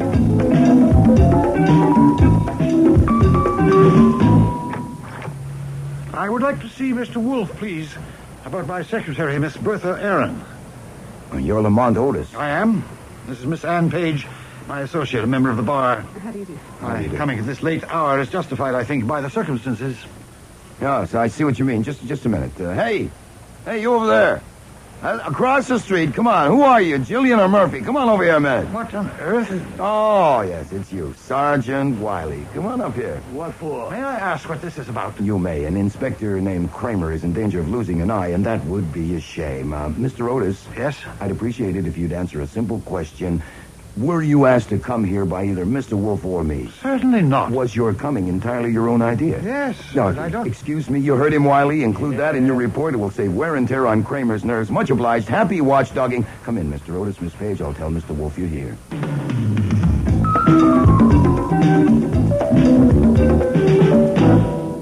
Mr. Otis, I owe you an apology. A valued and trusted employee of yours has died by violence under my roof. If you came to reproach me, proceed. I didn't come to reproach you. The police have told me how she was killed, but not why she was here. I think I have a right to know.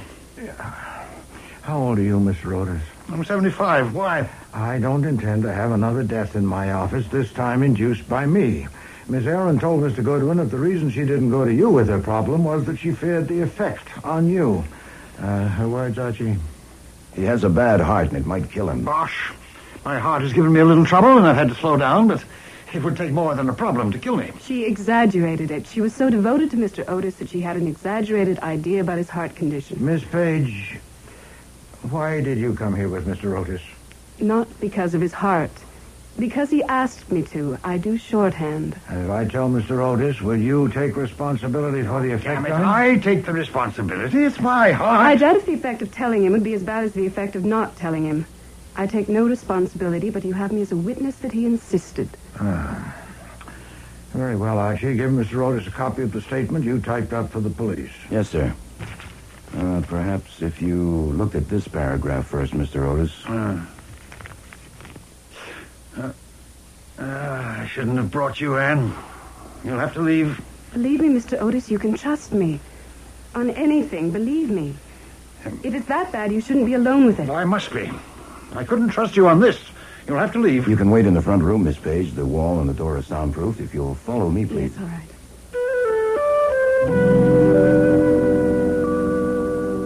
We have given you all the information we have, but I add this. First, that nothing in that statement will be revealed to anyone by Mr. Goodwin or me without your consent. And second, that my self-esteem has been severely injured, and it would give me great satisfaction to expose the murderer. I would welcome your help. You are making a wholly unwarranted assumption. The police hypothesis, and mine, is the obvious one that a member of your firm killed Miss Harrow. That hypothesis could destroy my firm's reputation. Why should I help you? Because if you do, I will have two objectives: to get the murderer and to see that your firm suffers as little as possible. If you don't, I'll have only one. Mr. Wolfe, why should I accept that a member of my firm killed Miss Aaron? How did he know that she was here? She said that nobody knew. He could have followed her. Evidently, she left your office soon after she talked with him. Archie. Well, she probably walked here. It's not far. It would have been a cinch to tail her on foot. How did he get in?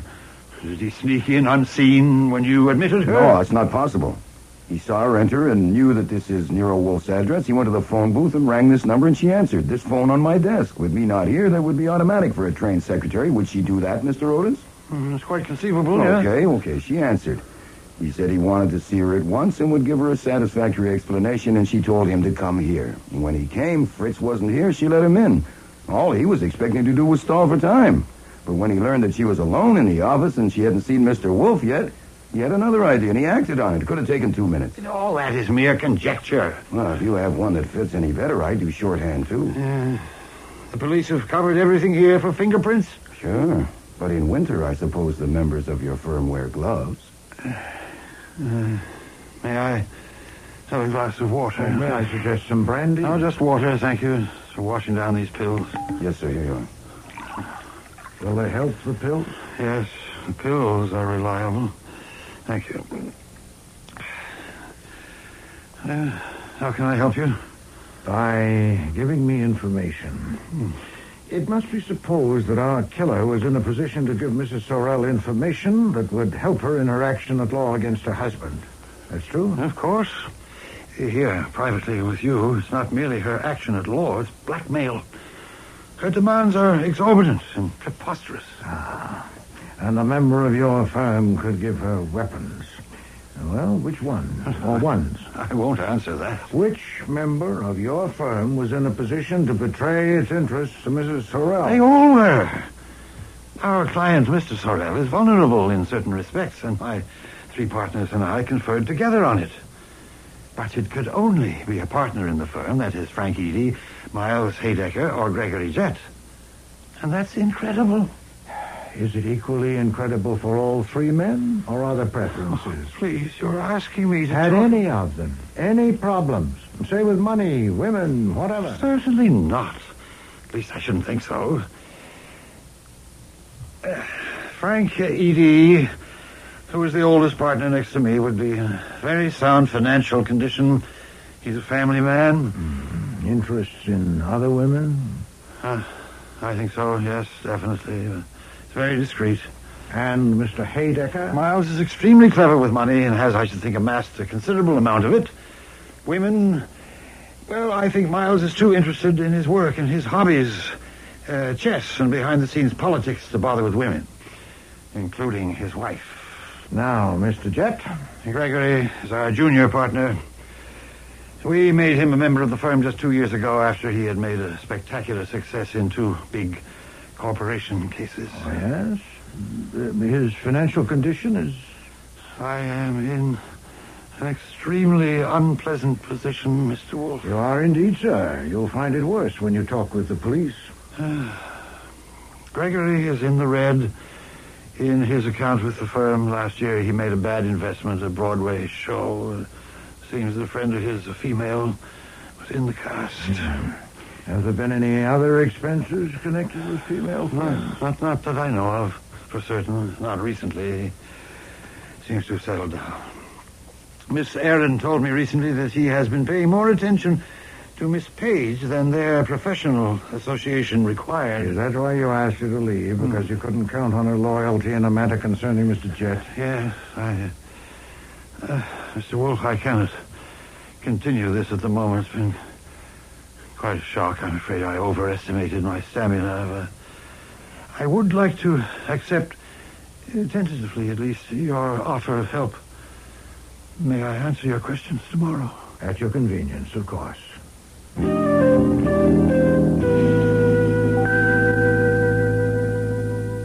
Well, that got us ahead by leaps and bounds. Do I still get Saul and Fred and Ori? No, not yet. To what purpose? Oh, I don't know. You're the genius. Find the restaurant where they met, maybe. Check out the alibis for the murder time. Pointless. By mid-morning, Mr. Kramer and the DA will have 100 men pursuing those things. And 200. This is special. Put 3 men on those things would be frivolous. All right. So what'll we do? Play chess? I have one thought. Go ahead. Will the police tackle Mrs. Sorrell? Oh. I doubt it. Not right away. Kramer would save that till he questioned the partners. I mean, going to Mrs. Sorrell would spill it. Yeah. She is young and comely. Oh, yeah. I've never seen her off stage. But you've seen pictures of her. Archie, you have a flair for dealing with personable young women. Sure, they melt like chocolate bars in the sun, but... Wait a minute. You're exaggerating it a little if you think I can go to that specimen and ask her which member of the firm she met in a cheap restaurant, and she'll wrap her arms around me and murmur his name in my ear. Huh. That might take me an hour or more. Can you find out where Mrs. Sorrell lives? I already know. It's the Churchill was in the papers. Address an envelope, Archie, to Mrs. Sorrell in your handwriting and mark it personal and confidential. And what will be in that envelope? A card. Handwritten. Which says... We were seen that evening in the restaurant as we sat in the booth. It would be dangerous to phone you or for you to phone me. Stop. You can trust the bearer of this card. Signed? Unsigned. And who delivers it? You do. Later this morning to the doorman at the Churchill to be sent up to Mrs. Sorrell. You will wait for a reply. Now, will that get you in to see her? Oh, I think there's a fair chance. Yes, Archie, I think so, too.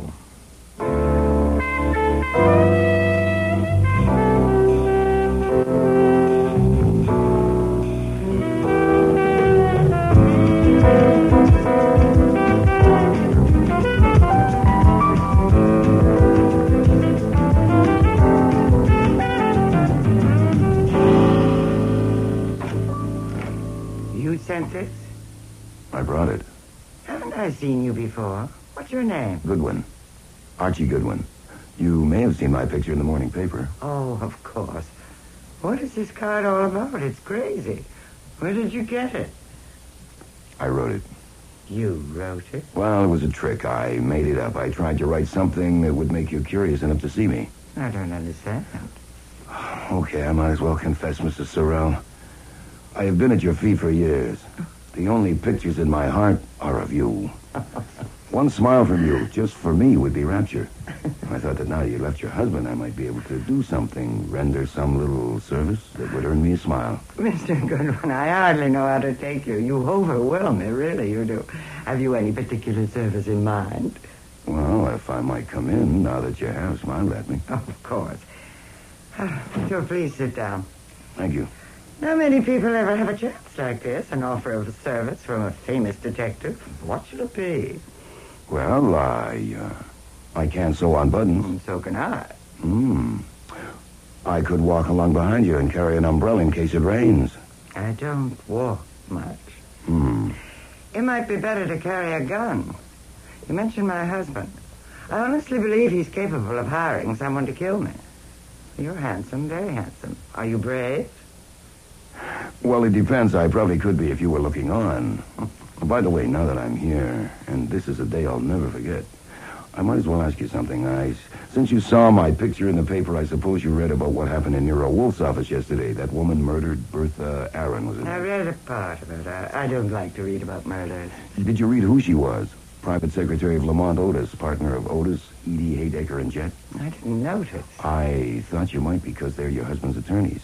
Oh, you knew that, of course. Oh, of course. I didn't notice. I guess you didn't read that part, or you would have noticed those names, since you know all four of them. What I wanted to ask was, did you know Bertha Aaron? No. Oh, I thought you might, since she worked for the firm that represents your husband, and they handled a case for you once. You never met her. No. You seem to know a good deal about that firm and my husband.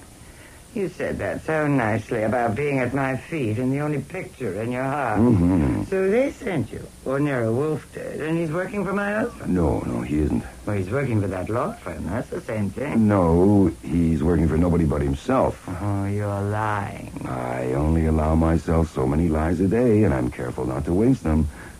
Mr. Wolfe is upset because that woman was killed in his office, and he intends to get even. He is working for himself.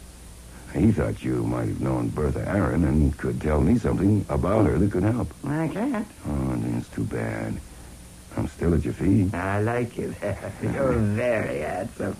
I just had an idea. Would Nero Wolfe work for me? Well, he might.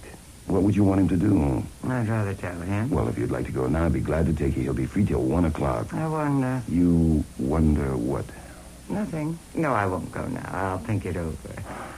Oh, I'm sorry. I can't help.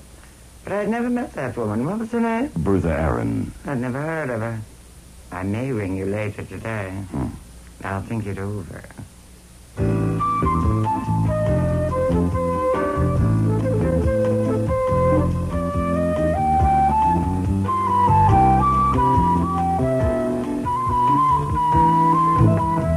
Downstairs and in front of the building, I was joined by a little guy with a big nose who looked at first sight as though he might make $40 a week waxing floors. Actually, Saul Panzer was one of the highest paid operatives in the metropolitan area. Hi, Saul. Any plainclothes around? None I know, and I think none I don't know. You saw her? Yeah, I doubted her on her. I stung her and she may be moving. The boys are covering me. Yep. Bed at the north entrance or at the south. I hope she takes the front. Yeah, so do I. See you in court, Saul. It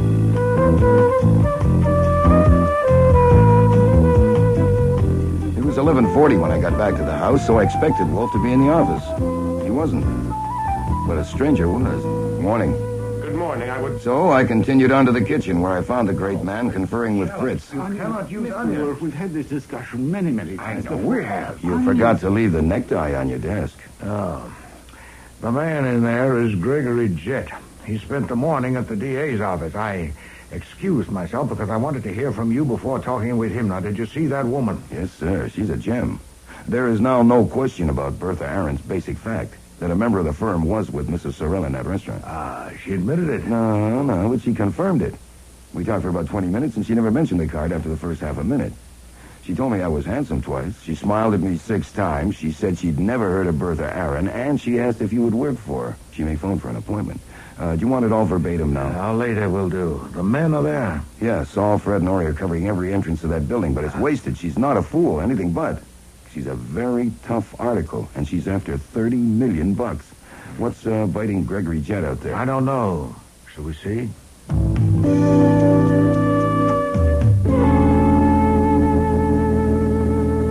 I said my business was urgent, and you kept me waiting 20 minutes. You're rather cheeky, aren't you? Moderately so. If it's pressure, sir, it's on you, not on me. Am I concerned? You are involved, and your employee. I presume this is Archie Goodwin. That's my name. Last night, you gave a statement to the police about your conversation with Bertha Aaron, and you gave a copy of it to Lamont Otis, the senior member of my firm. Did I? I'm only an employee. Ask Mr. Wolfe. I'm not asking, I'm telling. I want to know what is in that statement. Mr. Otis is an old man, and his heart is weak. To show him that statement was irresponsible and reprehensible. As his partner, I want to know what is in it. Well, cheek meets cheek. You are manifestly indomitable, and I must buckle my breastplate.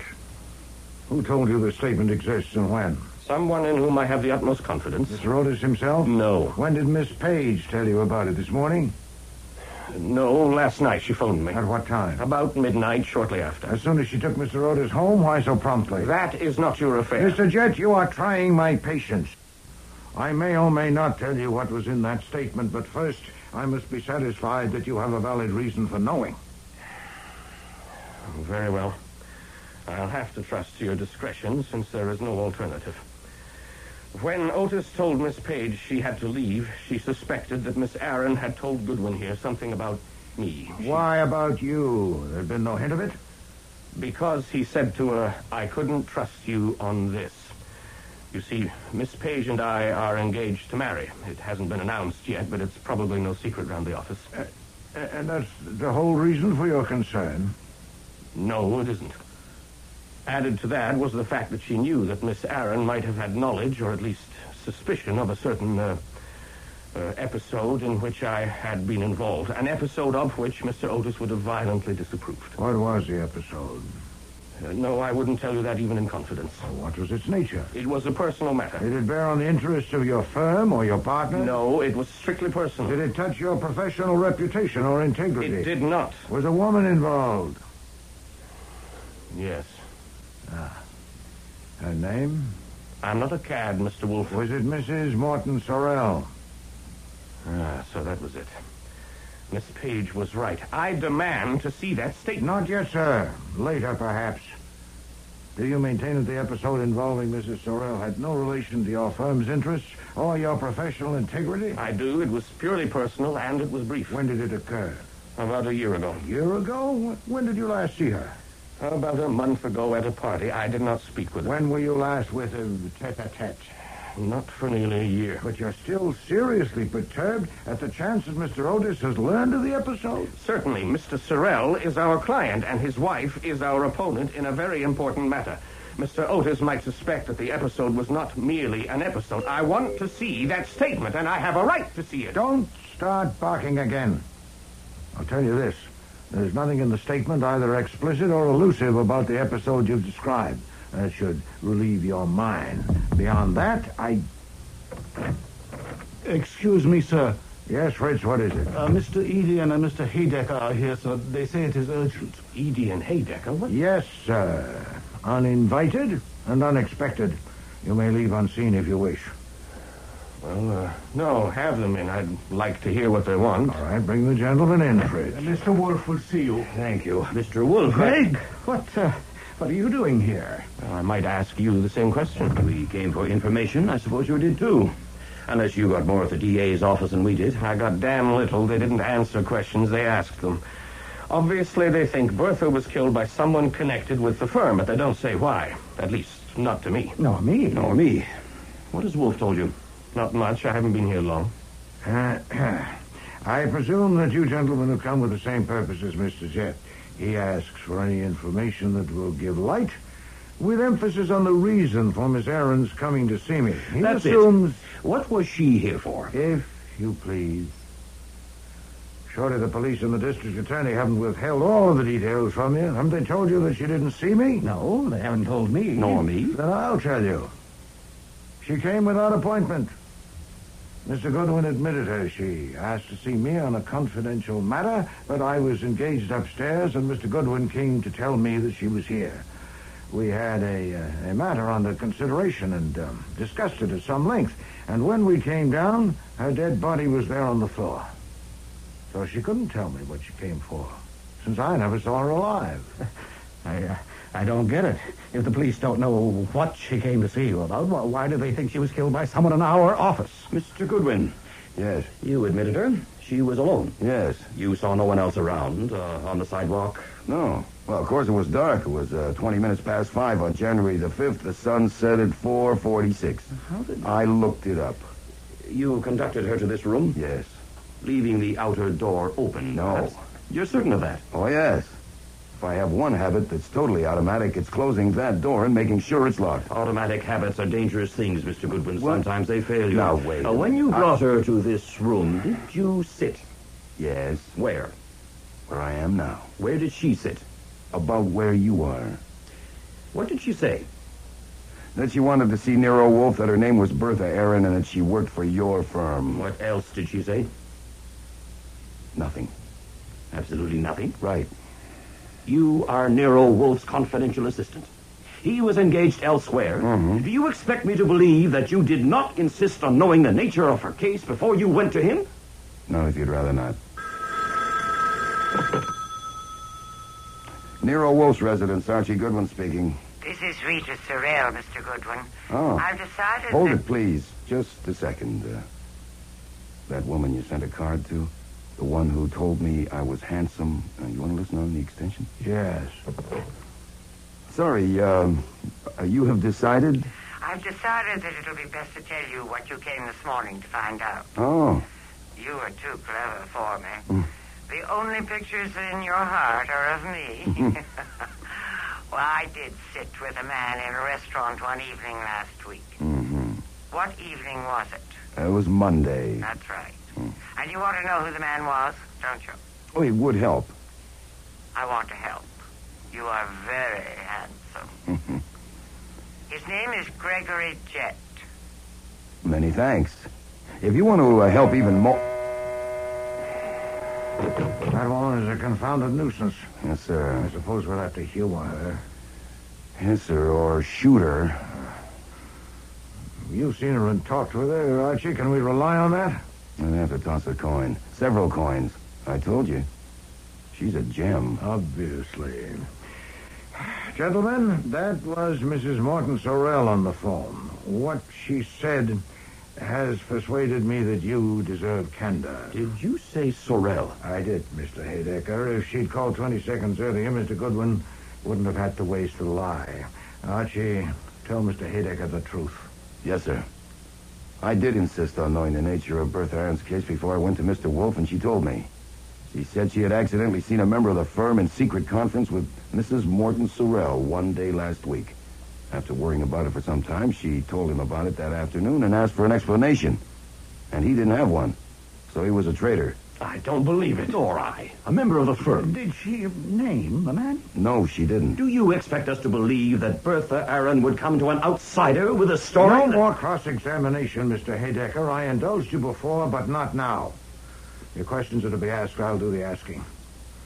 As for Mr. Goodwin's bona fides, he's given a signed statement to the police, and he is not an ass. Good God. No wonder the police assumed... The assumption of the police is that Miss Aaron was killed by the man she'd accused of treachery, and that's an assumption I share with them. Evidently, the police have preferred to reserve the statement, and so have I, until now. But no longer, since Mrs. Sorrell has named the member of your firm that she was seen with. On the phone, just now. One of you. Who? I'm not going to tell you just yet. And that will make the pressure on one of you unbearable. You're playing games with us. I demand No, to sir. Mr. Goodwin saw Mrs. Sorrell this morning and found her devious. I need to substantiate her information before I use it. I need to know what each of you was doing on Monday evening of last week, 8 days ago. To what purpose? Because that was when one of you was seen by Miss Aaron in conference with Mrs. Sorrell. So I'm going to ask you now. Mr. Jett, how did you spend last Monday, say, from 6 o'clock to midnight? I was at a theater with a friend. The friend's name? Miss Ann Page. What theater? The Drew. The play was Practice Makes Perfect. Miss Page and I left the office together shortly before 6 and had dinner at Rusterman's. We were together continuously until after midnight. Thank you. Mr. Eady. That was the Monday before New Year's. I got home before 6 o'clock and ate dinner there and was there all evening. Alone? No. My son and his wife and 2 children spent the holiday week with us. They went to the opera with my wife and daughter, and I stayed home with the children. How old are the children? 2 and 4. And where is your home? An apartment, Park Avenue and 69th Street. Did you go out at all? No. Thank you. Mr. Haydecker. I was at the Manhattan Chess Club, watching a tournament. Bobby Fischer won his adjourned game with Weinstein in 58 moves. Larry Evans drew with Calme, and Rashevsky drew with Mednis. Did they? Mm-hmm. And did play start at 6 o'clock? Certainly not. I was in court all day and had things to do at the office. My secretary and I had sandwiches at my desk. And what time did you leave the office? Around 8 o'clock. My secretary would know. What time did you arrive at the chess club? 15 or 20 minutes after I left the office. Damn it, this is ridiculous. You may be on the square, Wolf. I don't know. If you are, God help us. Frank, I'm going to see Otis. Are you coming? Yes, I am. I think we should say nothing more till we talk with him. You agree, Greg? Yes, I do.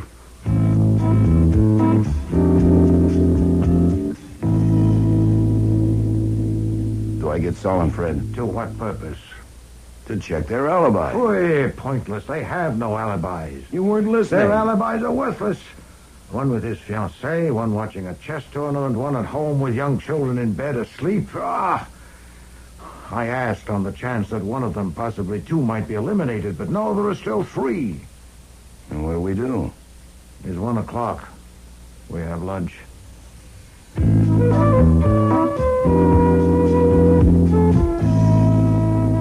Inspector Kramer arrived right after lunch. And was he glowering?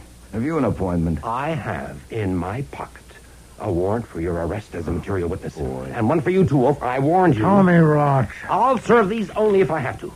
Damn it! We were withholding the contents of the statement you and Goodwin gave us, and you knew it, and you revealed them. Frank Eady has admitted it. He phoned an assistant DA. Eady's a jackass. Yeah. Who's your client, Otis? I have no client. I am going to avenge an affront to my dignity and my self-esteem. I cannot escape the ignominy of having my necktie presented in a courtroom as an exhibit for the prosecution. I may even be called to the stand to identify it. But I want the satisfaction of exposing the culprit who used it. And in telling those men what I did, I served my legitimate personal interest, and I violated no law. You knew damn well we were withholding it. I am not bound to respect your tactics, either by statute or by custom. Mr. Kramer, this is pointless. You have a warrant for my arrest as a material witness, but you don't serve it, so it obviously is only a cudgel for you to brandish. To what end? What do you want? I want the truth. Fui. If I take Goodwin's statement as it stands, if he put nothing in and left nothing out, one of those 3 men killed Bertha Aaron, you agree? Yes. But if a jury takes Goodwin's statement as it stands, it would be impossible to get one of those men convicted. Explain, please. She got here at 5:20, and he was with her in this room till 5:39, right, Goodwin? That's right. Then you went up to the plant room and talked to Wolfe. Right. You returned to this room and found the body shortly after 6, right? Right again. Then listen to this. Those 3 men had a conference on a case in Frank Eady's office scheduled for 5:30. Eady and Jet were there ahead of time, and Haydecker joined them at 5:45.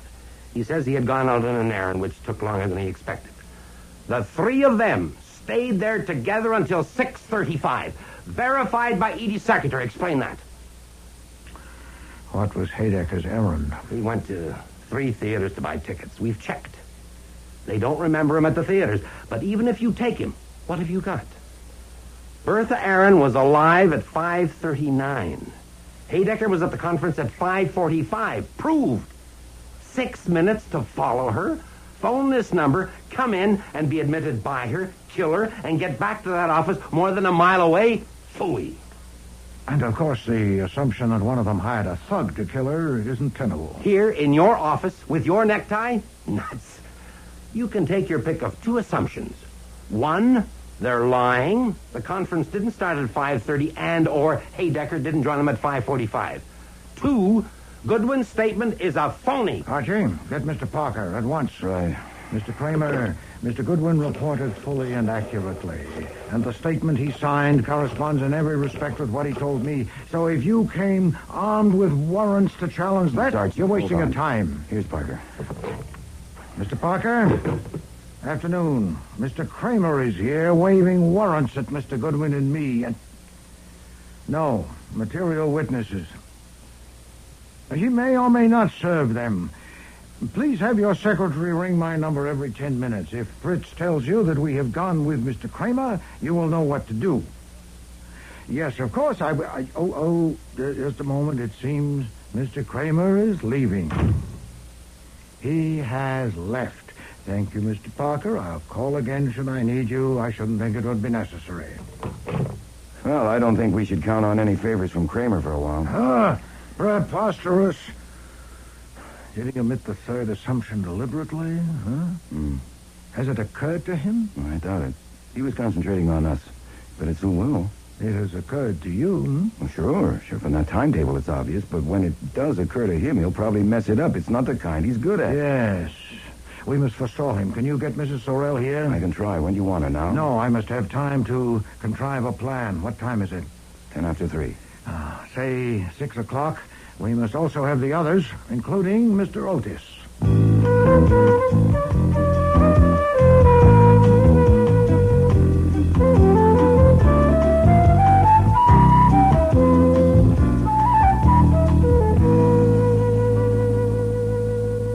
Mr. Wolfe. Madam. I'm not in the habit of going to see men when they send for me. This is a new experience. Well, maybe that's why I came. I like new experiences. Mr. Goodwin said you wanted to discuss something. I do. Something private and personal. It is. How provocative. How can I resist? Since the discussion will be more productive if it's frank and unreserved, we should be alone. If you please, Archie, no notes will be needed. Mrs. Sorrell might want to ask me... No. Leave us, please. If you say so. I went straight down the hall to the front room. Everything was in order. The 4 partners and Miss Page were sitting there. Saul and Fred were standing in the center of the room. How long do you plan to keep us here? If you talk, you won't hear. And even if you don't want to hear, others do. You can talk later. As Mr. Wolfe told you, there's a speaker behind the couch. And it's wired to a microphone in the office. He's in there talking with someone. Now, since you'll recognize the voice, I don't need to name her. Okay, Saul, turn it on. I'm not going to pretend that you named him and are committed. You told Mr. Goodwin on the phone today that you were with a man in a booth in a restaurant last Monday evening, and you said his name is Gregory Jett. That's not true. Shh, quiet, please. You could have been merely scattering dust, and at will you can deny you made the call. And what if I don't deny it? What if I repeat it? It was Gregory Jett. I wouldn't advise you to. Why not? Because it wasn't Mr. Jett. No. No, it was Mr. Haydecker. That's ridiculous. Shut up, Haydecker. That's interesting. Really interesting. So I sat in a booth with a man and didn't know who he was? Really, Mr. Wolfe? No, madam, I assure you it won't do. I'll expound it. I assumed that one of 3 men had killed Bertha Aaron, but 3 hours ago I had to abandon that assumption when I learned that those 3 were in conference together in Mr. Eady's office at 5:45. Now, that all 3 men were lying, that they were in a joint conspiracy was most unlikely, especially since others on the premises could probably impeach them. But though none of them could have killed her, one of them could have provoked her doom. Of the 3, only Mr. Haydecker was known to have left around the same time as Miss Aaron. He said on a personal errand, but his movements couldn't be checked. Now, my new assumption, not yet a conclusion, was that he'd followed her to this address and seen her enter my house, had sought a phone and called you to warn you that your joint intrigue might soon be exposed. And then, no doubt in desperation, he'd scurried back to his office 15 minutes late for the conference. Haydecker, now, I you're the don't traitor. believe Be you quiet. came here, madam, determined to murder. Indeed, you couldn't have, since you could have no expectation of finding her alone. Mr. Haydecker believes that you merely intended to salvage what you could, at best to prevent the disclosure, at worst to learn where you stood. You called this number, and Miss Aaron answered and agreed to admit you and hear you. Mr. Haydecker believes that when you saw her sink to the floor, unconscious, and saw the necktie on this desk, the impulse carried you on. How does he know that? He believes... How do you know what he believes? A good question. I am not in his skull. I should have said he says he believes. I said nothing of the sort. Sit down, Haydecker. You might have known, madam, that he couldn't stand the pressure. His treachery to his firm will end his career, but concealment of guilty knowledge of a murder might have ended his life. You might have known. He's lying. He killed her. He's a rat and a liar. He phoned me twice yesterday. First to tell me that we had been seen in the restaurant to warn me, and again about an hour later to say that he had dealt with her, that our plan was safe. So I knew he'd killed her, and I knew he would lie. That's why I came here. What time did he phone you the second time? Between 5 and 6, about 5:30. What was the plan he had made safe? It was his plan. He came to me about a month ago and said he could give me information about my husband that I could use to get my rights. He wanted... That's a lie. She came to me. He wanted me to pay $1 million for it, and I finally said I would pay him 1/10 of what I got. That was at the restaurant. Has he given you the information? No, he wanted too much in advance. Of course, that was the difficulty. We couldn't put it in writing and sign it. No, indeed. A signed document is of little value when neither party would dare to produce it.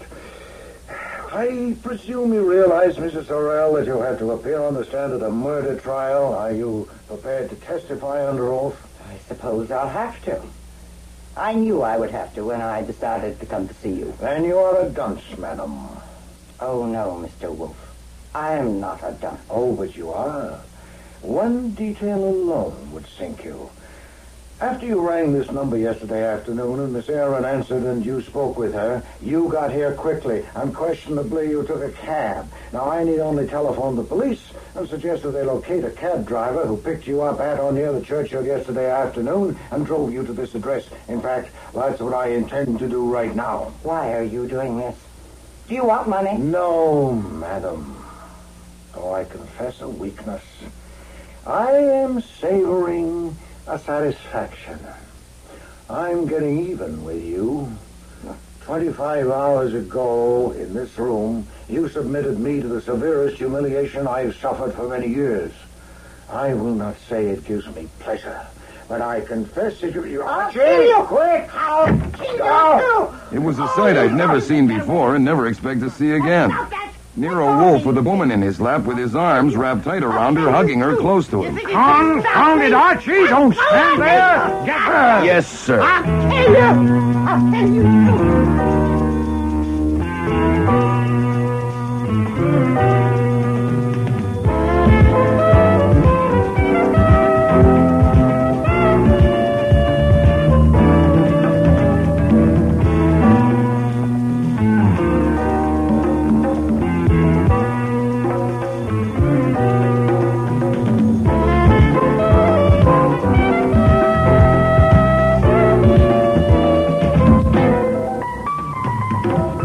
Starring in today's episode were Mavor Moore as Nero Wolfe and Don Franks as Archie Goodwin.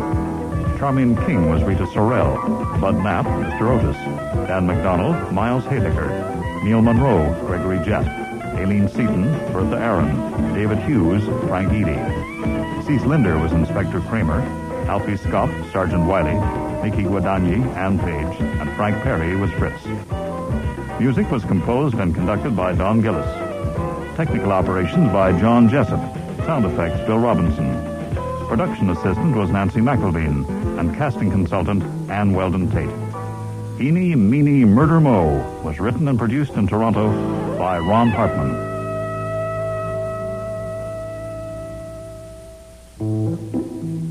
Next week, Nero and Archie meet Harry Coven, the cartoonist. Good morning, my little dazzlers. Good morning, Harry. Mr. Goodwin, you know Harry, Yes, but hi. this is Adrian Getz. Mr. Getz, it seems cool in here. I opened a window. With Rucolo in the room? Good heavens. So you got here, Goodwin. Don't mind the Squirt and his damn monkey. Loves that damn monkey. I call this the steam room. How is he, Squirt? Okay? I think so, Harry. I hope so. I hope so, too, or God help Goodwin. Anything to say, Goodwin? Sorry, Inspector, I lost my voice. You're not funny, pal. You're never as funny as you think you are. This time you're not funny at all. I got you. Even a suspended sentence, you lose your license. Take him downtown, Doyle. Next week, The Squirt and the Monkey, with guest stars Jack Creeley, Patricia Collins, Sherry Flett, Richard Monette, and Eric Peterson.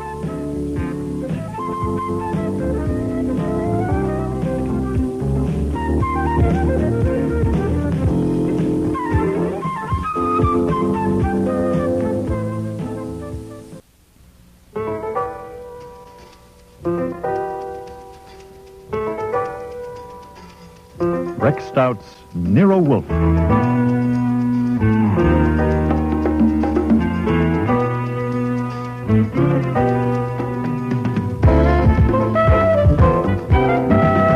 Starring Mavor Moore as Nero Wolfe and Don Franks as Archie Goodwin.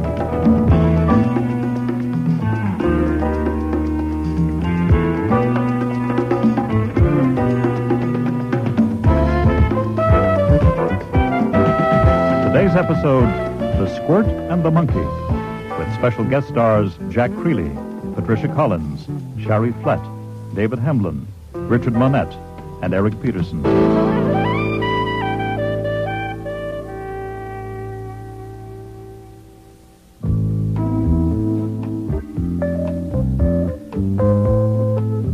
I was doing two things at once.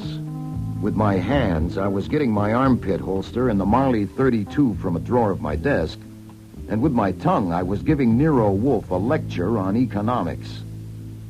The most you can hope to soak our client is $500. Deduct the overhead and expenses, that leaves $300. Take off 85% for income tax, and that leaves you with $45 clear for the wear and tear on your brain and my legs, not to mention the risk. Risk of what? Complications. Playing games with a gun is sappy. Mr. Coven is sappy. And I resent my gun being used as a prop in his sappy schemes, not to mention me. Foy! It's a thoroughly conventional proceeding. Mr. Coven has engaged us to find who stole his gun. You're merely out of humor because you don't like the cartoon strip he draws. Dazzle Dan. And for God's sake. Perhaps you prefer Betty Boop or Blondie. Well, get you. I look at the comics occasionally just to be cultured. It wouldn't hurt any if you did the same.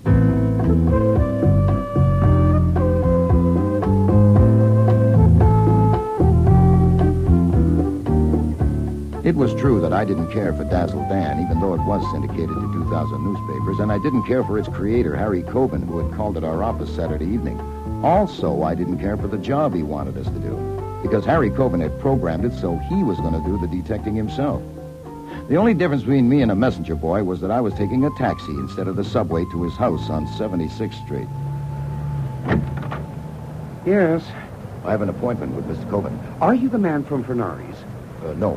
My name is Goodwin. Mr. Coven isn't available yet. Call back later. Just excuse me for a minute. My appointment is for noon. It is now about... Is that my dress? No, it's Archie Goodwin, expected by Mr. Coven at noon. It is now 2 minutes past 12. Oh, come on now. Bring him up, Pete. Interruptions, shouting, noisiest goddamn place. Come on, then, up this way. Thank you. When you have an appointment with Sir Harry, always at an hour. Dearest Pete, you are going to stop calling my husband Sir Harry. You're wrong. It's a plan. I haven't got the guts to quit churning out this crap and starve for a while, so I call him Sir Harry to make you sore, working myself up to calling him something that will make him sore. And eventually I'll come to a boil and figure out a way to make Adrian Getz sore, and then I'll be fired, and I can be an artist again instead of doodling out Dazzle Dan. It's a plan. There's no need to bore our guest with your plan. Hello, Mr. Goodwin. Good afternoon. There's every need. I'm more apt to go through with it if I announce it in front of a witness. You're the witness, Goodwin. My name's Jordan. Peter, darling, Hello, you're Mr. acting like a brat, and you're too old to be a brat. Why not grow up? I look on you as a mother. Peter! Now, excuse me, but I am not a professional witness. I came to see Mr. Coven at his request. Shall I go hunt for him? Good morning, Mrs. Coven. Am I too early? Good morning, Byron. Yes, it's too early. This is Mr. Hildebrand, Mr. Goodwin. Pete left the workroom, so I thought it must be time. Oh, are you unable to work unless I'm there? I give you inspiration. Is that it? What you give me, Pete, isn't inspiration. It's a headache. Then why don't you take a pill? You are a royal pain. It was all very informal and homely. I'd had enough of the three people in that room even before the monkey in the cage in a corner decided to join the fun. Also, the room was like an oven. So I walked to the far side of the room and opened a window. Who opened that window? I did. Well, please shut it at once. Rukaloo will be dead in an hour. Certainly. And now that I have your attention, finally, Rukaloo's coughing. Are you all right, baby? Listen to him. Pneumonia already. That's an idea. That's what I'll do when I work up to making Getz sore. You Open must a be window. Archie Goodwin. I'm Pat Lowell, Mr. Coven's manager. Hello. I was going to phone you this morning to warn you that Mr. Coven is never on time for an appointment, but he arranged this himself, so I didn't. Well, never again pass up an excuse for phoning me. I won't. You're early, anyway. He told us the conference would be at 12:30. I was told to come at 12. Oh?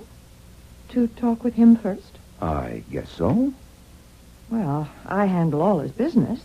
Everything from endorsements of cough drops to putting Dazzle Dan on scooters, and this is the first time he's ever done this. Done what? Called someone in without consulting me. I understand it's something to do with Dazzle Dan starting a detective agency. We'd better wait and let Mr. Coven tell her. Right? As I understand it, I'm only here as a technical advisor. Of course, you would handle the business end, and that would mean you and I would have to have lots of talks. Oh, here's Mr. Coven now with Mr. Getz. Good morning, my little dazzlers. Good morning, Harry. Mr. Goodwin, you know Harry, Yes, but hello, this Harry. is Adrian Getz. Mr. Getz. It seems cool in here. I opened a window. With Rukaloo in the room? Good heavens. So you got here, Goodwin. Don't mind the Squirt and his damn monkey. Loves that damn monkey. I call this the steam room. How is he, Squirt? Okay? I think so, Harry. I I hope so. I hope so, too, or God help Goodwin. Byron has 7:28 come. No, I phoned Funari, and he said it would be right over. Late again. We may have to change. When it comes, do a revise on the third frame, where Dan says, not tonight, my dear, make it not today, my dear. Got it? But we discussed that. I know, but we changed it. We'll change 7:29 to fit if you finish 7:33. No, but it's only a matter Then what of... are you doing up here? Why, Goodwin came, and you said you wanted to... I'll let you know when we're ready, sometime after lunch. Show me the revise on 7:28. How is everybody? Blooming, see you all later. Come along, Goodman. We'll go to my study.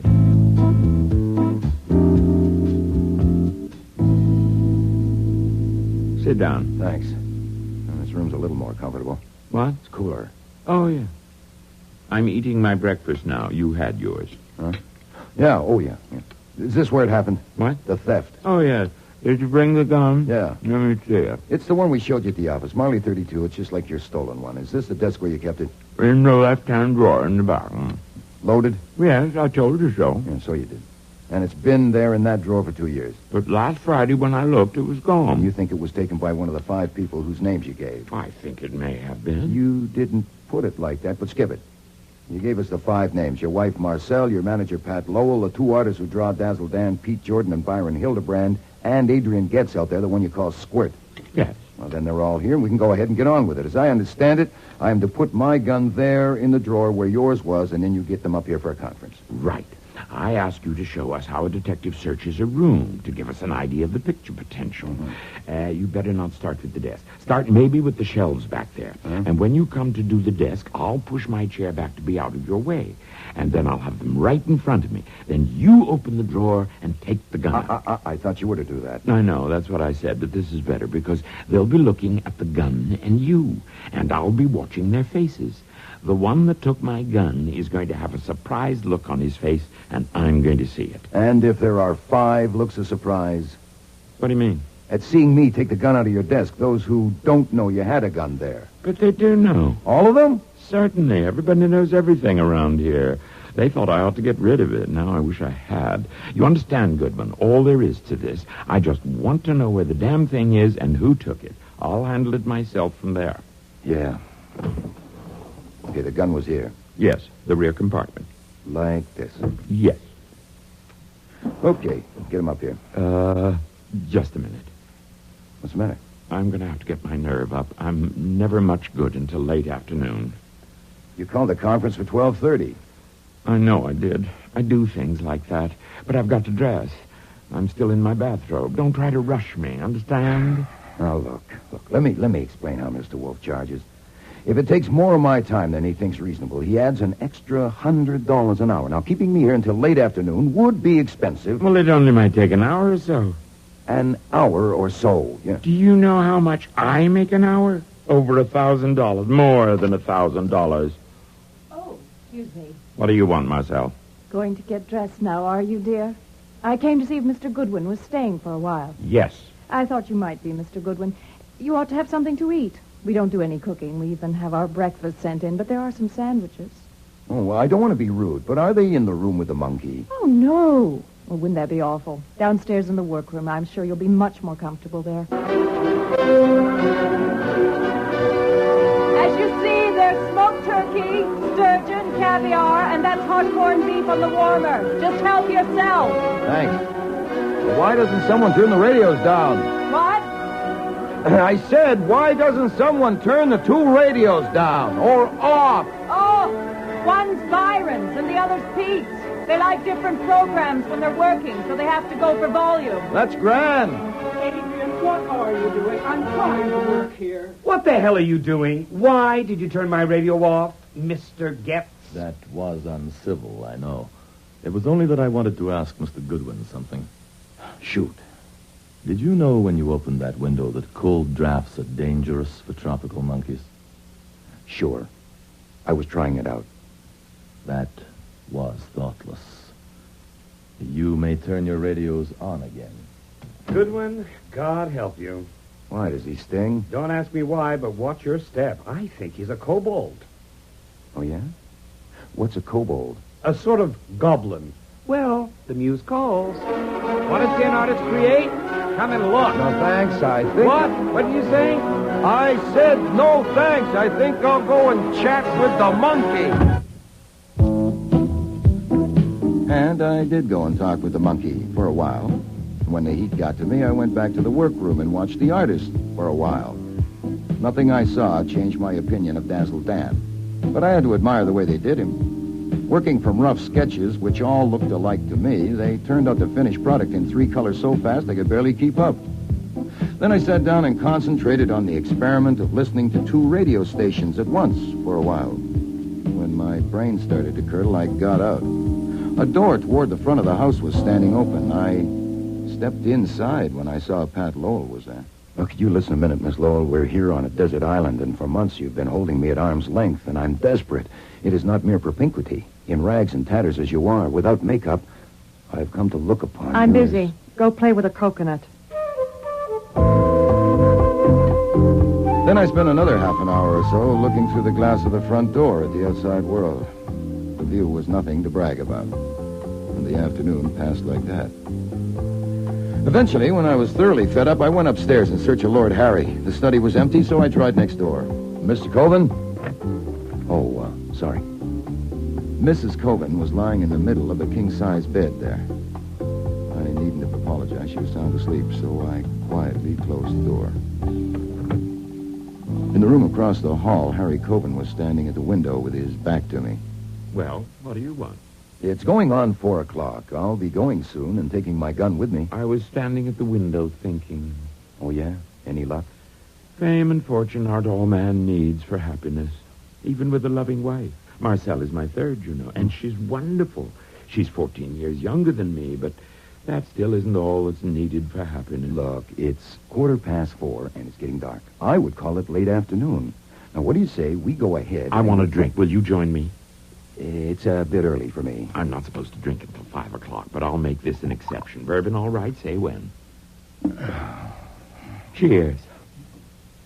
Oh, I need this today. Suppose we take the refreshment into the study and go over our act. Don't rush me. Oh, all right. Come on, bring your glass. Goodwin, you don't understand the pressures on a man in my position, the responsibilities. Yeah, I see what you mean. I wouldn't want to be in your shoes. Okay, then, here we are. You sit at the desk there. You're right. I search the shelves back here, and then I come to the desk, and I open the drawer, and there's a gun, and you watch the expression on everyone's faces. Then I go and get... Wait a minute. What's the matter? We have found your gun. What? It's empty. Take a look. That's the gun you put in. It isn't. Mine was clean and bright. Is it yours? I don't know. It looks like it. How in the name of God... How do you think? Someone with hands took mine out and put yours in. It could have been you, was it? Me? No. How could it have been me? I didn't even know where mine was. Yeah, you said you didn't. I had to stretch you out and tamp you down, keeping me here the whole goddamn day, and now this. If you ever talk straight and to the point, now is the time. Did you touch my gun? No. Do you know who did? No, but you're... All right, shut up, damn it, shut up.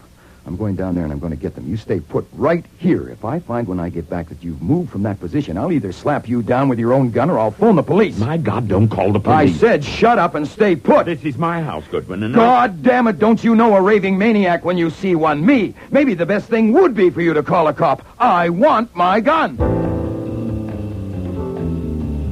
By the time I got down to the ground floor, I had myself well enough in hand to calmly tell them that Coven was ready for them upstairs. I found Pat Lowell at her desk and Hildebrand and Jordan still at their drawing boards and herded them upstairs. Where will I find Adrian Getz? He may be in his room, over there. He takes his afternoon nap in there with Rucolo, but not this late usually. Thank you, I'll check. Mr. Getz, are you in there? Why, there's a draft. Adrian never opens a window. Put on the light. Adrian, Adrian Getz, the Squirt, was lying on the couch, but he wasn't taking a nap. The hole in his skull was just northeast of his right ear, and the blood had run over the edge of the couch onto the floor. I stuck my hand inside the V of his vest and held it there for 8 seconds. Adrian Getz was through taking naps. My God, look in the cage over there. Look at Rucolo. What's he holding to his chest? That's a gun he's holding to his chest, a Marley 32. I suspect he's holding it to his chest because it's the only warm thing in this room, having recently been fired.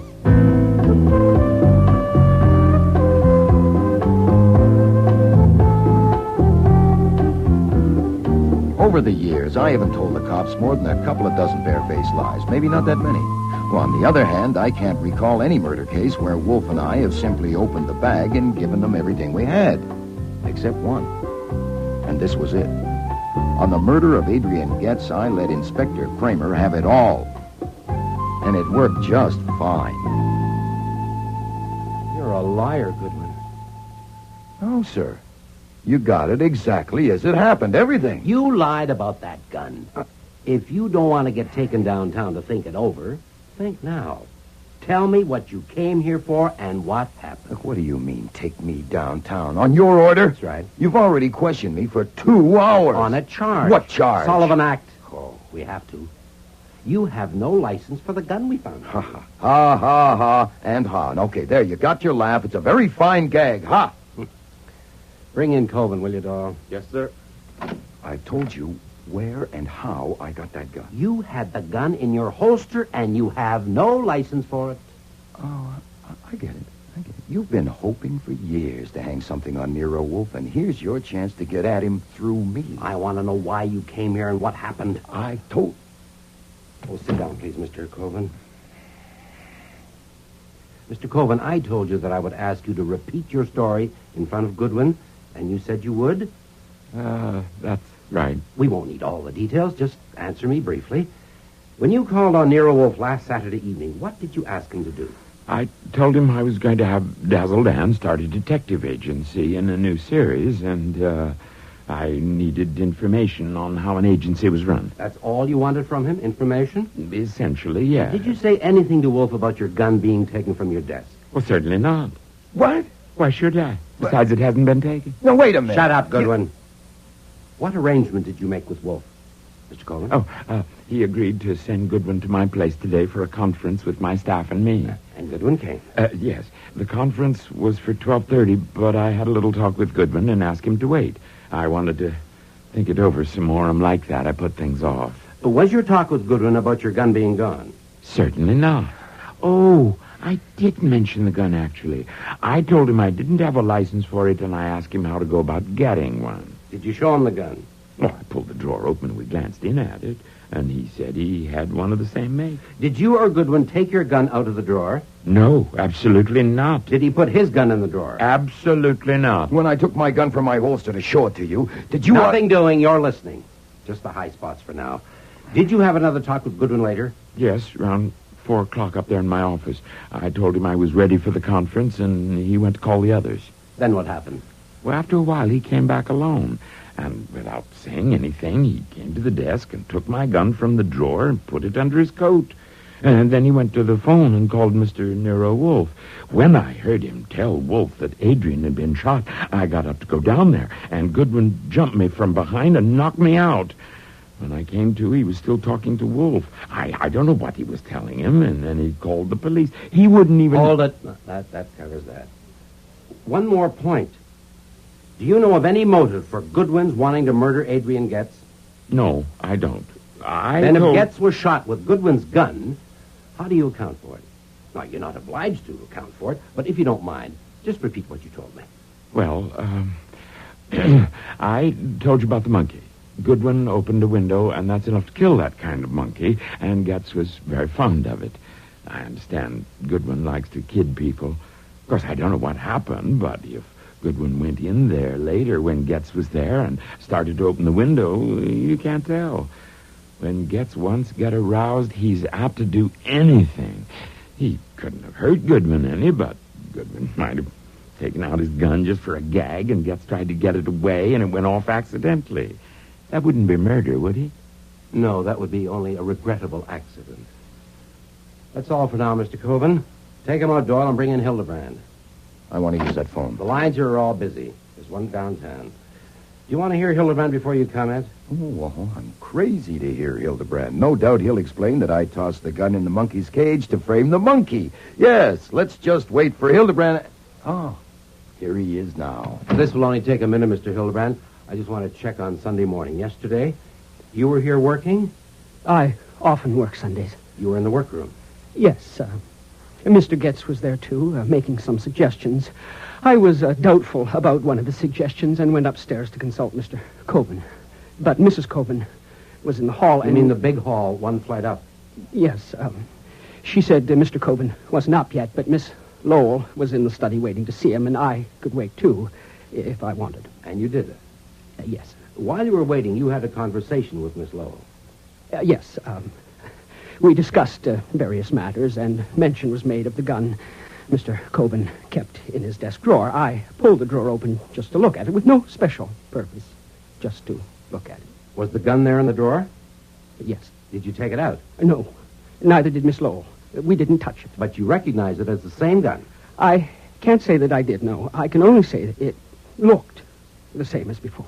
So yesterday morning, in Miss Lowell's presence, you opened the drawer and saw the gun, which you took to be the gun you had seen there before. Is that correct? That's correct. Okay, that's all. You can go now. Got anything to say, Goodwin? Sorry, Inspector, I lost my boys. You're not funny, pal. You're never as funny as you think you are. This time you're not funny at all. I've got you. I'll be leaving here before long to join you downtown. And on my way, I'll stop in at Wolfe's place for a talk. He won't climb up on this one. At the very least, I've got you on the Sullivan Act. Why fiddle around with the Sullivan Act? Make it a big one and really make a fool of yourself. I've warned you. Even a suspended sentence, you lose your license. Ah. You goddamn mule. Take him downtown, Doyle.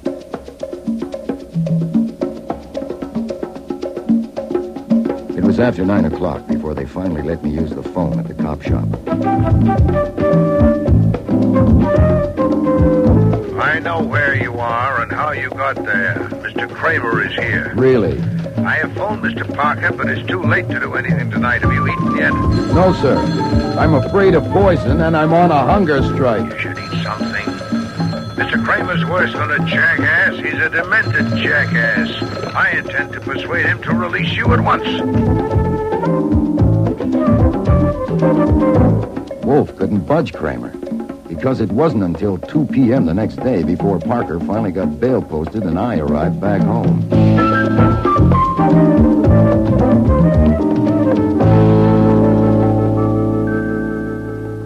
Are you all right? No, don't you smell me? What the devil is that smell? Disinfectant for the bloodhounds in case you escape. I'm going to go up and rinse off. Not yet.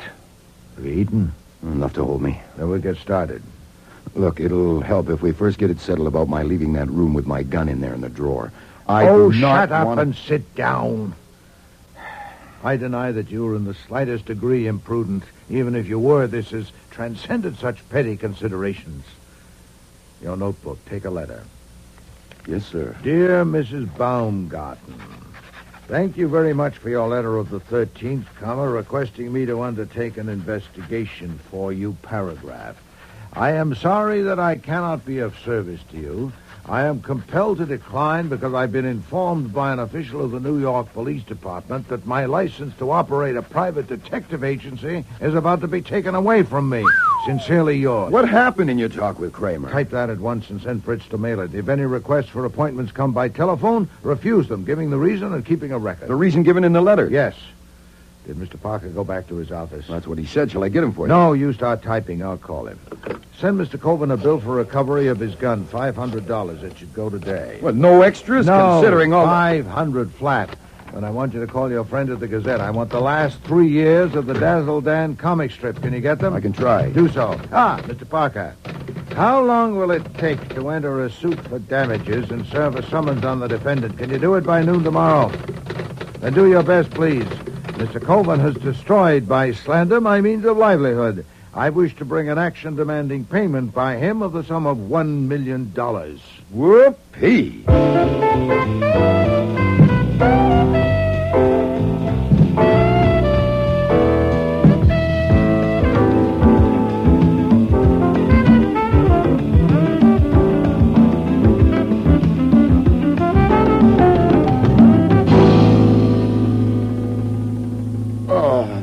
Sir. Mission accomplished. 30 pounds of Dazzle Dan with the best wishes from the editor of the Gazette. Mr. Cohen was cooperative. He thought it was a bargain. Front page will carry a few paragraphs exclusive to the Gazette stating that Nero Wolfe is out of the detective business because Inspector Kramer is taking his license away. Satisfactory. Kramer will be real pleased. Also, scuttlebutt. Lonnie Cohen and I discussed the murder from the point of view of the press. What the boys in the business are saying, but can't print yet. You want it? I am a primate and therefore curious. Okay, first of all about Miss Lowell. Juicy. It is said that Getz learned that she was chiseling on royalties from makers of Dazzle Dan products and intended to hang it on her. That could have been big money. Any names or dates, evidence? No, nothing repeatable yet. But there are some facts about Hildebrand. Oh, yes? He's been drawing Dazzle Dan for 8 years. Now, last week he was told he could leave at the end of the month. Now, he might or might not get another job at his age. He's been talking about it openly and blaming Getz. What about Mr. Jordan? Anything on him? No, this I don't like. They say Jordan has painted some pictures, modern stuff, and twice he has tried to get a gallery to show them. Now, both times Getz has somehow kiboshed it. Now, whether because Getz was a born louse or whether he wanted to keep Jordan I'll do my alive- own speculating, thank you, Archie. Sir? Mr. Getz may not have liked the pictures. Mr. Coben. Oh, well, what better could you ask there? Getz ruled the roost. Plenty of evidence about that. So the only question is what he had on Coven. The house on 76th is registered in Getz's name. Oh, indeed. Mm-hmm. And Mrs. Coven? Well, husband and wife are one, aren't they? Oh, yes. Man and wife make one fool. Hey, Lonnie will want to print that one. Can I tell him? It was printed more than 300 years ago. Ben Jonson wrote it. Oh. Another errand for you, Archie. Contact LeVay Recorders Incorporated. Have them send over a man before noon tomorrow.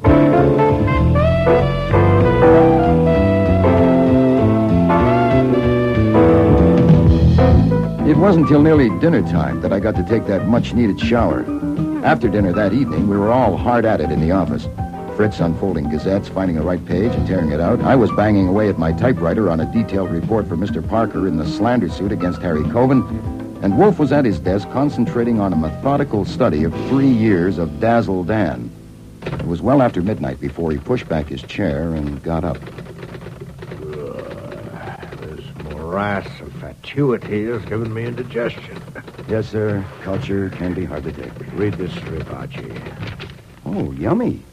The Sunday section in color. Well, boys and girls in the first picture, Dazzle is scooting along this country road on his motorcycle, passing a sign that says Peaches right from the tree. Aggie Ghoul and Haggie Cruel proprietors. It isn't necessary to read aloud. Comics are meant to be read aloud. And in the second picture, Dan says, give me a dozen. Notice how the two women are dressed. The old one is wearing a potato sack, and I think that's supposed to be a mink coat on the young one. Look at frame 5. The old one is handing the young one a coin and saying, here's your 10%. Haggie, and Haggie says, thank you very much. Well, go on. All right, then Dazzle asks Haggie, why don't you split it even? And Aggie tells him, because it's my tree. Huh? Well, am I supposed to comment? If it would help, yes. All right, if you mean the mink coat, Pat Lowell's may not be paid for. There have been 2 similar episodes, one each year with the same characters. Then it may be paid for. Is that all? Well, that's all for now. I'm not a brain, I'm a typist. I gotta finish this damn report.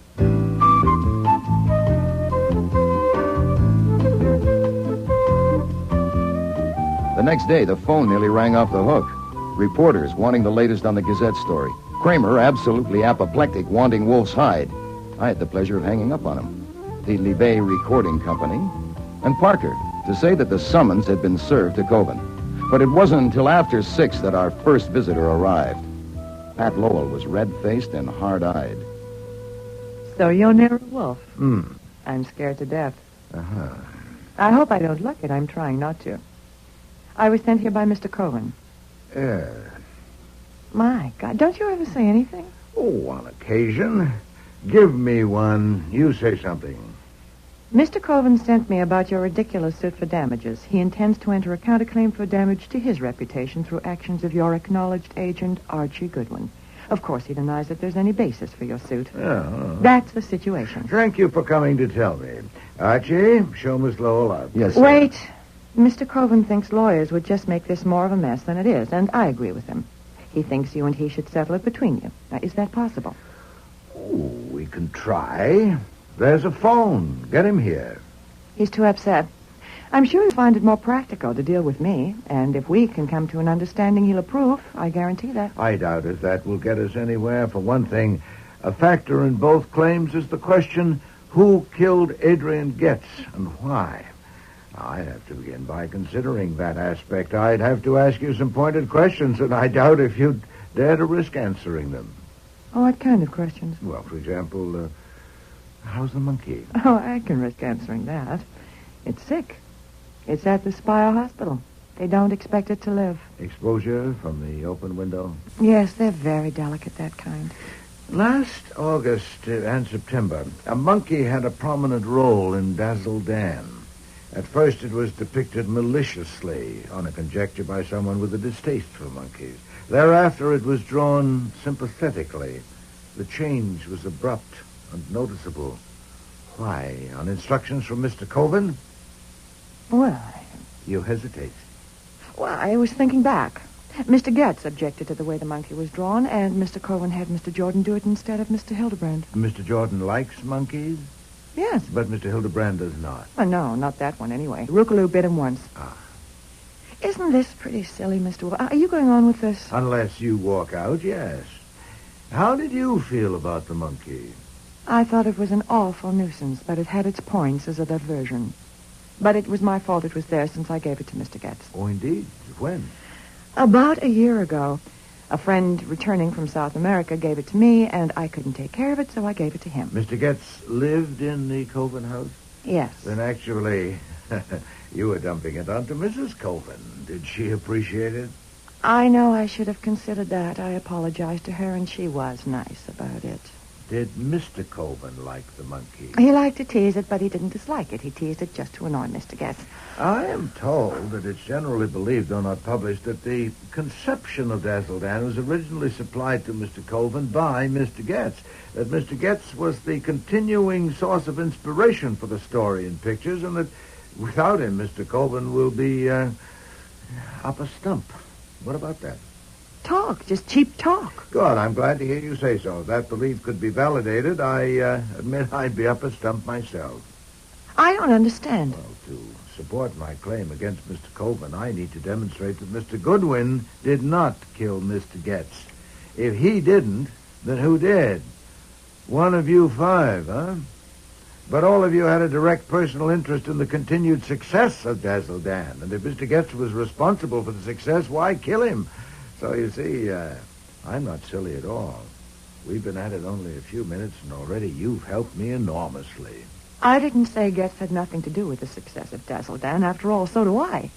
I didn't say he won't be a loss. Everyone knows he was Mr. Coven's oldest and closest friend. We were all quite aware that Mr. Coven relied on him. Please, Miss Lowell, please, don't spoil it for me. Don't give me a point and then try to take it back. Next, you'll be saying that Coven called Getz the Squirt to show his affection, as a man will call his dearest friend an old bastard, whereas I prefer to regard it as an inferiority complex, deeply resentful, showing its biceps. Or telling me that all of you, without exception, were inordinately fond of Mr. Getz and submissively grateful to him. Phooey! Look, Mr. Wolfe, I don't You see should what know this that I has had to a do- talk with Inspector Kramer Monday evening and learned from him some of the plain facts. Such as the pillow lying on the floor, scorched and pierced, showing it had been used to muffle the sound of the shot, and the failure of all of you to prove lack of opportunity. We aren't getting anywhere. This is pointless. You're quite right. We've gone as far as we can, you and I. It's time for you to call Mr. Coven and tell him so. Tell him to be here at 8:30 with Mrs. Coven, Mr. Jordan, and Mr. Hildebrand. Are you trying to be funny? I now know who killed Mr. Getz. I'll have to tell the police, of course, but first I want to settle the matter of my claim with Mr. Coven. And you can tell him that. Tell him that if I have to inform the police before I have a talk with him and the others, there'll be no compromise on my claim, and I'll collect it. This is a bluff. Then call it. I'm going to. I'm not such a sap. Archie, get Inspector Kramer. Yes, sir. They'll be there by the time you are, Miss Lowell. Hello. Yeah, homicide? Inspector Kramer, please. Yeah, this is Hang a very... up, damn you. Hang up. Okay. Get Mr. Coven's number for her, Archie.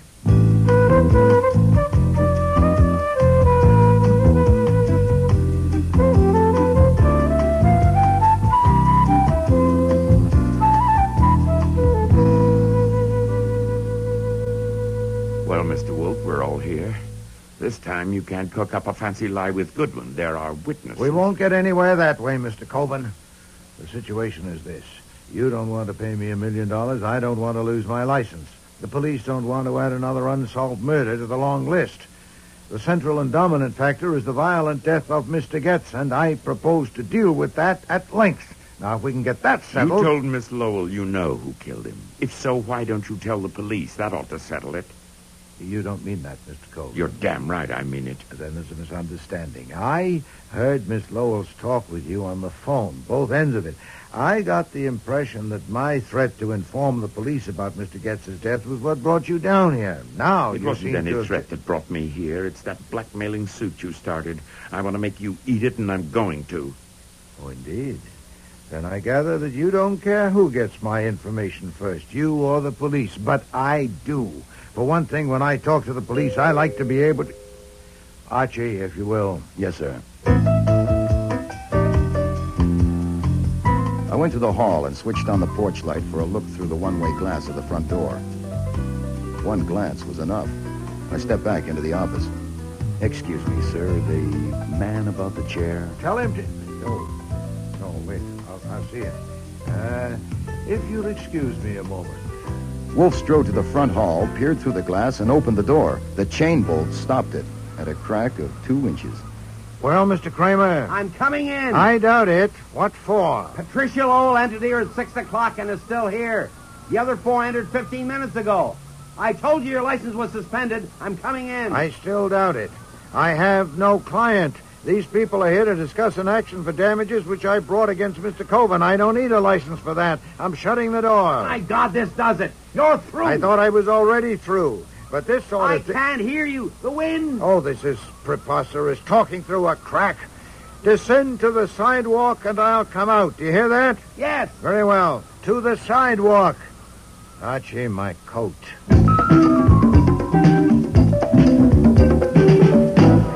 I don't like fighting a blizzard, so let's get to the point. You blundered and you know it. You arrested Mr. Goodwin on a trumpery charge. You came and blustered and went too far. Now you're afraid I'm going to catch a murderer and toss him to the district attorney so you... I'm not afraid of a goddamn thing. I told you to lay off, and by God, you're going to. I want to go in there. You may. What? Well, you just said... Under one condition. You know the peephole in the wall of my office concealed by a picture. Standing in the nook at the end of the hall, you can see and hear us in the office. The condition is that you enter quietly, take your post in the nook, oversee us from there, and give me half an hour. What kind of elaborate... I'm after a murderer, and there's one chance in 5 I'd say that I'll get him. You said you were discussing an action for damages. We are. I'll get either the murderer or the damages. Now, I'm going in. If you come along, it must be under the condition the stated. Are you coming? Yes. You accept the condition? Yes. Come along, then.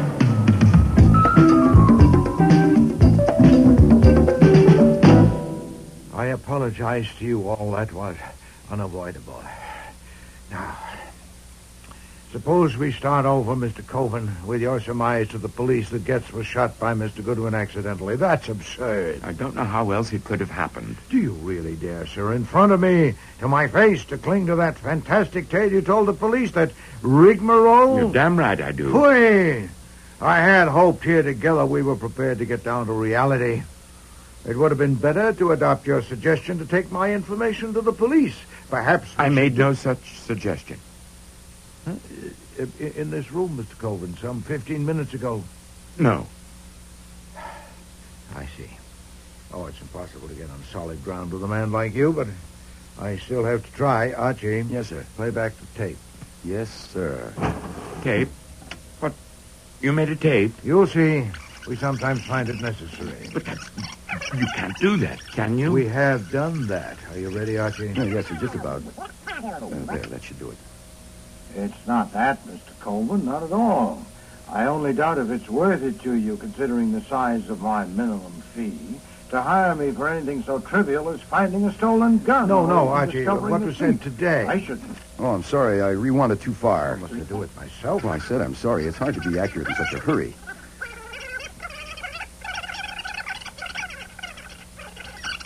There, that should be right.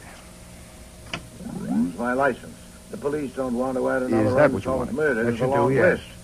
The central and dominant factor is the violent death of Mr. Getz, and I propose to deal with that at length. Now, if we can get that settled... You told Miss Lowell you know who killed him. If so, why don't you tell the police? That ought to settle it. You don't mean that, Mr. Cole. You're damn right I mean it. Then there's a misunderstanding. That's enough, Archie. Now, Mr. Colvin, I'd call that a suggestion that I take my information to the police, wouldn't you? You You recorded it when I came here the first time. You heard the tape? Well, then... Why haven't I given it to the police? On Monday evening, when Inspector Kramer came to see me, I still considered you as my client, and I didn't want to discomfort you until I heard what you had to say. Before Mr. Kramer left, he'd made himself so offensive that I was disinclined to tell him anything, ever. Now, you are no longer my client. What are you going to do? Well, to begin with, I'm going to unmask a murderer, so let's get at it, shall we? What do we know about him or her? We know a great deal. First, he took Coven's gun from the drawer sometime previous to last Friday and kept it somewhere, because that gun was returned to the drawer when Goodwin's was removed shortly before Getz was killed. Wait a minute. Mr. Coven's gun was in the drawer Sunday morning. Byron and I saw it. That's right. We'll come to that in a moment. Second, he knew the purpose of Coven's visit to me and of Goodwin's errand at the Coven house on Monday, and he knew the details of the procedure planned by Coven and Goodwin. Only I don't know them even yet. Neither do I. None of us do. The innocent can afford ignorance. Enjoy it, if you have it. Third, his mental processes are devious but, defective. His deliberate plan to make it appear that Goodwin had killed Getz, while ingenious in some respects, was witless in others. Going to Coven's office to exchange guns, proceeding to Getz's room, shooting him in the head, using a pillow to muffle the sound, all that was competently conceived and daringly executed, but then what? Wanting to make sure that the gun would be found on the spot, he slipped it into the monkey's cage. That was probably improvisation, but it was utterly brainless. Mr. Goodwin couldn't possibly be such a vapid fool. Fourth, he hated the monkey deeply and bitterly, either on its own account or because of its association with Getz. Having just killed a man and needing to leave the spot with all possible speed, he went and opened a window from only one conceivable motive. That took a peculiar, indeed an unexampled malevolence. Well, I admit it was effective. Miss Lowell tells me the monkey is dying. Fifth, he placed Coven's gun in the drawer on Sunday morning, the day before the murder, and after it had been seen there, took it out again. Why? It could only have been that he'd already planned what was going to happen on Monday, and he was arranging in advance to discredit Mr. Goodwin's story. So he not only put the gun in the drawer Sunday morning, he also made sure its presence would be noted. You saw the gun in the drawer, Mr. Hildebrand? Yes, but I didn't put it there. Your claim to innocence has not been challenged. You went upstairs to consult Mr. Coven. Yes. You encountered Mrs. Coven one flight up. We're told by her that Mr. Coven was still in bed. Yes. You went into the office, found Miss Lowell there. Yes, and you pulled the drawer open, and both of you saw the gun there. That's right. I didn't go there to look in that drawer. Well, stop meeting accusations that haven't been made. It's a bad habit. Had you been upstairs earlier that morning? No. Had he, Miss Lowell? Not that I know of. Our looking into the drawer was only incidental. Had he, Mrs. Coven? Had he what? Had Mr. Hildebrand been upstairs earlier that morning? Earlier than what? Well, you met him in the second-floor hall and told him that your husband was still in bed and that Miss Lowell was up in the office. Now, had he been upstairs before that morning? I haven't the slightest idea. Then you don't say that he had been. I don't know a thing about it. There's nothing as safe as ignorance or as dangerous. Now, to complete the list of what we know about the murderer, sixth and last, his repugnance to Getz was so extreme that he even scorned the risk that by killing Getz he might be killing Dazzle Dan. How essential Getz was to Dazzle Dan... I make Dazzle Dan. Dazzle Dan is mine. I am Dazzle Dan. For God's sake, shut up, Harry. Well, I've identified the murderer for you by now, surely? You have not. Then I'll specify. But first let me say a word for the police, particularly Mr. Kramer. What flummoxed Mr. Kramer was Mr. Coven's elaborate lie, apparently corroborated by Miss Lowell and Mr. Hildebrand. If he'd proceeded on the assumption that Mr. Goodwin and I were telling the truth, he would have found it simple. This should be a lesson to him. Now then, the murderer. Mr. Jordan. Yes? You're eliminated because you weren't there Sunday morning to place the gun in the drawer. Mr. Hildebrand. What? You were there Sunday morning, but you had made no earlier trip upstairs. Miss Lowell. Oh, for God's sakes, will you get to the point? You didn't know why Mr. Coven had called Mr. Goodwin there. Hold it. Inspector Kramer, what Damn was you, Wolf, you and your game. If you'd only given it to us. I can't give you what you won't take. You can have her now. You want more help? Mr. Coven was still in bed Sunday morning when two of them saw the gun on the drawer. More? Spend some time with Mr. Hildebrand. I'll stake my license against your badge that he'll remember that when he spoke with Mrs. Coven in the hall, she said something that caused him to open the drawer and look at the gun. Still more? Take the contents of her room to your laboratory. She must have hidden the gun among her intimate things, and you should find evidence. Take me home, Harry. Marcy. I said, take me home. Sit down, Marcy. I'll handle this. If you've got a record of what I said here Saturday, all right. I lied to the cops. So what? I didn't want... Quiet, Harry. Get a lawyer and let him talk. Don't say anything. That's good advice, especially, Mr. Coven, since I hadn't quite finished. It's a matter of record that Mr. Getz not only owned the house you live in, but also that he owned Dazzle Dan and permitted you to take only 10% of the proceeds. In one episode repeated annually, he buys peaches from two characters named Aggie Ghoul and Haggie Cruel. And Aggie Ghoul, saying that she owns the tree, gives Haggie Cruel 10% of the amount received and pockets the rest. It's a childish allegory. A.G. are the initials Adrian Getz. Haggie Cruel has the same initials as you, Mr. Coven. Now, it's not credible that that's coincidence, not repeated annually. Mr. Getz must have had a singularly contorted psyche, taking delight as he did in compelling you each year to publish that for a meager 10%. Not of the net. 10% of the gross. Over 400 a week. You worm. What? I said you worm. Not even a worm. Worms have guts, don't they? The one time you ever acted like a man and you didn't have the guts to see it through. I don't know what you're talking... You're right, Mr. Wolfe. Getz owned Dazzle Dan. He took Harry in years ago to front it and draw it. Harry should have insisted on an even split right then, but he didn't. When Dazzle Dan caught on and kept getting bigger and bigger, Getz didn't mind Harry having the name and the fame as long as he owned it and got the money. He was a vampire. Yeah, I'll accept that. When I found out how it was, I tried to talk some sense into Harry. I told him his name had been connected with Dazzle Dan so long that Getz would have to give him a bigger share, at least half, if he demanded it. But Harry just wasn't man enough to do that. I didn't let up. I kept after him, I admit that. I'll admit it on the witness stand if I have to. And I admit I didn't know him as well as I thought I did. I didn't know there was any danger of making him desperate enough to commit murder. I didn't know he had it in him. Of course he'll break down, but if he says I knew that he decided to kill Getz, I'll have to deny it because it's not true. I didn't. Marcy. Oh, I see. First you plan to put it on a stranger, Mr. Goodwin, and failing that, you put it on your husband. No, madam. Your silliest mistake was opening the window to kill the monkey, but there were others, including underestimating my confidence in Mr. Goodwin. Mr. Kramer?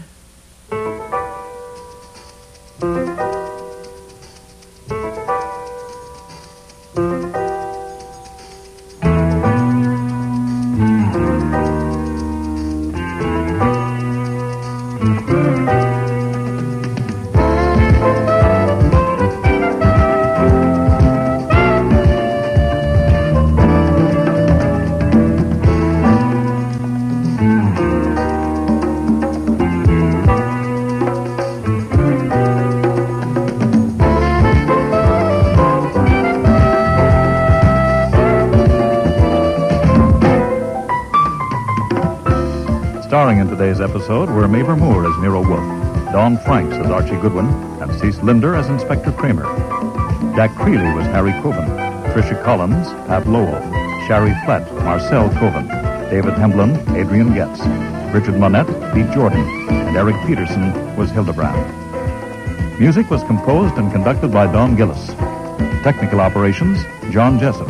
Sound effects, Bill Robinson. Production assistant was Nancy McElveen, and casting consultant, Ann Weldon Tate. The Squirt and the Monkey was written and produced in Toronto by Ron Hartman.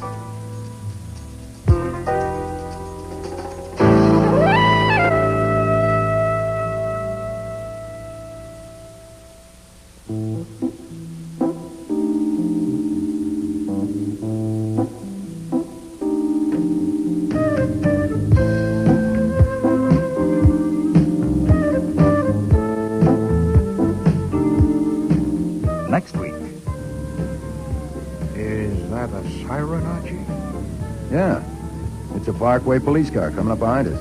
You know, when you were having the car sent down, I phoned home. Fritz said there'd been 4 calls, one from an officer of the court, one from the DA's office, and 2 from Inspector Kramer. Oh, Would swell. Kramer have sent out an alarm? Well, the way he'd like to pin your scalp to his wall, I wouldn't put it past him. And we're about to find out. Hey, no, that's no way to do it. Open a valve and let it out. If you'd see. Unger. Oh, God, help me. It would be wonderful if someone could put his arms around me and tell me, all right, my darling, I'll take care of everything. Just leave it to me. Oh, that would be wonderful. I may try it if you'll brief me on what I'd have to take care of. God, I'm a fool. You saw my car out front. The Yellow Jag. I am going to burn it. How do you set fire to a car? If you're sitting on a lid you don't want open, my advice is to move. Now, the sooner the better, or you may get hurt. I am already hurt. Mr. Wolfe, you knew you were to be called yesterday, but you left the courtroom. Yes, sir. If your reason for leaving is unsatisfactory, you are in contempt of court. Do you understand that? Yes, sir. Then, why did you leave? You are under oath. Your Honor, I respectfully ask your indulgence. My reason for leaving is inherent in my testimony, and therefore I would rather plead on the charge of contempt afterwards, if the court will permit. I'll still be here. Indeed you will. You're under arrest. No, I'm not. You're not under arrest? No, sir, I came here voluntarily. Well, you are now. Officer, this man is under arrest. Next week, The Next Witness, with guest stars Terry Tweed, Robert Christie, Michael Ayub, and Dixie Seatle.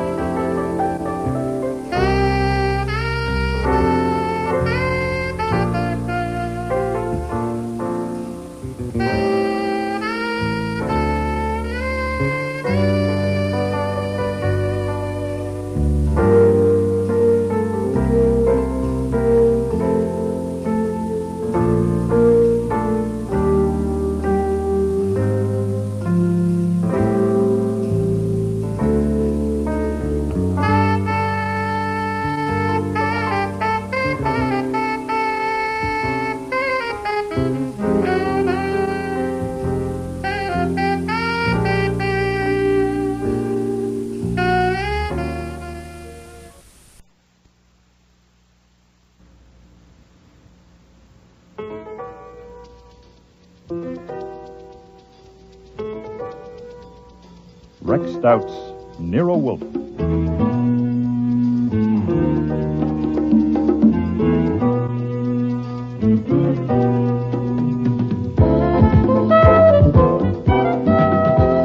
Starring Mavor Moore as Nero Wolfe and Don Franks as Archie Goodwin.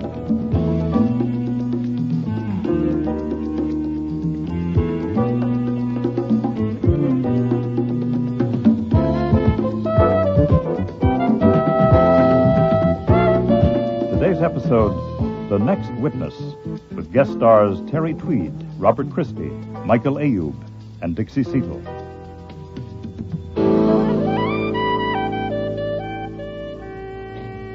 I call Clyde Bagby to the stand. It was the third day of the trial. and the assistant district attorney had just called his fifth witness, which meant that Nero Wolfe would be called to the stand next. I had been subpoenaed, too, in case corroboration was needed. Yes, sir, I do. Will you tell the jury your name and occupation? Clyde Bagby. I'm president and owner of Bagby Answers Incorporated.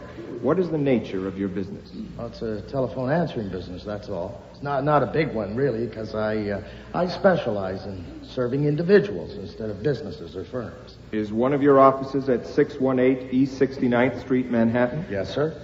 Describe the operation at that address. Well, that's my newest place and my smallest, so it's not an office building, really. It's just an apartment. I had to have it in an apartment because of the labor law. You can't have women working in an office building after 2 a.m. I have to give my clients all-night service, so I've got 3 operators who live right there in the apartment. That way, I always have someone for the night shifts. Are the switchboards installed in one of the rooms of the apartment? Yes, sir.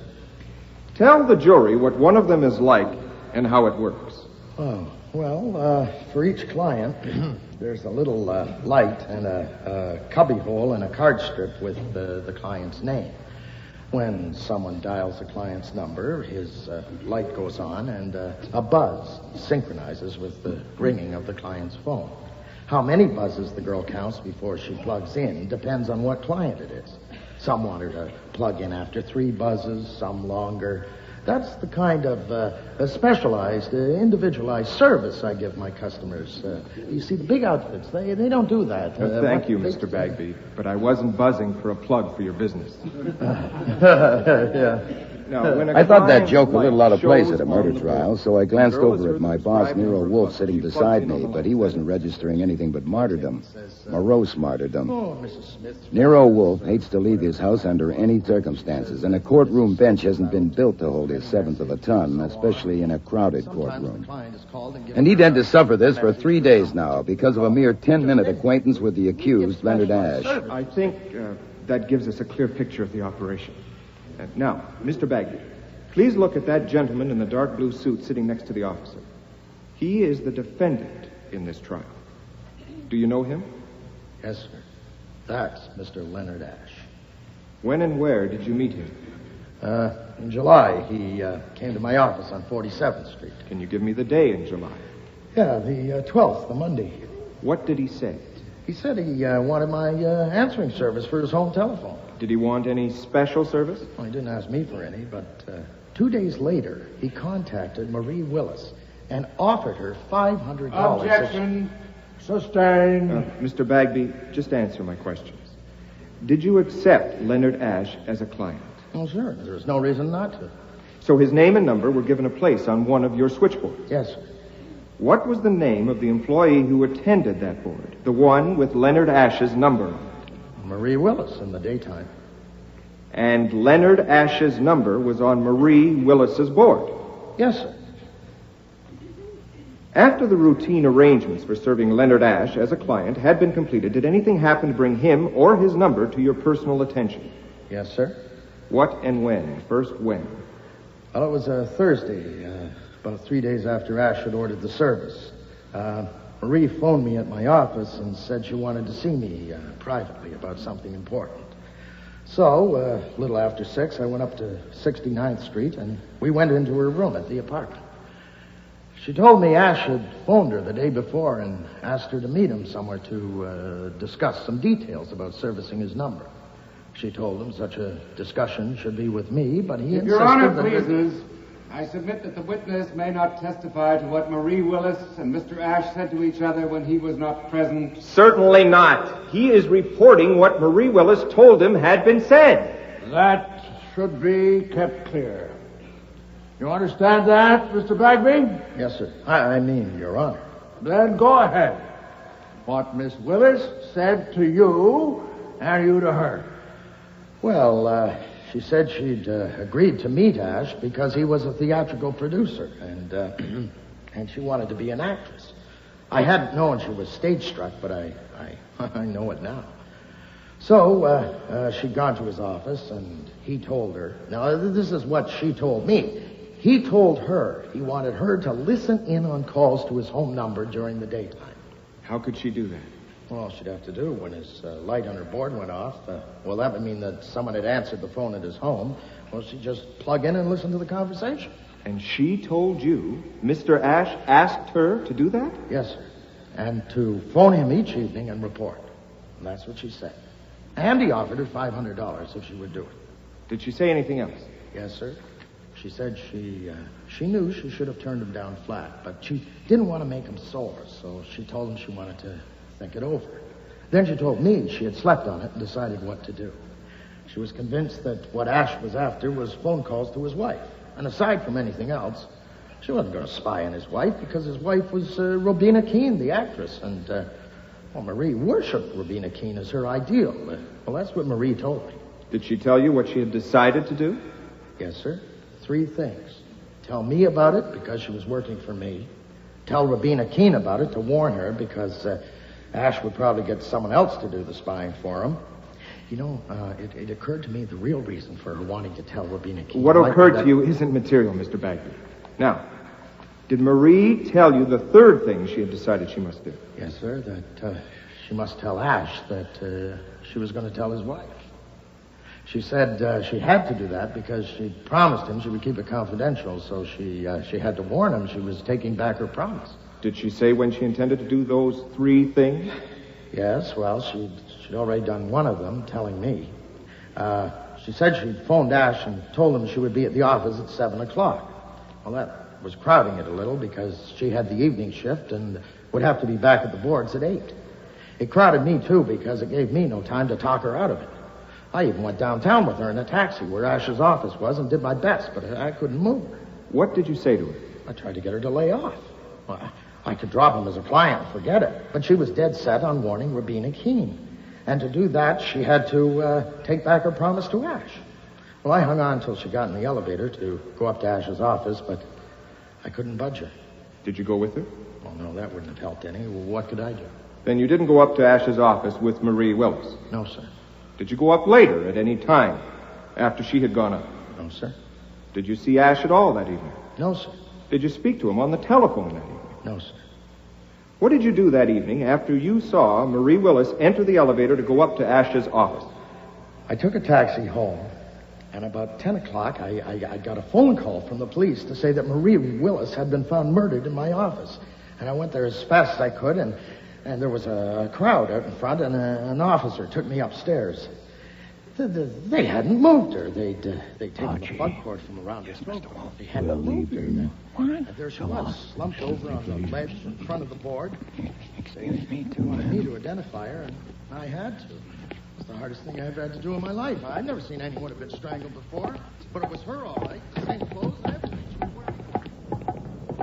We want a taxi, but first a word with you. No, sir. First, a word from me. What? Mandelbaum may finish with that witness any minute. You were told you'd follow Bagby. I know. If you want a taxi, of course, you're going home. And I'm not going home. I can't. Right. If you do, you'll just get hauled right back here with a fat fine for contempt of court. Not to mention me. I'm under subpoena, too, remember? Where are you going? To 618 East 69th Street. To Bagby's answers? Why? I'll explain on the way. I'm going back to the court. No. I'll need you. All right. Shoot.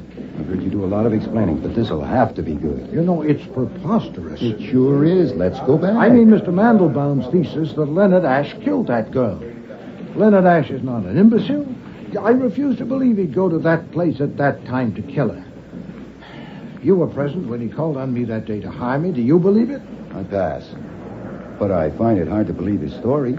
That a man phoned him a voice he didn't recognize and said if Ash would meet him at the Bagby place, he thought they could talk Marie out of it. And when Ash got there, the door was open, and there she was with a plug cord around her throat. So he opened up the window and yelled for the police. Do you believe that? Boy, I didn't like it, but it may be true. And another thing I didn't like was sitting there on that confounded wooden bench with a smelly woman against me. Oh, now we're getting to it. By the way, that smell was Tissot's passion flower, and it's $80 an ounce. Lily Roan wears it. Soon I was to be called as a witness, and my testimony would have been an effective corroboration of Mr. Bagby's testimony. It was intolerable. I will not be a party to a judicial transgression. Let's see if I get you. The reason you're scooting is you can't bear to help convict Ash of murder because you doubt he's guilty. That's close enough. It's not close enough for me. What are we going to do with Bagby's answering? We'll see when we get there. Taxi!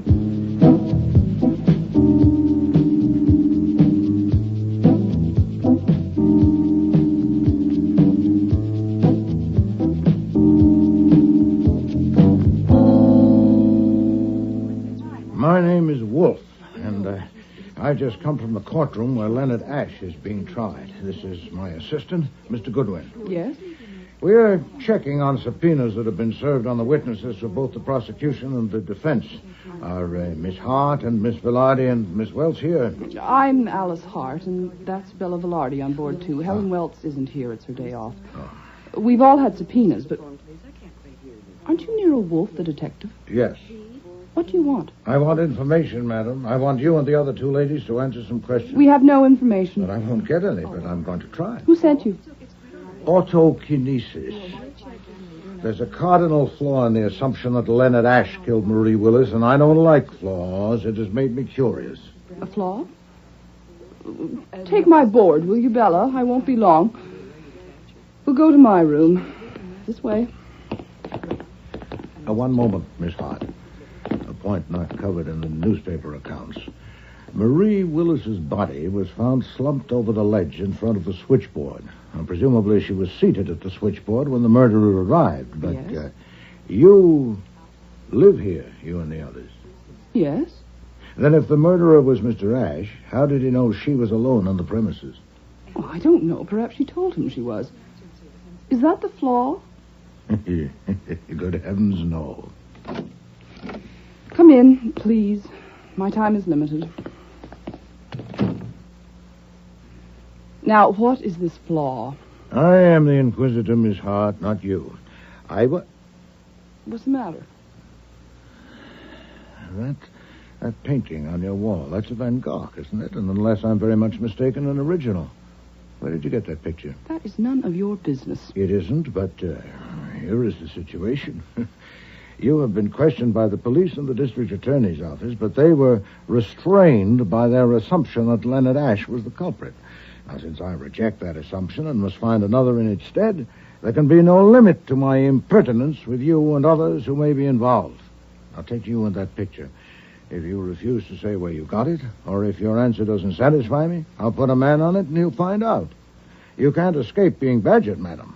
The question is whether you suffer it here and now by me, or face a prolonged inquiry among your friends and associates by more meddlesome men. What does it matter where I got that picture? Probably it doesn't. Possibly nothing about you matters. But that picture is a treasure, and this is an odd address for it. Do you own it? Yes, I bought it. When? About a year ago from a dealer. The contents of this room are yours? Yes, I like things that... Well, this is my extravagance. It's my only one. How long have you been with this firm? 5 years. What's your salary? $150 a week. Not enough for your extravagance, An inheritance, perhaps? Alimony? No, I have never married. Mr. Wolfe, if you save for 15 years, I think you do have a right to something. You have indeed. Where were you the evening that Marie Willis was killed? I was out in Jersey in a car with a friend, Bella Velarde, to get cooled off. It was a hot night, all right? We got back after midnight. Of course, the police have asked if you know of anyone who might have had a motive for killing Marie Willis. Do you? No. Were you friendly with her?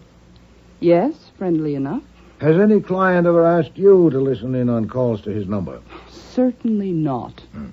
Did you know Miss Willis wanted to be an actress? Yes, we all knew that. Mr. Bagby says he didn't. Well, he was their employer. I don't suppose he did know. When did you talk with Mr. Bagby? I didn't. Heard him on the witness stand. Did you know of Miss Willis's regard for Robina Keene? Yes, we all knew that, too. Marie did imitations of Robina Keene in her roles. When did she tell you of her decision to inform Robina Keene that her husband was going to monitor her telephone? I didn't say she told me. Did she? No. Did anyone? Yes, Miss Velarde. Marie had told her. You can ask her. I shall. Do you know Guy Unger? Yes, I know him. Not very well. He was a friend of Marie Willis's. And what was the nature of his relationship with Miss Willis? I'm sure I don't know. Miss Willis must have talked about it. Not to me. We were never very close. Maybe to Bella, Miss Velarde. Well, I would like to speak now to Miss Velarde. Well, certainly. You can wait in her room. It's just next door. Go ahead in. I'll send her along.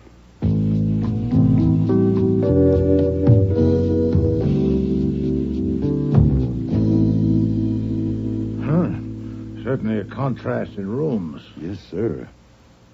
Oh, Miss Velarde is a crack lever. A what? She never quite closes doors or drawers. Oh. She is also a philanthropist. Indeed? She donates to the cause of equine genetics. Meaning? She bets on horse races. She subscribes to racing form and track dope. Ah. Archie, open drawers. Have one open when she enters. I want to see how much impudence these creatures will tolerate. This photograph.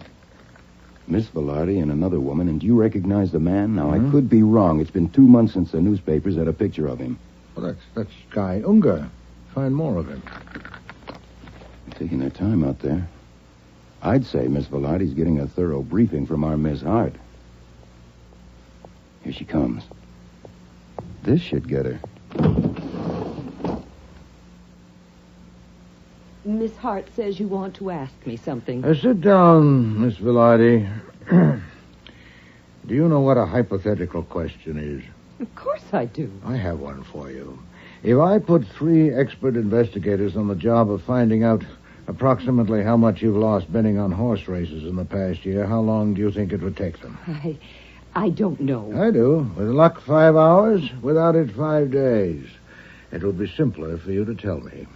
How much have you lost? How do you know I've lost anything? There's a fair chance that you keep a record of your gains and losses. Archie, your search was interrupted. Resume. See if you can find it. You may watch if you like, Miss Velarde. There's no question of pilfering.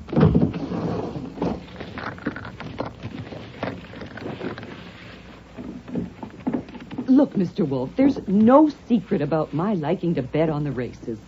But the amounts I bet, that's different. You see, I have friends who, well, they don't want people to know they bet, so they give me money to bet for them. So it's about $100 a week, and sometimes more, maybe up to $200. I see. What's your salary? Oh, it's only $120, so of course I can't bet much myself. Of course. About the windows in that front room. In summer weather, when one of you's on duty there at night, are the windows open? Well, when it's hot, yes. Usually the one in the middle. If it's very hot, maybe all of them. With the shades up? Yes.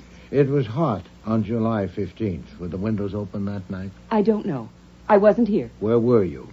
I was out in Jersey, in a car with a friend, Alice Hart, to get cooled off. No, we got back after midnight. Yeah.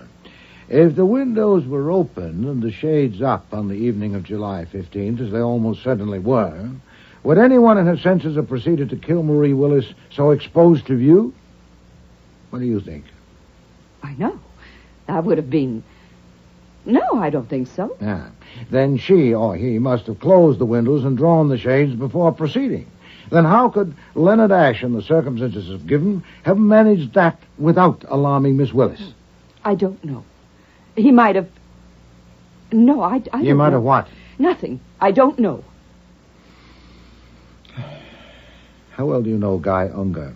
I know him fairly well. You seen much of him in the past 2 months? No, very little. When was this snapshot taken? Oh, that. You took that from my drawer. What else did you take? You get out of here. Get out and stay out. Come, Archie. There seems to be a limit, after all. Wait. Wait a minute. I didn't mean that. I flare up like that. I don't care about the damn picture. It's just... When was it taken? About 2 weeks ago. 2 weeks ago Sunday. Who was the other woman? Helen Welch. Was Guy Unger Miss Welch's companion or yours? We were just together. Nonsense. Well, Guy and Helen... I was just with them. Then I take it that since Miss Willis died, Mr. Unger's interest is centered on Miss Welch. I don't know about centered. They seem to like each other. Where is Miss Welch? This is her day off. That I know. Where can I find her? I think she's up at her place she rented for the summer in Katona. You think so? You're not sure? Do you want me to phone and find out? Yes, if you would. I want to talk to her.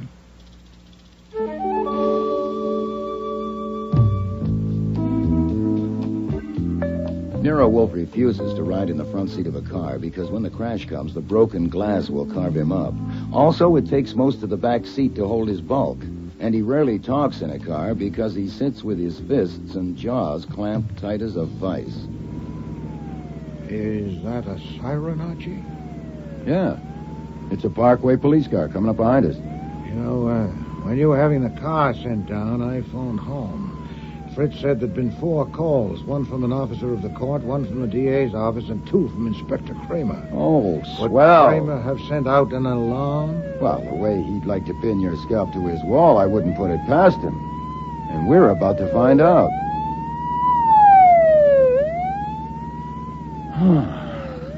Nope. Not this time.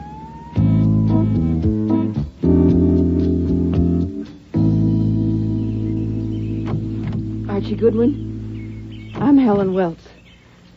Mr. Wolfe? Yes. Give me a hand, Archie. It's a real pleasure. This is Guy Unger. How'd you do? Hello. Let's sit in the shade of the old apple tree, shall we? Oh, thank you. I prefer to sit. You didn't give me a chance on the phone. I didn't want you to have a trip for nothing. You see, I can't tell you anything about that awful business of what happened to Marie. I really can't because I don't know anything. I was out on the Sound on a boat. Didn't Bella tell you? That's not the kind of thing I'm after, Miss Welch. Hmm? Such routine matters as checking alibis have certainly been handled by the police. My attack must be eccentric. For instance, when did Mr. Unger get here? Oh, why, just... Now, wait a minute. Just forget me. I'm looking on, that's all. A substantial chair. Thank you. Now, I'll explain, Miss Welch, why I asked when Mr. Unger got here. When I spoke with Miss Hart and Miss Velarde, I was insufferable, both in manner and in matter, and they should have ordered me out, but they didn't. Manifestly, they were afraid to, and I intend to know why. I assume that you know why. I know. I assume that after I left, Miss Hart phoned you again, that she also phoned Mr. Unger, or you did, and he was enough concerned about me to hurry to get here before I arrived. I heard about you being on your way about 10 minutes ago when I got here. Mr. Unger, I'll probably finish sooner with Miss Welch if you withdraw. For 20 minutes, say? I think I'd better stay. Then please don't prolong it with interruption. Now, you behave yourself, Guy. I'll tell you what I think, Mr. Wolfe. I think he just wants to show you how smart he is. You see, when I told him that Nero Wolfe was coming, well, you should have heard him. He said maybe you're famous for brains and he isn't, but he'd like to hear you prove it. Oh, you did. Something like that, anyway. I don't pretend to have brains. I was just scared. Oh? Scared of what? Well, scared of you. I mean, wouldn't anybody be scared if they knew you were coming up to grill them? Not enough to send for help. Certainly not if they had the alternative of snubbing me, as you have. Why don't you choose it? Why do you suffer me? Now that's a question. I'll show you why. You see, I didn't want to miss a chance to touch the great Nero Wolfe. There. Now I have patted the head of the great detective, and the strain's been too much. I need a little drink. Helen. Having touched me, you still suffer me. I'm sure Miss Hart told you that I reject the thesis that Leonard Ashe killed Marie Willis and propose to discredit it. I hope to establish a reasonable doubt of his guilt. Can you give it to me? Well, of course not. How could I? One way would be to suggest someone else with motive and opportunity. Can you? I'm sorry, but you're funny. I mean, the way they had us down there at the DA's office and the way they kept after us, asking all about Marie and everybody she knew. And, of course, they wanted to find out if there was anybody besides that man Ashe that might have killed her. Well, now they're trying Ashe, and they wouldn't be trying him if they didn't think they could prove it. And here you come and expect to drag it out of me in 20 minutes. I mean, don't you think that's funny for a famous detective like you? Because I do. Helen, I think you've had enough to drink. No, Miss Welch, no. The most I expected was support for my belief that you people have common knowledge of something that you don't want revealed. And you have given me that. I don't know what you're talking about. Nonsense. You're at the edge of hysteria. I am not. Take it easy, Helen. Look, Wolfe, I don't get this.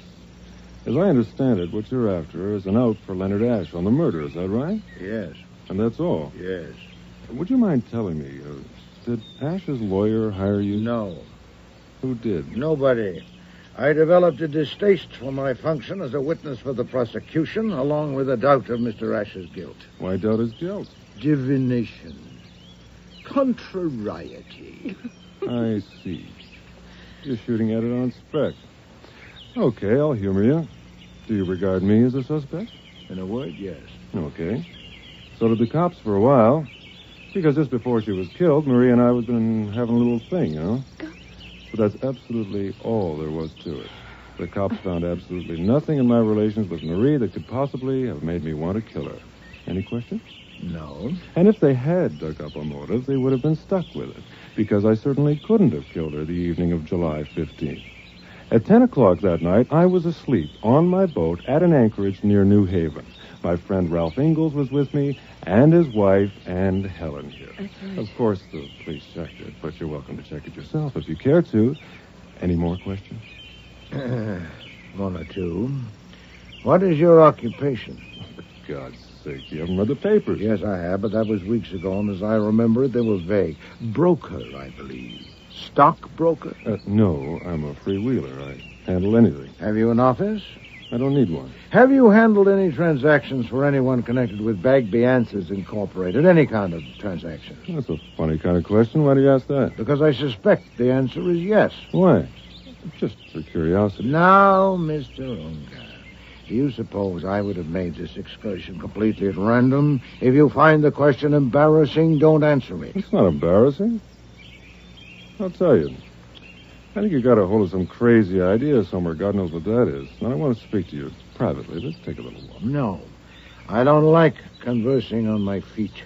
If you want to say something without a witness, Miss Welch and Mr. Goodwin can leave us. Archie? Miss Welch, let's go and pick flowers. Mr. Unger will want me in sight and out of hearing. All right. You seem to be, Now, the goldenrod I know, but what are the blue ones? I don't know.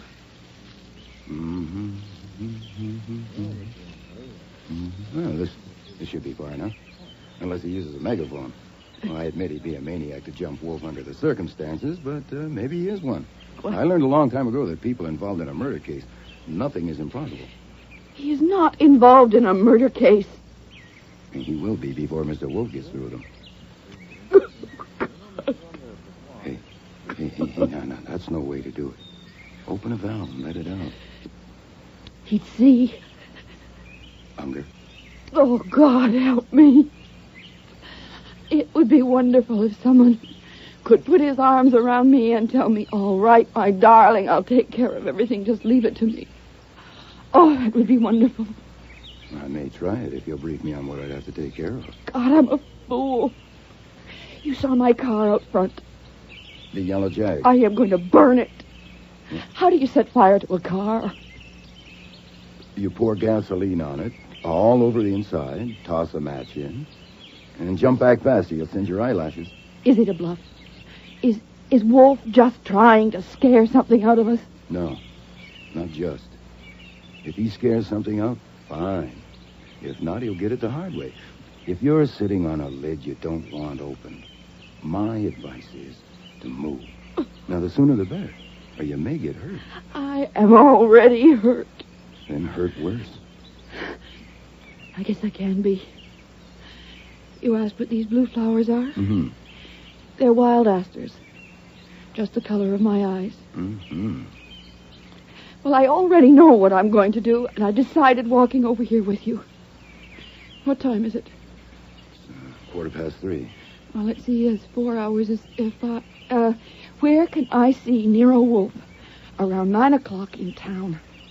Well, his address and number are in the book, but he may not be there this evening. Well, I've got... Phone and ask for Fritz. Fritz? Tell him you're the Queen of Hearts. Oh.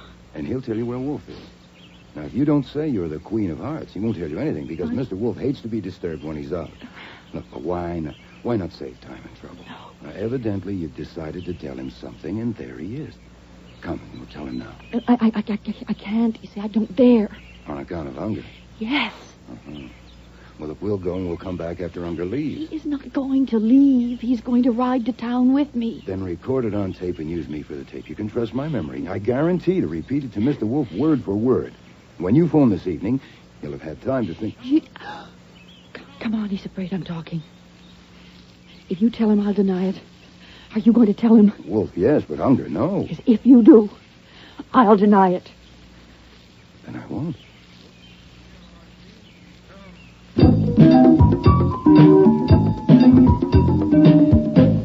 I have a little item for you. Then stop somewhere. I can't talk like this. We got a nibble. She has something to say to you, but she has to say it to you tonight after she's ditched Unger. Confound it. She was in a panic. It'll wear off. Well, it may, and so? Yeah, I'll go back and do it over if you'll write me a script. Phooey. I don't say I could better it. You're a connoisseur of comely young women, aren't you? Is she a murderess in a funk trying to wriggle out, or what is she? I pass. She's trying to wriggle, all right, but from out of what, I need 6 guesses. What did Unger want privately? Is he trying to wriggle, too? Yes. Offered me money, $5,000, then $10,000. For what? Not clearly defined. A retaining fee for investigative services. He was crude about it for a man with brains. I'll be damned. What'd you tell him? That I resented and scorned his attempt to suborn me. He was in a panic, and it'll wear off. Why not string him along? It would take time, and I haven't any. I told him I intend to appear in court tomorrow morning. Tomorrow? With what, for God's sake? Well, at least with a diversion. If Miss Welch's panic endures, possibly with something better. Uh-huh, I get it. Deciding to go back to court tomorrow makes it possible for you to go home. Yeah. Okay, I'll get you there by 5 o'clock. No, we're not going home. Huh? Mr. Kramer will have a man posted there all night, probably with a warrant. And a hotel would be risky, too. Wait a minute. Isn't Saul Panzer's apartment conveniently located? Yes, but he only has 1 bed. We'll manage somehow. All right, go ahead to the city.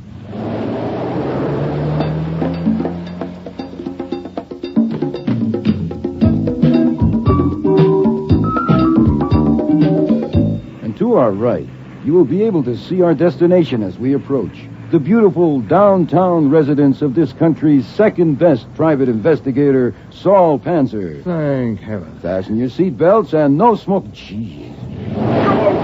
Why did you do that? Because we don't want to see Saul after all. What flummery is this? No flummery. Sergeant Pearlie Stebbins was just turning in at the entrance. Did he see us? I don't think so. Confound it. Yes, sir. Next stop, please. Oh, you're enjoying this. I am like hell. I was going to watch a ball game tonight. Confound it. You told Saul about Miss Welch when you called? Yes, sir. I told him you'd rather have an hour alone with the Queen of Hearts and a blue orchid. You know Saul. And you looked up Mr. Donovan's address? Like you told me. How long will it take to drive there? 10 minutes. All right. Go ahead. Yes, sir. Just sit back and try to relax.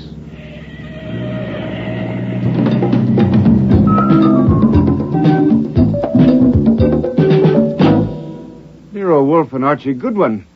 What kind of a trick is this? My maid told me Judge Wolfe. I merely evaded vulgar curiosity. I had to see you, Mr. Donovan. But you can't see me. It's highly improper. You're a witness for the prosecution, and I'm the defense attorney. Also, a warrant has been issued for you.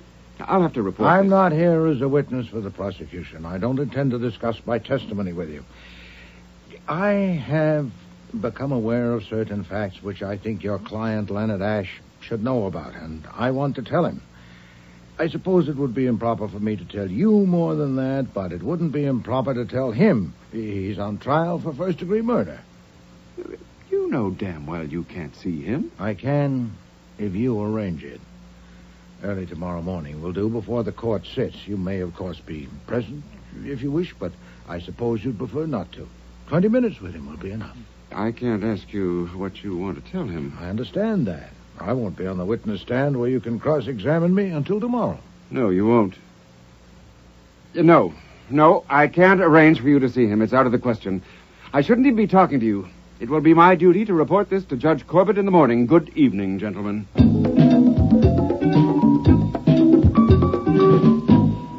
His saying he'll report to the judge in the morning meant he didn't intend to phone the DA now, but he might change his mind. We better get out of this area fast. Yes. Where to now? Find a phone. See if that woman has called Saul yet, and is it safe to go to his apartment. Okay. And get Mrs. Leonard Ashe. I have to see her. Arrange it. You mean tonight? Now.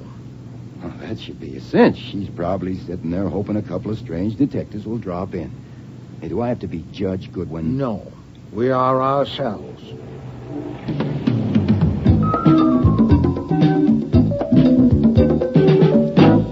I'm dead tired, Mr. Wolfe, and empty. Completely empty. I don't think I ever... I'll make it as brief as I can. What is it? Of course, it's something about my husband. I have information that will be of considerable value to your husband. Information that could raise sufficient doubts in the minds of the jury to get him acquitted. To get him acquitted? It could. The problem is to get the information to the jury. It would take intricate and prolonged investigation to get it in the form of admissible evidence, and I have a shortcut in mind. To take it, I must have a talk with your husband. But he's in prison. How can you? I must. I've just called on his attorney and asked him to arrange it, which was futile as I expected. Since I'm a witness for the prosecution, he feels it improper for him even to talk with me, let alone arrange an interview for me with his client. But you are under no such prescription. You mean you want me to get you in? You are the wife of a man on trial for his life. It would not be impossible for you to get permission to talk with your husband tomorrow morning before the court convenes, and you can take me with you. But there's a warrant out for your arrest. The papers say that you... Don't mention me in getting the permission. Simply take me with you. How will you do it? I don't see how I can... You just want to talk with him? Yes. What do you want to tell him? I can't tell you that now. It might compromise my plan to get it to the jury. I can't risk that. But at least you can tell me what it's about. How can I be sure that you... Oh, you say you're tired, madam. So am I. At considerable risk to my reputation, my self-esteem, possibly even my bodily freedom, I'm undertaking a step which should be useful to your husband, and I'm asking your help. But I'm not asking you to risk anything. You've nothing to lose. I have. Of course, I've made an assumption that may not be valid, that whether or not you're sincerely devoted to your husband, you don't want him convicted of murder.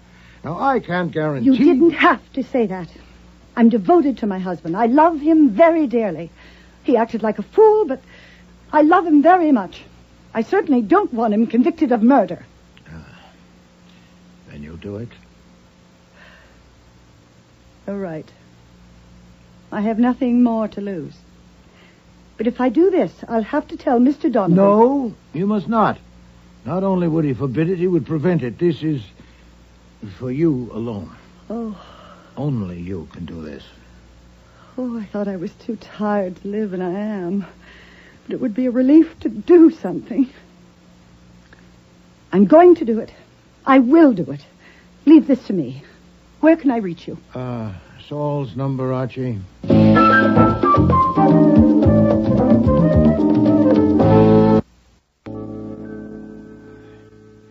Well, a good room, Saul. I congratulate you. I'm glad it can be of use to you, Mr. Wolfe. What time is it? 20 minutes to 10. Have you heard from that woman? Mrs. Ash called. You have an appointment at 8 o'clock in the morning. Satisfactory. And Miss Welch, the... Queen of Hearts. Has she called? Not yet. It's past the time she said. Could be in the soup. Soup? Saul... I have some beer, cheese. Good cheese. Thank you, Saul.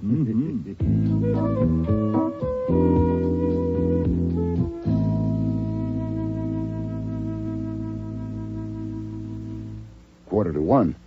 Our lady's panic wore off. Well, I'm going to bed. Afraid I haven't got any pajamas you could get into, but... I got it.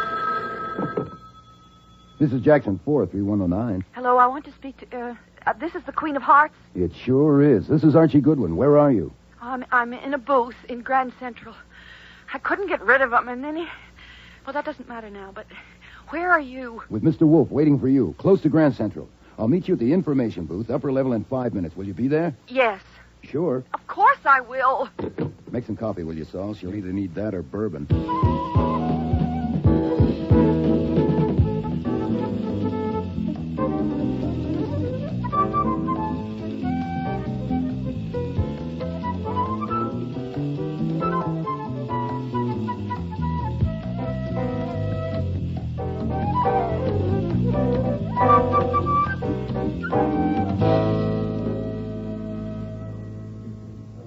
Your Honor, I wish to call a witness whom I called yesterday, but he was not available. I learned only a few minutes ago that he is present. You will remember that on my application you issued a warrant for Mr. Nero Wolfe. Yes, I do. Is he here? Yes, he is. Nero Wolfe. I have some questions for you, Mr. Wolfe, after you're sworn. Thank you, Your Honor. Take the Bible in your right hand. You swear to tell the truth, the whole truth, and nothing but the truth to help you God? I do. Mr. Wolfe, you knew you were to be called yesterday, but you left the courtroom. Yes, sir. If your reason for leaving is unsatisfactory, you are in contempt of court. Do you understand that? Yes, sir. Then, why did you leave? You are under oath. Your Honor, I respectfully ask your indulgence. My reason for leaving is inherent in my testimony, and therefore I would rather plead on the charge of contempt afterwards, if the court will permit. I'll still be here. Indeed you will. You're under arrest. No, I'm not. You're not under arrest? No, sir, I came here voluntarily. Well, you are now. Officer, this man is under arrest. Very well. You will answer to the contempt charge later. Proceed, Mr. Mandelbaum. Mr. Wolfe, have you ever met the defendant in this case? That gentleman? Yes, sir, that's Mr. Leonard Ash. Where and under what circumstances did you meet him? He called on me at my office on July 13th of this year. What did he say to you on that occasion? That he had, the preceding day, arranged for an answering service for his home telephone, that he wanted to hire me to propose to the switchboard operator assigned his number that she eavesdrop on calls made on it and report to me. Did he say why he wanted to make that arrangement? No. Did the defendant suggest any inducement to be offered this person to get her to do the eavesdropping? He didn't name a sum, but he indicated... Not what he indicated, what he said. He said that he would make it worth a while, but stated no amount. What else did he say? That's about all. The entire conversation lasted only a few minutes, since I refused to do it. Did you tell him why you refused? Yes, sir. Well, what did you say? I said that I excluded from my field anything that smacked of marital difficulties and, Yes? Well, what else did you say to him? I'd like to be sure I understand the question. Do you mean what I said to him that day or on a later occasion? Well, I mean that day, of course. There was no later occasion, was there? Yes, sir. When and where did this meeting take place? Shortly after 9 o'clock this morning in this building. You met and spoke with the defendant in this building today? Yes, sir. Under what circumstances? His wife arranged to see and speak with him, and she allowed me to accompany her. How did she arrange it? With whom? I don't know. With Mr. Donovan, the defense counsel, present? No, sir. Don't you know that it is a misdemeanor for a witness for the state to talk with the defendant charged with a felony? No, sir, I don't. I understand it would depend on what was said. I didn't discuss my testimony with Mr. Ash. What did you discuss? Certain matters which I thought would be of interest to him. What matters? What exactly did you say? I said that yesterday, seated in this room awaiting your convenience, I had formed a surmise that certain questions raised by the murder of Marie Willis had not been sufficiently considered and investigated, and that therefore my role as a witness for the prosecution was an uncomfortable one. I said that I had determined to satisfy myself on certain points, that I knew that in leaving the courtroom I would become liable to a penalty for contempt of court, but that the integrity of justice was more important than my personal ease. That I had been confident that Judge Corbett was the man... If you please, Mr. Wolfe, you are not now pleading to a charge of contempt. No, sir. You asked what I said to Mr. Ash. He asked what surmise I had formed, and I told him, first, that as one with long experience in the investigation of crime and culprits, I had an appreciable doubt of his guilt. Second, that the police had been so taken by the circumstances pointing to Mr. Ash, his obvious motive, his discovery of the body, that their attention in other directions had possibly been somewhat dulled. So it occurred to me... This court is not interested in what occurred to you, Mr. Wolfe, only in what you said to Mr. Ash. Yes, sir.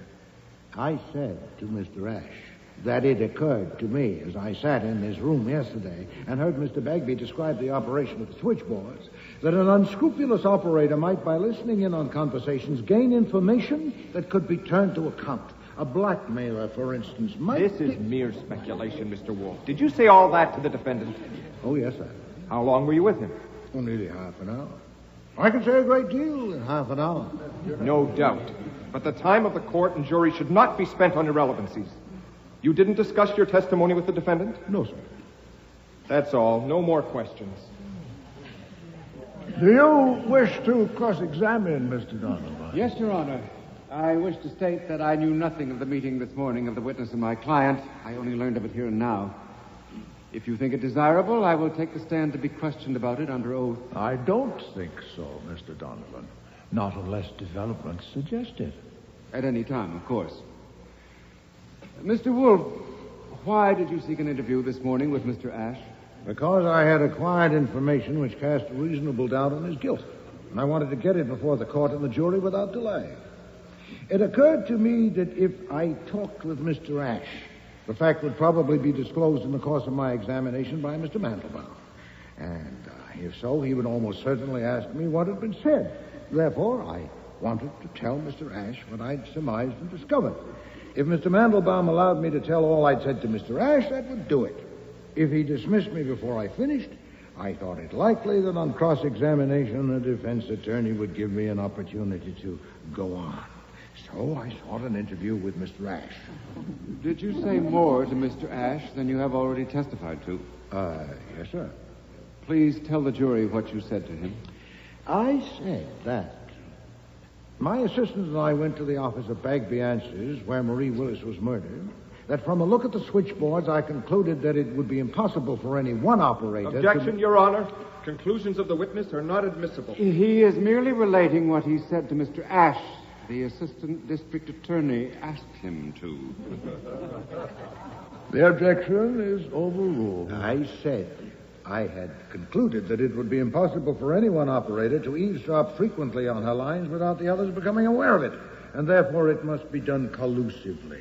I said that I had spoken at some length with 4 of the people connected with Bagby Answers throughout the day.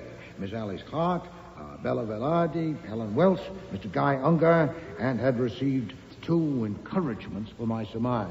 1, that it was evident that their personal expenditures greatly exceeded their salaries. And 2, that all of them were visibly disturbed at my declared intention of investigating them fully and ruthlessly. Indeed, Miss Welch was disturbed to a point approaching hysteria, and Mr. Unger to offering me $10,000 for services which he did not specify. You said all that to Mr. Ash? Oh, yes, sir.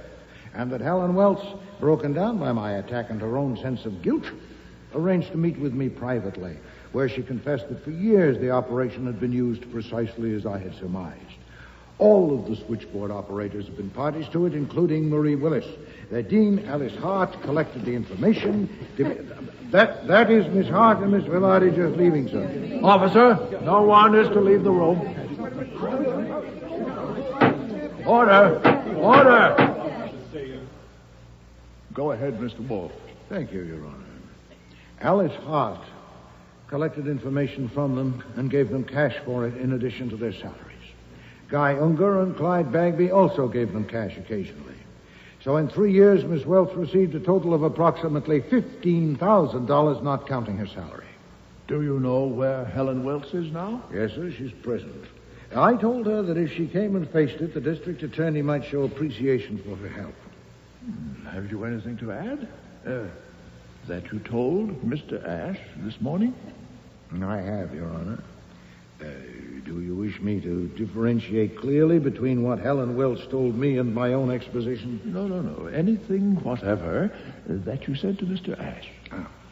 Marie Willis had been ordered by both Unger and Bagby to accept Mr. Ash's proposal to eavesdrop on his line and not to tell Mrs. Ash, but she had refused and announced that she was going to quit. Now, of course, that made her an intolerable peril to everyone concerned. The success of the operation hinged on the fact that no victim ever had any reason to suspect that Bagby Answers was responsible for his distress. It was Bagby who got the information, but it was Unger who used it. and the tormented under the screw would not know where the tormentor had got the screw. So Miss Willis's decision to quit and expose the whole business was a mortal menace to any and all of them. Ample provocation for murder. I told Mr. Ash that all this established a reasonable doubt of his guilt, and I went beyond that and considered the most likely candidate to replace him. Do you wish that too? Yes, proceed. I told Mr. Ash that I greatly preferred Mr. Bagby. The mutual alibi of Miss Hart and Miss Velarde might be successfully impeached, but they do have it. I exclude Miss Welch because when she came to me last evening, she'd been jolted into utter candor, or I am a witless gun. And that excludes Mr. Unger, too, because Miss Welch is certain he was on his boat the whole evening. And that leaves Mr. Bagby. He admits that he went to his apartment around the time of the murder, and his apartment is near where the murder occurred. I leave the timetable to the police. They are extremely efficient with timetables. And I think that covers everything, Your Honor. I would now like to plead to the charge of contempt. Mr. Wolfe, you know quite well that you have made that charge frivolous by the situation you have created. The charge is dismissed.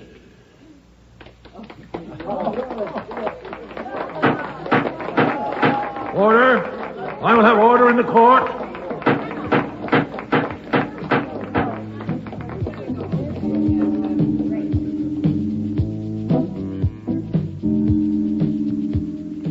Leonard Ash got off because Nero Wolfe hated to sit against a perfumed woman on a wooden bench. The irony, of course, is that Wolfe didn't get off.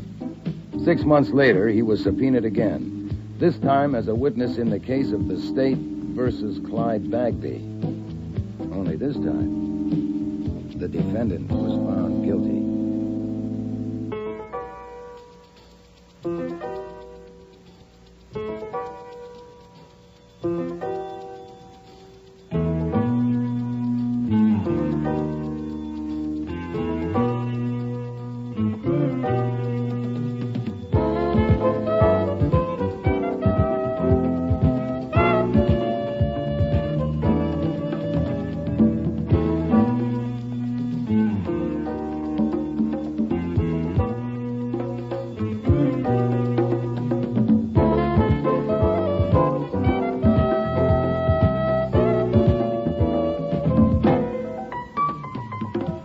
Starring in today's episode were Mavor Moore as Nero Wolfe and Dawn Franks as Archie Goodwin.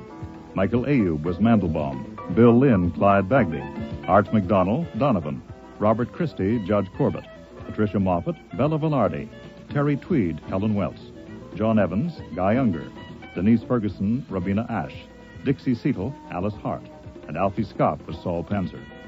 Music was composed and conducted by Don Gillis. Technical operations were by John Jessup. Sound effects by Bill Robinson.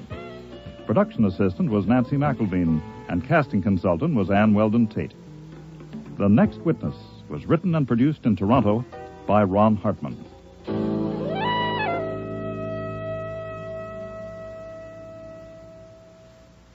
Next week, Death of a Demon, with guest stars Mary Peary, Bud Knapp, Patricia Hamilton, Helen Hughes, and Mina E. Mina.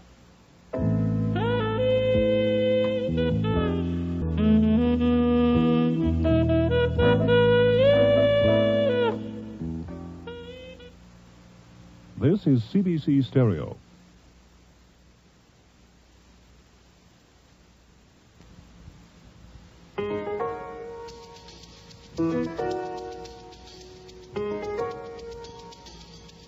Rex Stout's Nero Wolfe.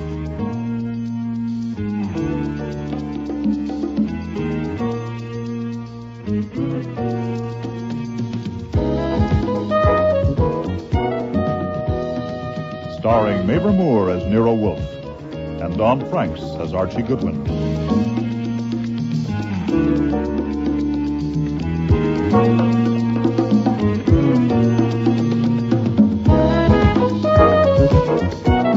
Today's episode, Death of a Demon, with special guest stars Mary Peary, Bud Knapp, Patricia Hamilton, Mina E. Mina, and Helen Hughes.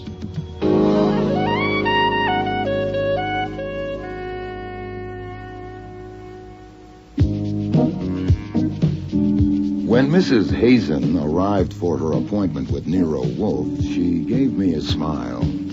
Thank you for getting him to see me, Mr. Goodwin. It isn't often that a man gets a natural, friendly, straightforward smile from a young woman who has never seen him before, with no come-on, no catch, and no dare. So I was surprised and disappointed when she took a gun from her purse and walked to Wolfe's desk. That's the gun I'm not going to shoot my husband with. Mrs. Hazen, I am not impressed by histrionic. Oh, I'm not trying to impress you. I'm only telling you. That's what I came for, just to tell you. I thought it would be more definite, I guess, if I brought the gun and showed it to you. Just that? You wanted half an hour. Because I thought it would be better if I told you something about why. If you will regard it as confidential. With the reservation that if you tell me about a crime, I can't engage not to disclose it. I'm not a lawyer or a priest. That's all right. There hasn't been any crime, and there won't be. You know who my husband is, Barry Hazen, Public Relations? Mr. Goodwin has informed me. We were married 2 years ago, just after my father died.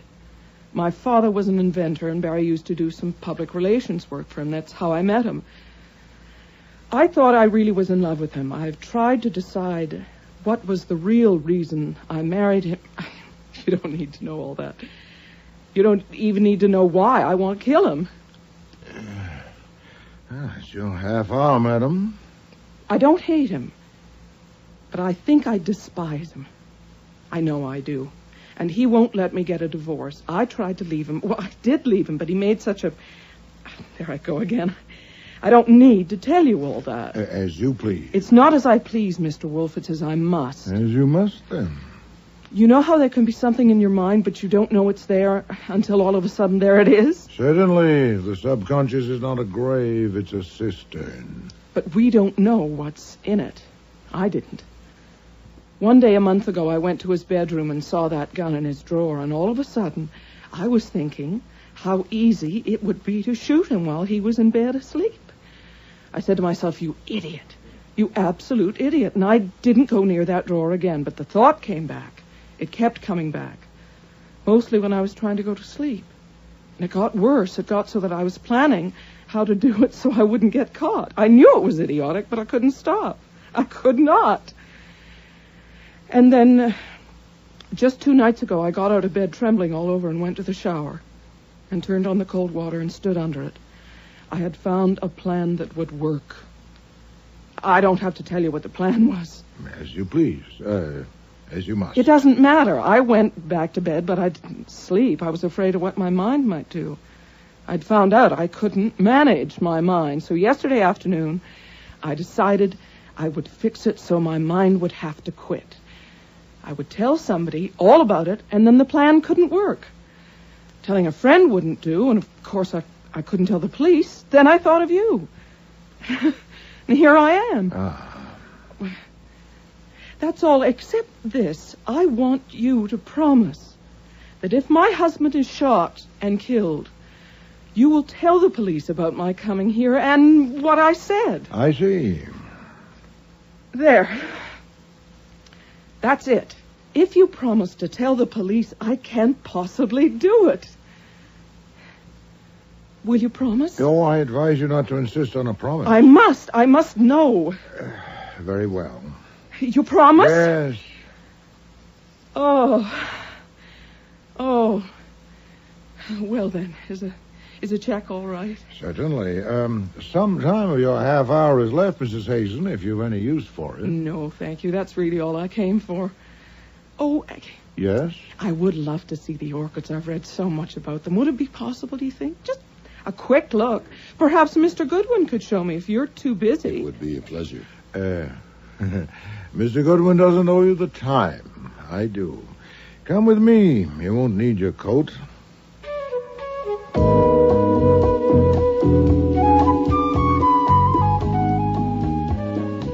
I had no kick coming. The 10,000 orchids in the 3 rooms up on the roof were his, not mine. He did like to show them off, but that wasn't why he had intervened. He had some letters to dictate, and he thought that if I took her up there'd be no telling when we'd come back down. Years ago, he decided on insufficient evidence that I forgot about time when I'm with an attractive young woman. So I got on with my work, and at noon I did what I often do, which was to switch on the radio for the news.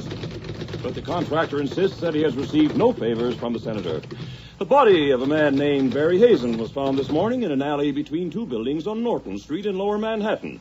He had been shot in the back and had been dead for some hours. No further details are available at present. Mr. Hazen was a well-known public relations counselor.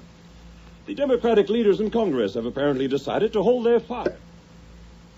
When you would like to know if a gun has been fired recently, you smell it automatically, but it doesn't mean a thing, really, unless it's just been fired, and there's been no opportunity to clean it.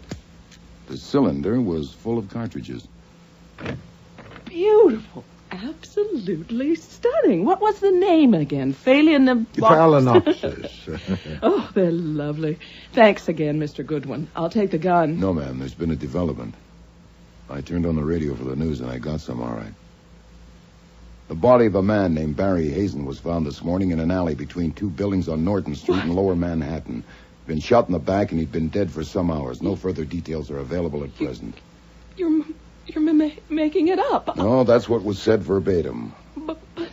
Archie, get her something. Brandy. Yes, sir. No. I'm all right. He said that. That's what was said. He's dead. Yes. He's dead. Oh, I'll be in the kitchen. No, hold it, sir. She'll be all right in a minute. Take a deep breath, Mrs. Hazen, please. I want to phone somebody. I have to know. Who can I phone? A shot of brandy, maybe it wouldn't hurt you after all. I don't want anything. Who can I phone? Nobody, not just now. Why not? Because we must first consider whether I should phone the police as I promised. Archie, has that gun been fired recently? If so, it's been cleaned. It's fully loaded. The cartridges all look alike. Did she shoot him? For a quick guess, no. To make it final, I would need facts. So would I. Did you shoot your husband, Mrs. Hazen? No. Since my promise was to you, you may, of course, release me from it. Do you wish me to phone the police? Not now. You don't have to now. You won't ever have to. He's dead, and I didn't kill him. That's all over now. Oh, sit down. It's not so simple. When the police ask you where you were this morning from 11 o'clock on, what do you say? What? Confound it. Quit propping yourself on my desk and sit down. That's better. What'll you say? Why, will they ask me that? Certainly. You'll have to account for every minute since you last saw your husband. Did you come here in a cab? Yes. Then you'll say so. You'll have to. When they ask why you came to see me, what'll you say? Oh, you'll have to tell me what to say. Oh, I expected that. Confound it. You are not my client. You have paid me for half an hour of my time, now stretched to more than that, and released me from my promise, so I can... What are you doing? I'm going to write a check, then I will be your client. How much? Mrs. Hazen, I am not a blackmailer. I take pay for services, and you may not need my services. Now, will you answer some questions? Of course, but I've taken more than my half hour. No, if you didn't shoot your husband, we've both been snared by circumstance. First, instead of a question, a statement. You cannot take the gun. The gun stays here. But I have to put it back where I got it. No, I cannot let you take the gun. Now, when and where did you last see your husband? Last night at home. We had people for dinner. All right, details. How many people? Their names. They were clients of Barry's, important clients, all but one. Mrs. Victor Oliver, Ann Talbot, who's the wife of the banker, Jules Curry, an inventor. He used to work with my father. Ambrose Purtis, who's a shipping man. Theodore Weed, he's not a client. He works for Barry. 7, counting Barry and me. And when did these guests leave? I don't know exactly. Barry had told me he was going to discuss something with them, and I wouldn't be needed. And after the coffee I left, I went upstairs to my bedroom. Did you hear him when he went up to bed? No. What about this morning? He wasn't there. He rises early. The maid who... Oh. What? Nothing. Nothing that matters to you. I'm not liking myself, Mr. Wolfe. I said he rises early. But now I can say he rose early, and I wanted to sing it. I did. Oh, if you please, you'll have plenty of time for that. Now, about the maid. I'm sorry. The maid said he hadn't come for breakfast, and when she went up, his bed hadn't been slept in. He'd done that before, not very often, once or twice a month. What, without telling you where he was going? Yes. Do you know where he went last night? No, I have no idea. Were you continually in the house from the time you went to your bedroom last night until you left this morning? Yes. Would the maid have heard you if you'd gone out during the night? I don't think so. Her room is in the basement. What time did you leave this morning?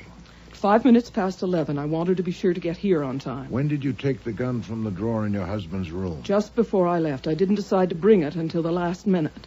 How many people know that you despised your husband?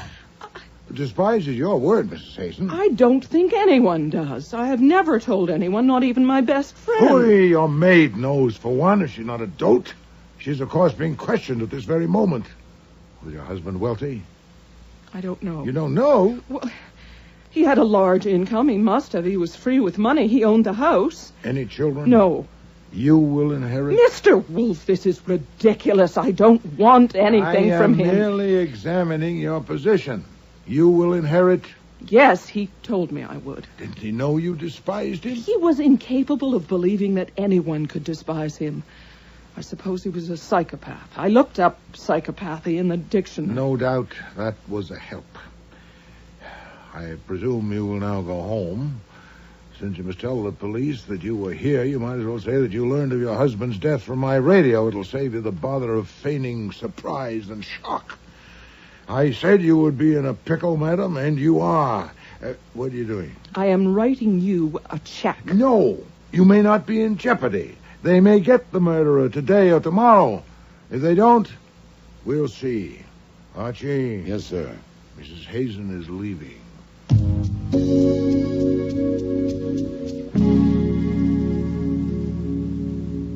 Archie, I do not intend to serve the convenience of a murderer.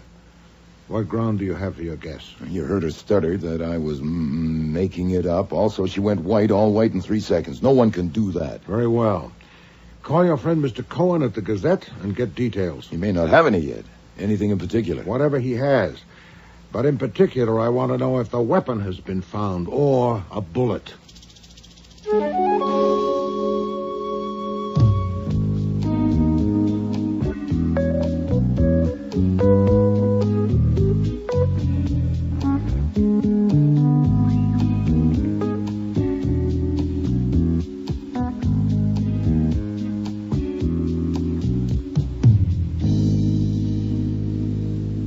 Body was found by a truck driver at 10:18 a.m. It was stiff, so he must have been dead at least 5 hours, probably more. He was fully dressed, including an overcoat. His hat was there on the ground. Usual items in his pocket, except that there were no keys, no wallet, no watch.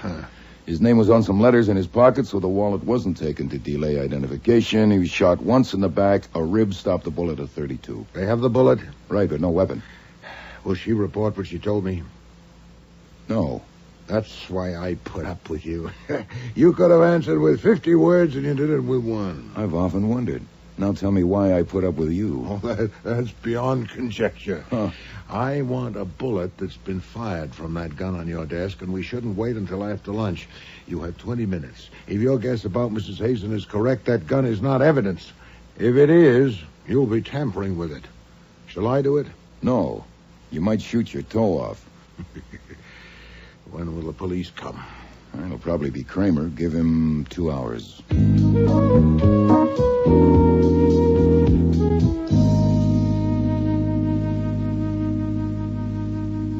What time did Mrs. Hazen get here this morning? Is that snow on your hat, Mr. Kramer? I asked you a question. Perhaps you'd be more comfortable if you removed it. The hat, I mean. What time did she get here? 11:30. When did she leave? Shortly before 1 o'clock. What'd she have to say? Mr. Kramer, I know that Mrs. Hazen's husband has been shot and killed. She was with me when the news came on my radio. I have knowledge of no evidence that would be useful to you in your investigation. That is my considered opinion. Mrs. Hazen consulted me in confidence. What we spoke of is not pertinent to your inquiry. Someday you're going to fall off and get hurt, and this could be it. I'm asking you to tell me what Mrs. Barry Hazen said when she came to see you 9 hours after her husband was murdered. Should I have occasion to change my mind. And, by the way, I can offer you an opportunity to change it for me. Archie, where's the bullet? Give it to Mr. Kramer. Now, Mr. Kramer, this will be pointless if you found the weapon that killed him. Have you? No. It will also be pointless unless you have found the bullet that killed him. Have you? Yes. Then I suggest that you have your lab compare this bullet with that one. If you find that they were shot by the same gun, let me know at once, and I'll have some information for you. I would, of course, want to see the lab report certified. Where did you get this bullet?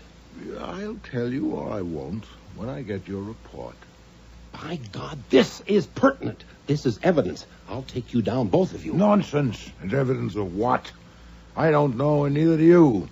If it wasn't fired by the gun that killed Mr. Hazen, it's evidence of nothing. I'm not indulging in a prank, Mr. Kramer. There's a possibility that the bullets will match. And if so, it will indeed be evidence. Let me know.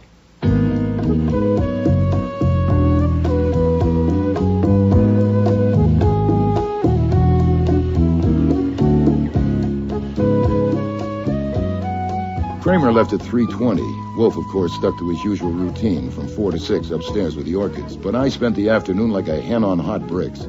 It's a simple matter to do a bullet comparison. I expected to hear from Kramer by 4:30 or 5. I didn't. And it wasn't until after 6 o'clock that the doorbell rang. But to my surprise, it wasn't Kramer. Theodore Weed to see you, one of the dinner guests. The what one do that... you want? You. No. I've been pestered enough on a matter in which I have no interest. Tell him so, and don't I'm not going to pester you. I'm going to hire you. Sir, you not only intrude, you presume. Archie, show him out. Yes, sir. All right, I started wrong. I'll try again. Mrs. Barry Hazen came to see you this morning and left a gun with you. Where is it? Intrusion, presumption, and now effrontery. I must insist... Damn it, I know she did. She told me so. She also wanted to hire you, but you wouldn't take her check, so I want to hire you. She's at the DA's office now. They're going to charge her with murder. Please, you got to let me hire you. Nero Wolfe's office, Archie Goodwin speaking. It's Lucy Hazen. May I speak to Nero Wolfe, please? It's urgent. One moment, please. The woman who brought the sausage this morning. Urgent. Oh. Yes, Mrs. Hazen? Yes, Mr. Wolfe, I'm about to be arrested. Where are you? At the DA's office. I don't know Say only what you must on the telephone. I'm in a booth with a door closed. Oh, boy, it's probably not only heard, but also recorded. All right, he said I could phone a lawyer, and I don't know any except my husband's, and I don't want him. Will you get one for me? Yes, I'll send one to you, and then you can decide whether to engage him. But I want to engage you, too. You said you would if I needed you. I said I would see. Oh. Very well, I'm engaged. One question. Have you disclosed any of your conversation with me, yes or no? No. Satisfactory. The lawyer's name is Nathaniel Parker. I'll get him there as soon as possible, but say nothing more to them until you speak to Mr. Parker. Mr. Weed, that was timely. That was Mrs. Hazen on the phone. She is now my client. And take my money. No, sir. But I want to help. I don't see why. You're not obliged to see, and I'm not obliged to explain. Why do you think Mrs. Hazen killed her husband? I don't. She didn't. If I'd taken your money, what were you going to ask me to do? I don't know exactly. I was going to consult you. I wanted to know what you did with the gun. Have the police got it? Mr. Weed, I am acting for her now, and you are the enemy, or one of them. What if you killed Mr. Hazen or know who did? My God, look, this is straight. You can cut off this arm if it will help her any. I have no use for your arm, but some information might be helpful. When did you last see Mr. Hazen? This morning at the morgue. I went there to identify him by request. Alive at his house last night. At what hour? Around 9:30. That's as close as I can come. And the circumstances? There were people there for dinner. Clients of Hazen's. After dinner, Hazen told Lucy that we were going to discuss a business matter, and she left. I left soon after that, and that was the last I saw of him alive, there with them. How did you spend the next 6 hours? I went home, to bed. You were associated with Mr. Hazen and his business? I was in his employ. In what capacity? Mostly I write stuff, handouts, plugs, the usual junk. Also, I was supposed to use my contacts. I was a newspaper man when Hazen hired me a little more than a year ago. Well, if they were going to discuss a business matter, why did you leave? Well, I wasn't needed or wanted. And why were you there at all? Well, maybe I ought to give you a different answer than the one I gave the DA. The right answer. Even if it makes you think I killed him, which I didn't. If you did, Mr. Weed, you're doomed, no matter what answers you give. Hazen liked to have me in the same room with his wife because he knew how I felt about her. God only knows how he knew. I certainly tried not to show it, and I thought I did pretty well. And I'm sure she doesn't know, but he did. He was a remarkable man. Yeah. That's why I was invited to dinner last night. I don't think he expected to see me squirm. He didn't have to. He knew how I felt. He was a sadist, and a damned subtle one. And your feeling for her, was that returned? Certainly not. I was just a guy that worked for her husband. Rather a forlorn situation for you. Yeah, forlorn is right. Another thing you might want to know. I think there was something screwy about his business. Oh, in what way? Well, take the 4 people who were there last night. Why did Mrs. Oliver, an extremely wealthy widow, pay him $2,000 a month? She needs public relations like I need a hole in the head. And Mrs. Talbot, a banker's wife? Maybe her husband could use a PR expert, but why her? And Jules Coury. What can public relations do for an inventor? And Ambrose Piertis is the screwiest of all. He already uses one of the big PR operators, the Cadre Associates, but personally, he's paid Hazen more than $40,000 this past year. I'm not supposed to know this. I got curious and looked at the records one day. Did he have any other clients? About a dozen, but his total take was over $250,000 a year. Interesting. Mr. Weed, will you be available for further questioning, say, this evening? Well, sure, but why not now? I must arrange a lawyer for my client, Archie. Get Mr. Parker.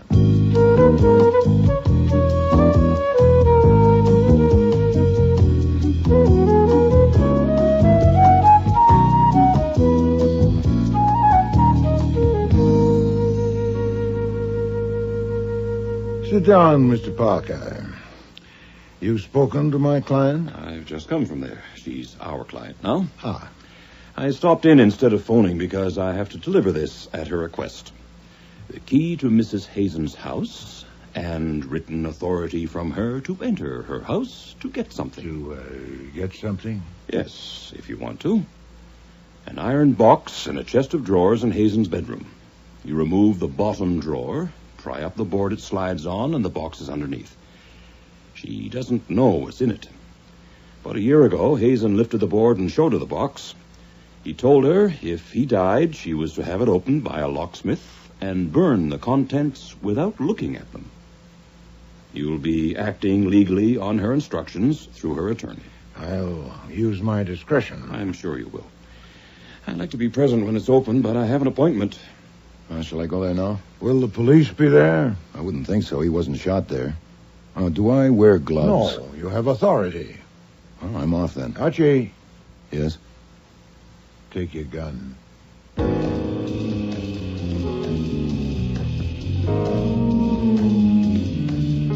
I stood across the street from the Hazen house, and I was glad I brought the gun.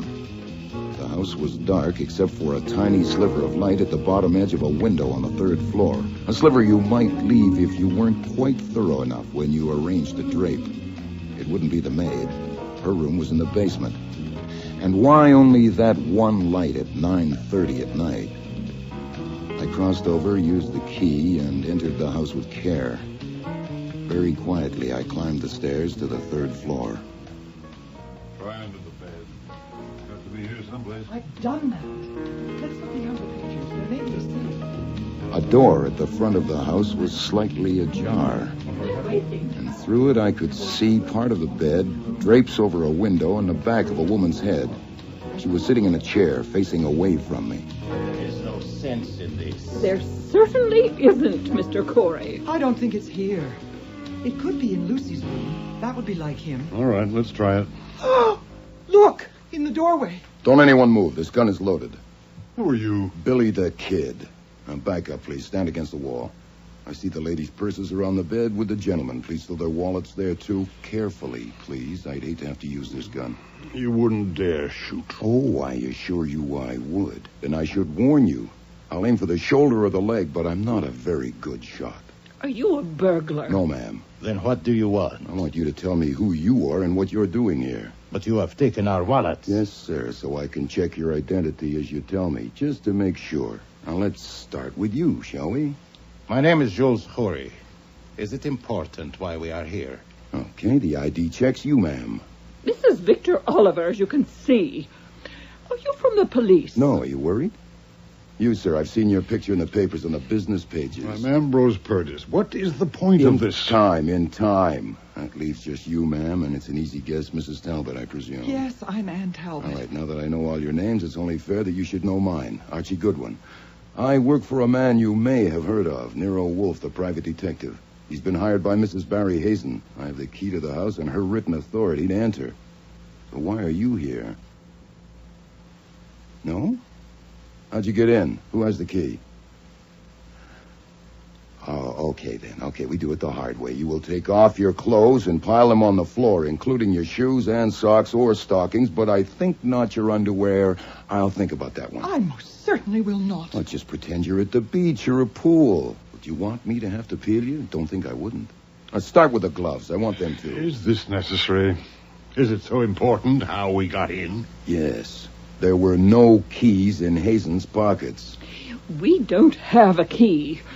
The maid let us in. She has gone out, but when she comes back, you can ask her. She'll deny it. You see, I paid her to let us in and to go away for the evening. Yeah, I think I believe you, Mr. Curry. In any case, that can be checked. Hold it a minute. I'll have to call them. Now, wait a minute. I have something to say. Yeah? Are you calling the police? No, come on, say it fast. You swear you're not a policeman? No, I told you who I am. He's Archie Goodwin. I've seen him at the Flamingo. And a private detective? Right. Then you do things for money. We will pay you $50,000 if you will leave this house and forget that you've been here. Half of it in cash tomorrow morning, and the other half later. We'll give you a satisfactory guarantee, perhaps something in writing. How much later? Well, that's hard to say. It's delicate. We would need to be sure of your forgetting until certain difficulties have ended. Mm-hmm. Yeah, it's pretty vague. All right, you can collect your wallets and bags. No funny moves. Now, look here. I'm not calling the police, Mr. Purtis. I'm calling Nero Wolfe. Yes? It's me. Could we use $50,000? In the box? No, I haven't got to that yet. I'm in Hazen's bedroom. There are 4 people with me, the 4 that came to dinner last night. They were in this room looking for something, hadn't found it. Purtis just offered me $50,000 to go away and forget I was here. I'll split it with you. He'd probably double it. Are you intact? Sure, I'm just calling to let you know to expect us all in about half an hour. We will double it. $100,000. Skip it. What would I tell my mother if I had one? All right, now you people have a choice. Either I phone Inspector Kramer and tell him everything, or you can come and talk it over with Nero Wolfe. And you may have 2 minutes to consider it starting now. Listen, Mr. Goodwin, we were looking for something that belongs to us. We're not thieves. We're respectable citizens. Sorry, don't waste it on me. I just run the errands. It's either Nero Wolfe or the police. If you pick Nero Wolfe, go downstairs and get 2 taxis. You will get in one of the taxis and wait till I come down and get in the other one. I'll be down in a couple of minutes. Oh, there's one complication. If any of you split, I'll phone the police immediately. I would rather not, but I'd have to. Well? Do we have any alternative? Let's go.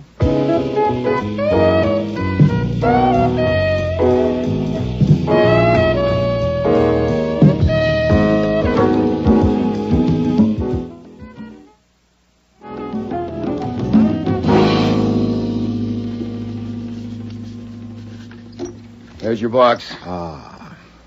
You haven't opened it? No, sir. Save that for you. The 4 people you mentioned. They're all here in the front room. I thought you'd want to do this first. Well, Shall I open it?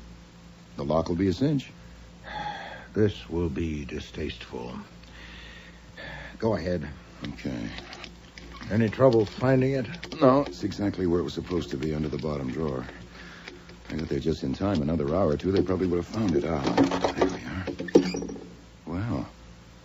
Well, this sure is distasteful. Empty. Just as well. Huh? It would probably have presented us with a problem. I presume he decided it was a mistake to tell his wife of it and removed the contents. Elsewhere in the house? I doubt that. So do I. Lock it up and leave it on your desk. Have a gun in your hand when you admit them and go to your desk. Proceed.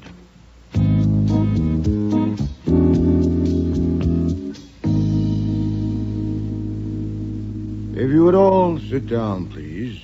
I like eyes at my level. Thank you.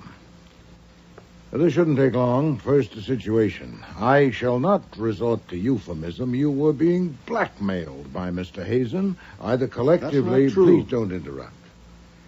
If there was any doubt, it was removed when Mr. Goodwin found you in that house surreptitiously looking for something, and you offered him a large sum of money. So much, in fact... didn't. Mr. Purdes did. Oh, phooey. You were there. Did you object? I am acting for my client, Mrs. Hazen. She's being held under suspicion of killing her husband and has given me certain information. This is one item. One day about a year ago, her husband showed her a metal box he'd hidden in his bedroom. He told her that if he died, she should have the box opened by a locksmith and burn the contents without looking at them. And it was to get that box Mr. Goodwin went there this evening with Mrs. Hazen's key and authority, as it on the desk. So it was there. Oh, God. I have a proposal to make, but first a question or two. My objective, of course, is to demonstrate that Mrs. Hazen did not kill her husband. Now, yesterday evening, all of you dined at her table. I want to know about your conversation with Mr. Hazen after his wife and Mr. Weed left. What was said? Nothing. Nonsense. Mr. Hazen had told his wife he was going to discuss something with you. Now, what? Nothing of any importance. He opened the champagne. We discussed the stock market. He asked Mrs. Talbot what plays she had seen. He got Purdes talking about the ships. He talked about poisons. He talked about his wife's father. He said his wife's father was a great inventor, a genius. Oh, please. If he discussed some aspect of his peculiar relations with you, naturally you didn't tell the police about it, but I know of those relations and the police don't. I intend to know what was said. You don't understand. You couldn't understand unless you knew him. He didn't want to discuss anything. He just wanted to have us there together, and we had to go. It was his special kind of torture. He wanted each of us to know about the others, and to know that the others knew about us. He liked to see us trying to act as if it was just a dinner party. You didn't know him. He was a demon. Yeah, I'm beginning to see that. Did he reveal to any of you the nature of his hold on the others last evening or at any other time? Any hint at all? Reveal? No, not his style. I think he hinted. For instance, poison. I thought he hinted. But no particular? No. You said you had a proposal. I do. It's likely he kept in that box whatever support he had for his demands on you. The box will be placed in my safe. I don't desire or intend to inspect its contents, but Mrs. Hazen is my client, and I am committed to protect both her person and her property. I will surrender the contents of the box to you, the four of you, for $1 million. Oh, God. You don't mean it. I shall expect $250,000 from each of you, either in currency or certified checks within 24 hours. There's no question of extortion by Mrs. Hazen or me. We haven't seen the contents of the box. I only say, as her agent, you may have them at that price if you want them. You haven't opened the box? No, I haven't. What if it's empty? You get nothing and you pay nothing. The box will be opened here tomorrow at midnight with all of you present, or earlier if and when you meet the terms. If it's empty, well, so much for that. It's a short time to raise so much money. I dare not give you longer. The police would no doubt regard the contents of that box as evidential in their investigation of a murder. I cannot undertake to withhold my knowledge of it longer than 24 hours. So I shall await your pleasure.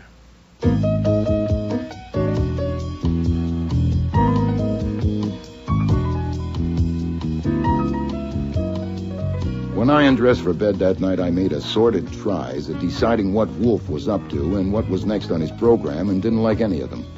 As it turned out, the next thing on the program wasn't decided by me or him. Inspector Kramer arrived at our doorstep at 3 o'clock the next day, and he was looking pleased. Too pleased. Okay, I want to hear it from you. What Mrs. Hazen came to you for yesterday? Mr. Kramer, it shouldn't be necessary for me... She's booked for murder. On what evidence? We have the gun. Oh, indeed. We found Hazen's car parked near the scene of the murder. The gun was in the dashboard compartment. And you proved it was the murder weapon? Definitely. And we have traced the gun. It was bought by Hazen 6 years ago, and he had a permit for it. He kept it in a drawer in his bedroom. But you haven't connected Mrs. Hazen to the gun. Oh, haven't we? How about this? Hazen was killed about midnight. At 8 o'clock the next morning, the maid went up to call him for breakfast. The drawer was open, and she saw the gun. You still haven't connected... Shortly after 11, the maid was tidying. The drawer was still open, but the gun was gone. Mrs. Hazen, the only other person in the house during that time, had just left the house, presumably to keep an 11:30 appointment with you. So maybe you know why she put the gun in the car. Let's hear you. What kind of gun was it? It's your turn to talk.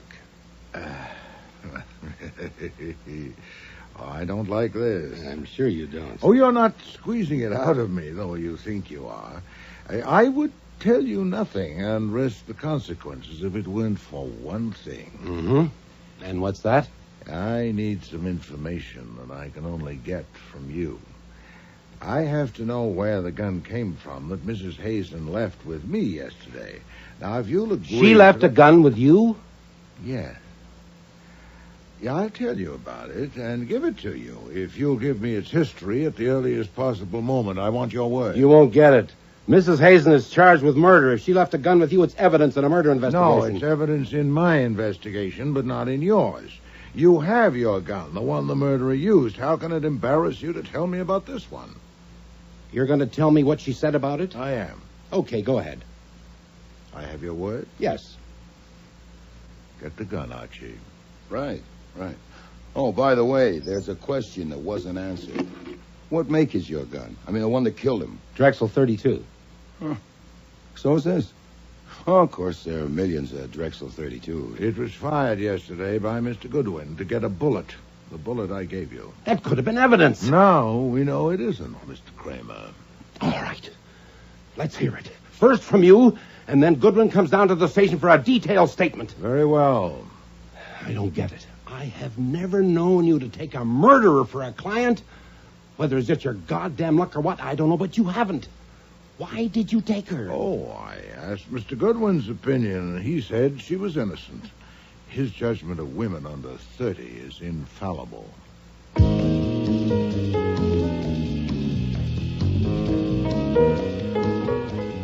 This is Nero Wolfe.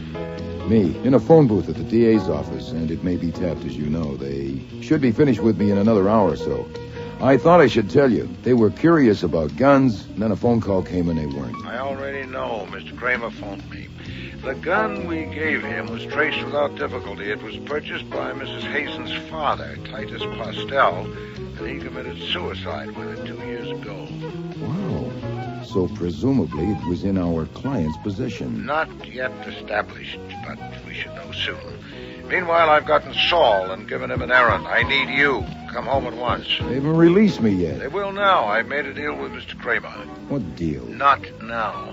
Mrs. Oliver and Mr. Purtis are already in the front room. Mr. Corey will arrive any moment, and Mrs. Talbot hopes she'll be here by 10 o'clock. It's nearly that now. So the charade is on. Of course. And it should be very interesting. Hurry home, Archie.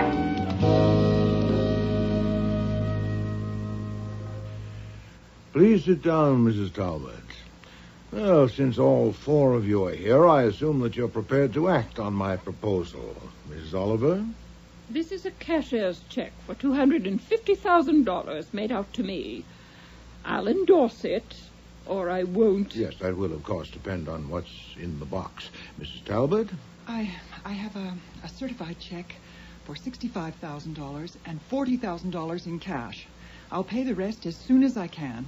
I tried. I did the best I could. Right. Mr. Purtis? I have a certified check for my share. Full amount? Yes. Mr. Corey? I have nothing. Oh, indeed. And why are you here? I want to know what's in the box. If there's anything worth $250,000 to me, I'll buy it. The deadline is midnight. You'd have 90 minutes. I don't think so. I don't know what you are doing, but whatever it is, I want to know what's in the box. Well, yes, this situation wasn't covered by the terms of my proposal. Two of you are prepared to comply with the terms and shouldn't suffer for Mr. Corey's dissent. As for you, Mrs. Talbot, I'm willing to accept your declaration of good faith that you've done your best. You'll, of course, commit yourself in writing to pay the balance. But as for you, Mr. Curry, if you're willful, so am I. Whatever the box contains that relates to you will be turned over to the police at midnight. Open the box, Archie.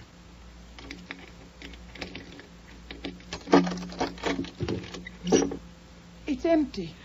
Empty? Damn you. You've got it. You had a key. Use your head, Perdis. He didn't know it was empty. Now, why would Well, he? you're wrong. I did know it was empty. I knew it last night when I made my proposal. You knew? I made the proposal not out of caprice to plague you, but for a purpose. And that purpose has been served. Who are you calling? Calling my man in the kitchen. Fritz, Inspector Kramer's there. He's arrived. The police. Let me speak to him. You've called the police? You have the gun, Archie. Stand at the door. No one is to leave. Mr. Kramer, the situation has developed as I expected. You may bring Mrs. Hazen in now. No, I will not. As I told you before, her presence is essential. Yes, I am prepared to name a substitute, yes. Damn you. You told the police this was all a game. No, are you a dunce? Would I contrive such a hocus-pocus just to pass the time? Confound it, sit down. I'm going. No one is going. Mr. Goodwin wouldn't shoot you, but he wouldn't have to, would he? Sit down. I asked you if you'd opened the box. And I said no, I had not. That was necessary. In fact, it was Mr. Goodwin who had opened the box, and it was empty. I don't believe that. It's a trick. I did concoct a trick, but it's a fact that the box was empty. That's what you have a right to know. Well, 3 of you. I don't believe the box was empty. I think you're lying. I don't. Why would he? There's $605,000 here, ready for him. Why did you do this, Mr. Wolfe? Believe me, Mrs. Talbot, it was necessary to expose a murderer, which I am now prepared to do. Come in, Mr. Kramer. Oh, Archie, find a chair for Mrs. Hazen. I have to say something to these people first, Wolfe. Well, if it's brief, Mr. Kramer. Now, I'm here because Wolfe told me that you 4 people would be here, and I wanted to know what he had to say to you. I brought Mrs. Hazen because I was convinced by something Wolfe said that it would be in the interest of justice for her to be here.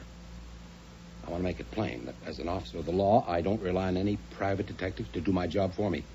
And what's more, no private detective is going to interfere. Thank you, Mr. Kramer. Sergeant Stebbins, Mrs. Hazen is your prisoner, and of course it's your duty to guard her, but I doubt if she intends any outbreak.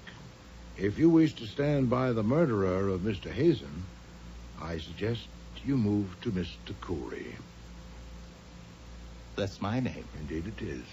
Mr. Kramer, I promised you I'd offer a substitute for Mrs. Hazen for the murder of Barry Hazen. Though I've no conclusive evidences of this moment, I have some highly suggestive facts. But you said you First, had a... Mr. Hazen was a blackmailer. He extorted large sums of money from the 4 people in this room using his public relations business as a cover. He had in his possession... You can't prove that. Oh, phooey, you have in your bag a check for $250,000. For what?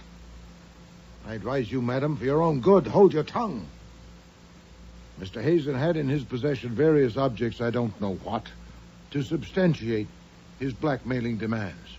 And last evening I told these 4 people that I'd secured these objects and that I'd surrender them for $1 million. I gave them 24 hours to meet my terms. They are here. 3 of them... The objects are here? No, I don't know where the objects are. The people are here. 3 of them came prepared to pay. Mr. Curry did not. And that's your basis for accusing this man? This will go better if you keep your questions until I'm through. I was acting on the premise, certainly worth a test, that one of Hazen's victims had killed him.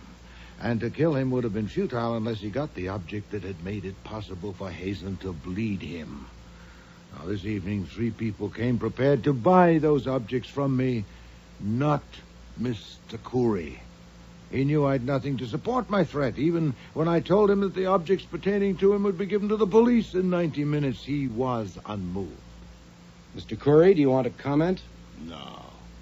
This is fascinating. I thought I had decided not to bring my share of the money because I didn't believe he had anything that threatened anybody. Get back to facts, Wolfe. Well, for a fact, I submit the conversation at the gathering Monday evening after Mrs. Hazen and Mr. Weed left.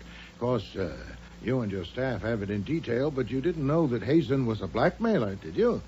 And that he not only bled his prey, he was pleased to torment them. In that conversation, he introduced topics that obviously referred to the pinch he had them in. For instance, poison. I don't know which of those present that touched. I'm not concerned. But one of his topics pointed clearly at Mr. Corey. Mrs. Oliver, can you tell me again what he said about Mrs. Hazen's father?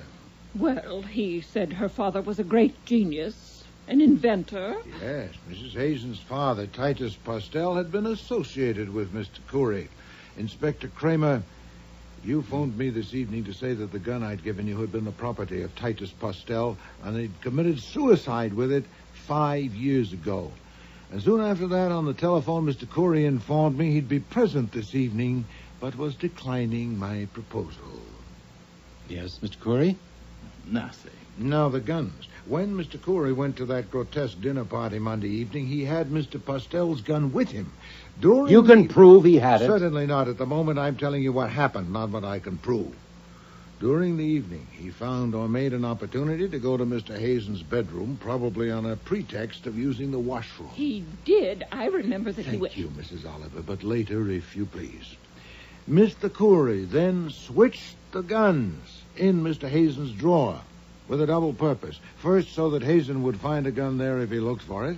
Second, to implicate Mrs. Hazen. He intended to leave Hazen's gun in the car after he killed Hazen. The police would, of course, learn that it had been Hazen's, kept in that drawer, and when they found the other gun there, they'd naturally assume that she'd put it there in a witless effort to mislead them, which is what happened. Is it not, Mr. Kramer? You're telling this. Go on.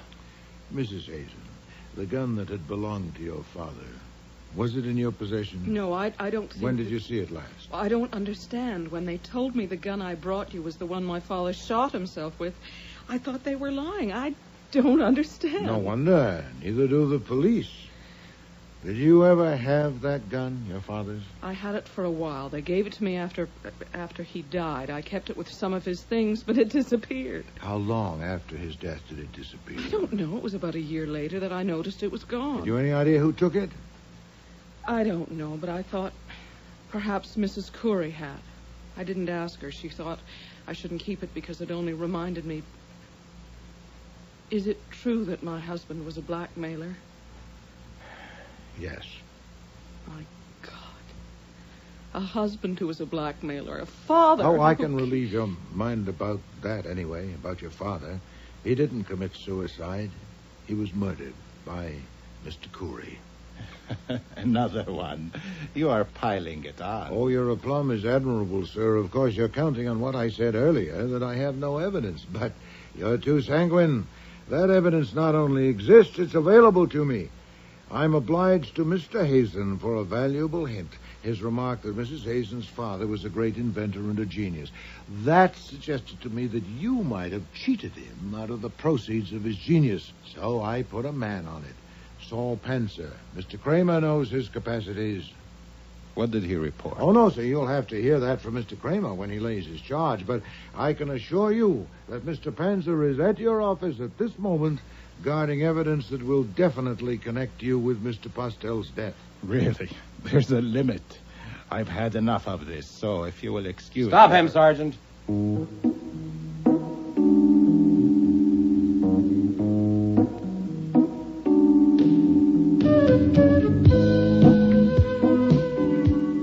I'll have to leave it with two loose ends.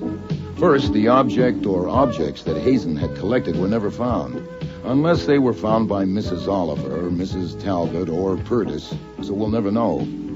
Second, the fee that Wolfe had certainly earned. Lucy refused to take any of Hazen's leavings. She wouldn't even take the house. But there is a chance that she'll get a chunk of Corey's pile eventually on account of the evidence Saul dug up that Corey had stolen a couple of Titus Postel's inventions, but Corey, who is now locked up while his lawyers hop around from court to court, has admitted nothing, and neither has his wife. So Wolfe hasn't collected a fee yet. As for a third point you might be curious about, whether Lucy and Theodore Weed have found out how they feel about each other, you can have one guess. If you need more than one, what do you suppose makes the world go round?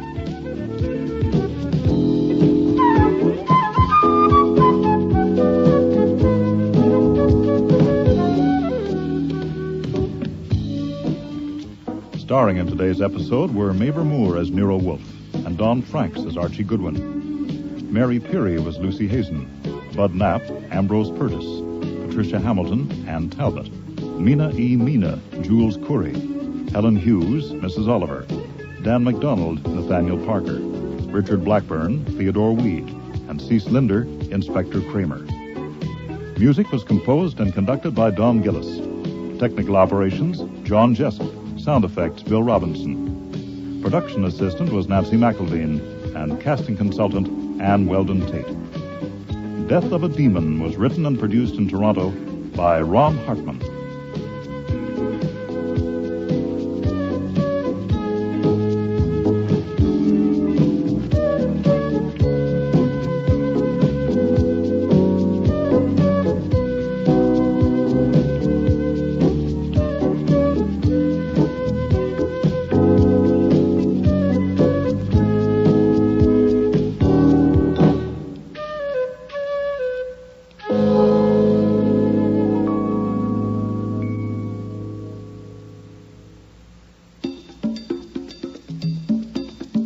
Next week, Nero and Archie become involved in the world of high fashion.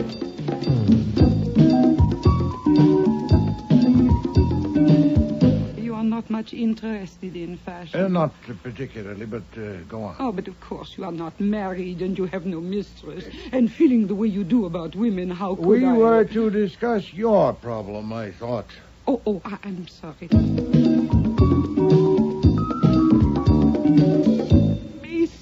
Bianca-Wurst, hold the line, please. All right. Thank you. Get on the other line, Archie. Check. Hello, this is Nero Wolfe. Are you Miss Voss? Yes. What do you want? If my name is unknown to you, I should explain. I know your name. What do you want? I want to invite you to call on me at my office. I've been asked to discuss certain matters with you. Who asked you? Well, I'm not at liberty to say. I'll tell... What matters? If you'll let me finish. The matters are personal and confidential. That's all I can say on the telephone. I'm sure you understand... I know your name, yes. You are scum in your stinking sewer. A slimy little ego in your big gob of fat. Oh. And you dare... Oh!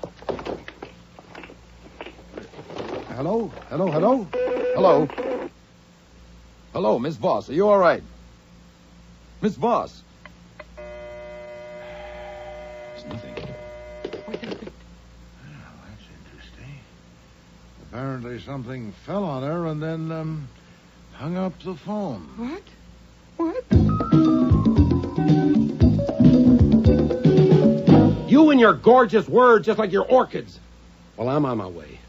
I don't like gags about homicide. Murder is no joke. But I want to tell you, Mr. Wolfe, Bianca Voss had you wrong. What was it she called you?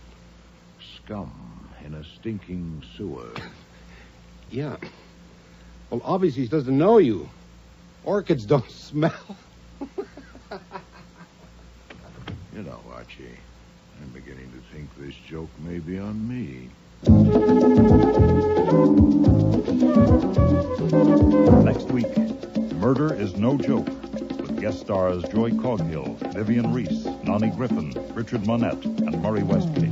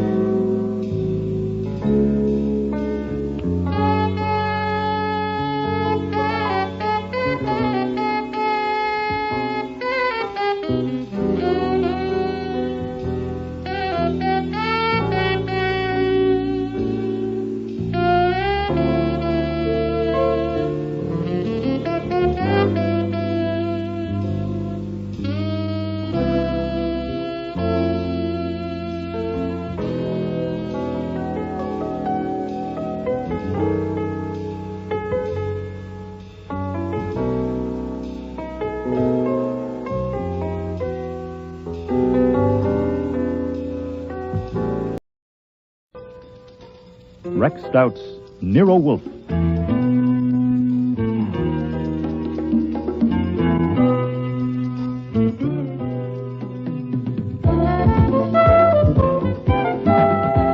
Starring Mabel Moore as Nero Wolfe and Don Franks as Archie Goodwin.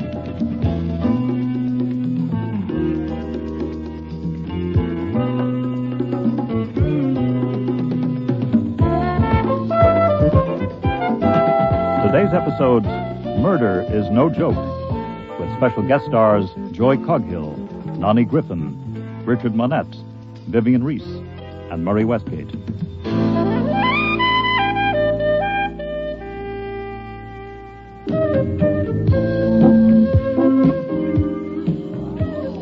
Coming right up now is Alec Gallant's stunning new cocktail gown, 3/4 length in chartreuse taffeta. Doesn't Wendy look sensational in those slash sleeves with the white accent cuffs? Another brand new innovation by Alec Gallant. The coat is a separate piece, and you can take it off if you like. And there's Wendy looking just a wee bit cooler. Thank you, Wendy, and thank you, Alec Gallant, for that. I'd never been to a fashion show before, and it's downright embarrassing. Nero Wolfe had sent me to do a job of investigation, but between deciding whether the models are showing off the dresses or vice versa, it's damn near impossible to keep your mind on your work. My instructions were to get a line on a new client named Flora Gallant before she came to see him. And she'd represented herself as the sister of Alec Gallant, the hot new designer. Wolfe told me to pick up whatever I could. But I don't think he meant one of the models, or the reporter beside me who was crossing her legs for my benefit. Oh, and it was, too. Of indiscretion to the waist. What else but pure silk could shape your lovely legs in such eye-catching folds? Watch the turn. Isn't she a vision? It's the kindest cut of all you get from Alec Gallant. Now watch the dip. Thank you, Rita. Rita was pretty good. Oh, but the MC was no dog either. Gold ribbon mold and frame, she moved like music. My program identified her as Emmy Thorne, Director of Public Relations. I wondered about her private relations. She spoke to a gent who looked like Lord Byron, but was probably Alec Gallant himself, and he turned and spoke to a dumpy female on his right. I asked the reporter beside me who Dumpy was. It was like I'd started a tape. Dumpy was the vice president, and her name was Flora Gallant. And did I know she was Alec Gallant's sister, and the story of how they got to... Oh, to hell with the models. I took the reporter to lunch.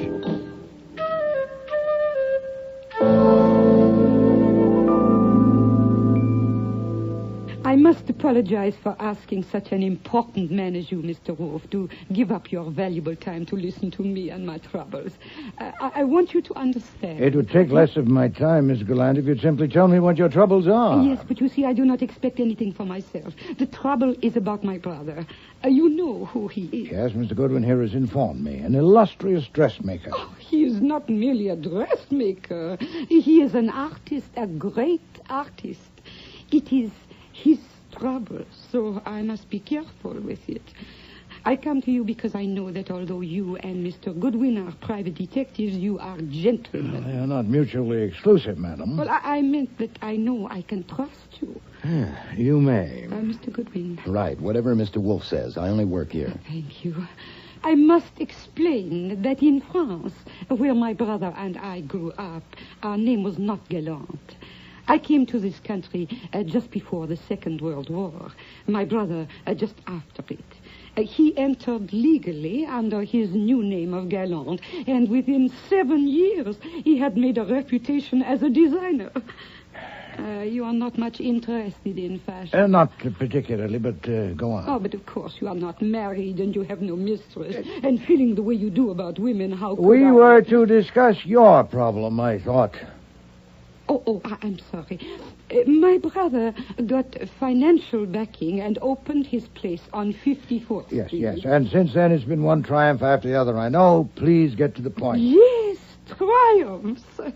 I will not say I had a hand in them, but I have been trying to help in my little way, and so have many others. But now we get to the trouble.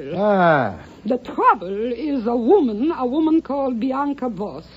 Madam, I am not in the habit of accepting cases of romantic entanglement. Oh, no, not an affaire d'amour. I am sure of it. Well, that's fortunate. My brother has never married, but he is very healthy about women.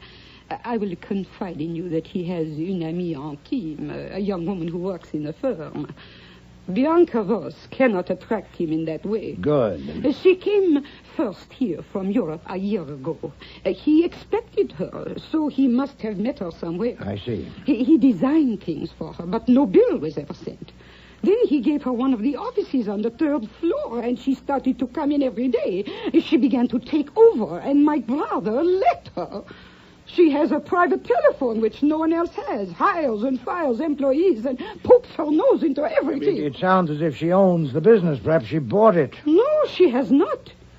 If she had a financial interest, why would she be trying to ruin a business that has always made a profit? My brother has the controlling interest, but he seems to be prepared to let her ruin it, and we do not know why. Why don't you ask your brother? I have. He will tell me nothing. A month ago, some of the others persuaded me to try to find out where she stands. I decided to come to you, Mr. Wolfe. I want you to ruin her. Really? How? By wiggling a finger, madam? Oh, but you can. She has some hold on him. Find out what it is. If she is blackmailing him, isn't it against the law?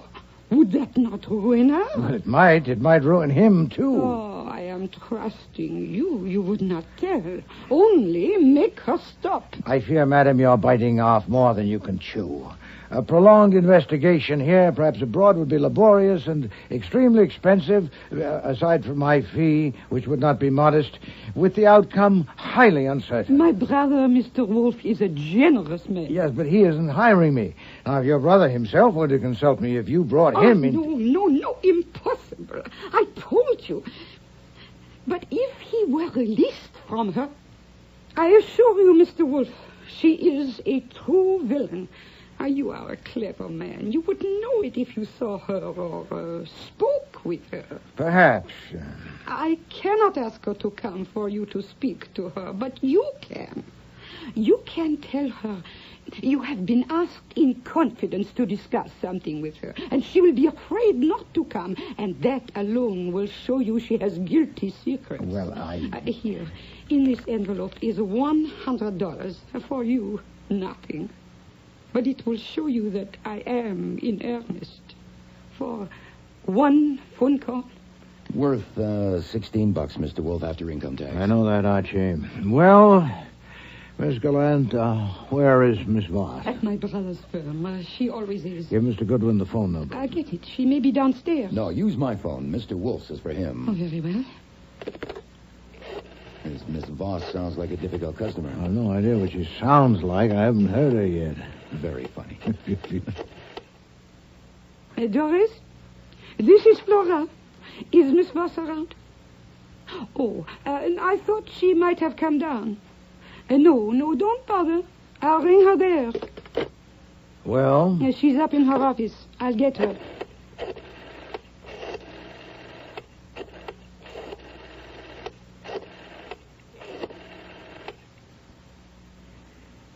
Miss Bianca Voss, hold the line, please.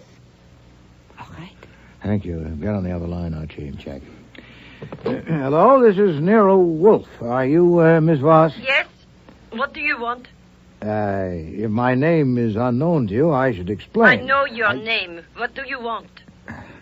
I want to invite you to call on me at my office. I've been asked to discuss certain matters with you. Who asked you? Well, I'm not at liberty to say. What matters? If you'll let me finish. The matters are personal and confidential. That's all I can say on the telephone. I'm sure you understand. I know your name, yes. You are scum in your stinking sewer. What? A slimy little ego in your big gob of fat. Oh. And you dared. Oh! Hello? Hello, Miss Voss. Are you all right? Miss Voss. There's nothing. That's interesting. Apparently something fell on her and then hung up the phone. What?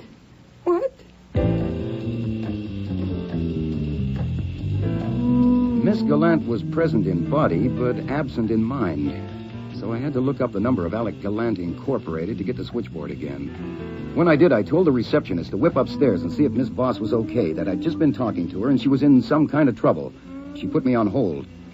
It was 9 minutes by my watch before someone picked up the line again, and this time it was a man. Hello? Hello. This is Carl Drew. What is your name, please? Watson, John H. Watson. Is Miss Voss all right? May I have your address, Mr. Watson? Well, Miss Voss knows my address. What's happened? I must have your address, Mr. Watson. Miss Voss is dead. What? She was assaulted in her office while she was on the phone with you, according to our receptionist. What? And I must insist on having your address. Why did you hang up, Archie? Miss Gallant, who is Carl Drew? Come, madam, pull yourself together. He is the business manager. What happened? Bianca Voss is dead in her office. Oh. He said she was assaulted, but he didn't say with what or by whom. Well, Miss Gallant, it seems someone else has done your dirty work. Oh, no, it is impossible. I'm only quoting your Carl Drew. But how? Here, Miss Gallant, your money. No. No, take it, confound it, take it back. No.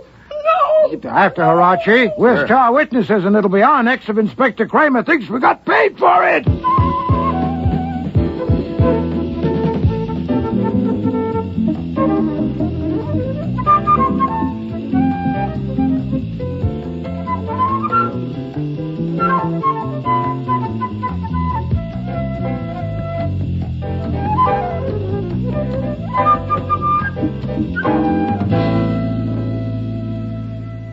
Of course, I appreciate it, Mr. Wolfe. Saves me a lot of time and trouble. There are 7 John Watsons in the New York phone book. As well, Mr. Kramer, as Sherlock Holmes' famous assistant. A clue that might have led you to my assistant, Mr. Goodwin. Terrific. Oh, yeah, I thought so, too. But I don't play games, Goodwin. Oh, no, sir. That's why I typed up the verbatim report. Everything we said and Miss Gallant said, the voice said, what you've just read there. And as you can see, we both signed it. Yes. Yeah, I noted that. So it was 11:31 when you heard the blow. We heard no blow. No. Identifiably. Perhaps when you've had a chance to read the report more carefully. Try page 4, Okay, Inspector. okay. You heard a groan and a crash and rustles, whatever that is. Yeah. But I'm telling you there was a blow. She was hit on the back of the head with a chunk of marble, a paperweight. Then a scarf was tied around her throat to stop her breathing. But you didn't hear the blow. Not to recognize it as such. No, Inspector. No. Okay. Now, this implies that Flora Gallant was a complete stranger to you, that you'd never spoken to her or her brother or any of the people at that place. Is that true? The implication is valid, except as related in that statement, of course. Nor has Mr. Goodwin spoken to them, Archie. Right, Mr. Wolfe. Okay. Then you never heard Bianca Voss's voice before, and you couldn't recognize it on the phone. Naturally not. And you can't hear it now since she's dead, so you can't swear it was her talking to you. Obviously. Okay. Now, if it was her talking to you, she was killed at 11:30. There are 4 important people in that organization, you should know, who had it in for Bianca Voss. Oh, as usual, Inspector, you worked with dispatch. They admitted it. Besides Flora Gallant, there is Anita Prince, head fitter, been with Gallant 8 years. Emmy Thorne, public relations head, been with him 4 years. Carl Drew, the business manager, been with him 5 years. None of them could have killed Bianca Voss at 11:30.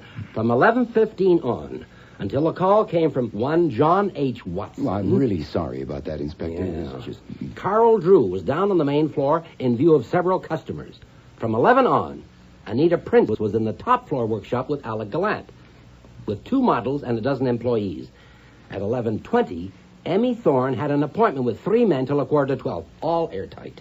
It's very neat. Yeah, too damn neat.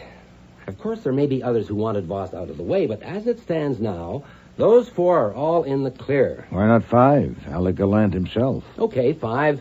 They're all in the clear, including him, if she was killed at 11:30. But suppose she wasn't. What? Suppose when Flora Gallant phoned her from here and put you on, it wasn't her at all. Somebody pulling a stunt with a phony voice and all those noises to make you think you heard a murder at that time. Oh, yeah. With the corpse there on the floor. Why not? then you're no better off, Inspector. Who did the impersonation? You say they've all got alibis for 11:30. No, it could be someone else, easy enough. Such as who, Archie? Well, there's lots of women around there. Someone who wouldn't commit murder but might be willing to help cover it up. Whoever did it is an accessory. Don't forget that. Oh, it's very tricky, Mr. Kramer. If Flora Gallant killed her, it must have been planned as carefully as a coup d'etat. She phoned here last week to make an appointment for 11 this morning. She came on time, didn't she, Archie? Right on the dot, sir. Well, then, did she first kill Miss Voss in that lady's office, station some accomplice beside the corpse to answer the phone, then rush down here and maneuver me in a matter of minutes into ringing Miss Voss's number? Am I so simple? That's one thing you aren't, Wolf. Look, I didn't say it was Flora Gallant who killed her. Oh, hell, I know it's tricky. It could have been any of them. I'm bringing it up because you two heard those sounds, not me. Ah, you want to know if we're satisfied if those sounds were authentic? Or if they might have been faked. Just maybe. Yes, of course. Right, Archie? Mm-hmm. Well, we can't really help you, Mr. Kramer. If they were bogus, they were well executed. At the time, hearing them, I had no suspicion they might be flummery. Archie? Oh, I pass. As the report says, they're on page 4. I got it. I read it. It's not what you say, it's what you don't say. Well, my guess is she dragged the phone along as she went down, and it struck the floor. Okay, but were you convinced it was real? Was it happening then? Well, something was sure as hell happening then, and look, a chunk of marble hitting a skull wouldn't make much noise anyway. Besides, if she was killed earlier, couldn't the doctor tell? With blood he might have, but there wasn't any. Well, is that your impression, Archie, that it might, or might not, have been actuality? Well, there is one more thing. I mean, what about the layout? Whoever did it, whenever they did it, they must have left right away, and with all those people around. Oh, the place is a rabbit warren. That's right. A front entrance, a separate door to the offices upstairs, a side door, a back door, 3 different elevators. It's like wide open. There's a barn door. I knew you'd say that. Okay. Now let's get down to brass tacks. Mr. Wolfe, let's have it in plain language. You thought those sounds you heard were open to question or not? Not intrinsically. Circumstantially, of course. You and your gorgeous words, just like your orchids. Well, I'm on my way. I don't like gags about homicide. Murder is no joke. But I want to tell you, Mr. Wolfe, Bianca Voss had you wrong. What was it she called you? Scum in a stinking sewer. Yeah. Well, obviously she doesn't know you. Orchids don't smell. You know, Archie, I'm beginning to think this joke may be on me.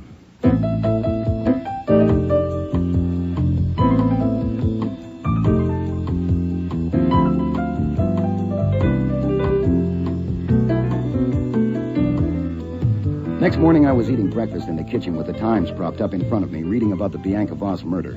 It included mention of John H. Watson, but never identified him as yours truly. Kramer was obviously playing it close to his well-stuffed vest. But just as Fritz served the eggs Benedict, I saw another item on page 1. Coffee with the eggs, Archie? Yeah, thanks. Fritz, you ever see an actress named Sarah Yair? What movies has she been in? Oh, no, she was too good for the movies. She was a stage actress. Oh, well, then. I saw her 3 times in Strange Interlude. She was fantastic. Only time I ever wrote a fan letter was to her. Last night, Sarah Yair committed suicide. Was it a gun or poison? Cyanide in a glass of bourbon. Terrible.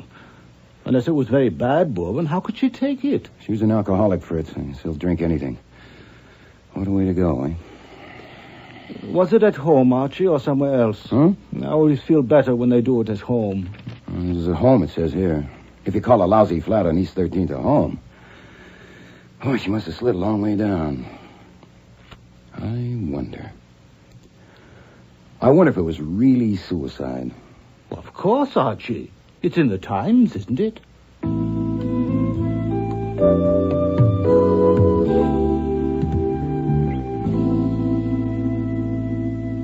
You've seen the Times this morning, Archie? Yes, sir. I'm sorry I let you get to the office before me, but you're early. What's the emergency? Oh, no emergency. But you can't... How'd you get that phone book? Walked over to your desk, lifted it up, walked back to my own, and sat down. I knew no other way. Well, why didn't you wait for me? Because I needed to know a number. Oh, can't I get it? No.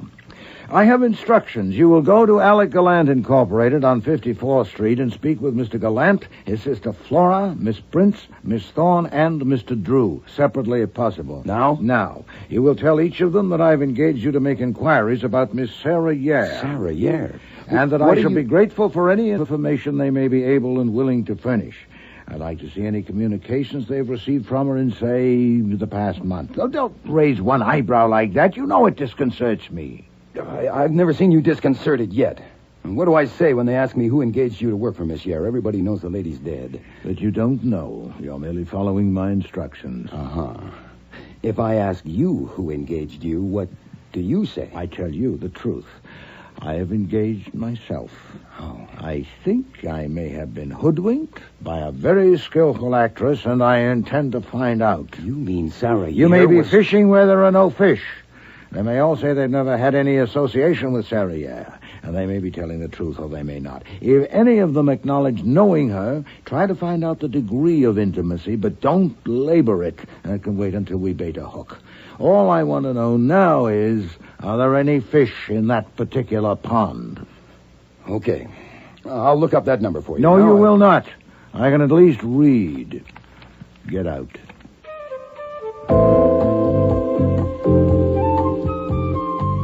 Alec Gallant Incorporated was no palace, inside or outside. There was a show window, but all it had in it was a swatch of black fabric against dark green. I went in. Everything inside was dark green, too. Wall-to-wall carpet and wall-to-wall walls. No racks, no dresses, no nothing to buy. Only mirrors and screens and tables and chairs and a few ashtrays. And a couple of customers who obviously had all day to flip through the design books. And a dapper salesman in a four in hand. I picked on him. I'm sorry, Mr. Gallant is not available. What is it you want? Look, I'm not a reporter, or a cop, or a lawyer drumming up trade. I'm a private detective named Archie Goodwin, sent by a private detective named Nero Wolfe to ask Mr. Gallant a couple of questions. Harmless questions, nothing to do with Bianca Voss. I read about that. Mr. Gallant is not available. So, you wouldn't... May I ask you if you are Mr. Drew, Mr. Carl Drew? Yes, I am. Then I'm in luck. I was instructed to see 5 different people here, including you. Could we sit down somewhere, please? I don't, as a rule. See us about what? To get information, if you have any, about a woman who died yesterday. Now, look... Not Bianca Voss. I'm talking about Sarah Yare. She died yesterday, too, you know. Oh, yes. That was tragic. Yes, it was. What sort of information? Is it Mr. Goodwin? Yes. As a matter of fact, I wish I knew. All I know is somebody has engaged Mr. Wolfe to make inquiries about her. Any messages or letters in recent months. Maybe if you could let him see them or... That seems a little... Who engaged him? Oh, search me. Maybe if you'd like to know before you show him anything, Mr. Wolfe would tell you. I have no messages or letters. You mean recently? Ever. I doubt if she ever wrote letters. She always did everything by phone. Well, not letters about clothes. Mr. Wolfe's looking for personal letters, and he thought maybe you'd known her well enough personally. Well, I didn't. She was a very fine customer here for a couple of years, and she was a very private person. But she hasn't been around in over a year, and I never had a personal letter from her. Now, if... Oh, thanks. I'd appreciate it if you'd tell me when Mr. Gallant will be available. Please wait here a moment.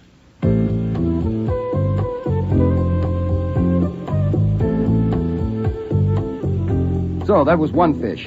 I had to resist the temptation not to play him on the line, but Wolfe had said not to labor it, and I only disobey him when I know better. Carl Drew made a phone call and came back. Mr. Gallant is in his office with Miss Prince, and we'll let you have 5 minutes, Mr. Goodwin. This way, please. Another fish. I'm sure Drew must have told Gallant what my line was, or why did I even rate 5 seconds?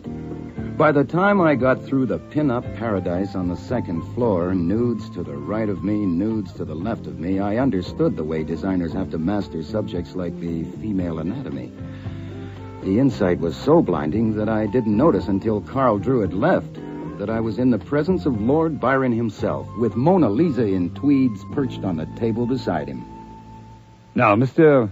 Goodwin. Mr. Goodwin, what is all this about Sarah Yare? Just a couple of questions, Mr. Gallant, and thank you for seeing me. And you too, Miss Prince. Please, let us skip the hors d'oeuvre. Check. I suppose Mr. Drew explained to you He about... said the detective, Nero Wolfe, is making an inquiry and sent you. That's all. That's right, Miss Prince. What are you smiling at? She can't help it. She smells at life. Very well. An inquiry about what? How Miss Yard died? I don't think so, Mr. Gallant, but I'm just an errand boy on this trip. I'm to ask you if you got any messages or letters from her in the past month or so, and if you'll let Mr. Wolfe see them. My God, this is too much, too much. What? A woman was assassinated here yesterday. Don't you know that? Yes. Of course you do. And after that calamity comes another, as always. The death of my old and valued friend, Miss Yare. In mold and frame, she was perfection. In movement, as music. In friendship, completely pure. I never had a letter from her. Send them away, Anita. You gave him 5 minutes, Alec, and he's only had 2. Thank you. Mr. Goodwin, who has hired Mr. Wolfe?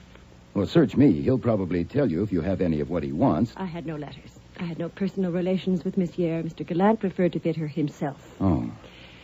It seems odd that Nero Wolfe should be starting an inquiry immediately after her death, or did he start it before? Well, first I knew he gave me this errand this morning. Well, this noon. You don't know much, do you? No, I just take orders. But you do know that Sarah Yare committed suicide. Name of God, must you? Send him away. She didn't need to send me. I went. Because Gallant had picked up a marble ashtray and was about to send it at my head. In fact, I ran down the hall until I was stopped by the sound of a voice I recalled from a fashion show coming from an open office. Not falling loose, but neatly arranged. It was Emmy Thorne, the MC, doing her PR work. I decided to investigate and had stepped in before I noticed the room's other occupant. Good one, for the love of God. Hello, Sergeant. You. Well, what? Sightseeing? Rubbernecking? The scene of the crime? Oh, just morbid Stebbins like you homicide types. Compulsion neurosis. Is this the place? What do you think? I think that's the desk and the telephone. And that's where the dead body lay. And the live one is Miss Emmy Thorne. How do, Miss Thorne? Who did you say he was, Sergeant? A pain in the drain. What have you got to do with this, Goodwin? Actually, Sergeant, this is one homicide I have no finger in. I'm here on a fishing trip, Miss Thorne. I'm Archie Goodwin of Nero Wolfe's office. May I have a word with you? Now, wait a damn minute, It's all Goodwin. right, Sergeant. I'm expecting him. He's the one Mr. Drew told me about. Sure, Mr. Goodwin. Let's take a walk. You can't leave this building, Miss Thorne. What are you fishing for, Goodwin? If I knew, I might tell you, but don't hold your breath. See you in court, Stebbins.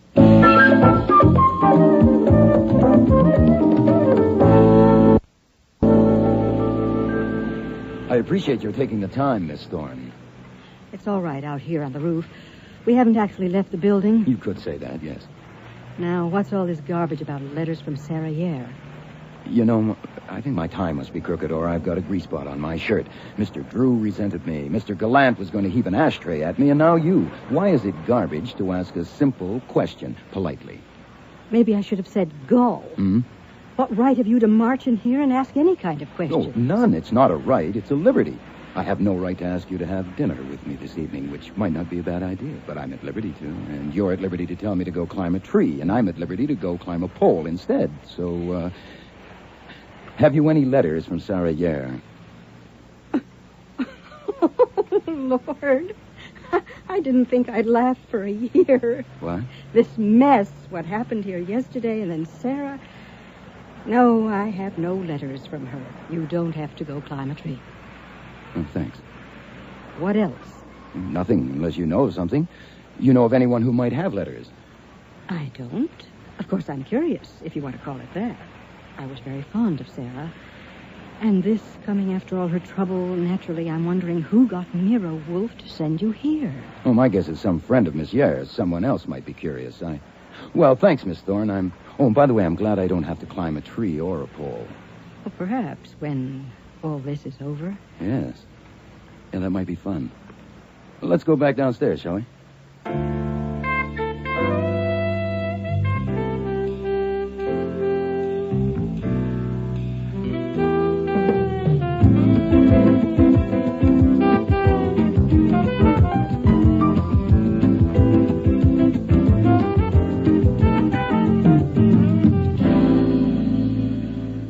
Bingo, Mr. Wolfe. Bingo? I sent you on a fishing trip. Uh-huh. Then the Gallant place is a hatchery. Sarah Yer bought all her clothes there. They all knew her, and it seems they all loved her. Including Flora Gallant? She wasn't there. My guess she's down at the DA's office. Very well. That settles it. You will now go at once No, Mr. Wolfe, that doesn't settle it. Not for me. What is this, Archie? Insubordination? I don't care what you call it. It was bad enough me going up there without knowing the score, playing dumber than I am because you sent me out on a limb in the dark. Before I do any more climbing, I want some light. Why did you pick on Sarah Yer? You never go to the theater because they don't make seats big enough. That is unworthy of you, Archie. And while I'm on the subject of your mobility, what was so important about that phone book this morning that for the first time in your life you actually crossed the room to my desk and hefted it back to your own? I want to know. All right. Thank you. This morning I told you I thought it possible that the performance here yesterday, getting us on the phone just in time to hear a murder committed, was flummery, designed to hoodwink me. Yeah, sure. Even Kramer thought that, and we had to ballet dance our way out of it. So we did. But Kramer's theory that Bianca Voss had been killed earlier and that another woman, not the murderer, was standing beside the corpse waiting for a phone call was patently ridiculous. With all those people around, anyone could have opened the door and stepped in. But if she wasn't killed at the time we heard those sounds, she must have been killed earlier. Because I phoned right after and had someone sent up to her office. Precisely. Therefore, Archie, the sounds did not come from there. Well, then where the hell did they come from? Miss Gallant did not dial that number. What? She dialed the number of some other person she'd persuaded to perform that hocus-pocus. Clear? When did you figure that out? I had come to that conclusion before I went to bed last night, and I found it intolerable. I will not be mistaken for a jackass. No. So you read the item about Sarah Yer at breakfast? Initially only because you, as a theatrical connoisseur, had once told me you considered her outstanding in her profession. Yeah, she was. Then I went on to read that she'd recently been in distress, and also that she had died rather conveniently. Uh-huh. So I came down to the office, looked her up in the phone book, and after you left, dialed her number. Here it is. Algonquin 91847. Well, what did you do that for? She was dead. I didn't lift the receiver. I merely dialed it to hear it. You and I, Archie, are trained to observe and to register. Right. Close your eyes and listen. Take your ears back to yesterday when Miss Gallant was at your phone dialing. Not the first number she dialed. You dialed that later yourself. But the second one. When, according to her, she was dialing the direct line to Bianca Voss's office. Now, listen. Okay. Compare.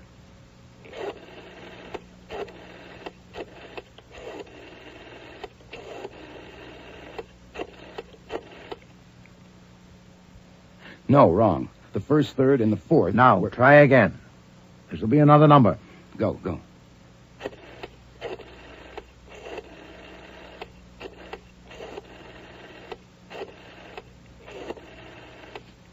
I think that's it. Anyway, the first four... Satisfactory. The first number was Bianca Voss's private line. The one you just recognized was Sarah Yer's number. I'll be damned. Good God, what time is it? Huh? Oh, 5 to 4. Then instructions for your next errand must be brief. Go to Sarah Yer's address on 13th Street and take a look at her apartment. You mean break in? You are checking the telephone. Huh? I need one last detail. Her phone might have been disconnected since this directory came out. I need to know that it's still operable.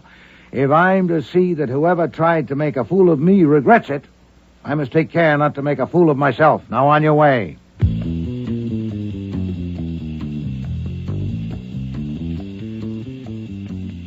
I won't describe the place. It was too painful. It was a hell of a dump, even for a down and outer. But the phone was there, and it was working. I dialed home to make sure. Fritz? Is that you, Archie? Yeah, it's me. Tell Mr. Wolfe the phone works, and I'll be home in 15 minutes. I can't just now. He's got Inspector Kramer in the office. Kramer's there? Came 10 minutes ago. They're having a terrible argument. I'll be there in 5.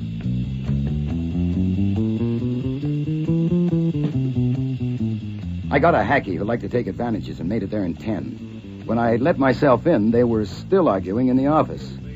So I figured I'd better stay out in the hall and sniff the atmosphere before barging in. Mr. Kramer, I said I've never known you to be more wrong. You accused me of duplicity. I am stating facts, Wolf. Facts, yes. You said you've never had any association with those people, but you sent Goodwin up there today with some song and dance about a fishing trip, for God's sake. I did not. Yes, you did. He told Sergeant Stebbins it had nothing to do with Bianca Voss, for God's sake. Phooey. Nuts! And when I ask you politely why you sent him up there, you say you'll tell me in 24 hours. Perhaps sooner if you'd help instead of hinder. Instead of hinder, Have you any information on the death of a woman named Sarah Yare? When the doorbell rang, I was still out in the hall eavesdropping, so I about-faced and looked through the one-way glass in the front door. The whole mob was there. Gallant, his sister Flora, Carl Drew, Anita Prince, and Emmy Thorne, the girl whose walk was music. Fritz appeared from the kitchen to answer it, but I grabbed him and marched him into the office with me. Archie? What? Was that you ringing the bell? No, sir, but I'm bringing the message. First, the connection you inquired about is operational. Second, 5 fish in the net are worth 10 in the sea. All right. What gobbledygook is that? Message received. Fritz? Yes, sir. Put the chain bolt on and tell those people they'll be admitted shortly, then stay there. Yes, sir. Inspector, Mr. Gallant and his 4 colleagues have just arrived, uninvited and unexpected. You'll have to leave without being seen, so into the front room, please, then duck out when they leave. We'll communicate later. Like hell they're unexpected, and like hell I'll leave. Oh. If you won't let them in, I will. Mr. Kramer! Would I lie so clumsily? You're damn right you would. If they'd been expected, would I have invited you in and sat here bickering with you? Either you leave or I do. Admit them and you'll have them to yourself, and I wish you luck. You think I'm going to sneak out and sit in your goddamn stoop until you whistle? No. No, that would be unseemly, wouldn't it? Very well. Get behind the waterfall. A what? That picture. You've hidden behind it at least once before and seen and heard all that went on through the spy hole, but you must not disclose yourself until I invite you to do so. Well, Inspector, they're waiting. Are they waiting for you or for me? Okay, Wolf, we'll try it your way. All right, Archie. Show them the way to the spy hole and then bring them in.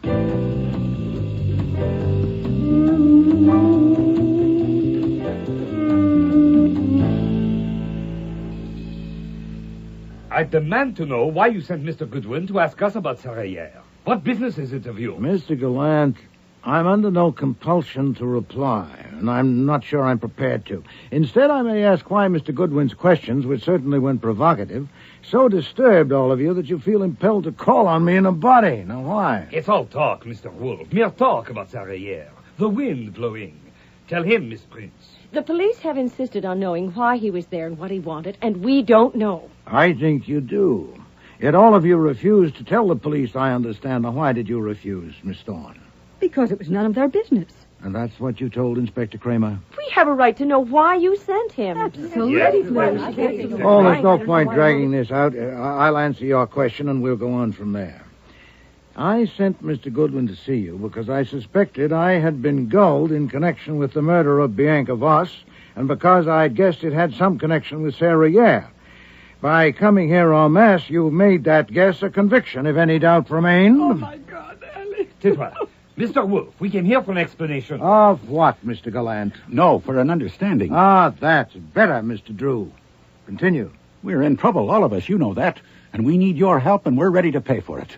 But first, we have to know what the connection is between Sarah Yare and what happened to Bianca Voss. No, you don't mean that. You mean you have to know whether I have established the connection. And if so, how? Well, I'm willing to tell you, but first we must get a few things straight. I understand that each and every one of you felt yourselves endangered by Miss Voss's presence and that it would destroy the company. Is that true, Miss Thorne? Yes, everybody knew it. All right, that's understood.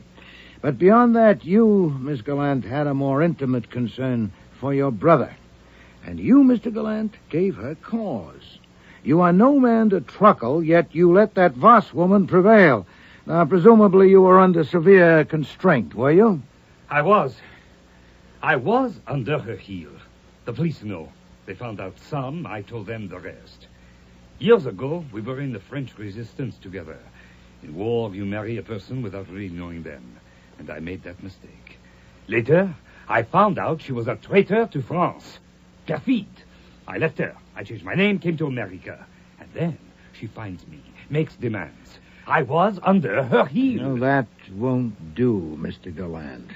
I doubt if it satisfied the police, and it certainly doesn't satisfy me.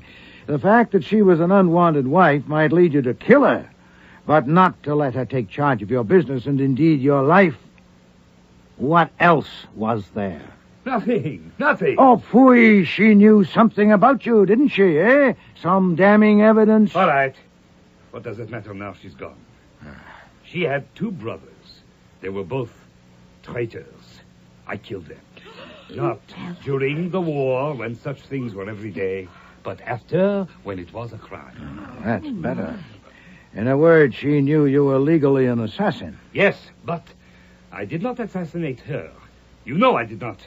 At 11:30 yesterday morning, I was... Hold it, Alec. Mr. Wolfe knows the alibis. He said he's trying to get things straight. Let him. Well, thank you, Miss Prince. The cat's head is out of the bag, but I've already heard it scratch.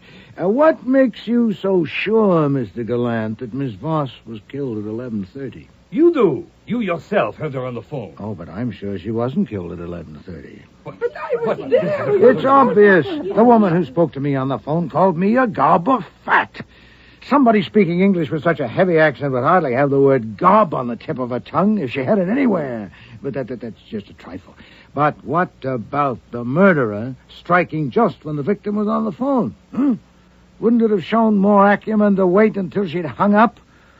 Whoever was talking with her might easily get the wind up and sound the alarm. But there's a more telling detail. Miss Gallant, you didn't dial Plaza 29022, Miss Voss's number. You dialed Algonquin 91847, the number of Miss Sarah, yeah. How did you know? Oh, I didn't know that yesterday. But I've just learned that Miss Yair's line is still in service. Obviously, you had arranged with Miss Yair to impersonate Bianca Voss, and it's a reasonable... Mr. Wolfe, you cannot prove that. How do you know she dialed Sarah's number? You could not see the dial from so far away. Evidently, you discussed it with your sister in some detail. But you're quite right, Mr. Gallant. Neither Mr. Goodwin nor I could actually see the dial. But we can give evidence, and I think it will be persuasive. What evidence? It's no good, Alec. You know what we decided. I'm not sure that we decided right. I am, Anita. Carl? Yes, I think so. Yes, Emmy. All right, Flora. It's up to you. Yes. Yes. I agree. My God. All right. Mr. Wolfe, we'll pay you to help us. My sister is innocent, and she must not suffer. She was stupid, but she is innocent. She did arrange that exhibition with Sarah, but only Mr. Wolfe to move you, to make you hate Bianca Voss so much that you would undertake the case. Take it for what my sister could afford to pay. When she told me, I knew it was unforgivably stupid, but it was not criminal. She must not suffer. All right. Miss Gallant, you heard your brother. Is that true? Yes. I agree with you, sir, that your sister was stupid, but you are not the one to proclaim it. Miss Yair's performance went beyond abusing me, sir. She enacted a whole melodrama of violent attack and then hung up the phone. That's something corpses do not usually do. Was that her idea? Your sister's stupidity can bow to yours if you expected me to overlook that detail, or worse, missed it yourself. I'm not stupid, Mr. Wolfe. Devious, then, beyond my experience. Devious? What is it? Oh, rusé, subtil. Never. Suppose, only to suppose, she arranged that comedy too. Suppose even that she killed Bianca. Was that a crime? No. Voss was an evil woman. And for ending her villainy, you would crucify my sister? You know about Sarah, but the police do not. By your word, they can believe Voss died while my sister was here with you. I will pay you. It will be a great service from you. It deserves payment. I will trust you. I will pay you now. Oh, no, you will not. Can I not appeal to your charity? Yes, but not to my cupidity. I will accept no money from someone who at the same moment robs me of my self-esteem. I will not permit a murderer to take me for a simpleton. Now, let us grant that Bianca Voss deserved to die. She was not the only casualty of this sordid affair. Was Sarah Yair also a perfidious woman? But she killed herself. No, she didn't. Do you suggest she was so depressed by the quality of her telephone performance that she forthwith downed a glass of liquor impregnated with cyanide? She spoke with me in the role of Bianca Voss at 11:30 and was discovered dead at 2 o'clock. The person who killed Bianca Voss before 11:30 arranged with Sarah Yair to enact that comedy, as you call it, and later went to her apartment and killed her. So if you ask for my... that is totally impossible. My sister loved Sarah. She could not kill her. It would be stupid. You came here believing she killed Bianca Voss. That was stupid, if you like. She didn't. But What's this, Mr. Wolfe? What is this? A game? Oh, no, Miss Thorne. As a certain policeman said to me yesterday, murder is no joke. Miss Gallant, there is much against you. Then but how did you know I didn't kill her? Oh, you told me yourself. If you had devised that elaborate humbug, certainly you would have planned how to react at the moment of crisis. Alarm, shock, perhaps even a swoon. But do you remember what happened? When Mr. Goodwin told us what Mr. Drew had told him, you said, in obvious bewilderment, you said, "But how?" And then repeated it, "But how?" Now, if you'd known how you did murder Bianca Voss, you'd have had to be a Shakespeare to invent so simple a line and a Bernhardt to deliver it. But, according to your brother, you're little more than stupid. Tais-toi, chérie. Je sais. But if you are innocent, someone else is guilty. The arrangement you had made with Sarah Yare to impersonate Bianca Voss was discovered by someone else, perhaps overheard when you told your brother about it. That someone then persuaded her to add a gruesome climax not in your script, which was only intended to insult me and gain my interest. That someone else killed Bianca Voss. And to make sure her alibi was invulnerable, this someone went to Sarah Yare's apartment and poisoned her with cyanide in a glass of whiskey. Who is this someone, Now, Mr. all Wolfe? that was done before 2 o'clock. You, Miss Gallant, according to my friend Inspector Kramer, arrived at your brother's place only 15 minutes after I know you'd left here. You had no time for a detour to 13th Street. I wanted to go to see what had happened, It's but a good thing you didn't, madam. I also learned from Mr. Kramer that you, Mr. Gallant, you, Mr. Drew, and you too, Miss Prince, were under constant surveillance from the time the police arrived. And that leaves you, Miss Thorne. Leaves me where, Mr. Wolfe? You were with 3 men in an office downtown from 11:20 until 11:45. So I have 3 witnesses. Yes, but according to the police, you arrived at Alec Gallant Incorporated shortly before 3 o'clock. You may be able to account for the interim period. You want to try? It can't be, Alec. How could you? I don't have to try. I don't like your games, Mr. Wolfe, and I don't think I'll play. I didn't think you would. I won't be playing either, actually. The rest is up to Inspector Kramer, who's been following the moves and may now... Grab her, Archie! Don't climb a tree. Okay, Goodwin, I'll take over. Thank you, Mr. Kramer. No, let me talk to her. Emmy, I have loved you. You killed Sarah? Yes, I killed her. Then you heard us that day. You heard me tell Flora. You found out I was already married to me. Yes, I heard you. And you knew I couldn't marry you, so you killed her. She was killing you. I did something about it. I understand. Because I loved you. And maybe you killed her because you loved me. But then, you killed Sarah. Why? You don't understand a thing, do you? And worse, when I tell you and the others what my sister has done, you accept it. You allow us to accept it that my sister has killed Bianca. Look at me. I am looking at you, Alec. What am I supposed to see? I don't think you could ever love anyone but yourself. My mistake. All right, Inspector Kramer, she's all yours. Take it easy, Miss Thorne. We're going for a walk.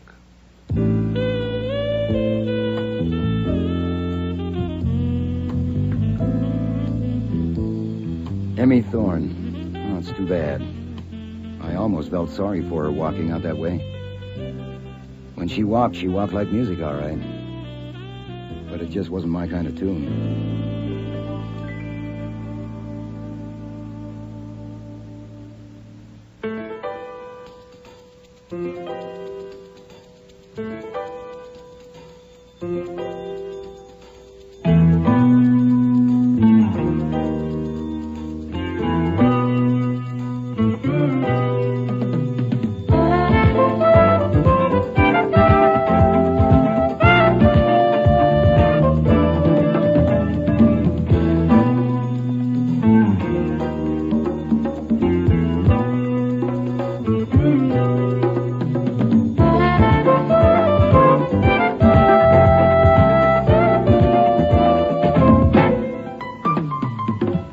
Starring in today's episode were Mavor Moore as Nero Wolfe, Don Franks as Archie Goodwin, and Cece Linder as Inspector Kramer.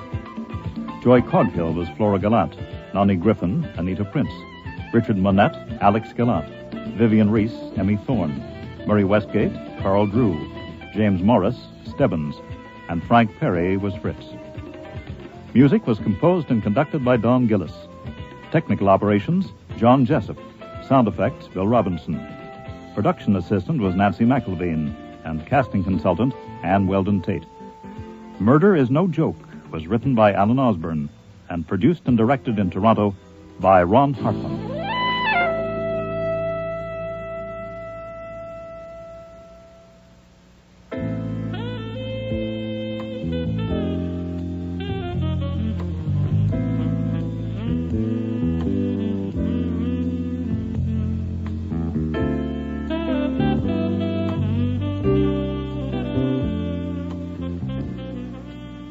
We hope you've enjoyed this last episode of the 13-week Nero Wolfe series.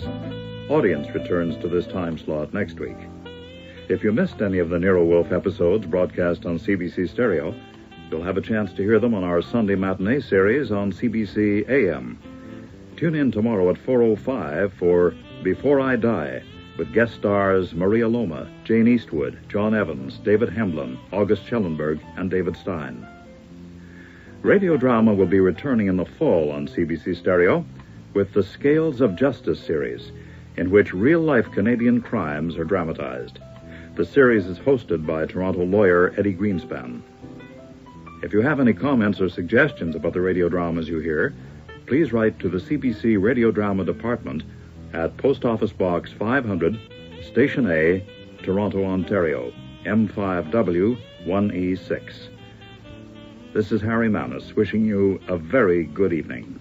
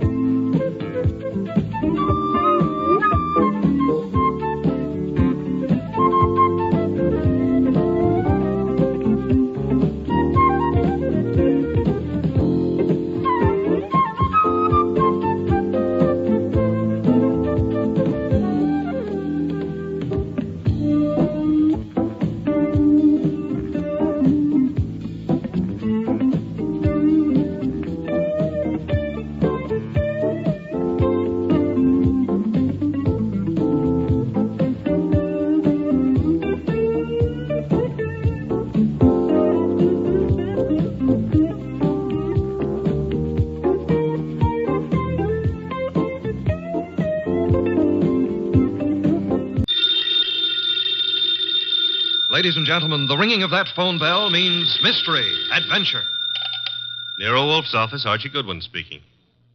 You're up. And you've lost your... Oh. Archie, the answer is no. Hold on a second. The answer to what is no, Mr. Wolfe? I shall not attempt to find a blonde for anyone. You've got the man on the phone a little wrong, Mr. Wolfe. He's not looking for a blonde. He's looking for a prize fighter. Indeed. Have him come here. Okay. Mr. Wolfe will see you at 8. So long. I was all set to argue with you about taking the case. You gave in too fast. Nonsense. I'm fascinated by the thought of anyone misplacing a prize fighter. They're usually quite large, aren't they? They are. But what this guy is worried about is not only finding his boy, but finding him alive.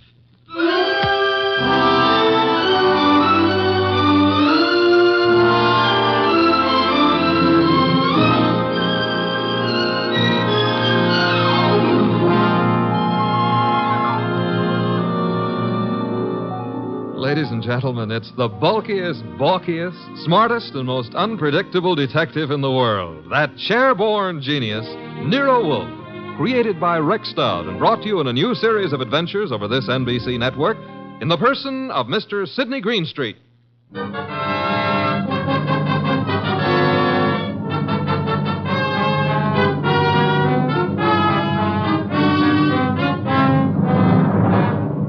The case of the deadly sellout. That's what my boss, Nero Wolfe, called it. And it almost meant curtains for the firm of Wolfe and Goodwin. But let me give it to you straight right from the beginning. Although you ought to know that it wasn't until it was all over that I knew the very beginning of it myself. It all started in the New York flat of one Brock Rainey. Yes? The name is Jerry Fay. I'm supposed to know you? Being a very good friend of Pepe Gatto's, it's time you got to know me. May I come in? Oh, sure. You've got a problem, Miss Fay? Pepe took a fall at the garden last night against a coffee and bum named Eubanks, right? As far as I know, Sister Gatto met his match. Please, Mr. Rainey, do me a favor. Skip the sausage meat. It happens I saw the $1,200 you counted out to him to take a quick dive in the first. You did? How else would I know? Okay, then here's my wrist. Slap it, Miss Fay. I'm a bad bull. Now, look, who's kidding who? I don't care if Pepe makes himself a few deals on the side. I should worry whether he gives those meat eaters on the benches a run for the ducats. What's it to me? If you're not worried, Sugar Plum, then neither am I. Also, I'm a very busy man. Not too busy to pay off, I hope. Pay off? To who? To me. For what? For keeping it to myself that you collected $5,000 from the Eubanks crowd for getting Pepe to take that dive. Certain people might not like to hear it. Miss Fay. Yeah? Drop dead. I don't think we understand each other. Which is just as well. Now get out of here. There's something Blow, else. bimbo. Okay, Mr. Rainey. Have it your way. I'll go find someone with a more sympathetic ear. Someone like Lawson. Arnold F. Lawson. So long. Wait. Where does Lawson come into this? You asking is stalling. Lawson dropped a sizable piece of change on last night's two-step. No. Close the door, Jerry. Oh, yeah. $25,000 to be exact. That's a lot of corn to lose because a cheap fight manager arranges a frame. At least Arnold Lawson might think so. Sit down. Who's tired? Look, Mr. Rainey, it goes very simply in only one way. Lawson at yet knows from nothing except that your boy Gatto lost the fight. He may suspect, but he don't know. And he really don't have to know. Glad to hear you say that. And I'll be glad to see the shade of 3,000 long green banknotes. How much? You heard me, $3,000. Get out. Okay, I'm going. To the next phone and call Lawson. Look, Jerry, give me time, huh? I haven't got that kind of dough right now. Tell it to Lawson. When he gets through with you, you won't need any kind of dough. You know, I've got Gatto set for a go with Mellish, the title contender. Gatto can take him. Please believe me, he's going to take him. So? So after what happened in the Eubanks fight, the odds on Gatto will be like a war debt. We can clean up. Listen, we can make Heel, I wouldn't trust you from 11:59 to midnight. Get it up. Now. I'll give you 6 hours. After that, Lawson. So long.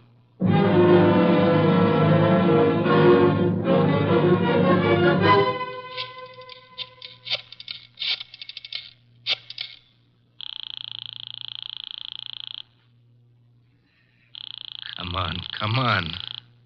Hello? Hello, Rainey, this is Gatto. Hiya, Pepe. Look, the boys dropped in on me at the office at Mindy's. Lawson wants to see me. What? Lawson? Look, Bum, I'm the one with the cauliflower ears. You heard me. What do I do? Nothing. But... Don't go near him. Stay home. Let me take care of it. How? What do you do? I don't know yet, Pepe, but I'll find a way. How did he find out?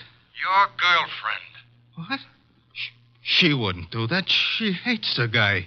Hate him or love him, she told him. I can't believe it. I suggest you call our little doll Jerry and give her your regards for the double cross. Meanwhile, stay put in your apartment. Don't move. But, Rainey... Hello. Hello.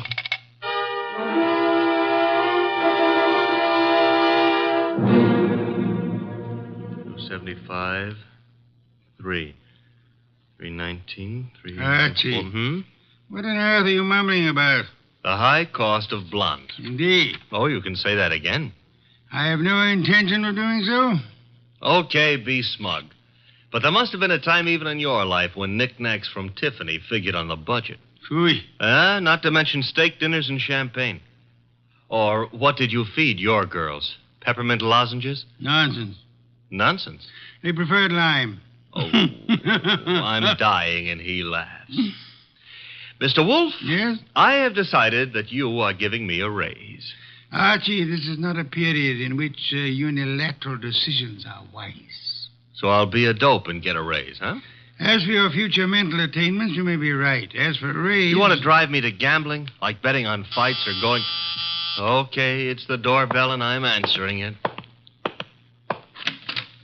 The name's Rainey. You're Goodwin?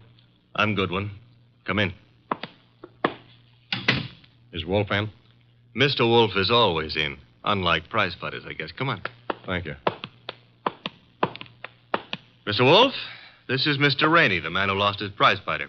How do you do, sir? I'm not doing so good. Mr. Wolfe, you gotta help me. That would depend. On what? The fee? I digress. Your problem is what, Mr. Eeny? Mr. Wolfe, I manage a fighter named Gatto. Maybe you've heard of him. I have not. However, that is of little significance. You are having difficulty with this Mr. Gatto? I'm not having difficulty with him. I can't find him. Maybe you better let me give you the whole picture, huh? Very well. Well, Gatto is an up-and-coming boy, Mr. Wolfe. He had a little upset last week with a guy named Eubanks. But everybody knows in spite of that, Gatto's heading for the big time. I think he'll prove that when he goes against Mellish. Mr. Mellish being another pugilist, huh? That's right, Mr. Wolfe.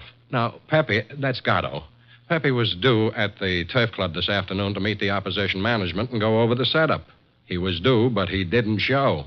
I waited all afternoon, and then I started the phone calls and taxis. The results? No results. I combed every joint I ever knew him to buy a beer in, and the score was 0.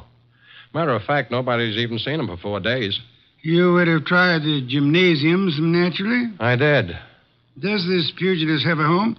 Yeah, 206A Rathburn Street. A penthouse on the roof. He was not at home during all this time? It's where I tried first. It was empty as a bank on Saturday afternoon. I see. And you want me to find him for you? If Pepe blows this fight, Mr. Wolfe, it'll ruin his career. And the preservation of his career is worth a good deal to you? I got a check for $2,000 right here. Archie? I'll get it. $2,000. Very well, Mr. Eeny. I shall take immediate steps. I got a cab waiting outside. We can get started right away. We? Phew. I shall remain here. But how do you expect to... Archie. Yes, Mr. Wolfe. You will leave with Mr. Eeny. I need information. You might try the Rathburn Street penthouse to start with. But I've already been there. With all due apologies, Mr. Eeny, suppose you restrict your activities to pugilists. Archie is a trained observer. You are not. Archie, you will pick up whatever you can at Gatto's apartment. I especially suggest a careful check on his wardrobe. Wardrobe? If his clothes are missing, Mr. Eeny, it would indicate that he left voluntarily and deliberately, for whatever reasons he may have had. If they are not, Archie, you will phone me from the apartment after your investigation is over. Okay. I shall, in the meantime, devote some thought to the subject. Huh? For $2,000, all you're going to do is devote some thought? Mr. Eeny, if I were not a modest man, I would point out to you that you're getting quite a... a bargain.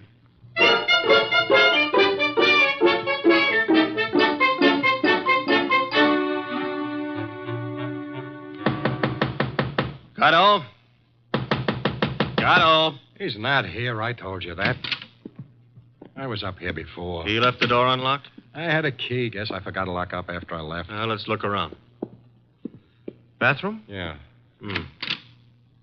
Empty. It's a nice penthouse. That a closet? Yeah. What do you think? He's playing hide and seek? Try it. Okay. Anything in there? Nothing I'm looking for. What's that you found? A hat. Well, let's see. A lady's hat. Yeah, smart and expensive. Label reads a Madame Yetta original. That bunch of lace and feathers cost somebody a fast $50. Yeah, probably one of his girls left it behind. And maybe she'll call for it. Come on, we'll take a gander out on the roof. I took a gander out there. It's bare as a bone. What have we got over there by the chimney? Where? Over there. Just an old awning. Got blown down in the storm last month. Be right with you. What are you doing? Looking under it. Oh, brother. You found him? Yeah, we found him, chum. A little late. 2 holes in his dorsal development and dead as a clay pigeon. Yeah. Well, what have you got to say? Well, now at least the bookies will cancel all bets. We both save our dough. Yeah. I got to phone Mr. Wolfe.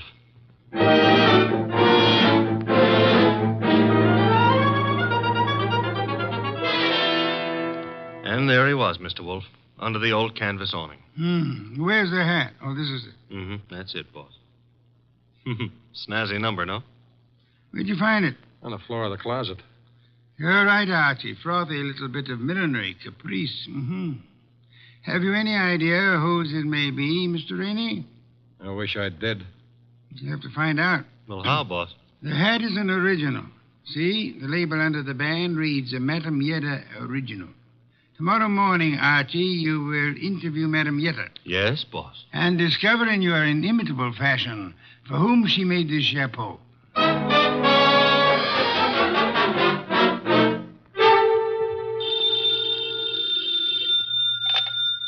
Hello? Archie again, Mr. Wolfe. Per your instructions, I have just talked to Madame Yetta. What did you learn? Madame Yetta tells me she made that hat for a Mrs. Lawson. Who is Mrs. Lawson? Wife of an ex-beer hustler who's in the chips and puts on airs. Lives in a penthouse of the Bradford Arms. I was just about to hop a cab and go up there, boss. Good. Keep this up, Archie. And through sheer practice, you may yet develop a full-blown intelligence. Well, I'm trying, Mr. Wolfe. And after the Lawsons, I do what? Return here immediately and hurry. How